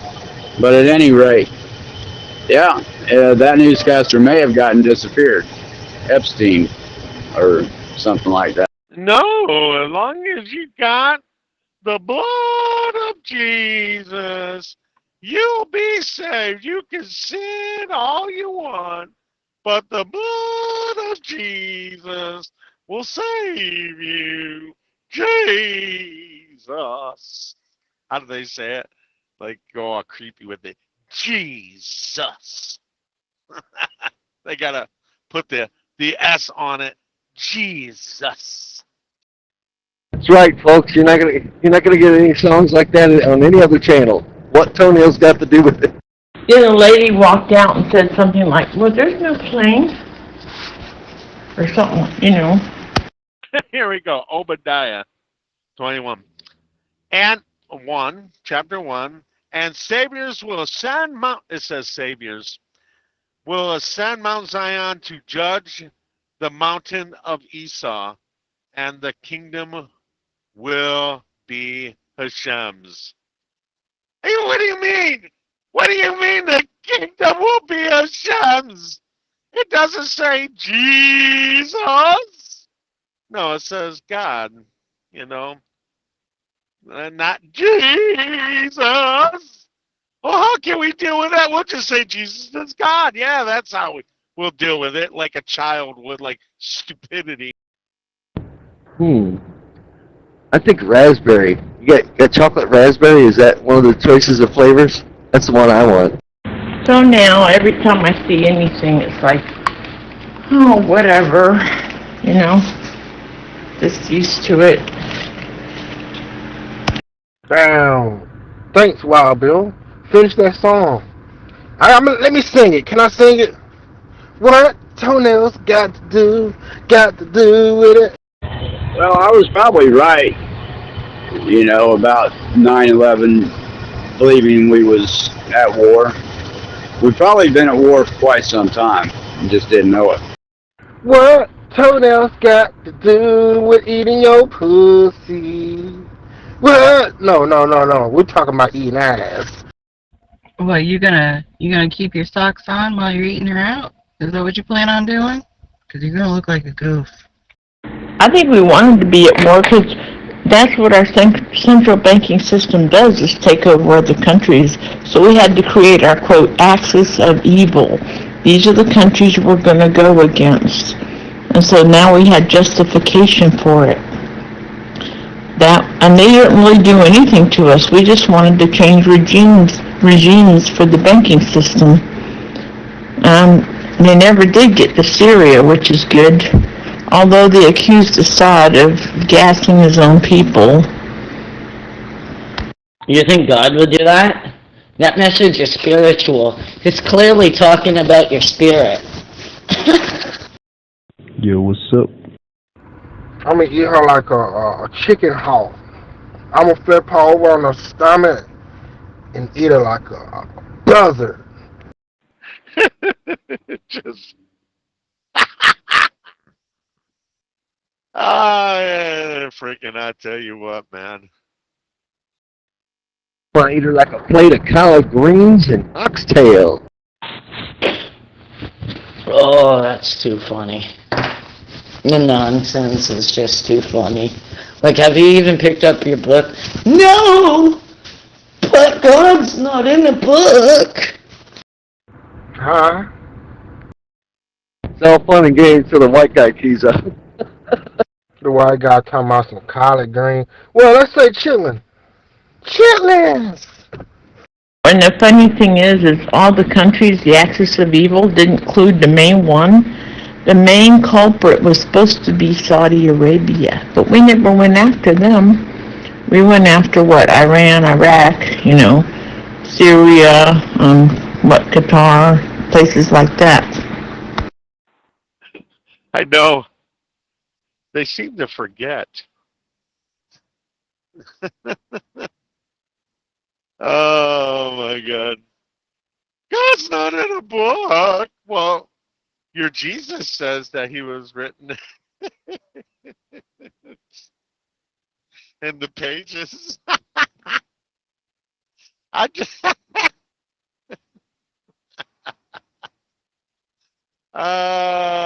it's called remembrance, man. But hey, what are you gonna do, man? Oh yeah, then there's something else. Yeah, how would you know about anything if you didn't read? Well, I don't know, man. Do you belong to some Indian tribes where they do pass down stories from generation to generation, and you gotta tell it precisely, like some of the Indian tribes out there. They're called fire keepers. What was y'all doing before I got here, man? I just logged on, man. I mean, dang, what was y'all talking about? Because I don't want to mess up the convo. Well, Troy, you sure want a lot of damn stink-ass pussy. You said fucking damn chitlins. You said damn tuna. Salmon. You used to raunchy fucking pussy.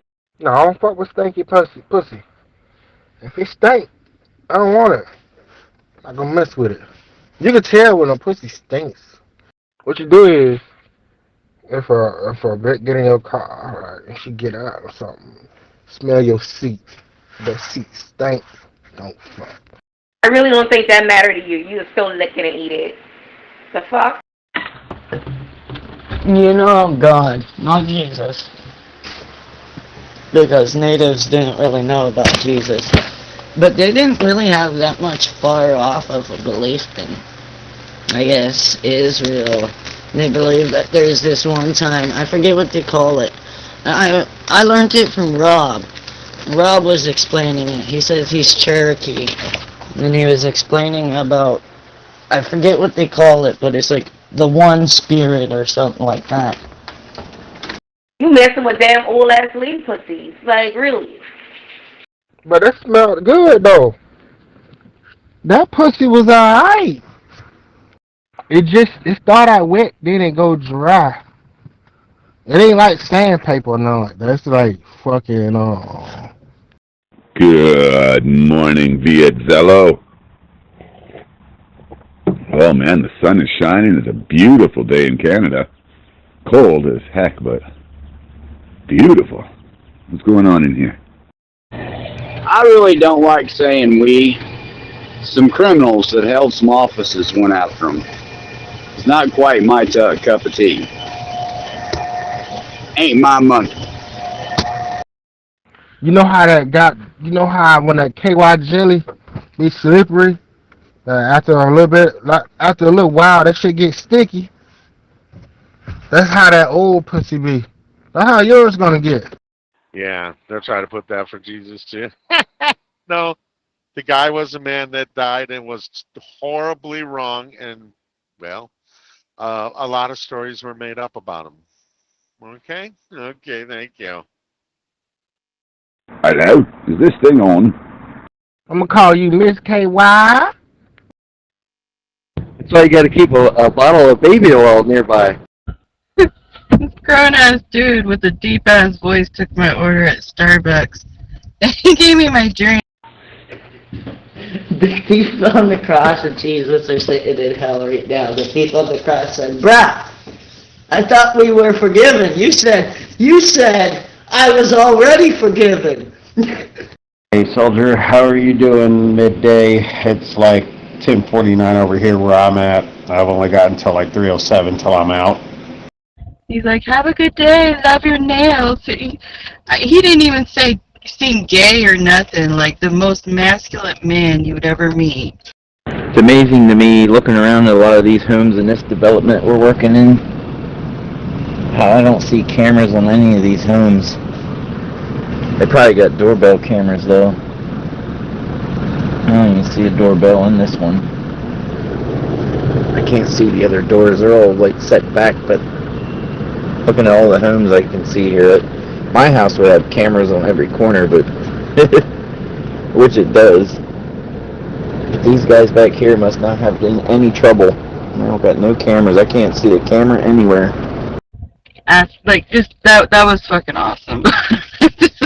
Oh, dude, don't get that stuck, dude. Actually, you know, you got one gospel. It's all of them that are questioning Jesus, and not just the one who betrayed him. Also, you got one instance. Both of those rebels were deriding Jesus, not one and not the other. One and not the other. They both weren't in one gospel. Then in one gospel, the one was and the one wasn't. And they're retarded. But yeah. Oh, let's not forget. This day you'll be with me in paradise. Really? How did that work out? That's so comforting. I went to hell. Have a good day, Diva. Love your toenails. Oh, how the voice was? I like your nails. That's what I do when I go to shippers or receivers. I either compliment their nails, their earrings, their jewelry, or their hair. Yep. It's the icebreakers that'll get you loaded and unloaded fast. Thank you, man. I've been trying to be. I ain't had nobody to coach me, man, but I take that as a lesson. Hell yeah, compliment. Oh yeah, that's what you're supposed to do. I read about something like this too. See, David. See, I like your hair. Huh. Did he get banned already? Paradise equals the cross for all of them. That was one paradise. You know, you're all gonna get killed for me. Yeah, I'd rather get killed on my own accordance. You don't even know what the fuck her hair looks like. It's purple and black. I already know. I guessed that. She gotta have dyed purple and it's black. No, if that was Soldier, don't block him. Keep him banned, man. That's the game. Well, yeah, that's what I don't understand with some people. Why do they take it that way? It's like you can look at it two different ways, I guess. Of course he's going to say that. Well, how would he know? He said that many will hate us because of him. Yeah, because he was a blasphemous son of a bitch. Of course he's going to say that. You don't think other occult members have ever said that to their occult members? Like occult leaders? Hey, they're going to hate you and they're going to tell you and they're going to beat you in the streets. Yeah, because you're pretty much ass wipes. But all right. Just so stupid. And not to mention he was only speaking to his disciples. So it's like, yeah, because the stuff that you're teaching is blasphemous. They're pumpkin. It's a guess, man. I can guess what Wet got in her head. She got motherfucking braids. They long and go all the way down to her kneecaps. Hey, Wet, your braids down to your kneecaps, ain't it? Where's your old lady, Troy? Where's that old lady? She went inside of a building. I was going to say the same thing. You don't even know what my hair looks like. He's going to rip your star anyway, so you might as well keep him on the block list. I know your favorite color is purple. Color purple. Yeah, but everybody knows that. It's pretty obvious. I'm assuming your hair purple and black. See, I went to a different Starbucks shop, and they spelt it Eva instead of Diva. I should have just gone to my people. These are not my people. Diva really your nickname? Then he leaves him. None of them seen the thrones, and they were sitting. None of them were raptured up. None of them. I go and prepare a place. None of them went to the mansion in the sky, or maybe they'll say, "Oh yeah, spiritually they did." Okay, everything's spiritual. Fantastic claims don't require any kind of fantastic evidence, like nothing. Nope, just believe. Yeah, no thank you. Now, Pseudo, when I get my admin, you're going to be blocked for life, you little coward wimp. Frank, do your job before Pseudo blocks me again. Yep, Pseudo's going to be blocked from the channel for life, because he's a baby. He can't win an argument and has to block. Yeah, my mama gave me that nickname. Her real full name is Divasaurus. Divasaurus Tasmanian devil pussy. It wasn't me, daft lad. And if you look at my status, I'm just a regular user in here right now. No, I heard her real name was Davisha. Her great-great-grandfather was shipped over from Tasmania in a shipping crate with bars on the front. No, it was you. It was you. You'll be dealt with accordingly. When my person wakes up and admins me, you're gonna get it, mister! Revenge is the Lord's, but I'm gonna get a little drip of it. Chip. They opened up the crazy. Oh yeah?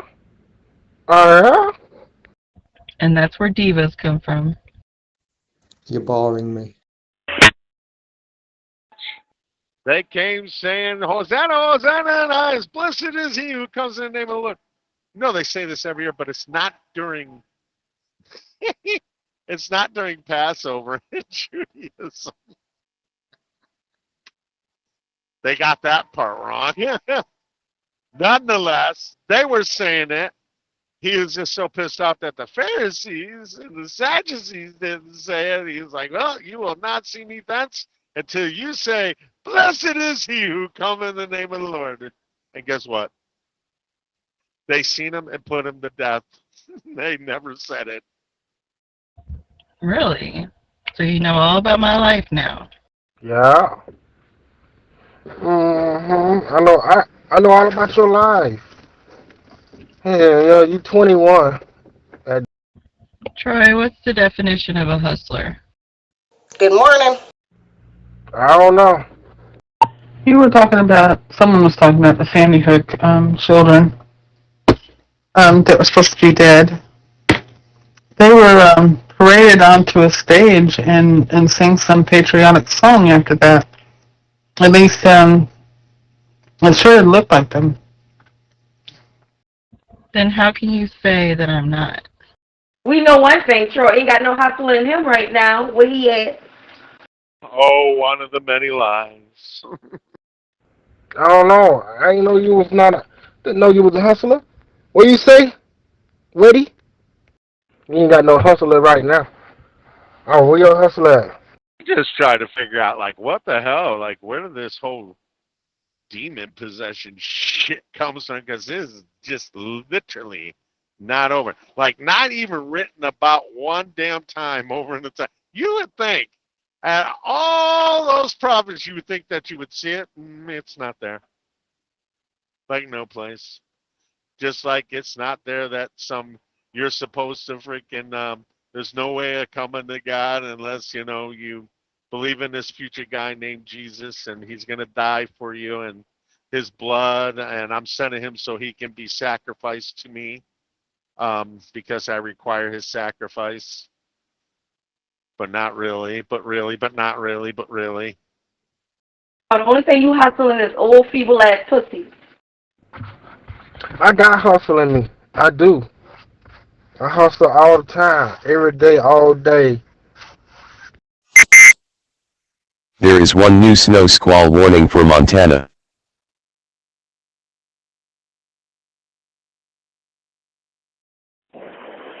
MC Rosie, you're listening? Looks like we're going to be reading the Bible pretty soon. We're starting in Genesis. No, you don't. You be sitting in your car all day, every day. I might as well get hung for a sheep as for a lamb. I'm hustling now. Looking at your long ass fingernails. Good morning, beautiful bestie. It's a lamb, no, just a baby sheep.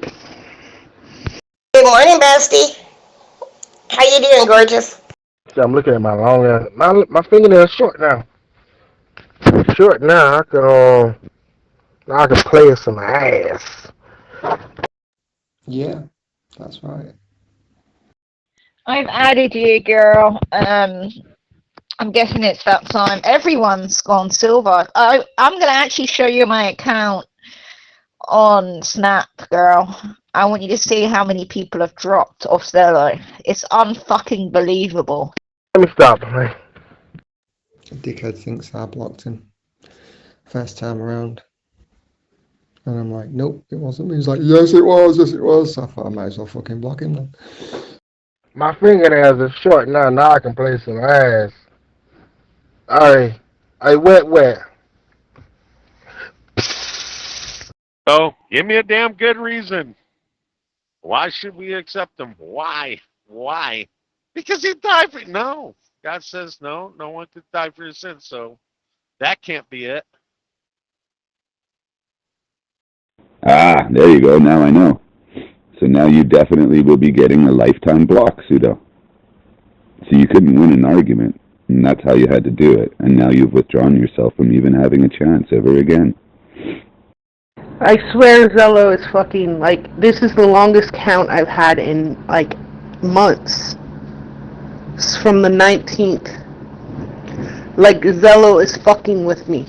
Because I made this, like, Zello wants me to wear this name, like I'm proud of being Soldier's top admin. You can go ahead on and stop, cause goddamn, that high yellow nigga ain't coming. So Troy right down the road from you. You will be blocked for life now. Who was the other one, though? Thank you, Know Your Enemy. You're a good friend and a good admin. I appreciate that, sir. Crazy part is, Jesus never once said he died for our sins. I think that was Paul. The first time I read that was Paul. Sorry, but men don't trump Jesus. At the time, that's what I was saying, but even Jesus doesn't trump God. Well, Jesus says no, but God says to do this. I'd rather listen to God than Jesus. Sorry. Just out of curiosity, Know Your Enemy, do you know who blocked me first? Before Pseudo? I mean, shit, I'm supposed to be in jail. Fuck. If you see Digi, tell him I'm looking for him. Alright? He's in big fucking trouble, and so is that whore Amanda. That looks like a gargoyle. Oh no? Yeah, do this in memory of me, so on and so forth. Yeah, he didn't say that. Yeah, he sure did. He said he was sent in the world to die for the world. When was he saying that? When he was speaking to his disciples. So it might be fulfilled. Might be fulfilled. Might be fulfilled. Aw, why'd you go quiet, Pseudo? Enjoy your little bit of time left here. Amanda does hang out in Barbie's channel, am I correct? I'm pretty sure she does. Got my coffee. I got some breakfast tacos. Now I gotta go home and do laundry. Ugh, I just want to get high. I'm just waiting for him to answer.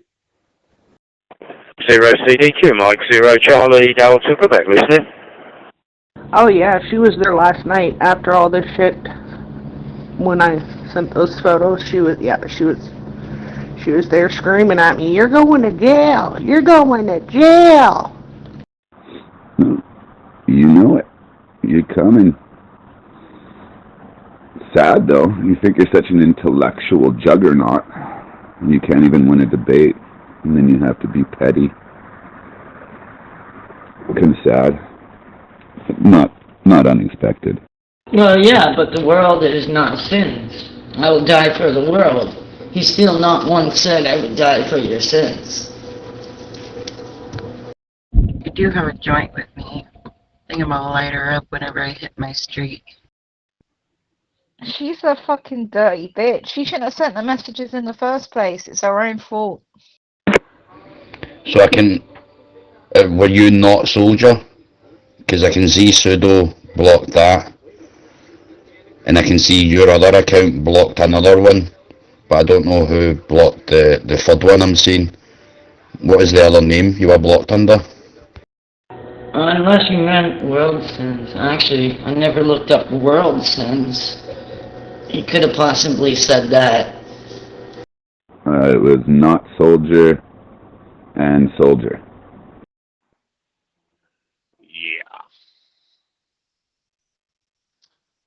Yeah, that's what they're trying to correlate him to, right? The lamb that was, but you know, it's not. It's actually for sins. It could be an actual female, not a male, and it don't even have to be a freaking lamb. It could be a goat. But hey, what are you gonna do? I'm not talking to you, Austin, mate. Don't bring me into Amanda's arguments and the group chats. No, I'm not having it. I'm putting it on mute, sorry.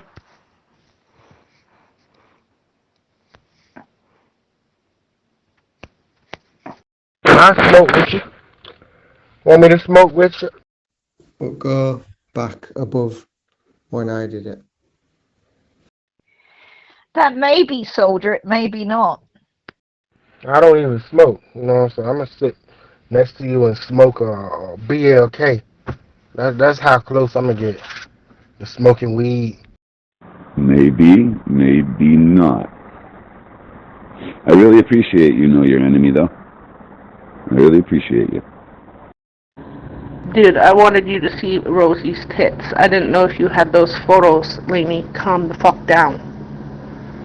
I thought you wanted to see Rosie's nudes. No, it's all good, bro. There's no other Soldier accounts in the block list. There's only that one that I unblocked there. And it was him who had blocked it, it says. Or his pseudo account, at least. The hell is BLK? I got involved in it. Add me a group chat. Oh, look at Amanda's pictures. I got no interest in Amanda's pictures. I got no arguments with Amanda. Don't try to involve me and your arguments with Amanda. No. BLK, Blackie Mouse.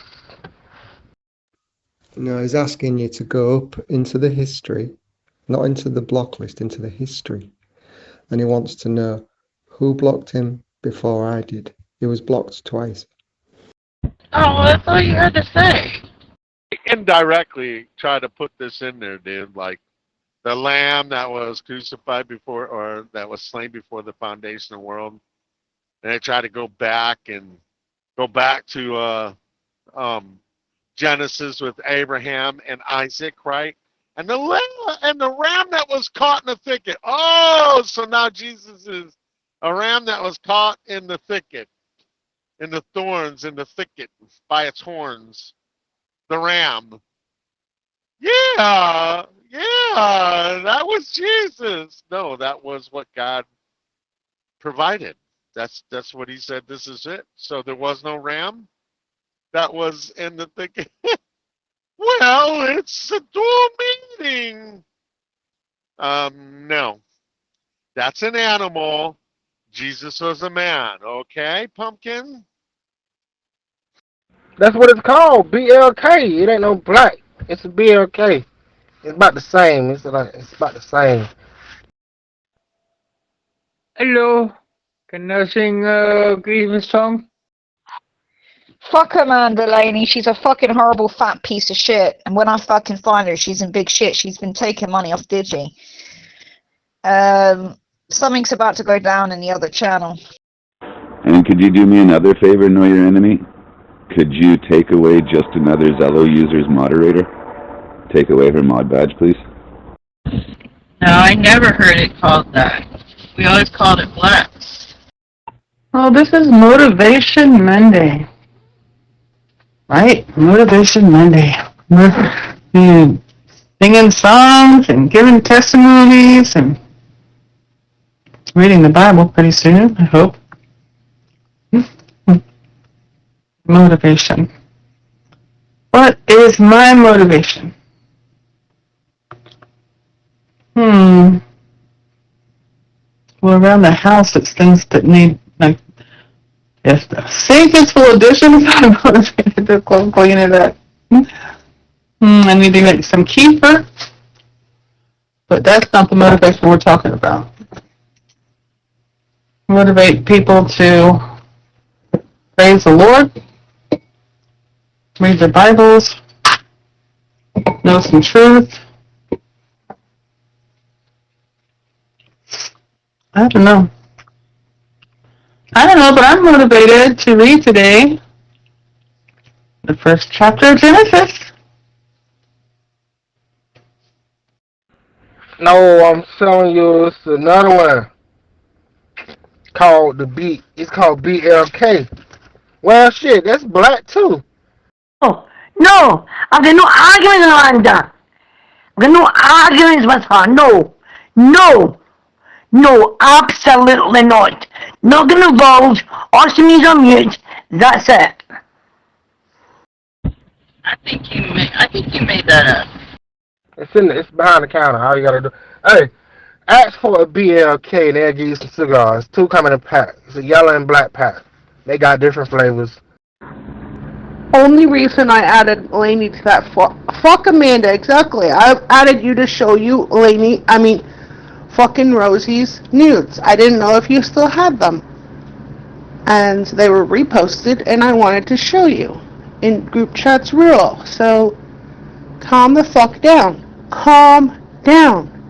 Calm the fuck down. Yeah, take away just another Zello user's mod badge and moderate that Miss New Mexico that she bounced. I should have called her black and mild. Man, sometimes I be thinking that you drop on your fucking head or something. In the interest of full disclosure, if I'd have been in here with a moderator star at the point I heard your voice and if I'd have realised it was you coming in as a regular trusted user, I would have been that first one to block you. But somebody beat me to it. That's what I call it, black and mouse. Shit, why do I gotta say it the way? Why say it ain't no black and mild? No, you called it a BLK though. That doesn't even make any sense. Like, if you even wanted to make sense of it. I just bounced Rosie out of Soldier's channel. You would call it like a B&L or some shit. Or I'm sorry, hold on. You're giving yourself no integrity. You're only showing yourself more and more to be a snake and a spineless little jellyfish. So I'm not sure what you're admitting, but you're only admitting that you're flawed inside. And you can't just have a conversation. Hell yeah, bounce a bitch again. First and topsy-turvy, the anthropomorphic. Just like went backwards with it. Like, no. God so loved the world. No. A B&M. My bad. Did that Oompa Loompa get banned? It's a BLK, you asshole. Go ask for a BLK, and they'll give you a BLK. I've seen the same picture years ago. Years ago. When that guy pinned him over the arm, I've seen her fucking horrible pictures. Why do I see them again? I don't want to see them again. Stop having a group chat. See what I'm meeting now. That's it. I'm done. I'm done with the bullshit. I want to see fucking women's nude pictures. Fucking wrong that. It's wrong. Sorry, I've checked my history. I've not got any instances where I can see your other ones being blocked. I've not been logged in all day. I've only come on maybe the last hour or so, 30 minutes. Unwind. What are you trying to say? Whew, let's chicken burger them in and putting them in. It's so good, Jack. Let me go to the Google and show it to you. You never heard of a BLK, but you know about a black. Chocolate chip cookie? I see. It looks good. And there's the clock.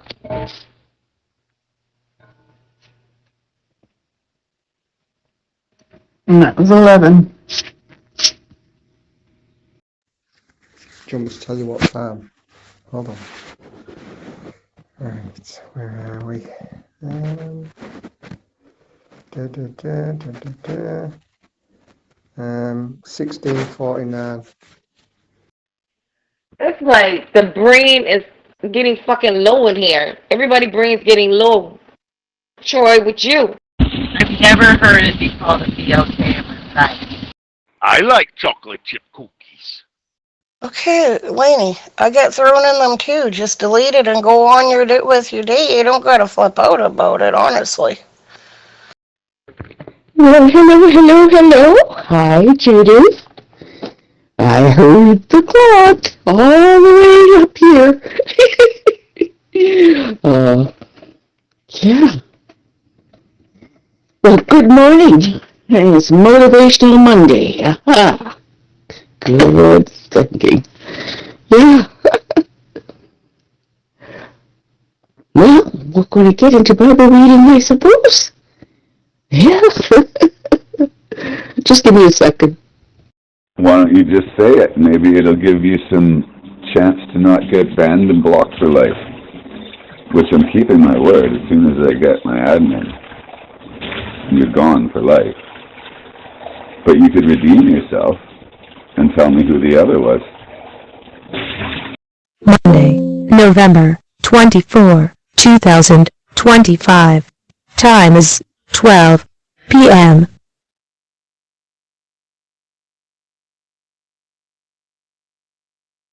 That's way too much ketchup, man. I don't like my damn fries freaking just saturated in ketchup.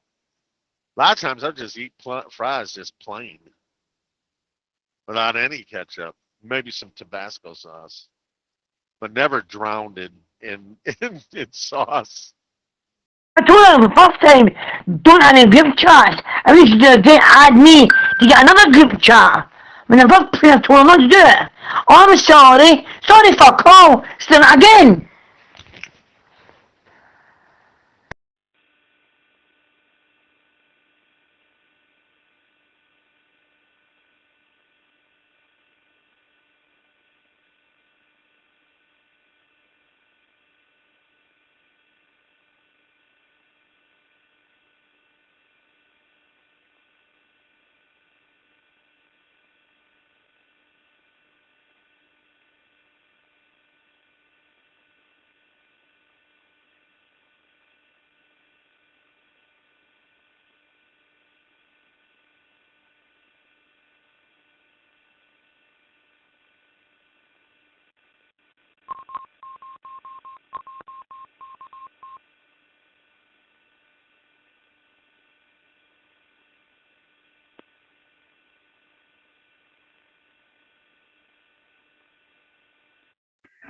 No, that's fine. I did it the second time around. I would have done it the first time around because you're the weak piece of piss. You demodded me yesterday just because I was beating you, just because I was talking about the mud floods, and now it destroys your biblical narrative, and then you ripped my star. Fuck you and fuck your channel, Soldier. You shove that star right up your rectum if that makes you feel happier, faggot.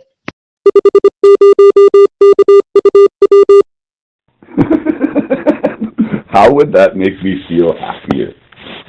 Like, do you know what a star is? A star is an angel. Even meteorologists are saying the falling stars you see, they're angels. Stars are angels. I'm not going to put an angel up my butt, weirdo. No, weird, huh? Freaking doing the Mrs. Doubtfire freaking voice. I don't know why I'm doing that. Why are you doing that? I don't know. Maybe I'm bored. Calm down. I wanted you to see these photos that were shared in a freaking Snapchat. I wanted to show you these fucking photos of Laney. I mean Rosie. Calm the fuck down. I'm going to put something else up your butt if you carry on. Pseudo, so what were you saying about the mud flood?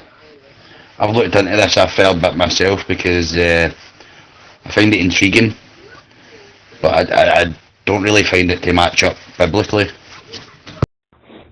Well, what he tried to say was that the mud floods prove that there's a flood every 200 years, which is nonsensical, when the truth of the matter is scientists recognize what he calls the mud floods is the atheist's attempt at explaining away the Earth's evidence of the Great Flood.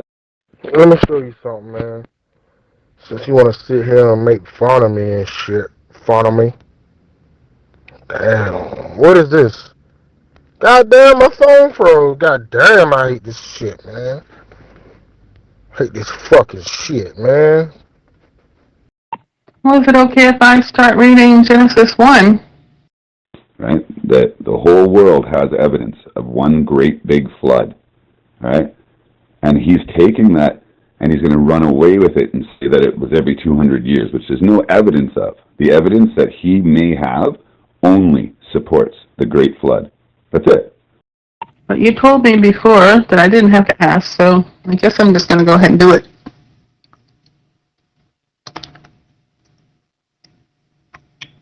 Going way back to Genesis 1:1. 1:1:1. In the beginning, God created the heaven and the earth. The heaven and the earth. And the earth was without form and void, and darkness was upon the face of the deep. And the Spirit of God moved upon the face of the waters.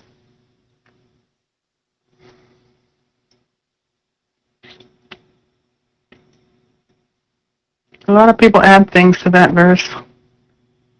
Won't get into it now. And God said, "Let there be light," and there was light.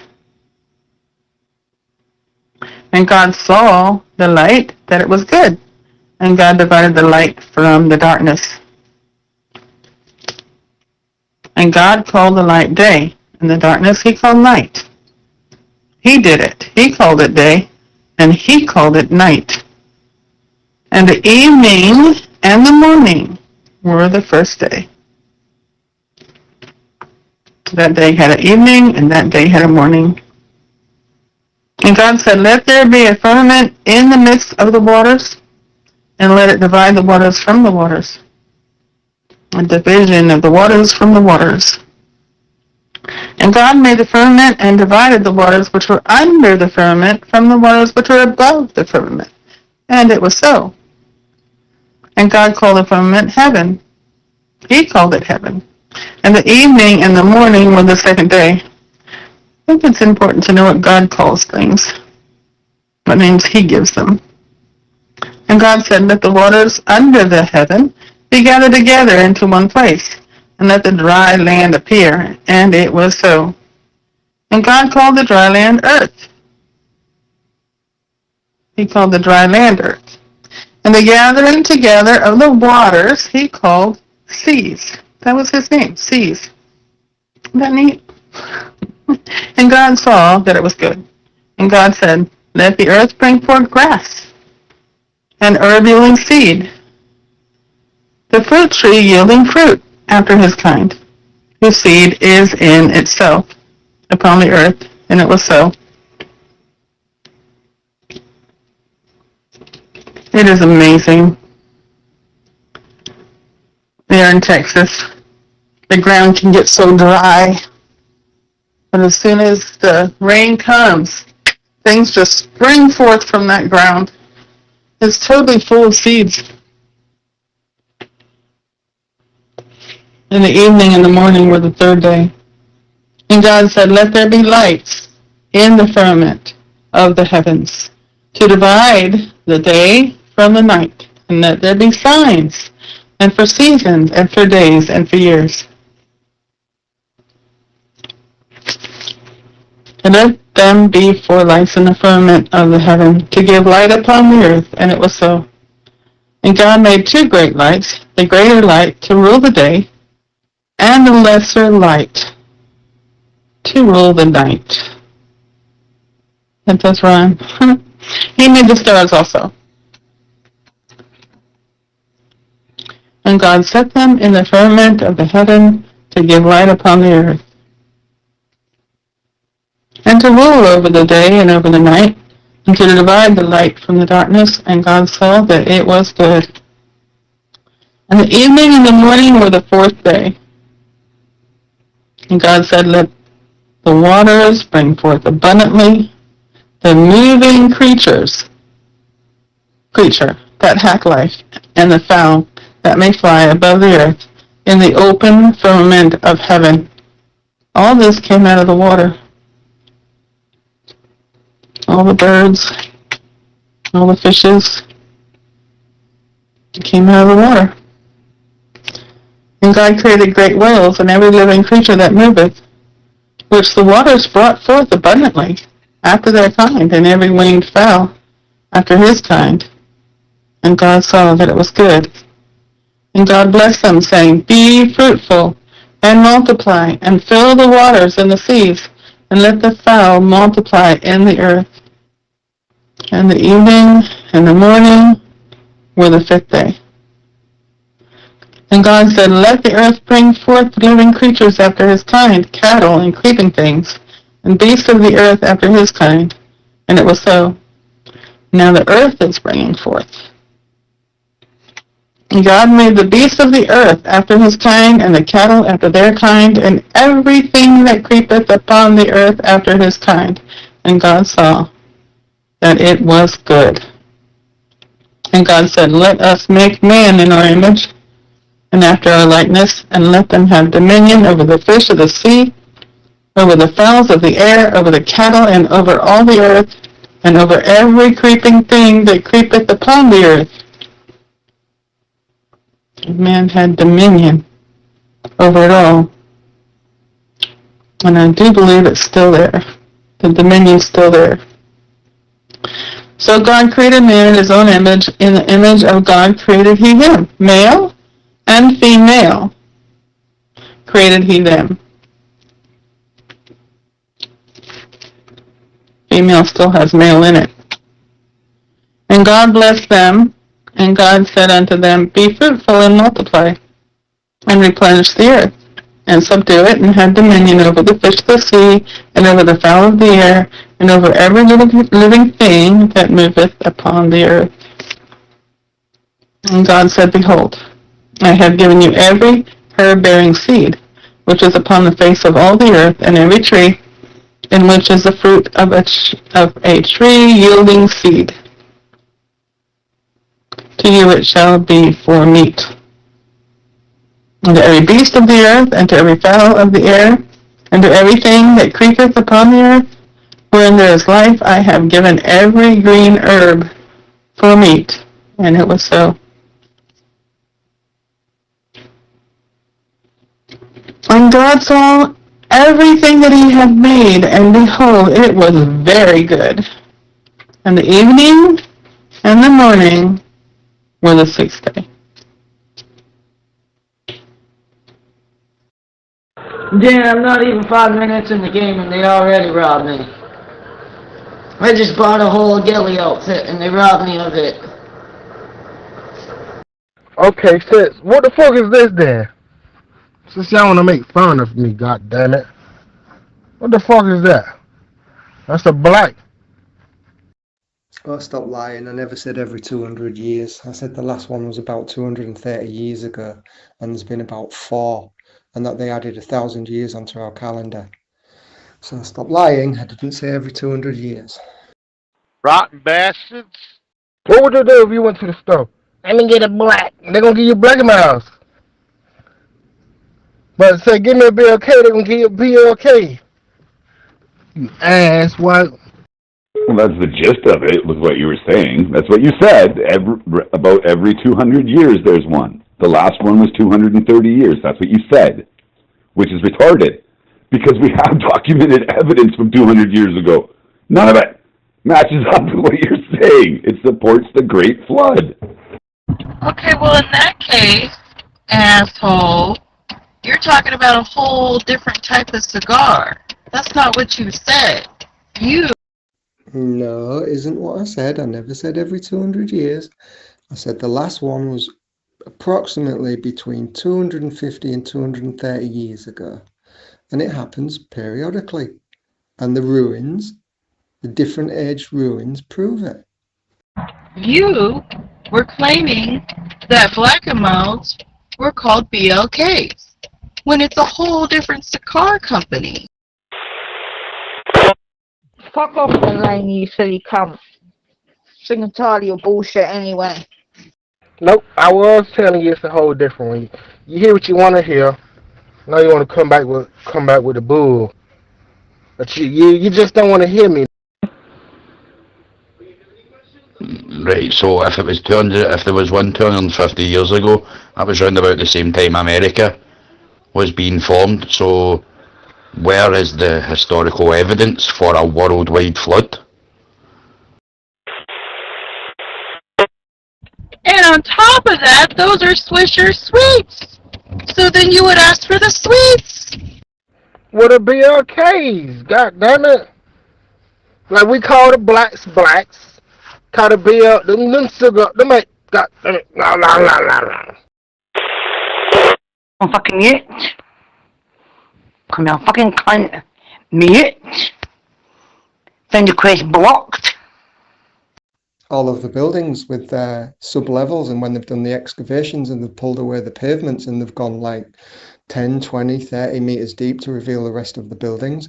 Look at the cartography. Right up to 1865, California was depicted as an island. There's loads of evidence, dude. Shut up, whore. Shut up, you fucking Muslim-loving whore. Oh, them two-tip cigarillos. Shit, I don't smoke them shit. I just looked at it, man. They put a tip on a cigarillo. No, but what he's saying is there would be tons of evidence supporting what you're saying. There's zero. It's a theory. A silly theory that atheists adopted to explain away the evidence of the Great Flood. Cigarillos and, you know what? Just fuck this. Alright, you know what? I ain't never look at it like that, man. God damn. Yeah, I know whore. Yeah, and your dumb, hoary daughter.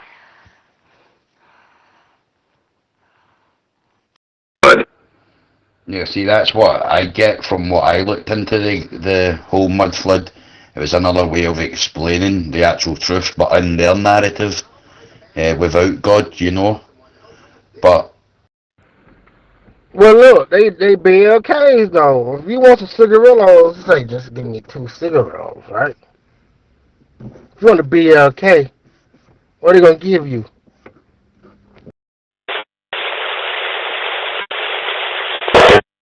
again, like, to me that means that it just means that these buildings that were submerged were from before the Noah's flood.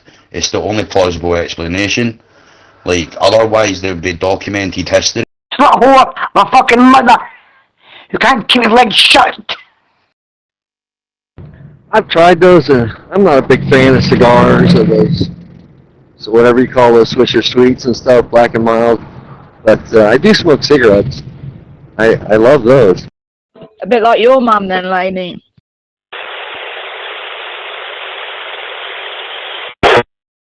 Of a worldwide flood, 250 years ago, and they've got extremely well detailed historical evidence of what happened 250 years ago with the American War, the Civil War, the Boer War, all of that jazz. So they've got that evidence, mate. Fucking segment this signal whore. I ain't. I do nothing on the sort you do on this app. Your nudes. Look at my cross down my cleavage. You're a fucking slut. You're no fucking Christian. You're a fucking slut. But yeah, you're a... What kind you smoke? I used to smoke cigarettes like years ago. Had a little hiccup with them and had me a pack, but I don't count that. But I really can't. I can't stand the smell and I can't stand the taste of them anymore. False history. And the buildings that I'm talking about in general are the ones that are usually dated, according to them, between 1800, 1850, 1870. And if you look at some of the dates, you can see that the one isn't actually one at all, it's an I. And these buildings are in every major city all over the world, and it's not from the... Laney, you're a Muslim-loving whore. But in reality, if you went to Syria, they would probably use you as a human meat shield at that, you fat fuck. It's my window. I can't stand the rain. No Christian sexualizes a cross like that. None, you fucking slut. Look at you. Your picture is fucking disgusting. It's absolutely disgusting. It's disgusting. Alright, Misty. Now, I guess I'll switch to vape if we ever hang out. And know, and there's another letter, and the both of them together represent Jesus, and people say it was the year of our Lord, i.e. the millennial reign. I've heard all of that.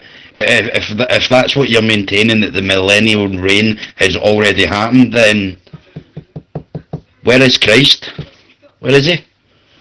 Stop studying black culture, Wild Bill. I'm gonna need you to stop doing that. But anyway, what's up, Diva, Bill? You know, all y'all motherfuckers in here. $1 trillion truck. What the hell? Laney, why are you fighting with sugar?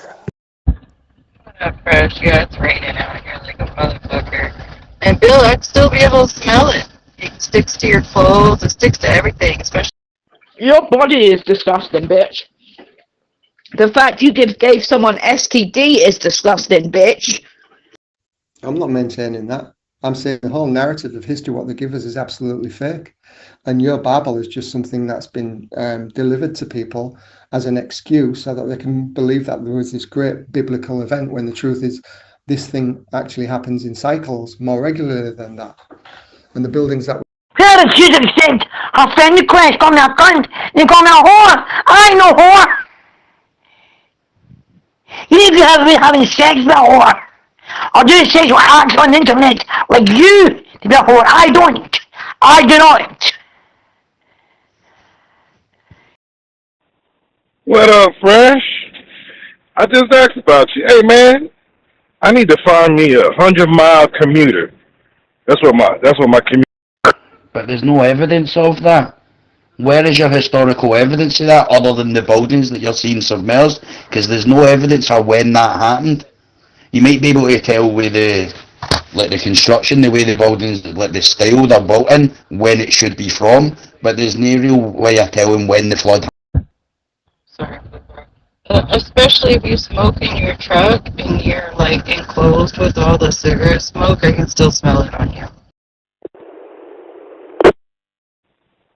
Round trip. I'm looking at a Civic Sport 6-speed. Yeah, with the hatchback. What if I told you, Pseudo, you were part right and almost there? What if you're seeing the evidence of the Great Flood, but you're also seeing the evidence of the cycle? Fallen angels have given us technology before. These buildings that you're talking about? Okay. Any color in particular or what? But you got to be careful. Make sure those things, got the recalls done and everything as far as what. Is it worth it? Let me work it. Put your thing down, flip it, and reverse it. Now, what results off? Put my thing down, flip it, and reverse it. Put my thing down, flip it, and reverse it. Oh, fast forward. Y'all niggas some fags. No man should say that part. And Wild Bill, I'm waiting for you to say the last verse with boys, all kind of boys. 30JML and 1 BFI calling. It continues to cycle until he returns. The evidence that you're speaking of only clarifies the Great Flood happened. The buildings that you're seeing submerged are from a different technology era. We've had this technology before. Hey, I was looking at the Type R, man, but even a used one, them motherfuckers expensive, man. Fuck. Yeah, the Type R, the first gen Type R, FK8, and then you got the FL5, which is the newer one, the 11th gen. Yeah, they out there, bro. They hold their value. Even that is accurate, but the evidence, 100%. I've watched the videos, the secular videos. The evidence is there for the Great Flood. You cannot explain it away. But the buildings you're referring to, yes, they exist, but that's just a cycle. Cut the lights off, see what you can do. I'm just trying to get Diva to have a chuckle or two. I think it's working. You should get the number or something. Shit. Halfway there, nigga. But look, what was I saying? Be careful with the Type R's. And I partly agree with you as well, but it seems like your argument always leads to, but we're lied to about history. But it seems like you're pinpointing what's true and what's not from history. Be careful with the Type R's, because a lot of niggas be modding them, or they'll jailbreak them, beat the shit out of them, and then turn them in. And then by the time you get it, you're going to be... Bill's not that serious, just so you know. Sorry, continue. We are lied to, and the evidence that proves that we're lied to with regards to the latest event is that they tell us, they give us these dates, and even if you walk into one of those council buildings and you ask them for a date, they'll tell you about 1870, right? Ask them some more questions. Could you tell me what was here before this building? No, they can't. Can you show me a picture of what was here before this building or its construction? No, they can't. Okay, great. Yeah, he already let us know. But I think I'm just going to stick with the Civic Sport with the hatchback. I actually like that. My girl don't like that, but she thinking I am almost there. Pogo. Respectfully, Fubar, just give. I mean, you know what I'm saying? Like, you got to think about it. You just need you a little scooter, right? You just need you a little quick little gas saver. You don't. Because of departmentation, mate. Like, some things are only certain people know. Like, for instance, in Glasgow, the main train station, like, they just found like 15, no, maybe about 10 underground levels. No, sorry, Diva, if we ever go out, you're going to have to wear one of those swimmer things that pinch their nose the whole time. Is that okay? Assalamu alaikum wa rahmatullahi. Hello, guys. I just want the 6-piece so I can have a little fun on my way to work. Just put one of those little trees on the end of my nose. That no one knew about. The people who owned it didn't know. The people who have worked there all their days didn't know. They found it by coming across a spare set of keys and a door, and they went through the door and found a staircase that took them down to other levels. How is that possible? Alright, well, look, yeah, hold on. I mean, what is this? Uncasual Seinfeld flirting? Look.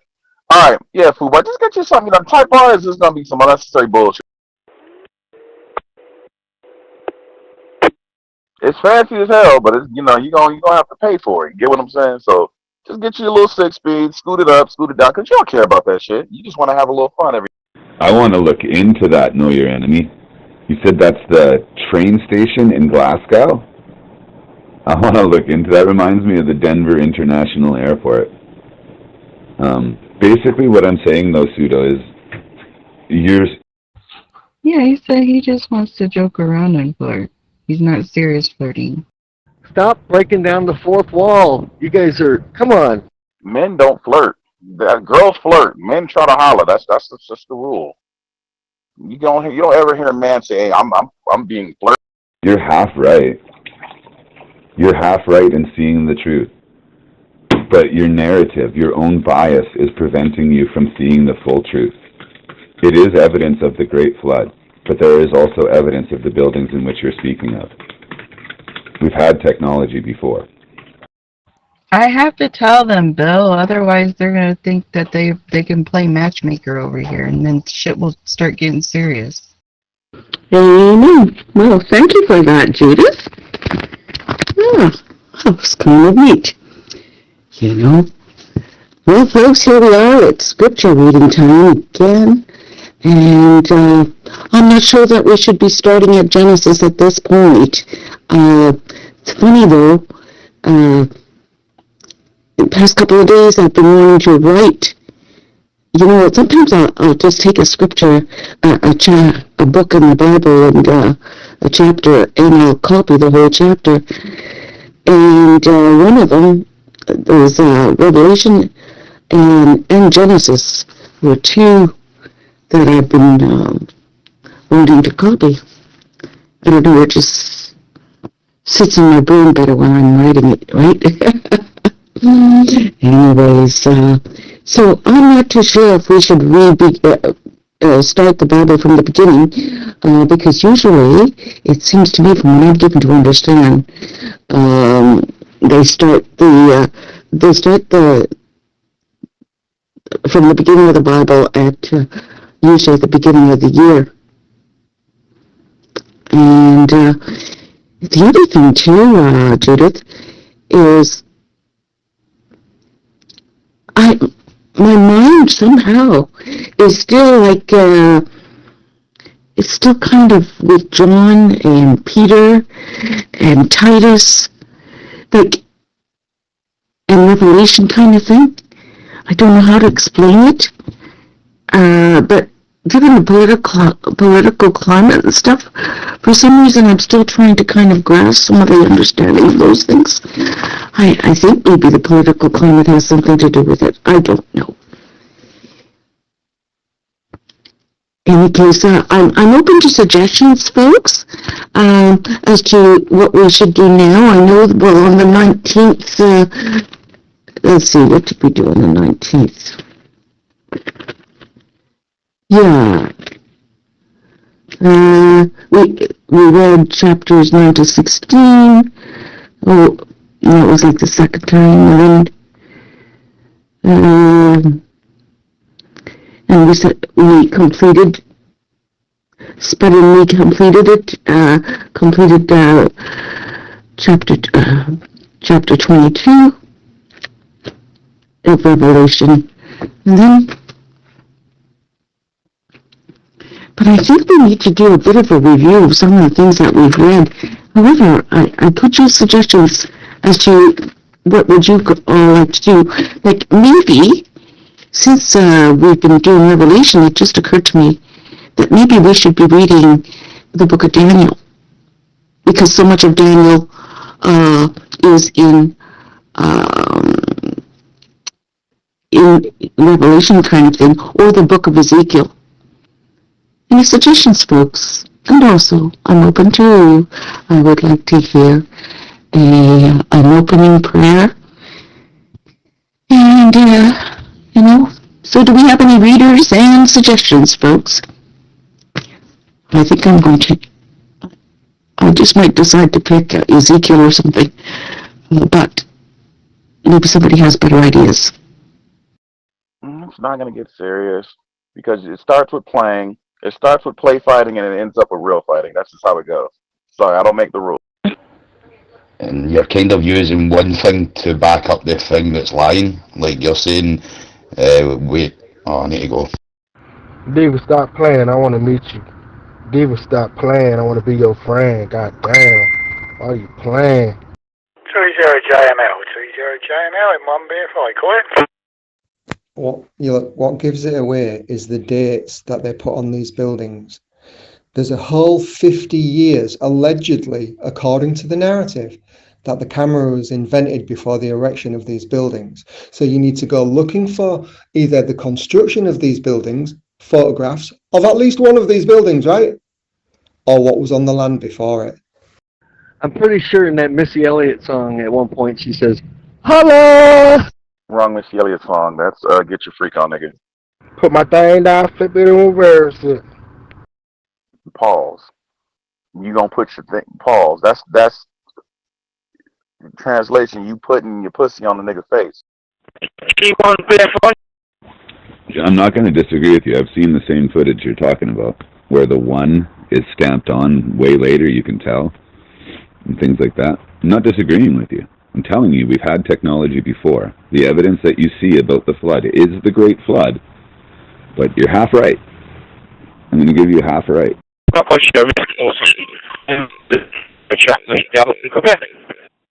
It's 2025 now, Fresh. Men have taken the women's role, and the women are taking the man's role. M0, is it Charlie Delta Quebec? I believe it was. Sorry, there's a little bit noise with you. I think that was cool. So Mike Bravo, Foxy New turning.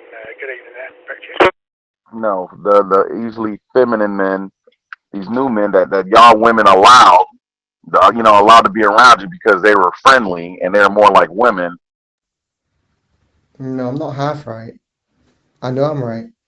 And all of the catacombs and things with the millions of skulls and bones, these are from the previous reset.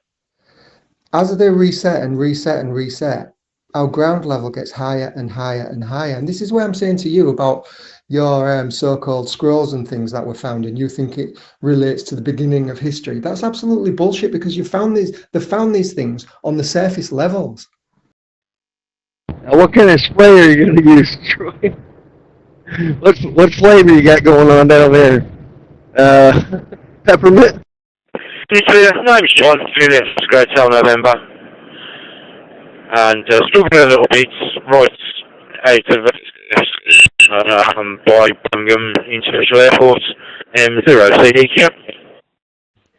I even had a very masculine man compliment me on my nails this morning. Wow, Bill, why do you want to know what flavor he's using down there? Do you want to taste it? Cut it out, Wild Bill. Before returning. Yeah, I'm struggling. I've got some M0 CDJ, what I believe. There's a lot of digital noise with you. And I'm struggling to hear what you're saying. I heard the Birmingham, I think it was Birmingham Airport, I think you said. And M0 CDJ, that was really all I got out of it there. Back to you. From Mike 1 Bravo, Fox India, K-Storm C. I know this nigga Wild Bill. He really setting himself up. See, he gonna leave again for 6 more months. Stop doing this shit to yourself, nigga. No, the Dead Sea Scrolls were not found on the surface levels. They were found in a cave. Deep in a cave. You know, that stands high above the ground. By intention and design, I believe, is why the place was chosen. Because God knew we'd need to confirm His word. Because there'd be people like you that said, no, that's not what it said back then. No, we can prove it. Because of that cave. Because of that little Bedouin boy. We can prove it. That's huge. You can't explain that away. But yeah, I like a woman with nice nails. Hell yeah, I fuck with it too. Them French tips, they look all good and clean. I want you to claw my back with them as I'm pounding you. Hello there, Diva. You got nice nails. Run them up and down my back. Get over here and do some paperwork real quick. Send those deals across and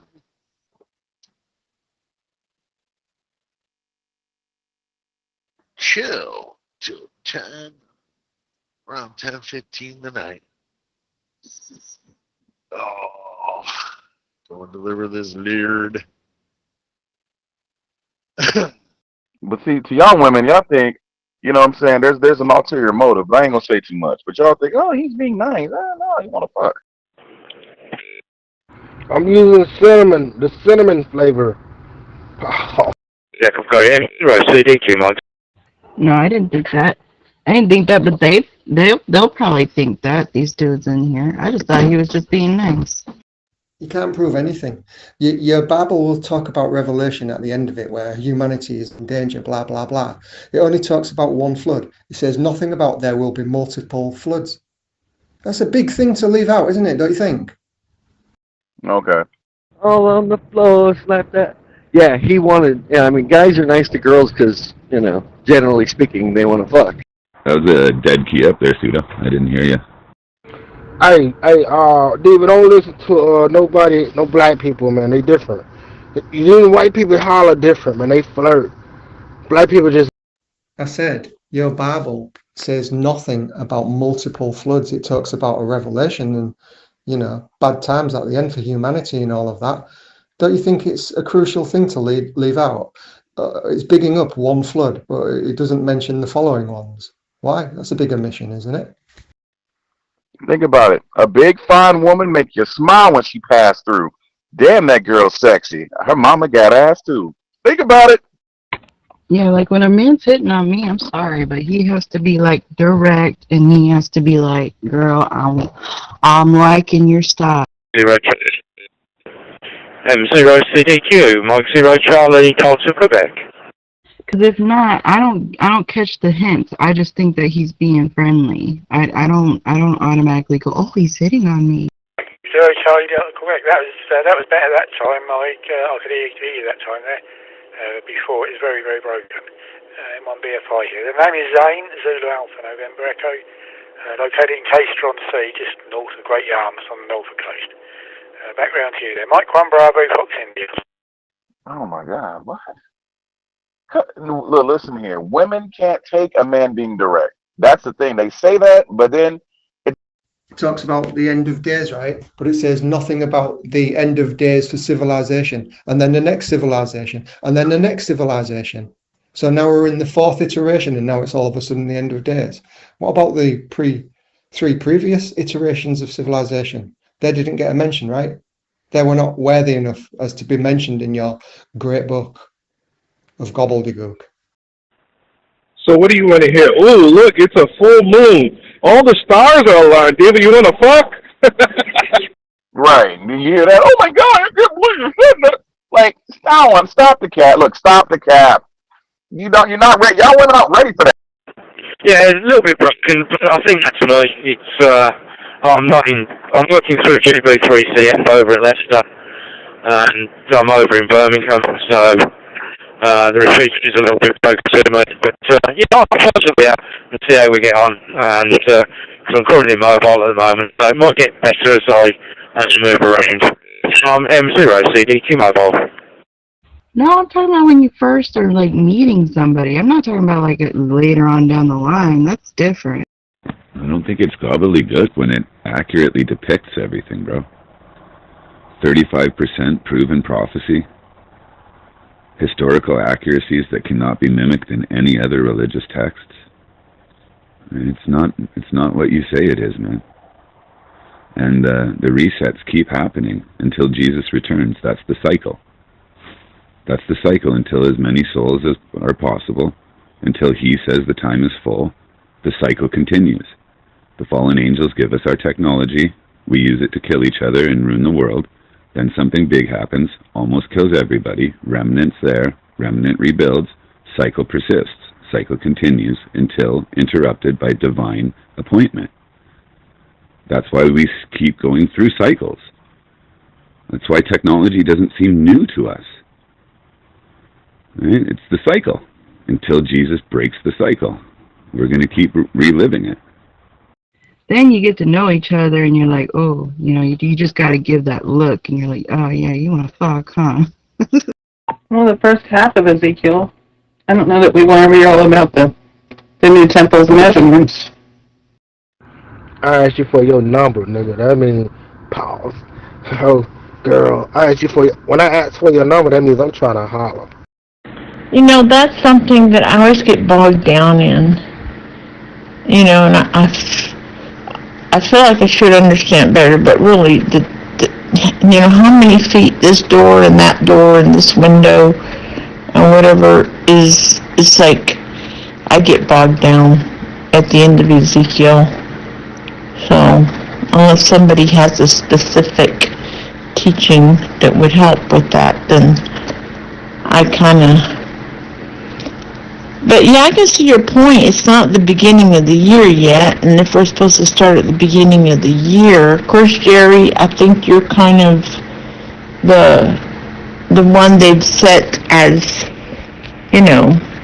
kind of, this is your deal, so we'll just follow whatever you want to do. Did you? I don't know if I feel like just going back to the front or not. But there are things that it feels like should be like talked about a little, but I don't know. And there's also, I'm probably not going to go through the long genealogies that you guys went through the last time in the Word, because I don't know. I just feel like that's a ledger that you look at. You need to know it's there, though. You definitely need to know that it's right there, that ledger of genealogies and stuff, because I have had to go there and look up stuff many times.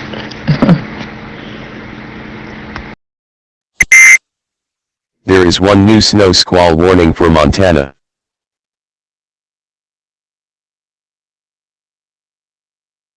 CDQ M1 BFI. Yeah, so I didn't catch the name if you gave it there. A little bit broken that time again.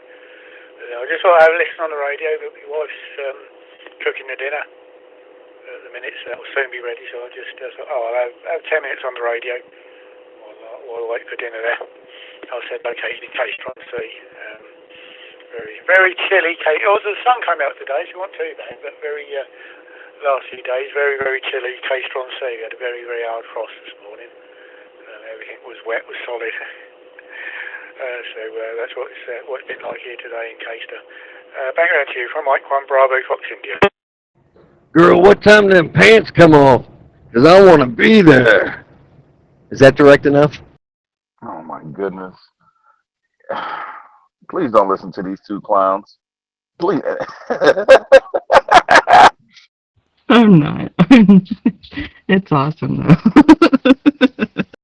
But no, for real, like when I'm very first meeting somebody or a dude and he's being really nice to me, I just assume he's just being really nice to me. Like Why? Okay. He is, because there's, again, it's the build-up. Because, again, we have to do these things in stages. Like I said, it's like... Good afternoon. Yeah, you keep saying that, and you'll point towards events that are yet to come that never happen. But what's more truthful, because you're just talking about metaphor. That's what the Bible is. It's metaphor. What's more accurate is to say that each civilization that reappears is the resurrection of the Christ. Now that is more in line with actual events. Yeah, to get your attention, but if it makes you feel any better, they just want to fuck. Let's be honest. Yeah, unfortunately, I'm really struggling at the moment with the repeater, so I will make it to final if you don't mind. I do apologise, but as I say, I think I'm out of CS coverage really for mobile use. So yeah, nice working for the first time, and hope to hook up again sometime soon. So I wish you 73 from M0 CDQ Mobile. Yeah, we all do. Ain't gonna lie. Shit. There you go. There's the honesty. Right there. Now what you gonna do about it? Here, look, the ball's in your court. She's done a fraud. See, I don't even think that they're thinking that, though. Because my first thought is, who would want to fuck me? Really? No, it doesn't. It doesn't line up, and you know it doesn't, or else your wires would connect, and you'd be satisfied. That doesn't connect. And you know the Bible is not metaphor. The Bible is contextually prophecy, history, parable, metaphor, wisdom, advice, medical, everything. It's the only book that has everything, not just metaphor. It's got everything, dude. It's a really weird book. Almost every guy you meet. Excuse me, miss. I couldn't help but notice you were perusing the section of flavors in the section. Speak to you there, be brief. Cheers for now. I'm on BFI back to listening. I was wondering, maybe we could get them all and make a kamikaze out of your cooter. Hey, Diva, on some disclaimer shit, I'm gonna say it on the disclaimer shit because I'm not gonna go out. Do you want me to say what I want to say under some disclaimer shit or what? Yeah, M1 BFI M0 CDQ. Yeah, apologies about that. Wish you 73. Thanks for the chat. Yeah, you might as well. I mean, we've already gotten this far. There you go. You just admitted it's got metaphor, but yet you want to take a talking snake as literal. Give your head a wobble. Oh boy, you sure had me laughing, Sydney. Oh my goodness. Oh, I thought that was too funny. Yeah, you know, this door is this wide, this tall, and it's so the gate is or the wall rather is so many furlongs. Oh my gosh, you had me laughing. Oh, yeah, I just knew that there's a good reason why it's there. All these measurements in Ezekiel. However, I really do not understand why. And I couldn't understand for the longest time, why bother with all these genealogies, right? You know, for years and years, I thought, that's such a pain to read that. And now, I actually enjoy it. and now it makes sense to me. It really makes sense. It, it adds a kind of, backs up the veracity of the Bible is greatly increased. Is greatly increased by things like the genealogy, and I suspect it's about the same kind of thing when it comes to the measurement, of things like X number of cubits and X number of furlongs, and oh my. Yeah, I don't know, for some reason I do not, I feel we should stick to something that kind of maybe expands or broadens our understanding of things like Revelations, and in the last days, like things of the last days. I think I don't know, I feel like we should still stay there. Does anybody else have opinions or suggestions? Maybe if we don't go to Ezekiel, maybe we could go Daniel. Because also the other thing about the book of Daniel is we refer to it quite a bit. It has a lot to do with faith. You guys talk about a lot of things like nutrition and stuff, but,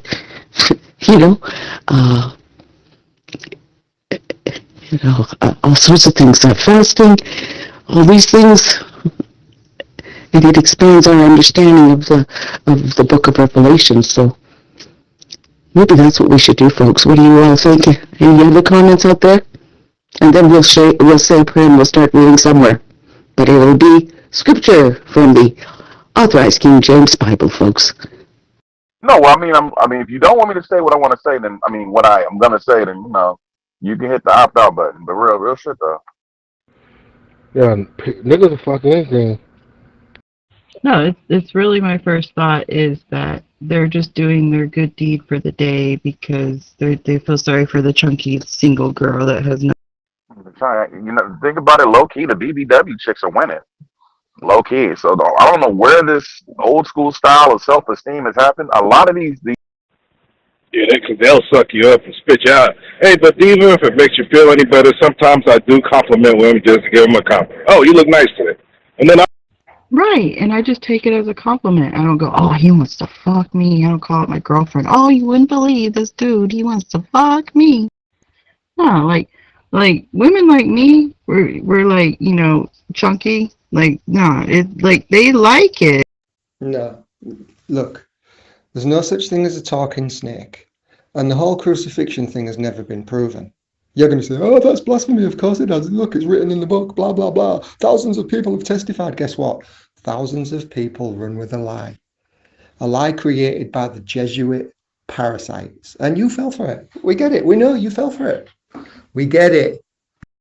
But they're too embarrassed to come out and say, oh, I like chunky women. Like, they don't want to, their friends to know about that shit. Man, what fucking time for nigga? Half the women in the world are chunky and shit like that, but they're proportioned and they look good. Like, thick girls are winning. Who cares about their friends? And anybody that does that shit, they're fucking insecure and they're worried about what other people think. I don't see how you can prove it was a lie. When we go through history, like when the scholars go through history, what they call a historical fact is when there's eyewitnesses, right? There are 500 still documented witnesses to that resurrection in Jewish history. Josephus mentions them by name, some of them. Okay? This, even in secular archaeology, is called historical fact. Jesus got raised up on that thing, man. Jesus got stabbed up. Jesus came back to life. There were witnesses. People died for it, to say it. Last time I checked, man, I don't know about you, I wouldn't be willing to go and die for a lie. Right? No matter what it might help the future religious zealots. I don't know if everybody's willing to give their life for a lie. I'm sorry, Fresh, but she ain't lying, nigga. You ain't lying. I hope she get this through her head a little bit. Girls are winning. Yep, these are homemade. The chicken burger and the poutine I got at a restaurant, and the cookies came from the restaurant where I got the chicken burger and poutine, and the cookies are homemade. Like, they make them fresh at the restaurant. Like, they make them homemade. The people that own the restaurant makes the chocolate chip cookies homemade. They don't buy them from the store. 50% of the guys that you run into on a day-to-day basis would bang you, 100%. And probably more like... Well, Troy, if it makes you feel any better, in your case, the old women are winning. Yeah. Your case is, you going past the expiration date. But look, Troy, don't talk anymore. All right, but look, Diva, straight up though, like mad ass, like niggas love thick women, thick thighs, breasts, ass, all that. But see, the guys that shame women, that are bigger women, are the ones that, I'm gonna say it, the niggas got small dicks. I don't know. If you say homemade one more damn time. What, you don't like homemade cookies? You like store-bought cookies better? I like homemade cookies better than store-bought, because store-bought, cookies are not as homemade cookies are more healthier than store-bought cookies. Because think about it, if you rolling with the right size equipment, you could you could put a big girl to her knees. I'll fuck a SSBBW because I know I. The greatest story ever told. History is a lie about events that didn't happen, told by people who were not there. DB, got any knee pads? I'm on my way. Shut up, Bill. Goddamn. Having a real nigga conversation, huh? Y'all want to do some comedy skits. Fuck that skit shit. Nigga, y'all niggas get on TikTok with that whole ass. But these are people that were there with documented eyewitness testimony, considered by your non-religious scientists who you deify as historical fact. Now you can stomp your feet and say, nope, nope, nope. But the world, your scientists, accept it as yes. So stomp your feet all you want, man, and say, nope, nope, nope. But the world has a different consensus. And then he goes on to saying it like 5 more times. No, I get it. Homemade, bro. Homemade. Home usually means you're at home and you made it from home. Or you made it in your restaurant. But it's not made in a factory, in other words. No, I like homemade cookies too. Oh, damn, you had me saying homemade again. I said it again. Damn it. So right now it's real nigga knowledge hour.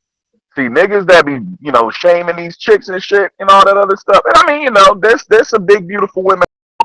Well, those measurements for the final temple of God have to be there so that people can use them to build that temple of God. And if you look for it on YouTube, you'll see that people have made small models of it, to size, models of all the measurements, as far as down to size, Yeah, and you can look at those on YouTube and see what they look like. Or just browse on your browser. And you can see these mock-ups that people do down the size, what I'm talking about. Yeah, I'm pretty sure David had a guy in front of her that was confident, and you know why he was confident. Yeah, that confidence when you know you're going to throw something down. What do you mean? Why do you keep saying you're scientists? I don't revere any so-called scientists. They're all a bunch of lying cocksuckers, telling us that we're living on a spinning globe, telling us about fucking 6 fucking protons and fucking a nucleus of an atom and all of that shit. I don't have any fucking scientists to revere, dude. I don't know where you get that idea from. But then again, you make shit up, don't you? You always make shit up. So that makes sense. Fool bar, think about it, bro. If you got enough pipe and you can bring a big girl to her knees and have her convulsing and shit after it, nigga, you that nigga. You don't give a fuck. Homemade.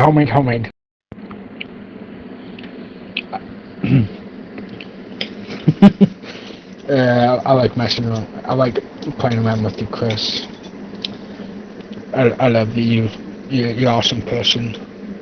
I think of you as a brother. But if I'm insecure, I have to fuck like skinny girls and shit. I'll break a petite girl. I will break her shit in half. Ain't gonna lie, first I done taken some for the team, brother. Ain't no shame in my game. If that is the case, I do apologize. I'm just used to everyone using scientists as their gods. If you're not one that's deified science, then I tip my hat to you. Y'all see the pillow, alright, nigga. Y'all know y'all don't know fat bitch.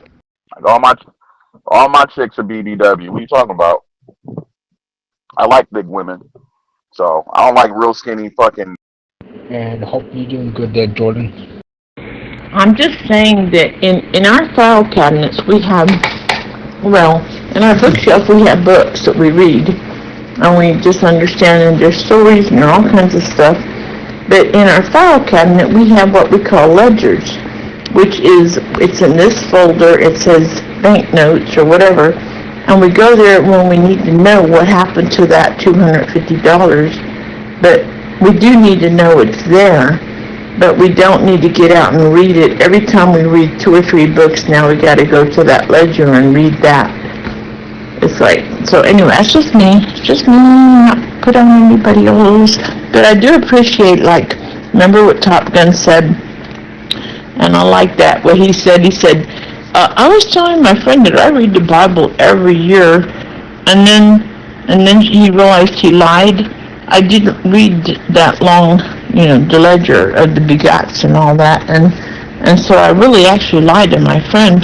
So I was thinking, well then, tell your friend you don't read those and get it over with.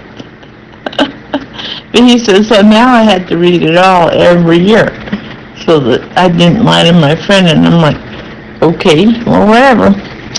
But, no, it's good to know that ledger's there in your file cabinet under bank, receipts or whatever. But, yeah, you don't have to get that out and read it every time, in my opinion. So, that's okay.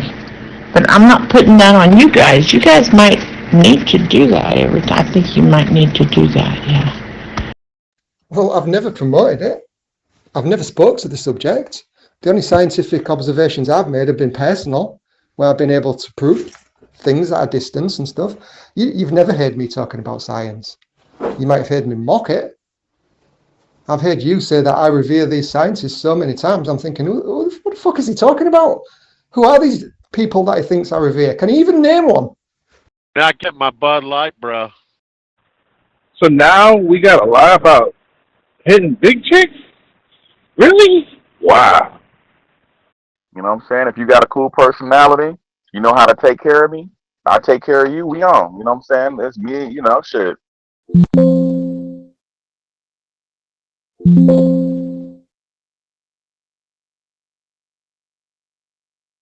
I think Fiona was sexy. You know what I'm saying? Princess Fiona, thick as hell. You know what I'm saying?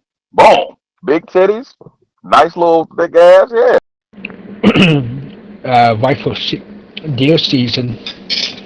Rifle season for deer season is over. The last day was Saturday, and today is muzzleloader season. Muzzleloader season just started today. It's not a long season. Goes from Monday to Friday. This Monday to Friday. And then I'm going to show you a taste right now. Oh, what I like. Diva, I'm gonna show you this chick right here. Hold on.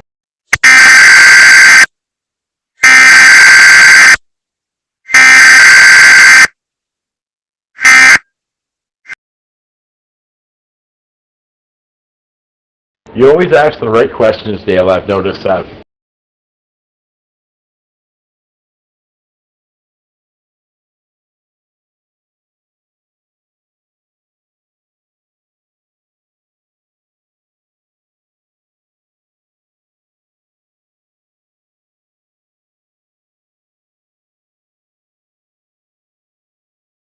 Nothing. You stayed asleep. Nigga, your taste is cars that don't run. You can't even get your car running. Shut up. You know what I'm saying? You in Frenchville, Georgia. Nigga, move out of there. Go get you some. I fear only God and spiders. He's trying so hard to redeem himself, especially on here. Troy, why can't you get you a nice girl in your area? Oh, copy that. Muzzle loading season. Black powder, I guess, right? Is that the same? Because he's retarded. I like him this big right here, Diva. Man, fuck you, Fresh. Nigga, you retarded, nigga. Find your life to hell, nigga. You think I'm in fix? Yep, black powder.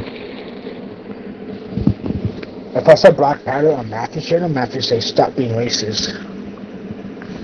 If I said black powder on Matthew's channel, that's what Matthew says, stop being racist. That's what he would say if I said that on his channel. Yep, black powder.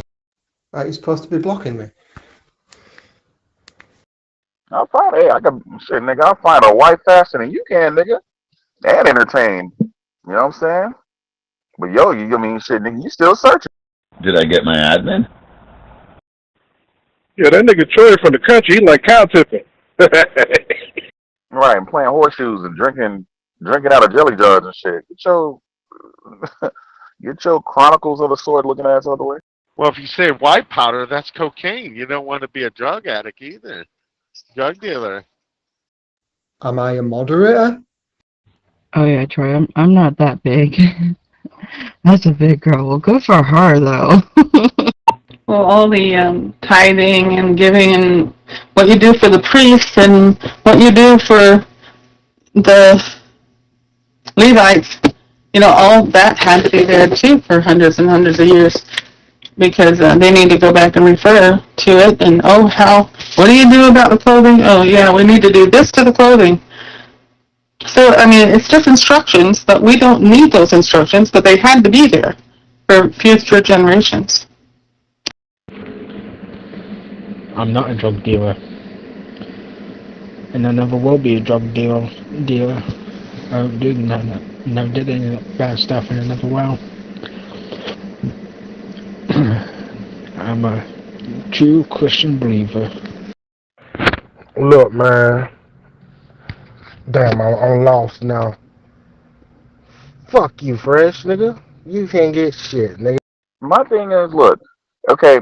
Also, there's certain things that you wear that you don't have to be wearing. You know what I'm saying? You don't have to be wearing all that shit. You can wear some form-fitting clothes and shit like that. You're a Jew Christian breather? Well, copy that. Gotta hope you breathe. Because if you ain't breathing, but you're a Jew Christian, shame on you. Repent. You can't be a Jew and a Christian. I'm only messing with you. Works like this. You have a moderator star. I'm just a lowly regular trusted user because you couldn't handle the truth I was delivering and you ripped my star, remember? So I'm just a regular user. You've got a moderator star, that means you can block me. And still look good. Like, I like women, okay, like the food bar, check this shit out. I like women in business attire. That's so sexy to me. Office attire, shit like that, I love it. All right. Okay. Well, folks, I was just flipping through my Bible. I don't know, and, I was kind of, in any case, you all know this is my very dilapidated Bible here. It's falling apart. Anyhow, and I landed on, you can't flip this Bible. You have to be really gentle with it because it's that delicate now. And I landed on the second epistle of Paul the Apostle to Timothy. And why it caught my eye is because beside that, I had written, on that page, I had written fearlessness. And upon further glancing at the book of Timothy, or looking at it, I was looking, I noticed that I have much underlined in chapter 3. Because, I see that what I have underlined has something to do with the last days, perilous times to come. And then I flip the page and I see, well, we're in the book of Titus, and it's funny. I was thinking of Titus. Well, I've thought of Titus a lot lately. And yet I don't really remember anything of it. And as I flip the pages, like through Hebrews and so on, I see that much I've underlined or made comments in the margin of. So, it's either we start, I think, I thought maybe we'd go to the book of Daniel, but maybe we shouldn't. Maybe we should still stick with the last chapters of the New Testament. Now, let's see, where is Timothy in my notes here? John, Acts, Galatians, Timothy. No, sometimes I just be running around in my leggings, my t-shirts, and my sweats, and my hoodie. I didn't say I was a Jew. I said I'm a true believer Christian. I believe in everything that the Bible says. I didn't say I was a Jew. Wait a minute. You're trying to make yourself to be noble, right? You're trying to make... You're saying that I took your moderator because you were talking about the mud flood, which I've crushed, and you think that's why your moderator got taken? No, you know your moderator gets taken because you double hack the channel when you don't get your way. And that's just because I do all this running. Now, if I'm like meeting up like clients and shit and having to do business shit, I'll dress up a little bit more. But other than that, I'm pretty much in my lounge wear, or my active wear, I guess I should say. Matthew's part you. I know, dude. I know. I'm only playing with you. That's fine. Look, you put your leggings on. Look, check this out. You got your leggings. You got your little shirt. You know, and them leggings don't show how thick that ass and them hips are. You know, that's cool. And you got them little Nike. You're a petulant child in that regard. That's why you don't have a moderator. And when I saw you had your moderator, it had to be removed because I knew once I crushed you on the mud flood, you'd start hacking the channel. All right, so don't try to play like you're something cool. You're not. You're a spineless jellyfish that had to get spanked. That's why you don't have the moderator badge. Okay. Why y'all can't have a real nigga talking to fucking solo, nigga? Go flirt. Well, I flirt. How about that? Now, in regards to censoring and silencing, oh yeah, the first chance you get. I could block you right now. I could block you every day. I let you flap your lips because I enjoy the fact that you raise the conversation that you do. Even though you're extremely wrong in it, you're the only one that really brings up these types of conversations. Go flirt with Troy. God damn. I mean, not Troy. Go flirt with Wild Bill. My fault. You are Troy. My bad. Hey, look. He said he want to smell it down there because you want to flip it and reverse it. But back to it. But nah, Diva, I like that shit. You know what I'm saying? No, you're right. You're right. Troy, go flirt with yourself, and eventually you'll fuck yourself. So therefore, never censored you, but you had to censor me. You had to block me. What does that say about you, Pseudo? So everything that you just tried to say about me, that's actually you. Yeah, that too. Thank you, Diva. Thank you for the tag team high five right there. I like that. But yeah, man, it's all good. Like, you know, hey, you like to eat, I like to eat. You know, we good. You know, we live happily ever after with all 6 of our dogs. Who cares? They all named Toby. Fuck it. Because I can't remember any other names. By the sound of it, you don't like that type of person. So why the hell are you being that type of person? Grow up, Pseudo. Yeah, you. Yeah, just come over here. No, you just used that as an excuse. It was you that gave me the moderator star about 3 days ago, and I know you've denied it, but that denial is a lie. So what you're saying is, after giving me the moderator star, you anticipated me using the weapon or something like that, or you accused me of using the weapon when I... Yeah, get your ass in your... Look, we gonna cage train these niggas too, because they ain't gonna be going around fucking up the house and shit. You nigga, you in the cage. So, what are you home today for a load? Oh no, I can't be having all that. That's too much for me. Yeah, that's a lot. You said 6 dogs. That's a lot of asses and a lot of food. We'll just do two big ass dogs. How about that? Blah, blah, blah. The point of the matter is, you say I will censor you, and that's a bad thing. You have been censoring and blocking me. What does that say about you? That's what we're talking about. That's what we're talking about, you daft Englishman, you. I mean, we don't even have to have dogs, to be honest. Honestly, I mean, with my dog sitting, I'm constantly around dogs, so it's like, you know. Hauling pork products. Pork products. I hauling forks. All right, cool. There you go. All right, cool. You got the dogs with your dog sitting job. I'm chilling. You know what I'm saying? And we all right. See, we good. Go. I want Timothy. I vote for Timothy. It says that revenge is a dish best served cold. And I watched and I waited and I blocked you. Because you're a pussy. Like a fork like this. Like a potential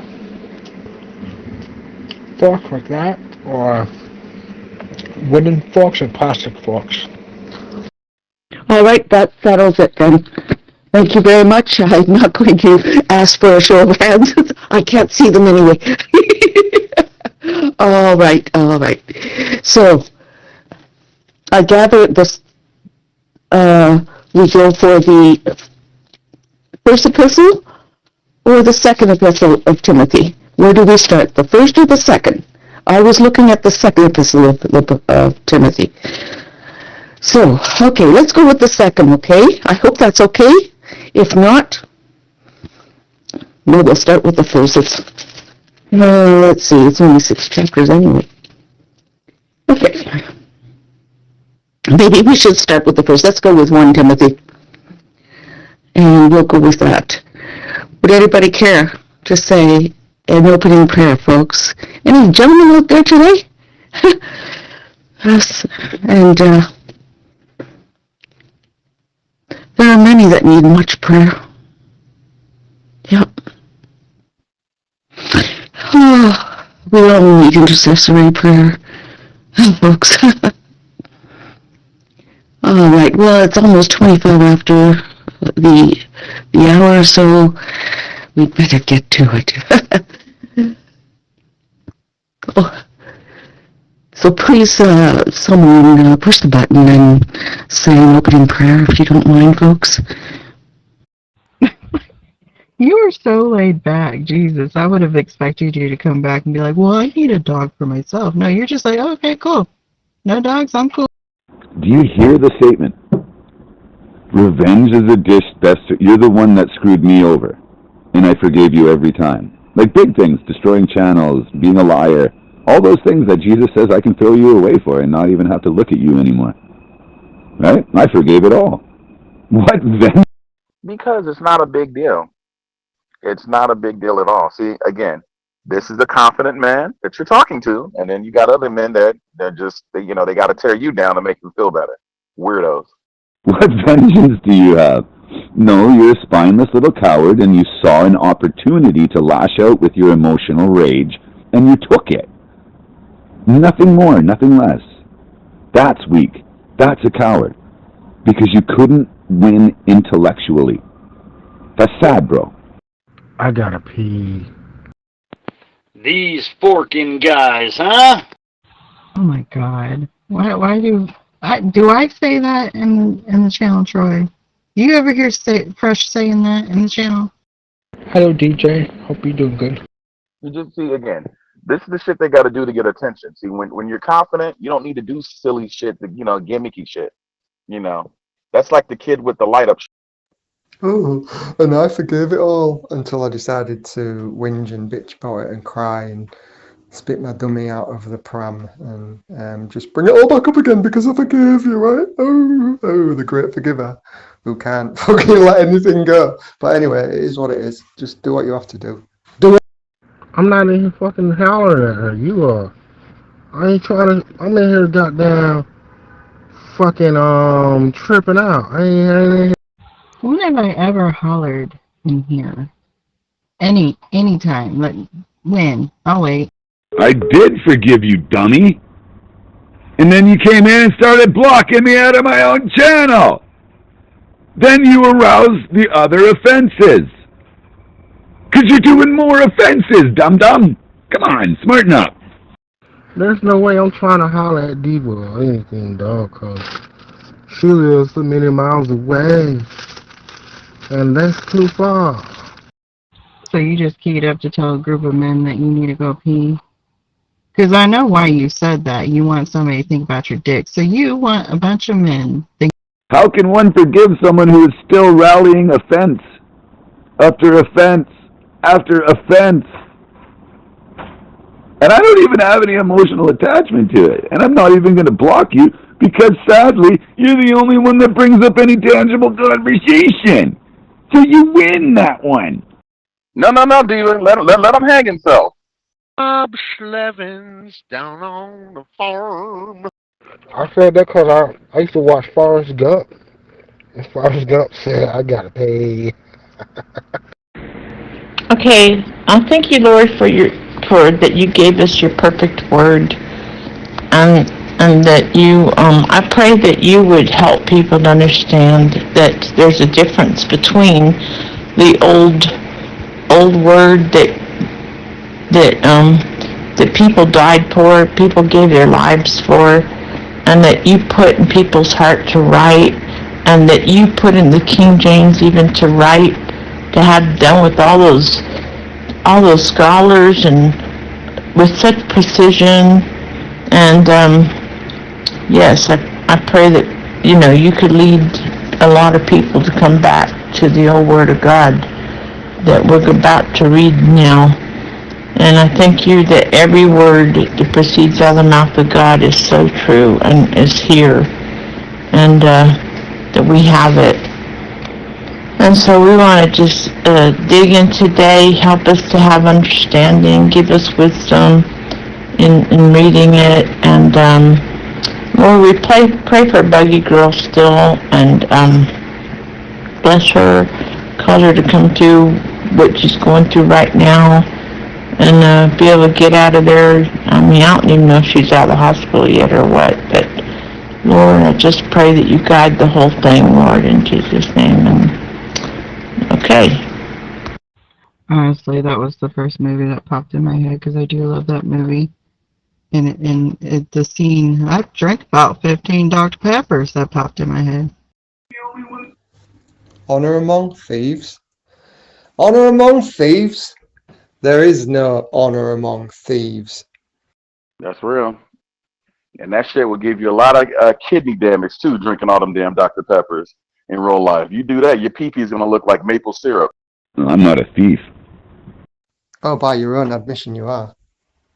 And you went to prison for it, unless you're lying to us and you really went to prison for something else. Come on, Troy, we still waiting for your car, man. Go get that car together, man. Stop playing with yourself. I was a thief. I'm not a thief. So why would I be looking honor amongst thieves?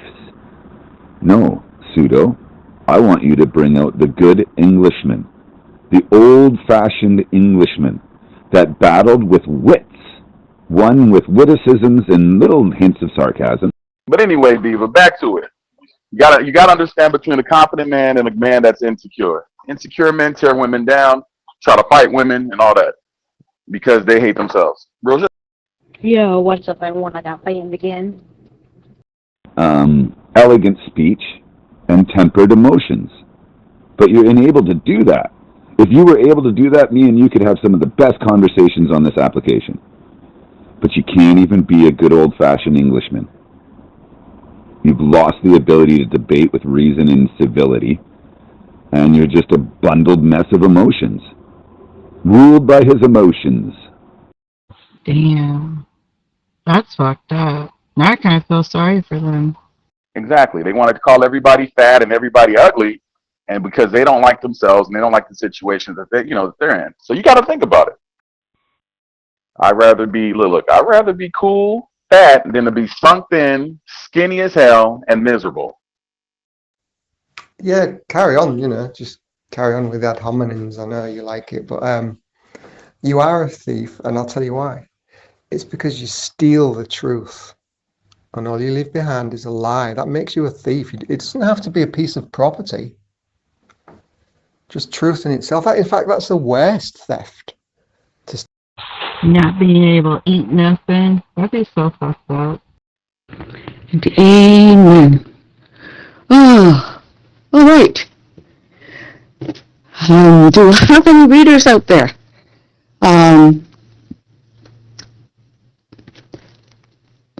Yeah, I'm wondering if, I hope this is acceptable to everyone. We are going to start with the first epistle of Paul to the Apostle Timothy.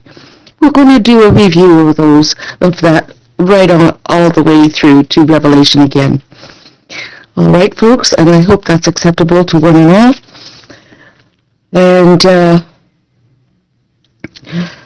I think it's worth our while to do this review. In case I realize today is Thanksgiving in the United States, right? So maybe there might not be too many people online today, or in the channel at this time. In any case, we do read, folks, from the Authorized King James Bible, and that's everyone and anyone can read, whether they read a whole chapter or part of a chapter, it doesn't matter. You're all welcome to read. And we thank you very much for being here, for participating, whether you read or listen. And so, First Epistle of Timothy, Chapter 1, coming right up. Go ahead, folks. Oh, Mississippi James just typed in something here. Let's see. Oh, okay, it's not, all right. Hello, Mississippi, glad you're here. We're going to read from the first epistle. We're going to begin in the book of Timothy, the first epistle of Paul to Timothy. So, would somebody be so kind as to read? Sorry, I'm a little bit, I don't know, off kilter, I guess. Today only, yeah. Yeah, just right. You know, I can't eat anything because all the medication I've been taking and all the stuff is putting weight on putting stress on my pancreas and everything and my vital organs. I'm good. You find a balance, Hey, we eat a little bit, we go for a walk. We eat a little bit, we go for a walk. We good. Game over. There's a balance. Okay, tell me what truth I've stolen and what lie I've left. Go. It'd be a hell of a lot quicker to tell you what you hadn't. Every time you have a dealing with me, you lie about something that I haven't said, that you claim I've said. Every time. But you're right. There has to be a balance, because there are times when you shouldn't be too big because, health reasons. It's both. It's like if you're too skinny, you're gonna, put your health at risk. And the same thing, if you're too fat, you're gonna put your health at risk. Not true. Now, you just said, I steal the truth and leave a lie. Example. Go. Well, I always give you the very last example, the very latest one, because that's the one that's present in the mind, right? So the very latest one is when you spoke to Know Your Enemy and said, Suda said that the world gets reset every 200 years. I never said such a thing. So really, society needs to stop telling these people that there's no way I can be 120 pounds.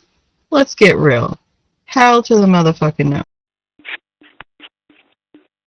170? Maybe, but that would be kind of pushing it, right? But 120 pounds? There's no fucking...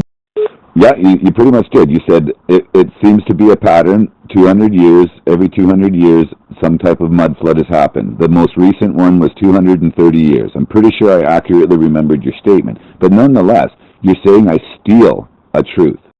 David, your bone structure won't allow, certain people, their bone structure won't even allow them to get any skinnier than they are. Yeah, because I do have wide hips. There's nothing I can fucking do about it. You know what I'm saying? They're there. And I heard...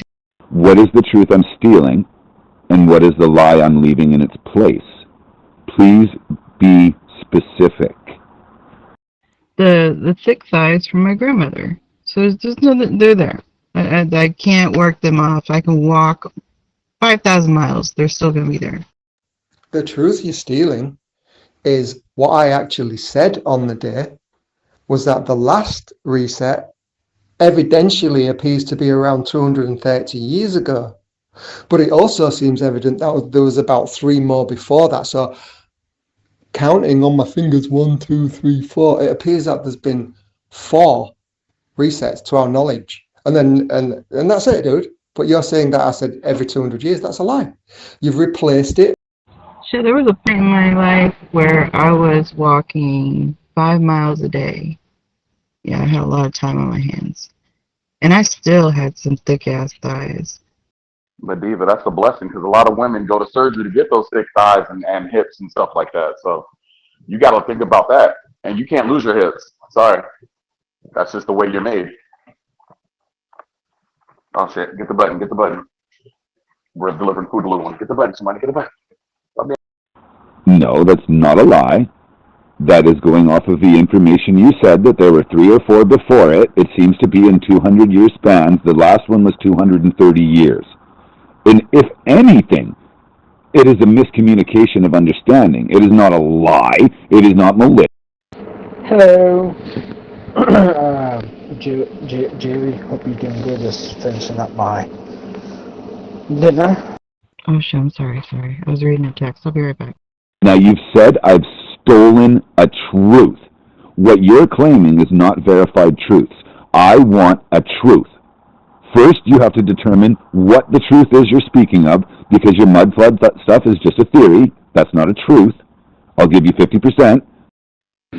Well, good afternoon, Jesse. Good afternoon. We are just about to begin reading the first epistle of Paul to Timothy. We are going to start with chapter 1. All right? So I need somebody to come in and read Timothy, chapter 1. Have a good lunch, Jesse. 50% could be true, 50% could be false. I'll give you that just to be fair. But nonetheless, you're saying a solid truth, a verified, known, 100% truth, I have stolen and replaced it with a lie. Now, what is that 100% solid truth you speak of? Dear Jesus, pray that the Bible reading goes good. Pray that Jerry will get lots of readers to come and read, and pray that the Bible reading goes good, and pray that Jerry does a good job doing it. In Jesus' name, amen. Now, I just said truth. I didn't say 100% solid truth. These are your words, remember? So listen, and I'll tell you. It appears, looking at the visual evidence, that these events happened hundreds of years apart. And why would anybody say such a thing? Okay, again, I'm not talking about your mud flood theory. You said I have stolen a specific truth. I've stolen a truth. We'll use your words. I've stolen a truth and left a lie. What is the truth I've stolen? And it has to be factual, confirmed. We all know it's true. What is it? Well, thank you for both prayers. I'll take it, because I'm going to read. So I shall take those prayers. First, Timothy. Paul and Silvanus and Timotheus unto the church of the Thessalonians, which is in God the Father, and in the Lord Jesus Christ. Grace be unto you and peace from our God, from our Father, and the Lord Jesus Christ. You know, whenever it says grace be unto you, soak in that for a little while. Just soak in that grace and that peace. Because it's coming to you. And it's coming to me. We don't need to go faster with those verses that tell us grace be unto you and peace from God our Father and the Lord Jesus Christ. We give thanks to God always for you all, making mention of you in our prayers, remembering without ceasing your work of faith and labor of love and patience of hope in our Lord Jesus Christ and in the sight of God and our Father. Knowing, brethren, beloved, your election of God. Knowing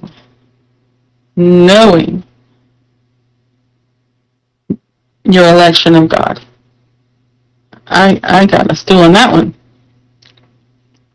For our gospel came not unto you in word only, but also in power and in the Holy Ghost, and in much assurance.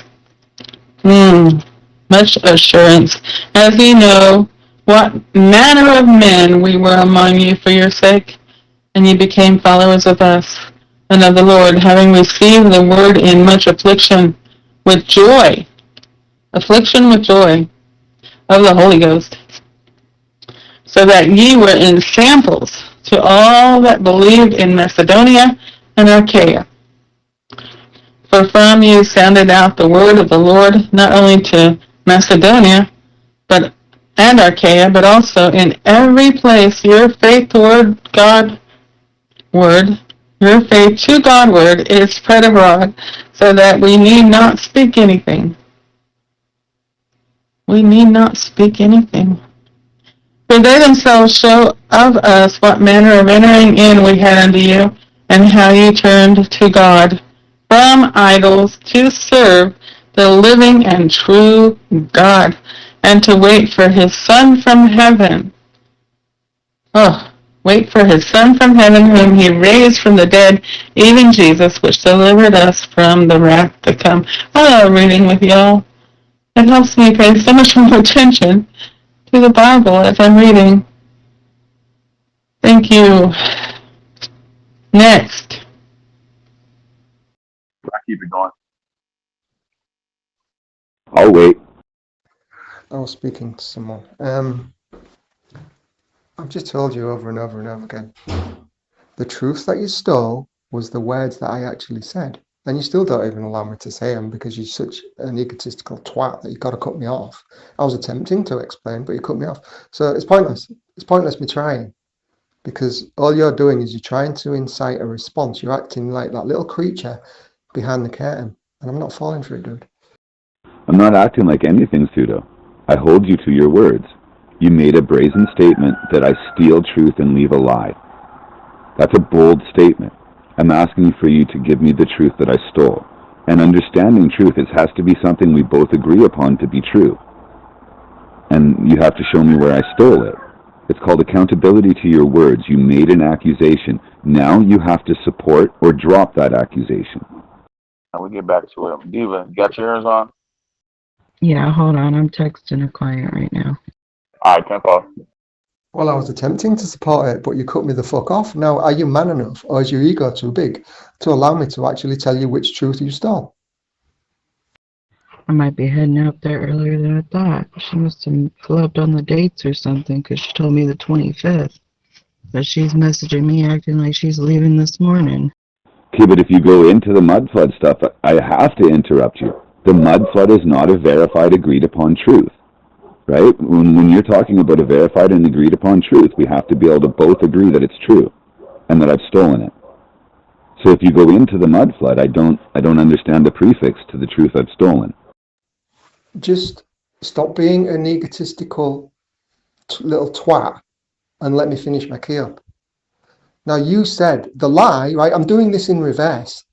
The lie that you replaced it with is you saying that I said that everything was reset every 200 years. That's an absolute lie. Now, the truth that you stole, I will speak right now. And you can't say, oh, you're going back to the mud floods. It's about this subject. That 200-year thing that you said that I said is about this subject. So hold your horses and listen the fuck up, big man. It is obvious, it is truth, it is evident that the remains that are left in this world between these resets are hundreds of years of time apart, because it's obvious by what's left, the ages of the buildings that are left, and the things under the ocean. They're not all of the same time, they're not all of the same era. They are hundreds of years apart, if not thousands. And that's the truth you stole. The obvious age difference of the ruins. Like those, you can't get rid of it. 150, 170. Okay, so what? There's a lot of women that can carry their weight. All that society stuff, don't fall into that. Social media, that's what ruined people. Yeah, no, I've been, I think the most I was 285, and I was just so uncomfortable, and it sucked. But that was just because of my back issue. But after I had my surgery, and I healed up and got better, I lost the weight because I was able to be more active.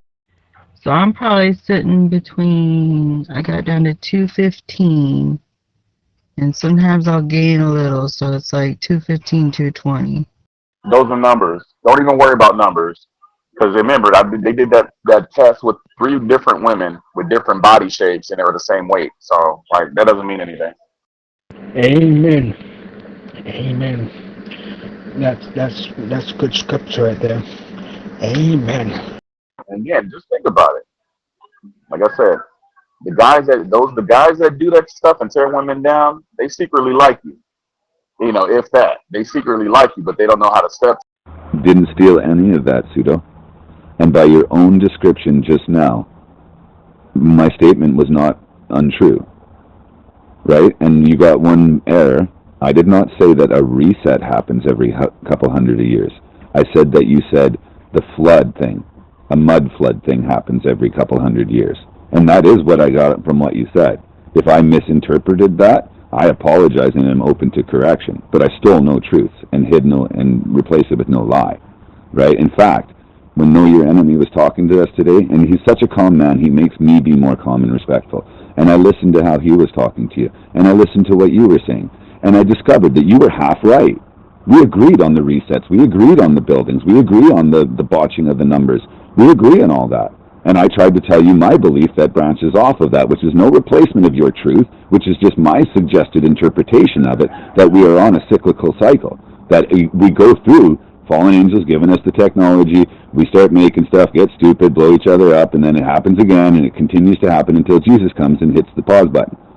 That's where I was going with it. I stole no truth from you. I put no words in your mouth.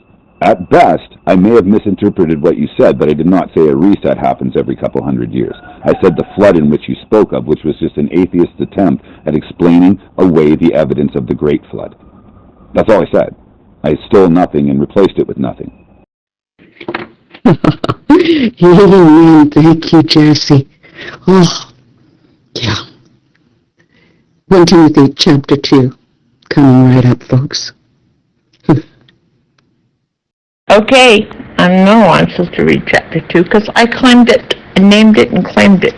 That's the saying we used to say. Okay, chapter 2, because I have some memory verses in here, is why. Let me get these glasses on. These are thick glasses. Maybe you'll help me out some. Anyway, we're going. Okay, Genesis. No, not Genesis. What did I do with? Okay, let's see. Sorry about that. Hang on just a second. I thought I was on it. Pretty. But no, it's not.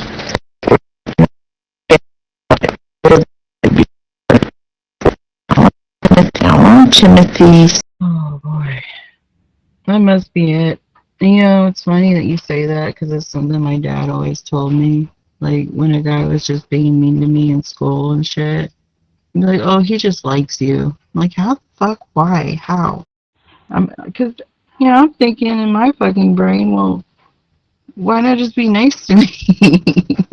Like, why are you trying to scare me away? 2 Timothy, yeah. You were breaking up some there. I hope it's going to work for you. I do hope. And I want to know more about these glasses after this. It wasn't an atheist attempt to do anything. It was an observation. And it was a statement I made that, okay, you're saying you misinterpreted it. It doesn't matter whether you offer it because of your lack of understanding and your misinterpretation. You're claiming that I said it happens every 200 years and I never said any such thing. So whether you're aware of your lie or not, it is still a lie. And if this was in a courtroom, it would be called out. Because it doesn't matter whether a criminal is aware that he's committing a crime or not. The judge sentences him all of the same. Yeah, you broke up. I couldn't hear you either, Sydney. And you were breaking up, and then we lost you completely. So yeah, it's 1 Timothy chapter 2. So I didn't say that it happens every 200 years. I said it appears that the last one was about 230 years ago. And I also said in the context of that conversation, it could have even been less. Why? Because I referenced the map, because I referenced how California was depicted as an island right up to 1865. But you go off on a fucking tangent. You don't want to hear anything.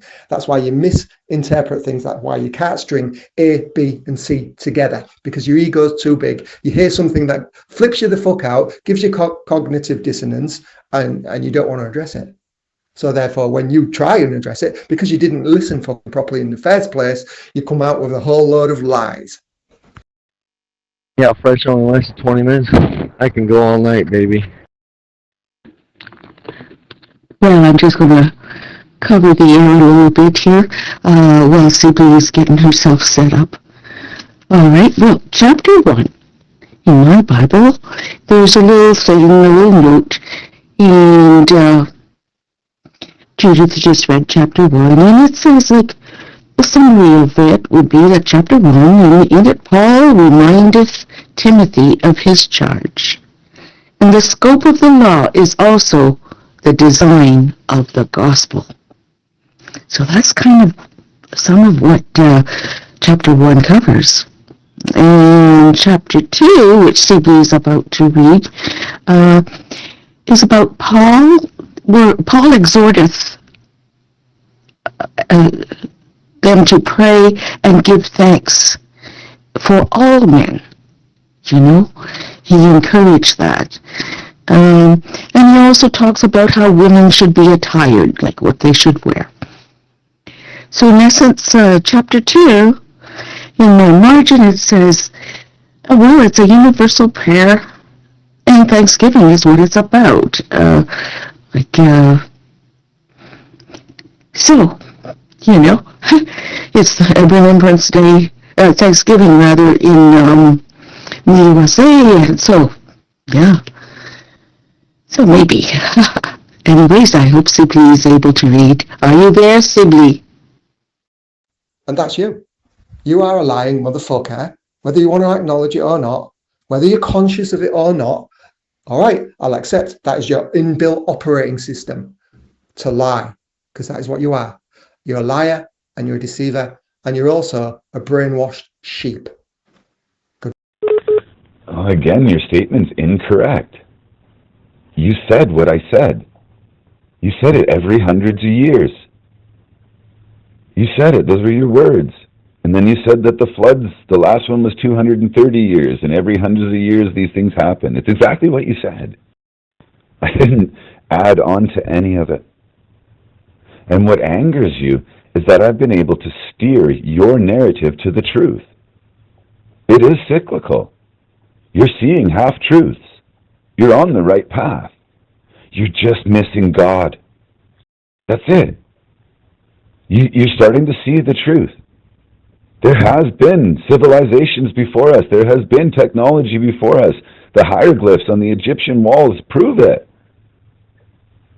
It's happened. And there was one great flood that buried it all. That's why people are still finding it into the oceans, finding whale carcasses on top of mountains. It's real. It's the part you're missing. Once you learn the resets are real, the cycles are real. GT350 you do. But it's in direct correlation with Jesus' return. Your whole timeline, pseudo, counted down to his birth. 4000 BC before Christ, 3000 BC before Christ, 2000 before Christ. Then Christ comes, and then we kill him. And then it starts counting up. 1000 AD after death, 2000 AD, 2025 AD. You're on the right track.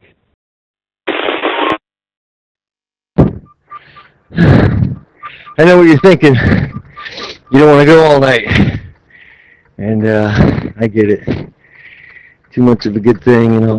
Sorry. Dropping landing gears and dropping multiple trailers. Moving stuff around. Got me a little winded. I need to work on my cardio. You're just missing God. Trust him and he'll show you the rest, pseudo. You're going to be amazed at how much you were right about. You're just missing God. He's the last piece of the puzzle, man. And then it'll all make sense. You'll see the whole beautiful picture. Oh, well, I don't know. Judith? Have you been able to communicate with Sibley? That's all I'm trying to tell you. You're on the right path, brother. No, not on this. I don't know. You want me to call her? Oops. This place is so tight. You can't drop a trailer and then grab one. You got to drop it out on the street and bobtail in and get your trailer you want.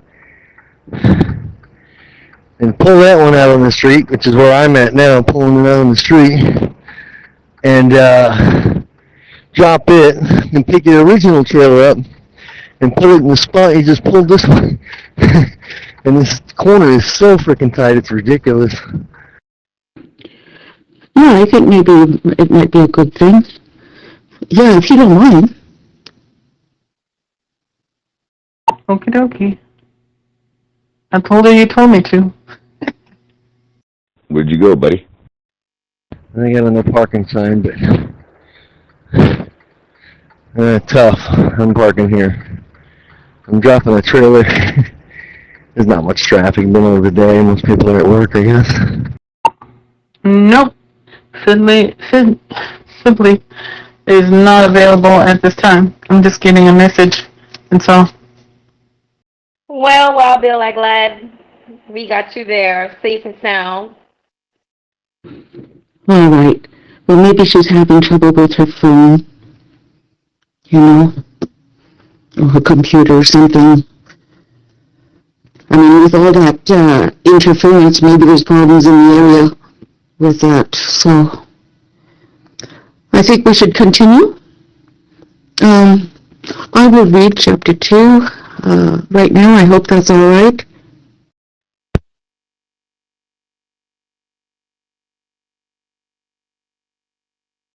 You don't have to ask.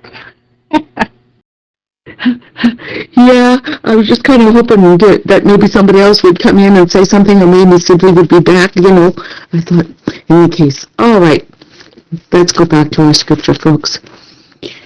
Sorry for all of that. Technology is great, folks. However, it does have its snafus, snafus, however you say that. 1 Timothy chapter 2. I exhort, therefore, that first of all, supplications, prayers, intercessions, and giving of thanks be made for all men, for kings, and for all that are in authority, that we may lead a quiet and peaceful life in all godliness and honesty. For this is good and acceptable in the sight of God our Savior, who will have all men to be saved and to come into the knowledge of the truth. Oh, wow, I never really focused on that particular verse. Verse 4. Again, who will have all men to be saved and to come unto the knowledge of the truth. For there is one God and one mediator between God and men, the man, Christ Jesus, who gave himself a ransom for all, to be testified in due time. Whereupon I am ordained a preacher and an apostle, I speak the truth in Christ, and lie not, a teacher of the Gentiles in faith and verity. I will therefore that men pray everywhere, lifting up holy hands without wrath and doubting. Oh, wow. I really appreciate that verse. Verse 8, I will therefore that men pray everywhere, lifting up holy hands without wrath and doubting. In like manner also, that women adorn themselves in modest apparel, with shamefacedness and sobriety, not with broided hair, or gold, or pearls, or costly array, but which becometh women professing godliness with good works. Let the woman learn in silence with all subjection. But I suffer not a woman to teach, nor to usurp authority over the man, but to be in silence. For Adam was first formed, then Eve. And Adam was not deceived, but the woman being deceived was in the transgression. Notwithstanding, she shall be saved in childbearing, if they continue in faith and charity and holiness with sobriety. That was 1 Timothy chapter 2. Chapter 3 coming up. Yep, just dropping this trailer now. And go hook to the other one. And I got a blind side back in off the street. It's so damn tight. Yeah, I'm going to be threading the needle on this one. This is ridiculous, but whatever. That's what we do. We get it done, baby. A lot of hooking up and dropping. I just got to hook this one, drop it, and hook back to my trailer I'm leaving with. And then I think I got about another 10, 15, maybe 15, 20 minutes to go, and then I'll be done. No, he left. I didn't even notice he left. Does anyone know if he left before my last Kia? What's up, Brody? How you doing, sir?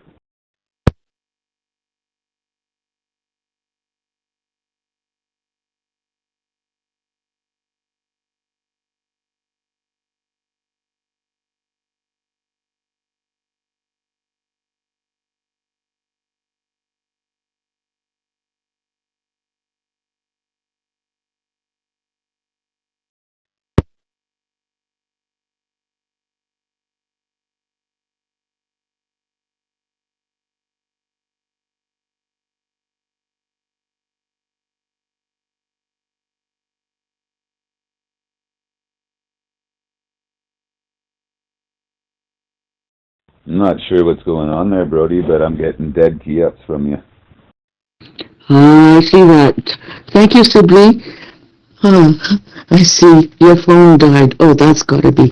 That is annoying, to say the least. Glad you're back.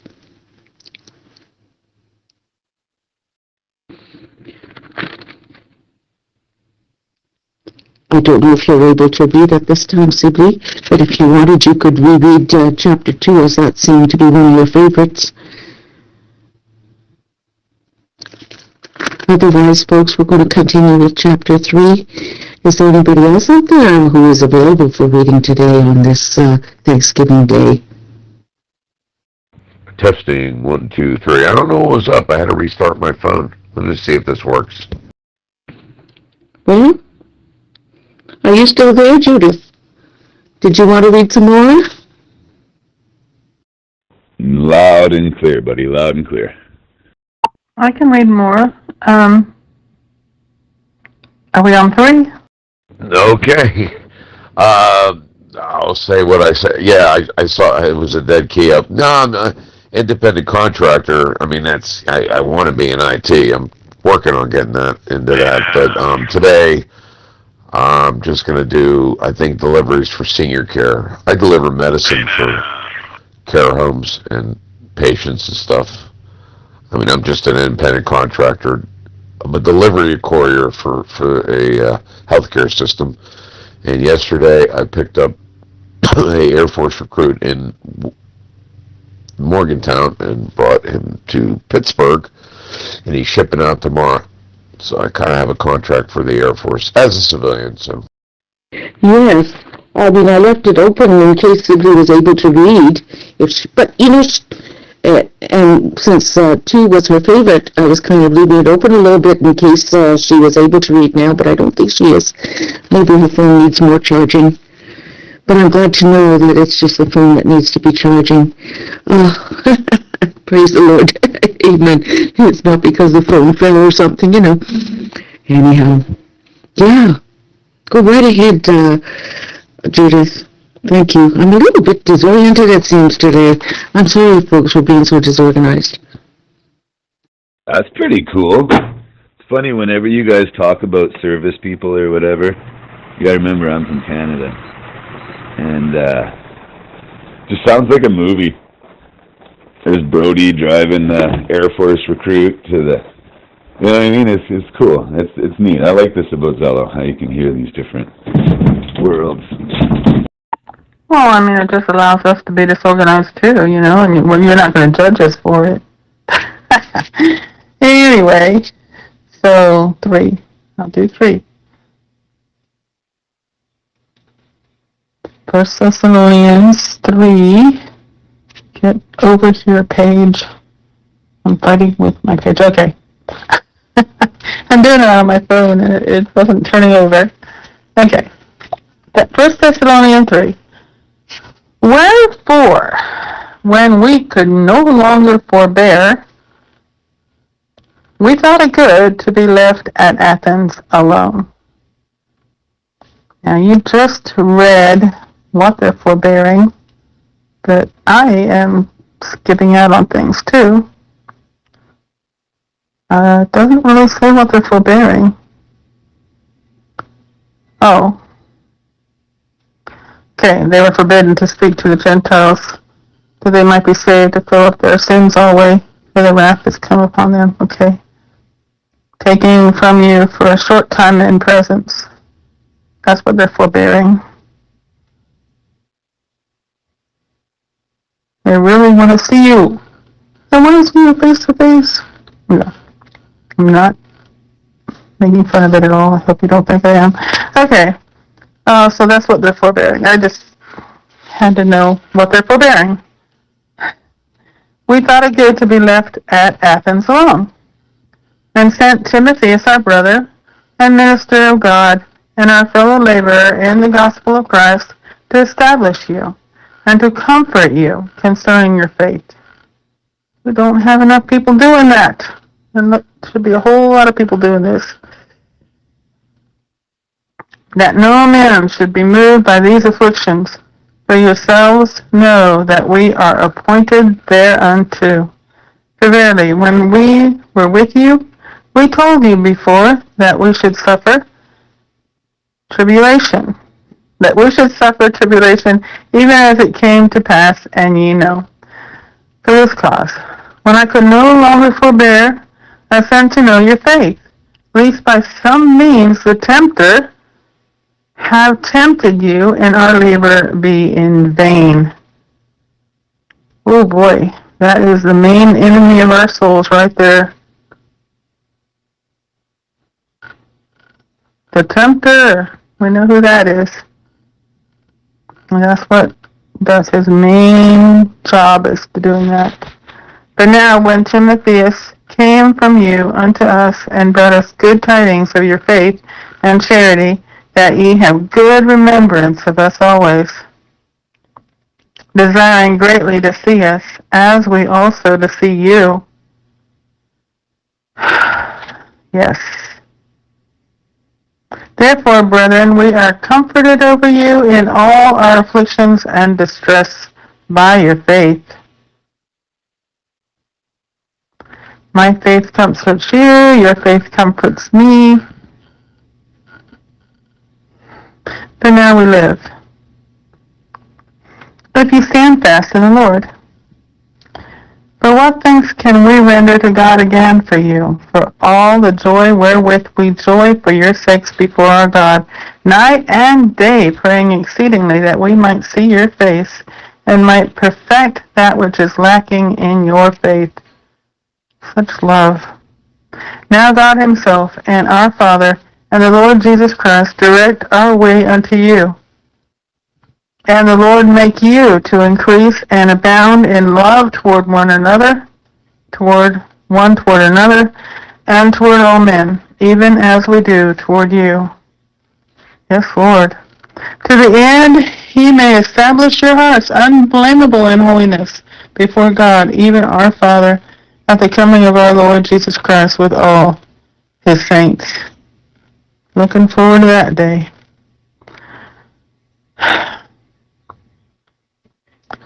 God is so good.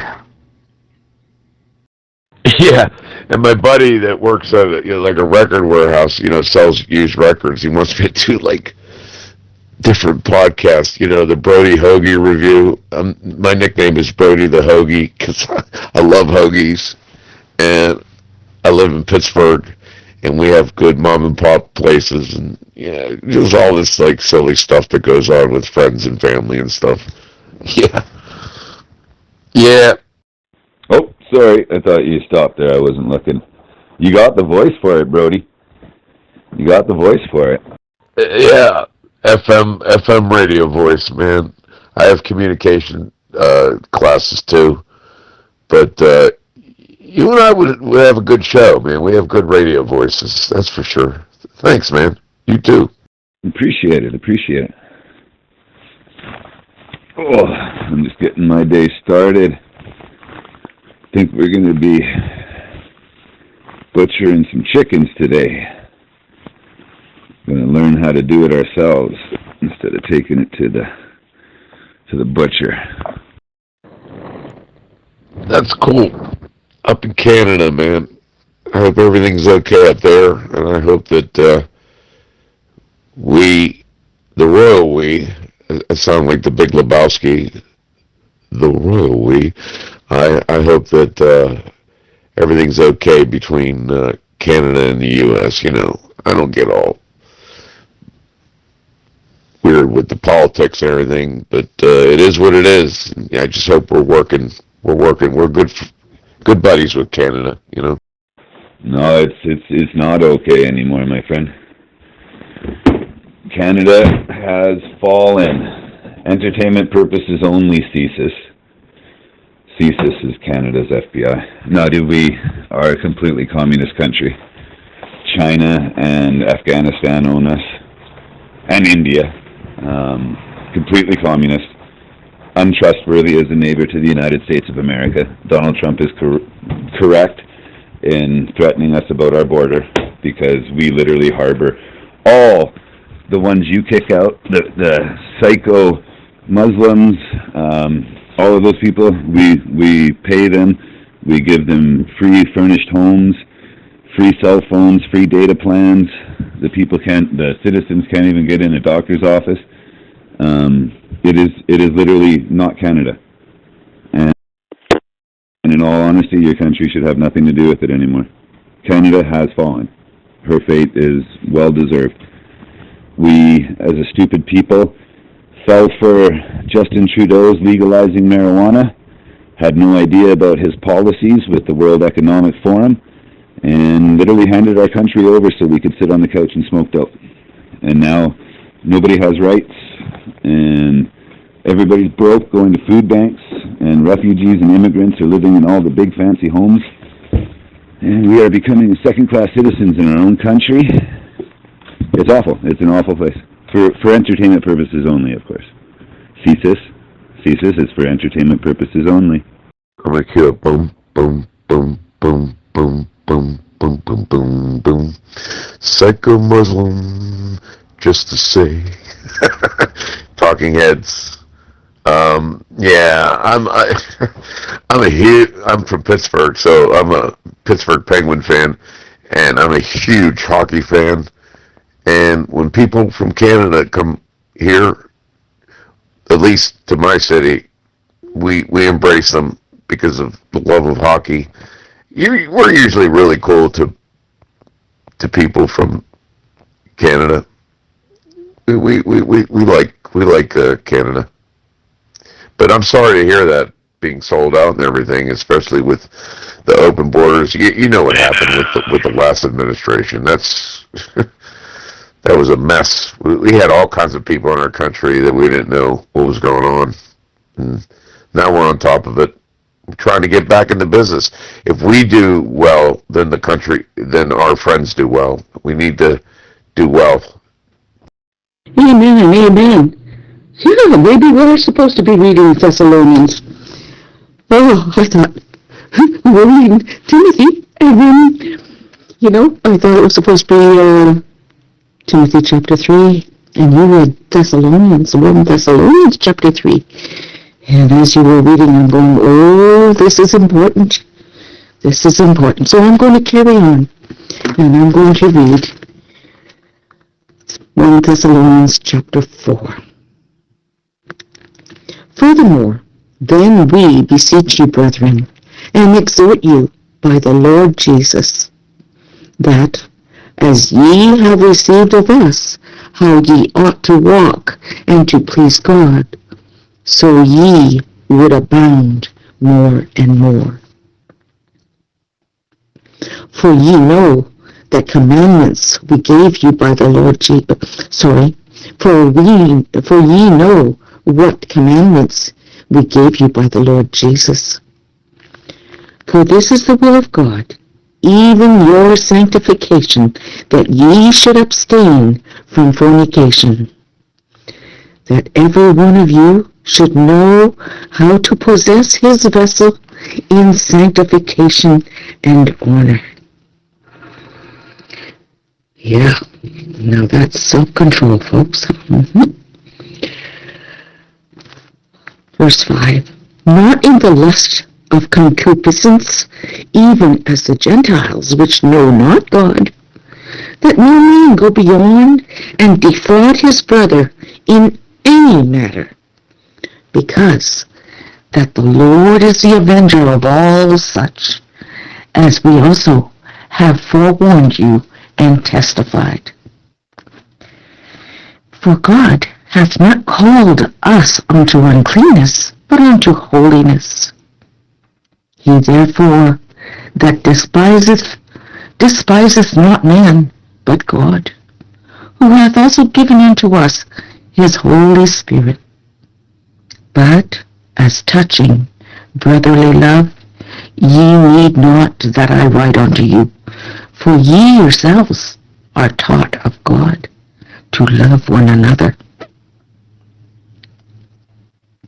And indeed ye do it toward all the brethren which are in all Macedonia. But we beseech you, brethren, that ye increase more and more, and that ye study to be quiet, and to do your own business, and to work with your own hands, as we commanded you, that ye may walk honestly toward them that are without, and that ye may have lack of nothing. But I would not have you to be ignorant, brethren, concerning them which are asleep, that ye sorrow not, even as others which have no hope. For if we believe that Jesus died and rose again, even so them also which sleep in Jesus will God bring with him. For this we say unto you by the word of the Lord, that we which are alive and remain unto the coming of the Lord shall not prevent them which are asleep. For the Lord himself shall descend from heaven with a shout, with the voice of the archangel, and with the trump of God, and the dead in Christ shall rise first. Then we which are alive and remain shall be caught up together with them in the clouds to meet the Lord in the air, and so shall we ever be with the Lord. Wherefore, comfort one another with these words. Amen. That was 1 Thessalonians chapter 4. Chapter 5 up next. I couldn't agree more. But Trump is 100% right in what, I don't like him. I think he's a dangerous man. But he's right in how he's dealt with Canada. It's not the Canada that we're used to remembering, man. It's changed and it's scary. It really is scary, man. I believe the Bible, and I believe what the Bible says. And it says that when a country turns its back on God, God turns his back on that country, and it will be inherited by strangers. We're seeing it. We've seen the West throw God out, and now we're seeing the West be invaded, and their land be inherited by strangers. Especially here in Canada, man. You come here, dude, you go to any store, any government place, anything. All refugees, all immigrants, everywhere. You call to ask for anything about your government, like whatever stuff, phoning their government lines. You have to learn a different language just to be able to get through. They own everything. They're in everything. They're the only ones that can afford to buy houses. It's crazy. It really is crazy. All right, we got the blind side vacuum done. We threaded the needle, and I pulled back out here. Now I can do the final hookup. Man, I don't think I've ever had to do that. That was a lot of movement back and forth. What the hell was that? And I'll double check my trailer before I leave. I've only done that once, so ever since then, not at this country, but a long time ago, ever since then I always make sure to double check. You get an hour down the road and realize you got the wrong trailer. Your name is Mud. Yeah. Then you got to backtrack an hour. It's fuel and time. That's an ounce of prevention. This is a pound of grief, or however that saying goes. A pound of headache. That's a true statement. Look at this land. His land here is tough.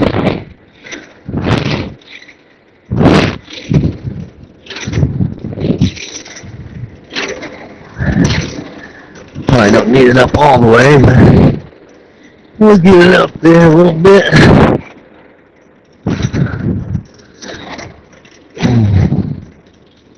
And that trailer I dropped, they had these blocks I had to rest the pads on. I guess the parking lot was soft. I don't know what that was about.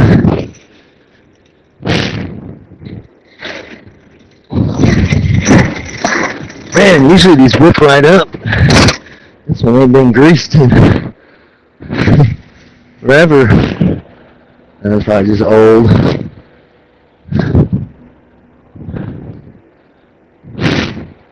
Man, I take my coat off. I'm sweating. That was a good little workout, though.